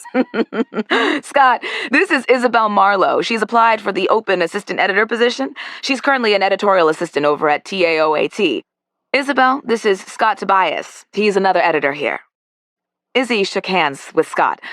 Now she knew why he looked familiar. She'd seen him at a few different publishing events. He'd edited a handful of her favorite books. "Nice to meet you, Scott. Actually, I think we met briefly at a book event for Then Somebody Bends, though I'm sure you don't remember. It was packed in there." He looked at her for a moment, then smiled. "I do remember you. You asked that question about how she pulled off the 3 points of view. I remember because the author was so thrilled to get that question." Oh, wow. She couldn't believe he remembered that. "That was me," Izzy said. "It was a great event." Scott turned to a box stacked by the door. "Wait, these just came in." He grabbed a book and handed it to Izzy. "Interested in an advance copy of her next one?" Izzy gasped and reached for the book. Josephine and Scott both laughed. "Looks like she's definitely interested," Josephine said. She took a step backward. "Well, I'll let you get to your expenses, but I'm glad you two got to renew your acquaintance." Izzy dropped the book in her tote bag. "Thanks so much," she said to Scott. "It was great to meet you again." Scott smiled at her and went back to his desk. "Great to meet you too, Isabelle. Hope to see you again soon. Talk to you later, Josephine." Josephine walked her to the elevator. "Thanks again for being able to come in on such short notice, Isabelle," Josephine said. "Like I told you, I'll be on vacation next week, but I'll keep you posted about our timeline." They shook hands, and Izzy smiled at her. "Thank you," she said. "I've had a wonderful time talking to you." Josephine smiled. "Likewise." Izzy walked out of the Maurice building and turned her phone back on. She had a bunch of texts from Priya. Thank goodness she'd remembered to turn her phone off before she'd walked inside. But nothing from Beau. He'd known when her interview was. He'd definitely known. He hadn't texted her to see how her flight was, or to say good luck on the interview, or to ask her how the interview went. Nothing. The texts from Priya were great, but she knew she wanted to share this with Beau, to celebrate with him, to hear his familiar, deep, warm voice rumble in her ear. She made herself click over to Priya's texts. "I bet you're doing great in there! Exclamation point. Text me as soon as you're out. How was it? Question mark, question mark, question mark. Izzy had better answer her immediately, or else Priya would melt down. "I'm out! Exclamation point. It was great. I thought I wanted it before I walked in the door, but now I want it so bad. Josephine's really great. Everyone there is great. The books are great. ... Ah! Priya responded right away. "And you are great! Exclamation point." Izzy grinned at her phone. She could always count on Priya. Just then, another text came. Okay, but also, wanted to make sure you saw this article if you haven't already. Have you heard any of this from Marta? Is it true? Izzy frowned down at her phone as she clicked the link Priya had texted. What could this be about? Was what true? She scanned the article, something about a new Hollywood memoir recently acquired by TAOAT. Acquired by Gavin. Ugh. But why had Priya texted her this? What would she have heard about from Marta? And then, she found it. This acquisition was all the more important for TAOAT since Beau Towers' memoir, acquired by Marta Wallace over 2 years ago, won't be published next year. A source within TAOAT says Towers' manuscript is far overdue, and that the likelihood of Towers actually turning something in is slim to none. Towers is a liability, our source said. He's uncooperative, has significant anger management issues, and frankly isn't all that right. It's clear that TAOAT has given up on that book. Won't be published next year? Given up on it? Isn't all that bright? What the hell? Izzy felt enraged, betrayed. How could they do this to Beau? How could they do this to her? He'd worked so hard. Marta knew how hard he was working. He'd told her. To hit him out of nowhere, insult him like this, with just an anonymous quote in some gossipy publishing piece, felt cruel. And she'd worked so hard with him. Did none of that matter? Had they just let her keep working with him after they'd given up on Beau? After they'd realized they didn't want his memoir anyway, just for busy work because they'd given up on her, too? Did he know about this? No. He couldn't know. He would have asked her about it. Maybe he thought she knew and didn't tell him, and that's why he hadn't texted her? If that was why, then she was furious at Beau, too. How could he think that she wouldn't tell him about this? How could he think she wouldn't be on his side? She should text Priya back. She wrote, No, I didn't know any of this. Okay, let's talk ASAP tomorrow. Can't wait for you to be back in the office! Exclamation point. I can't wait too! Exclamation point. That was a lie. But what else was she supposed to say to Priya? She didn't want to go back to the office at all. Even though she was angry at Beau for not texting her, for not trusting her, she was just as angry at Marta for doing this to Beau. She had to talk to Marta about this. Even though she didn't think she'd ever see Beau again, even though their relationship might be over, she still believed in his book. While she'd been in California, she'd learned how to fight for herself and her dreams. She was going to keep fighting. For her dreams, and for Beau's. Chapter 33. On her walk to work the next morning, Izzy smiled as she looked around. When she'd left the city less than 2 months ago, the world had been gray, dreary, hopeless. Now the sun was out, there were flowers everywhere, and birds chirped all around her. She was actually happy to be here, to be back. And she was happy about more than just that. She was nervous about today, about walking back into the office for the first time in so long, and about confronting Marta about the article. And she missed Beau, so much she could barely think about it, so much she knew she would have to guard her facial expression when she talked to Marta about his book. But she also felt hope for the future, for her future. She loved books, she loved writing, she loved publishing, and she knew she had a place in that world. She wasn't going to let anyone take that love from her again. A few minutes before 9, she walked into the TAOAT offices. It took her much longer to get to her desk than usual. Everyone stopped her on the way, smiled at her, said how much they'd missed her, gave her hugs, handed her advance copies of books they'd been saving for her. She hadn't realized how many people here knew and liked her. Marta's office was still dark when Izzy got to her desk, but she'd known it would be. She had a stack of mail on her desk. That would help keep her busy while she waited for Marta.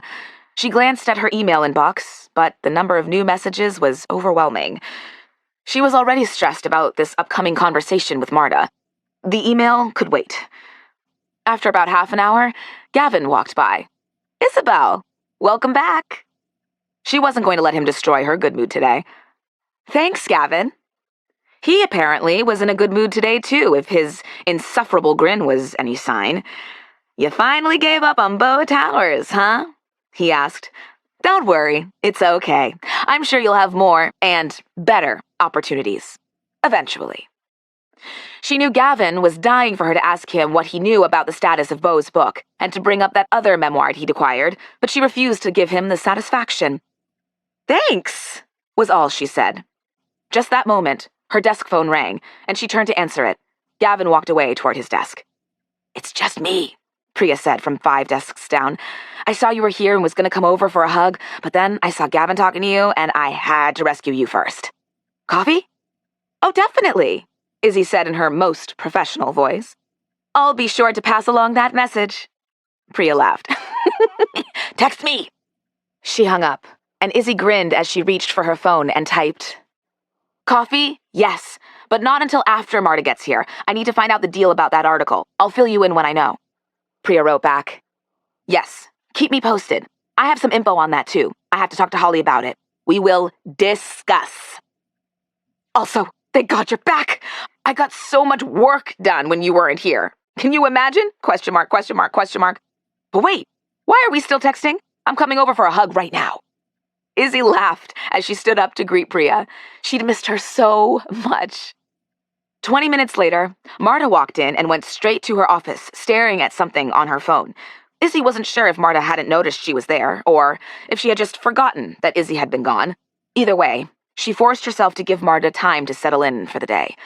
She'd made herself a list of talking points for this conversation with Marta. But were they good enough? Would Marta listen to her? Would Marta be furious at her for pushing back about this? After 10 minutes, she couldn't take it any longer and knocked on Marta's open door. Marta looked up from her phone. "Isabelle, you're back. Excellent." Izzy took a step inside. "Thanks, Marta. There was something Marta waved her to a chair. "This whole thing with you in California worked far better than I thought it would. You managed to get an actual book out of Beau Towers, which I didn't think was possible." Izzy took a deep breath. "I wanted to talk to you about..." Suddenly, she realized what Marta had just said. "Wait, what did you just say about Beau Towers?" "Oh, I assumed you knew, since you were CC'd, Marta said. "He sent in his manuscript this morning." He'd sent Marta the manuscript this morning? The whole manuscript? "I started reading it on the subway on the way here," Marta went on. "When he sent those pages a few weeks ago, I could tell it was going to be good. But this is far better than I expected." He'd sent Marta pages a few weeks ago? He hadn't told her he was going to do that. Yes, he worked really hard on it. It blew my expectations out of the water as well." Marta looked very smug. "Sales is going to go bananas for this one. That was a great idea you had, to go talk to him." Great idea she had? Now Izzy was very confused. Thanks, Marta," she said. "But I saw that piece yesterday, and I thought that TAOAT was planning to cancel the book." Marta gestured to her. "Shut the door." Izzy got up, shut the door, and sat back down. Don't pay that piece any attention. She could almost see Marta grind her teeth. "I don't know who that source was, but when I find out..." Marta smiled. It was the scariest smile Izzy had ever seen. "I reached out to both Beau Towers and his agent as soon as I saw the article. They know it's bullshit. We haven't decided how to handle it publicly here yet. Now that we have the manuscript, we might just let it stand until we have a cover. Surprise the world some. That's always a good splash. Oh, or this might be fodder for a new chapter. Publicity will die at that promo material." Izzy had no idea what to say. She'd spent the last 18 hours gearing herself up for this confrontation. But Marta already loved Beau's book. TAOAT was on his side, and Marta had congratulated her. "I give you a lot of credit for how good this book is," Marta said. "Good job." As amazing as it felt for Marta to say that, she couldn't take all the credit. "Thank you, but Beau is a great writer. I did a lot, yes, to help him figure out how to write a memoir, but the writing is all his." Marta waved that away. Yes, that's what being an editor is. The writing is always all theirs, but that makes our work even more important. His proposal for this memoir was a nightmare. I could see there was a good writer in there, but I knew it would take a lot for me to pull a book out of him. You did a lot of that work for me already. Today was not at all turning out to be how she'd expected. Should she do something else that she hadn't planned on? She didn't stop to change her mind. Thank you, Marta. Actually, there's something else I'd love to talk to you about. I've wanted to move up to assistant editor for a while, but it didn't seem like that was possible for me here. But recently, Josephine Henry over at Maurice reached out about an assistant editor position. I had an interview over there yesterday. Marta nodded slowly. Yes, that sounds like a great place for you. Izzy's mouth didn't quite drop open, but only because she caught it in time. I tried here, Because of the budget cuts last year, we couldn't add any new assistant editors, and I was worried that I might lose you. To be honest, I was waiting for you to ask about it. But Gavin said her book was no good. Gavin said she didn't have potential here. Gavin said Marta didn't believe in her. None of that was true. Before Izzy could really absorb this, Marta spun to face her computer. I have Josephine's number. Let me give her a call about you now. Izzy just stared at her. Marta glanced at her and laughed out loud. I'm only going to tell her great things about you. Not that there's much else to tell. She thought for a moment. Well, you're not very good at tooting your own horn. Work on that? Classic Marta. Telling her one of her faults, ordering her to get better, not recognizing or thinking about all the reasons why it was difficult for her to acknowledge or brag about her accomplishments. The world felt a little bit more normal now. Okay, was all she said. Thanks, Marta. Marta reached for her phone, and Izzy stood up. Josephine, hi, Marta was saying by the time Izzy opened the office door. This is Marta Wallace. How's business? Izzy closed the door gently. Of course, Marta would ask, how's business, instead of, how are you? To be fair, to Marta, the two were likely one and the same. She walked back to her desk, and then shook her head and went to the elevators. She couldn't sit down at her cubicle after what had just happened. She had to go somewhere and be alone to process that conversation. She'd expected Marta to be curt, dismissive, tell her in so many words that her 2 months in California had been pointless, to Beau, to TAOAT, for her career. And yes, Marta was curt. She always was. But everything else had been different. When she walked outside into the brisk spring air, she finally let herself think about one of the most unexpected things Marta had told her. Beau had turned in his manuscript this morning. He'd done it. The thing he thought he couldn't do. The thing he'd told her less than 2 months ago that he knew he couldn't do. He'd written the book. He'd fought and struggled and worked so hard on his writing and himself. And he'd done it. She wished she'd been there when he'd pressed send. She wished she could give him a big hug. She wished he knew how happy she was for him, how proud she was of him. She missed him so much. She wanted to see him, congratulate him for this, ask him how he felt, tell him about the interview, ask if he'd known about that piece before he'd gotten Marta's email about it, hug him again. Then she stopped in the middle of the sidewalk, causing someone walking behind her to yell at her, a curse she barely even heard. Why couldn't she do all of that? She'd convinced herself they were done. She'd never see him again. They couldn't have a happy ending. That's how it had to be. Just because he hadn't texted her for 2 days? She hadn't texted him either. And why had she thought he would be mad at her because of the article? Beau would never, for 1 second, think she had anything to do with that. She'd convinced herself she couldn't ask for more, that what she and Beau had wasn't real. But that wasn't how she felt. That wasn't what she wanted. She'd fallen in love with him, as they'd worked together in the library, as they ate dinner on the couch, as they fought and made up in the kitchen, as they kissed on the beach. And she hadn't told him that. Any of it. She hadn't even been able to admit it to herself. Maybe he didn't feel the same way about her as she did about him, but she'd been so careful over the past few days to hide her feelings from him, from herself, to prevent disappointment, to keep herself from getting hurt, to keep herself from getting her hopes up, that she hadn't allowed herself to truly admit what she wanted. She hadn't allowed herself to dream about how it would feel to get it. She had to ask for what she wanted, and what she wanted was Beau. She reached for her bag to grab her phone, and found neither. Right. Her bag and her phone were at her desk, back in the office. She'd left the office so impulsively after talking to Marta, she hadn't stopped to get either. She turned around. She had to go get her phone. She had to call Beau. Chapter 34. When Izzy got to her desk, there was a slim overnight package sitting on top.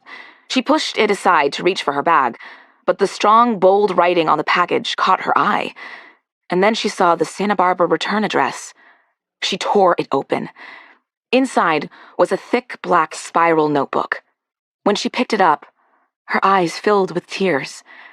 She traced the little marks on it with her finger, the stains, the dents, all of which she remembered so well. This was Beau's notebook, the one he'd written in almost every day for weeks, the notebook they'd passed back and forth across the table like a ritual at the beginning and end of every one of their sessions in the library, the notebook she'd returned to him at the end of their last time in the library together. And now, Beau's notebook was here. That splash of coffee there in the corner from when she gestured too enthusiastically and knocked over her coffee cup. That little orange smudge along the side from that day they'd snacked on flamin' hot Cheetos. That swelling on one side from the day they'd worked by the pool and Beau had accidentally dripped water on it. "Read me," said the post-it note on top. She flipped it open. "She said if I didn't know what to write, I should write about how annoyed I am that she's making me do this, so fine, that's what I'll do. I'm very annoyed about it. I'm also very annoyed about how much I like her." Beau wrote about her? She closed the notebook. She couldn't read this here. She glanced at Marta's open office door. Just then, Priya's boss, Holly, walked into Marta's office, a grim look on her face, and closed it behind her. Perfect timing. Izzy grabbed the notebook and raced for the elevators. She walked to the tiny park a few blocks away, where she and Priya often met to eat lunch and gossip on nice days. Thank God the weather was with her today. She sat down on her favorite bench, took a deep breath, and opened the notebook.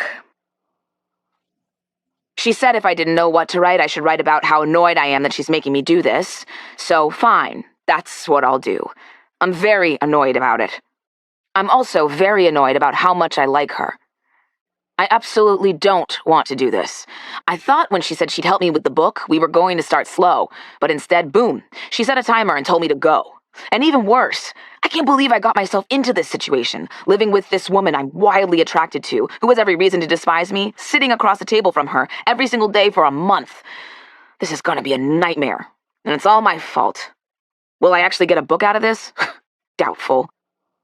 She's just sitting there looking down at her phone as I write this. I looked up at her for a while, just now, but she didn't even glance at me. She's smiling away at something on her phone. I wonder what it was. A friend of hers? Someone she's dating? I wish I knew how to make her smile like that. I've done it accidentally, but I have no idea how to replicate it. Used to be better at this. At least, I thought I was. But first my dad died, and I was furious at the world, and then I was furious at myself. And then I locked myself away in this house for a year, and now I barely know how to talk to any other human beings, let alone a gorgeous, smart, slightly caustic woman. That was from their first day in the library. He thought this way about her from the very beginning. He told her that, but she hadn't really believed him. Gorgeous, smart, slightly caustic. Wow, what a great description. No one else saw her like that. She kept reading. "I guess I should be writing about why I'm so furious at myself. Yes, probably, but I can't do that today. Baby steps. Maybe I'll start with why I came here, to this house. Why I've been here since that night I found out everything. Oh, God. Writing about how annoyed I am that Isabelle made me do this led me to do exactly what she wanted me to do. So fine, Isabelle. You win this round." She skimmed the rest of that entry. It was a much messier version of that first chapter he'd given her to read, weeks after that first day together in the library. She flipped to the next page. "I can't believe I let her have this notebook. When I gave it to her, yesterday before we left the library, I kind of forgot what I'd written about her at the very beginning, on the very first page. But she promised she wouldn't read it, and I think she kept her promise, because she isn't acting weird to me today or anything. Well, not weirder than usual since, she sort of thinks I'm a monster. Not that she's wrong about that, but still. Can I trust her to take the notebook again? On the one hand, I am sort of terrified that if I keep it, I'll delete everything and that I'll rip out those first pages I wrote. Not for the same reason as I did the first time. The first time I deleted everything, it was because what I wrote was terrible, untrue, dishonest. It made me hate myself when I read it later. Izzy says I shouldn't have done it, that I should have saved it somewhere, but I needed to do it, to help myself get rid of the person who had written those words, who'd thought he had all the answers, who was so confident and wrong. No, now, I'm afraid I'll rip out those pages because they're too honest. I'm not sure if I'm ready for that. So, I guess that's why I need to give them to her, for safekeeping. I guess I need to try to trust her. Izzy remembered a few times that week, Beau had looked at her strangely as she'd pushed the notebook across the table to him. She hadn't really thought anything of it at the time. He always looked at her kind of strangely back then. But now she realized why. He was trying to see if she'd read his notebook. If he could trust her. She flipped to the next page, and then the next, and then the next. At the beginning of almost every entry, Beau had written about her. We had dinner together again last night. Me and Isabelle. Izzy. We had a good day working together. At least it seemed good to me. She seemed upset about something at dinner, and I asked her what was wrong. She seemed surprised I knew something was wrong with her, and I don't know how I could tell, but I could. Eventually, she told me it was some jerk she works with who made everything difficult for her today. I think talking to me about it made her feel better. I hope it did.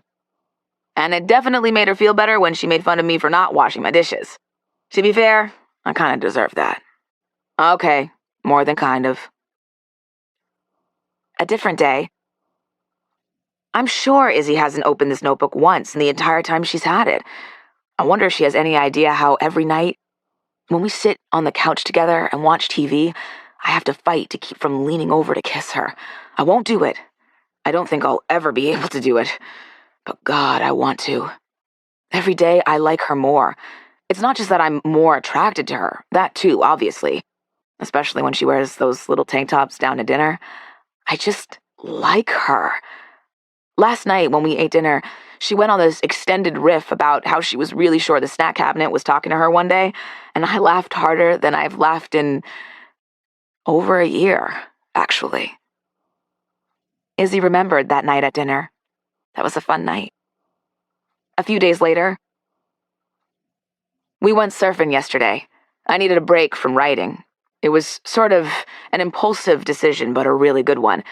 It seemed like she needed a break too, because I expected her to argue with me about where we were going and what we were doing, but she didn't at all, and came along to the beach, and even let me start to teach her how to surf. It was a lot of fun, for me, but I'm pretty sure for her too. I mean, sure, she fell off a million times, but we laughed about that a lot. I think we both trust each other more after yesterday, even though that wasn't my goal. I think we both like each other more after yesterday, too. The problem is, I almost kissed her last night. It was after dinner. We were together in the kitchen, cleaning up. We'd each had enough wine to be not quite drunk, but somewhere on the way. She was kind of giggly. It was cute. Anyway, she slipped, and I caught her. And then I didn't let go. And she just relaxed against me. And we stood there like that for a while. And my God, it felt so good. And then suddenly, I knew that if I stayed like that with her for one more second, I would kiss her. So I made myself drop my hands and take a step back. I can't stop thinking about the way she smelled, still faintly of the ocean, but with that floral scent in her hair. She could still feel that first embrace in the kitchen, how solid, comforting, warm he felt, how she didn't want to let go either. The next week, I showed her my writing for the first time yesterday. She even liked it. I know she did because she seemed surprised at first when she told me it was good, so I know she was telling the truth. I didn't really tell her this, but part of the reason it was so hard for me to start this memoir, or this version of it anyway, was that the idea of other people reading it terrified me. I'm really glad that Izzy is the first person to read any of this. And then later that week, Izzy's friend is in town. She came over yesterday. Izzy said she wanted to see the house and asked if she could come. She seemed kind of nervous to ask me that, which irritated me, that she's still nervous around me, but whatever. Anyway, when they were here, her friend said something about how Izzy's going back to New York in just over a week. I sort of forgot she's leaving so soon. Whatever. It doesn't matter. Later that day, she almost didn't want to read this. Well, shit. I fucked everything up now, didn't I? I was such an asshole to her today. Yes, a bigger asshole than the first day, if anyone can believe that, which I don't know if anyone can, but it's true. I was such an asshole that she walked out of the library, took the car, and drove away. I'm sitting in the kitchen now, writing in this thing, because I don't know what else to do while I wait for her to come back. Though I don't blame her if she doesn't. I said really shitty things to her. I don't even want to write them down. If she comes back, and who knows if she will, she'll probably just go straight up to her room, pack, and leave. I guess I'm just sitting here because I want to be able to apologize to her before she does that. I thought writing all this, thinking about all this, was making me less of an asshole. I guess not. I should wait outside for her. That was the worst day. She came back. She's still here. I didn't think she'd come back. I didn't even try to convince her to stay. I didn't think it would do any good. Even though it's what I wanted more than anything. I apologized, and she blew me off. Then I did it again. And she listened, only sort of, at first. And then she told me that I hurt her. And even though I knew it was true, hearing her say the words felt like a punch in the face. It made me realize how much I care about her. How important our friendship, I guess, is to me. Because now I know that I never want to do anything to hurt her ever again. I told her everything. About my dad, my mom, me, what I did to my mom, the stuff I haven't been writing about, not even in here, the stuff I've skipped over. And she listened. And she's still here. She told me to write it down. Everything I told her tonight. And I'm gonna do that in just a second. But I just had to write this first. I promised Izzy I'd never do that to her again. I don't know if she believed me, but I swear I'll keep that promise. He'd kept that promise. Izzy told me about her own writing. The unbelievable part is that when I encouraged her to start again, to write again, she listened to me. I'm sure it wasn't just me. She said she'd already sort of started while she was here. I think she just needed a tiny push to get her to really do it, but I'm glad I could be the one to give her that push. So now she's sitting across from me, writing too. Izzy was glad he was the one who gave her that push to write again too. I texted that therapist, the one I used to see. I'm going to talk to him tomorrow morning. I'm nervous as hell about it. She hadn't known that. Izzy's supposed to leave at the end of this week. I really want her to stay longer. I think I might ask her if she will, if I get the courage. Wish me luck. The next day, she's staying. An extra 3 weeks. Marta said that for Izzy to be able to stay, I had to send her some pages. To prove, I guess, that I've gotten work done. She said that it was non-negotiable. Now another thing made sense. She'd known Marta had said something else to him at the end of that call. I didn't tell Izzy that part. She knows how terrified I am for anyone but her to read what I've written. I thought if I told her, she'd realize how important it was to me for her to stay, and that she'd realize how I felt about her. At first I thought I was just attracted to Izzy in the same way that I've been attracted to lots of women. I thought it was just that this one felt different because I knew I couldn't do anything about it. Then, as she stayed longer, as we talked more, as we got closer, I thought it was because we were friends now, and her friendship was important to me. But now I know I'm really starting to fall for her. Does she think about me in any way other than a friend?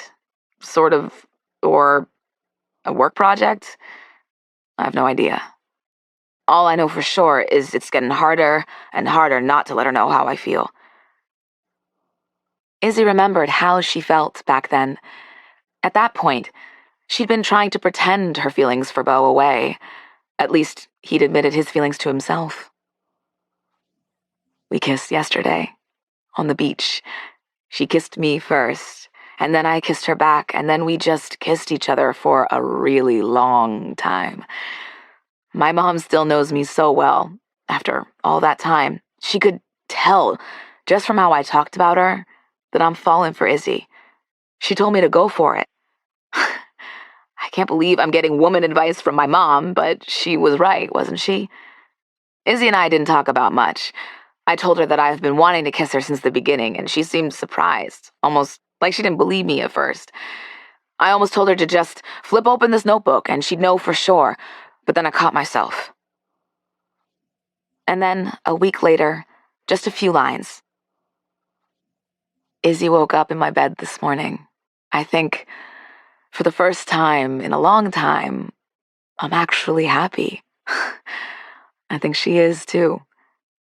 She's smiling across from me as she writes. I just realized I'm smiling too. God, she missed him. She's leaving. I knew it was coming. We both knew it was coming. But we thought we had more time. She's leaving the day after tomorrow. This morning she pulled me in here and told me she has an interview for another job, a job I know she really wants. I'm thrilled for her, of course I am. She tries not to talk about it too much, but I know she's really struggled at her job for a while. She needs this. I wanted to tell her that I don't want her to go, to please not go. But I stopped myself. I don't want her to feel guilty. I can't hold her back. I did tell her I'm going to miss her, though. I couldn't help it. Because, my God, I'm going to miss her so much. It wasn't until her tears dropped down onto the notebook that Izzy realized she was crying. She turned the page. It's our last time here in the library. The last time with her sitting across from me like this, pressing her lips together when she's concentrating, taking her hair down and putting it back up and then taking it down again every 5 minutes, smiling at me when she looks up from my laptop like she's proud of me, grinning at me when I grab her as soon as we walk out of this room. Fuck, I hate this. I'm gonna miss her so much. And then just one more page. She left yesterday. I'm sitting in the window seat in the library. I couldn't bear to sit in my regular chair and look across the table and not see her. But I also couldn't bear to not work here in the library, where it's like I can feel her here with me. I've been sitting here for hours, writing. I'm almost done with the book. I think I can send it to Marta soon, even tomorrow. I wrote all night, mostly just to give myself something to do. I didn't want to go to bed. I knew I would miss her too much. I didn't tell her how I feel about her before she left. I wanted to. The words were on my lips, but I stopped myself. At first, I told myself it was for her, that I didn't want to hold her back, that I didn't want to distract her from the interview, that I didn't want her to think I wanted her to stay with me instead of following her dream. But now I realize that was just an excuse. I was scared to tell her how I feel about her, scared she doesn't feel the same way, scared she was relieved and happy to go back to New York and her old life there and leave me behind. And maybe it's true. Maybe she does feel that way. But I have to know for sure. I'm gonna make myself send this notebook to her. I realized when she gave it back to me before she left that I'd always thought of it as hers, that I've always been writing all of this to her. I've always been writing this to you, Izzy. If you're reading this, if you've gotten this far, this has always been for you. Chapter 35. Izzy closed the notebook and wiped her eyes, even though it didn't do any good. The tears just kept coming. She looked around for her phone. She had to call Beau. Oh, God. She'd left her phone at her desk again? She'd gotten so used to not taking her bag or her phone everywhere with her when she'd been in Santa Barbara. She was out of practice. She had to get back to her desk to get it. She walked the few blocks back to the office as words, phrases, sentences from the notebook ran through her brain. She couldn't believe he'd been writing about her since the beginning. All this time, when she hadn't known how she'd felt, he'd known how he felt. All this time, when she hadn't been sure of him, he'd been right there. He hadn't told her he wanted her to stay, because he didn't want to hold her back. That might be the most romantic thing she'd ever heard. As she reached her desk, Gavin disappeared into Marta's office and the door closed again. Marta was having a whole lot of closed-door meetings today. Well, that was convenient, since whether Marta's door was open or closed, she was just going to leave again. There was no way she could make this call from her desk. As she walked away, she heard raised voices from Marta's office. At any other time, she would have lingered to see what was going on, but not now. She went outside. She couldn't go back to the park. That was too far away. She couldn't wait that long. She walked around the corner just to get some distance from the building, and finally called Beau. The phone rang, and anticipation built up in her chest. Where was he? She wondered. In his bedroom? In the kitchen? In the library? She hoped he was in the library.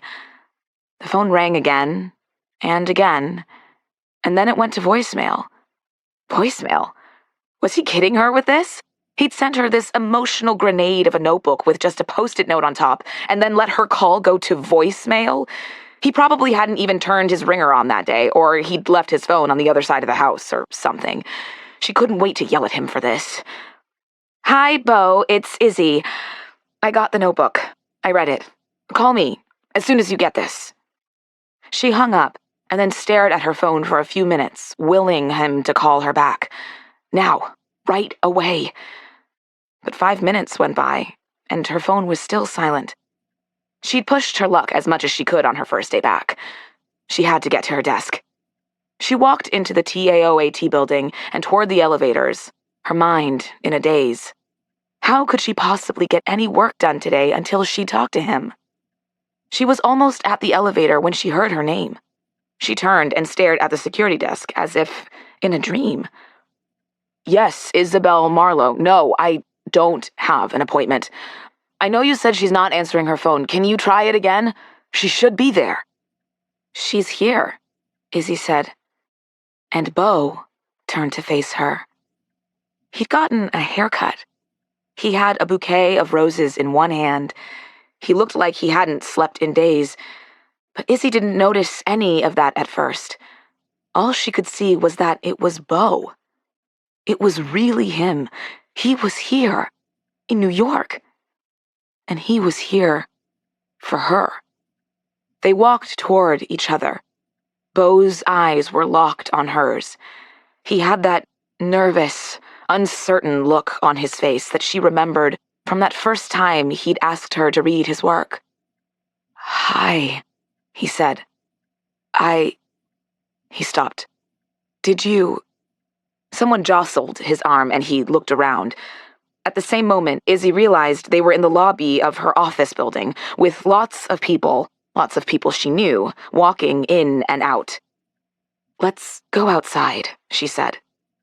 Once they got outside and around the corner, she turned to face him. Beau, she said, you're here. He smiled at her. God, she thought she'd never see that smile again. Yeah, he said. I'm here. I sent you... Before he could finish the sentence, she pulled the notebook out of her bag. I read it, she said.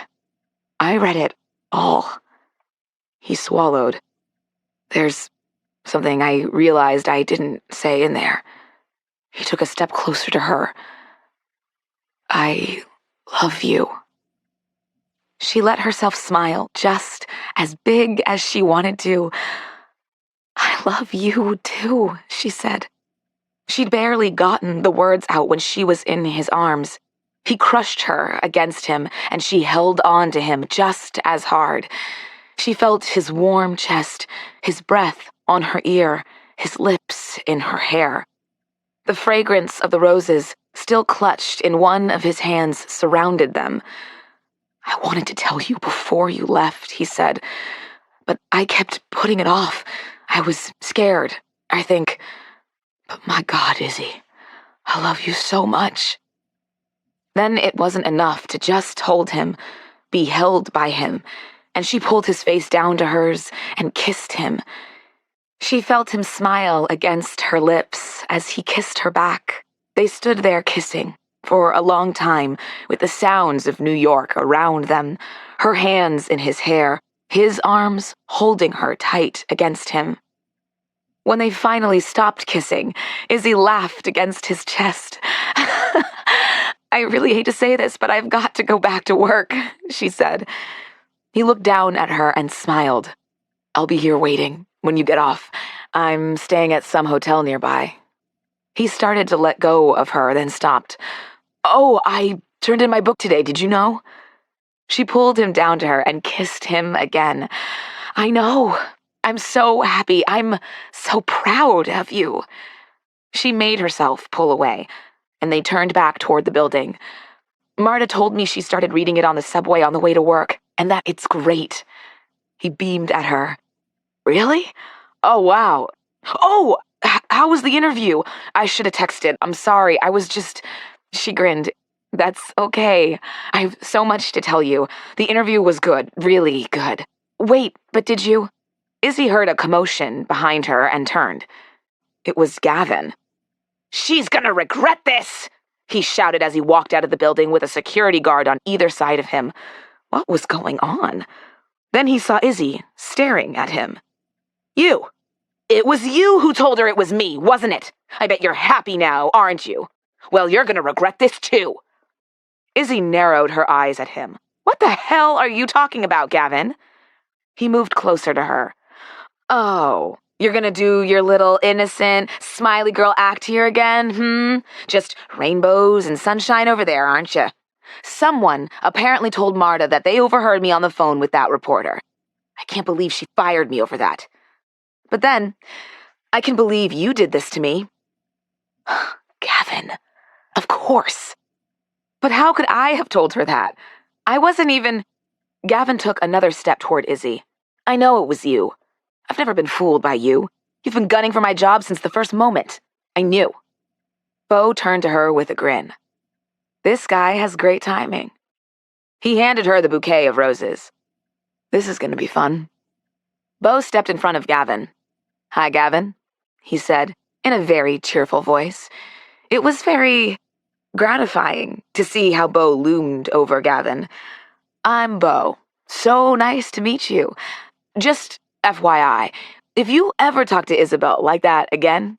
Actually, no, let me restate that. If you ever talk to Isabelle ever again, at any time, in any context, I will make it my life's work to destroy you. And I just turned in my book, so I have a lot of free time on my hands. Gavin stared up at Beau, open-mouthed. The security guards grinned. Now, Beau pointed down the street. Go. Gavin hesitated. Go. Now. Gavin turned and ran, his messenger bag bumping against his hip as he stumbled away. There. Beau wiped his hands as he walked back to her side. I found that very satisfying. Didn't you? Izzy grinned up at him. My hero. She threw her arms around his neck. He grabbed her by the waist and pulled her in for a kiss. You'd better believe it. Epilogue. 1 year later. Izzy opened her eyes and smiled as she looked out the window. It had been a busy, exhausting, wonderful year. Marta had offered her the assistant editor job at TAOAT after Gavin's departure had left an opening, but the offer from Maurice had been too good for her to turn down, especially after she'd flexed some negotiation skills of her own. Plus, even though it was incredible to discover Marta actually had faith in her, she was happy to get a fresh start and to have a boss who was willing to give her positive feedback on a regular basis. Priya, who, as it turned out, had been the one who told her boss, and then Marta that she'd overheard Gavin talking to that reporter, had been promoted, which thrilled both Priya and Izzy. She and Beau had managed to see each other a lot. Maurice was very liberal with remote work, and Beau had been spending a lot of time with her in New York these days, too, at the apartment that she and Priya now shared.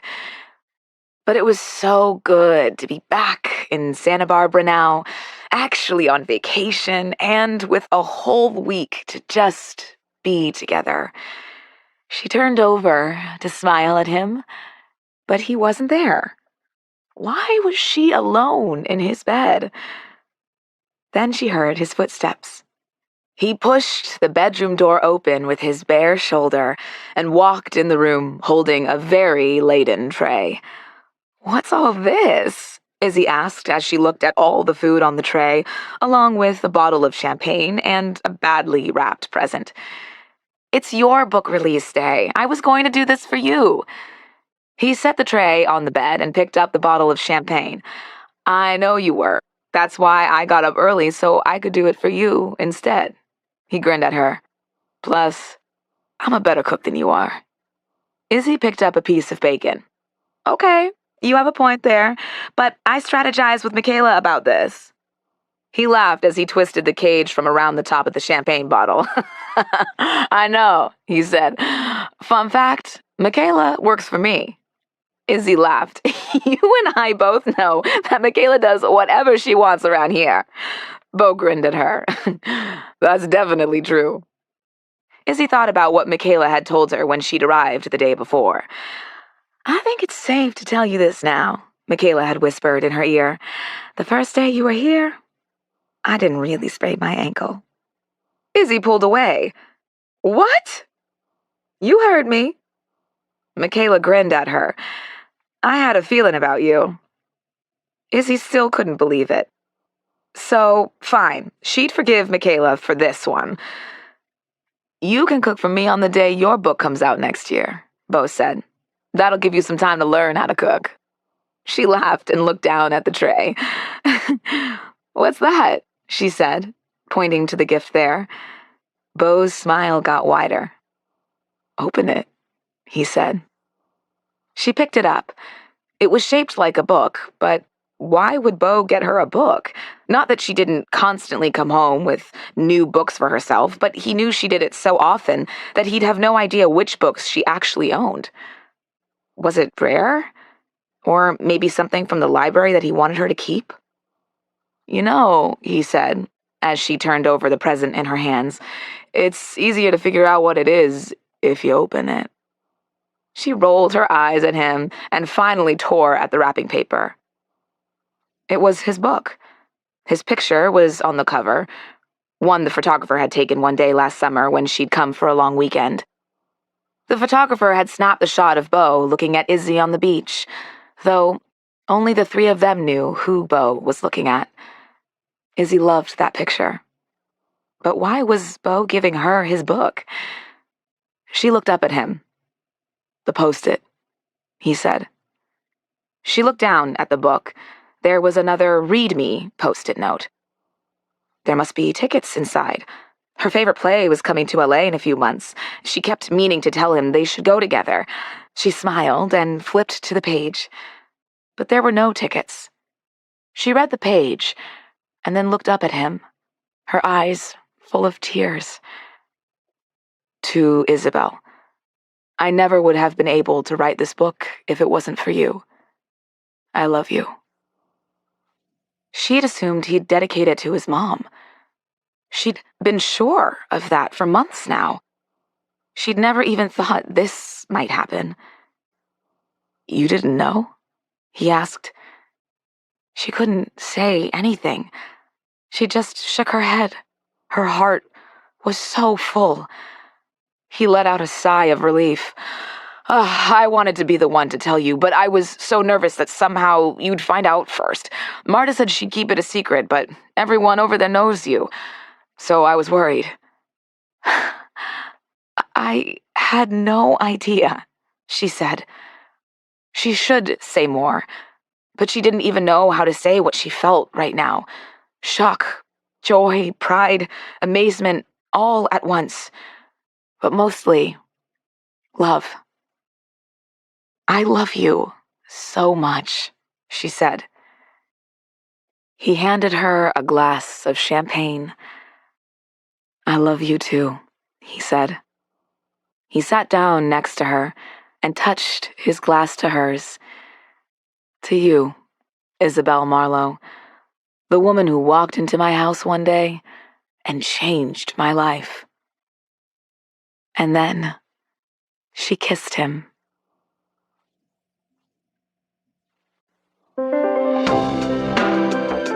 This has been By the Book, a meant-to-be novel.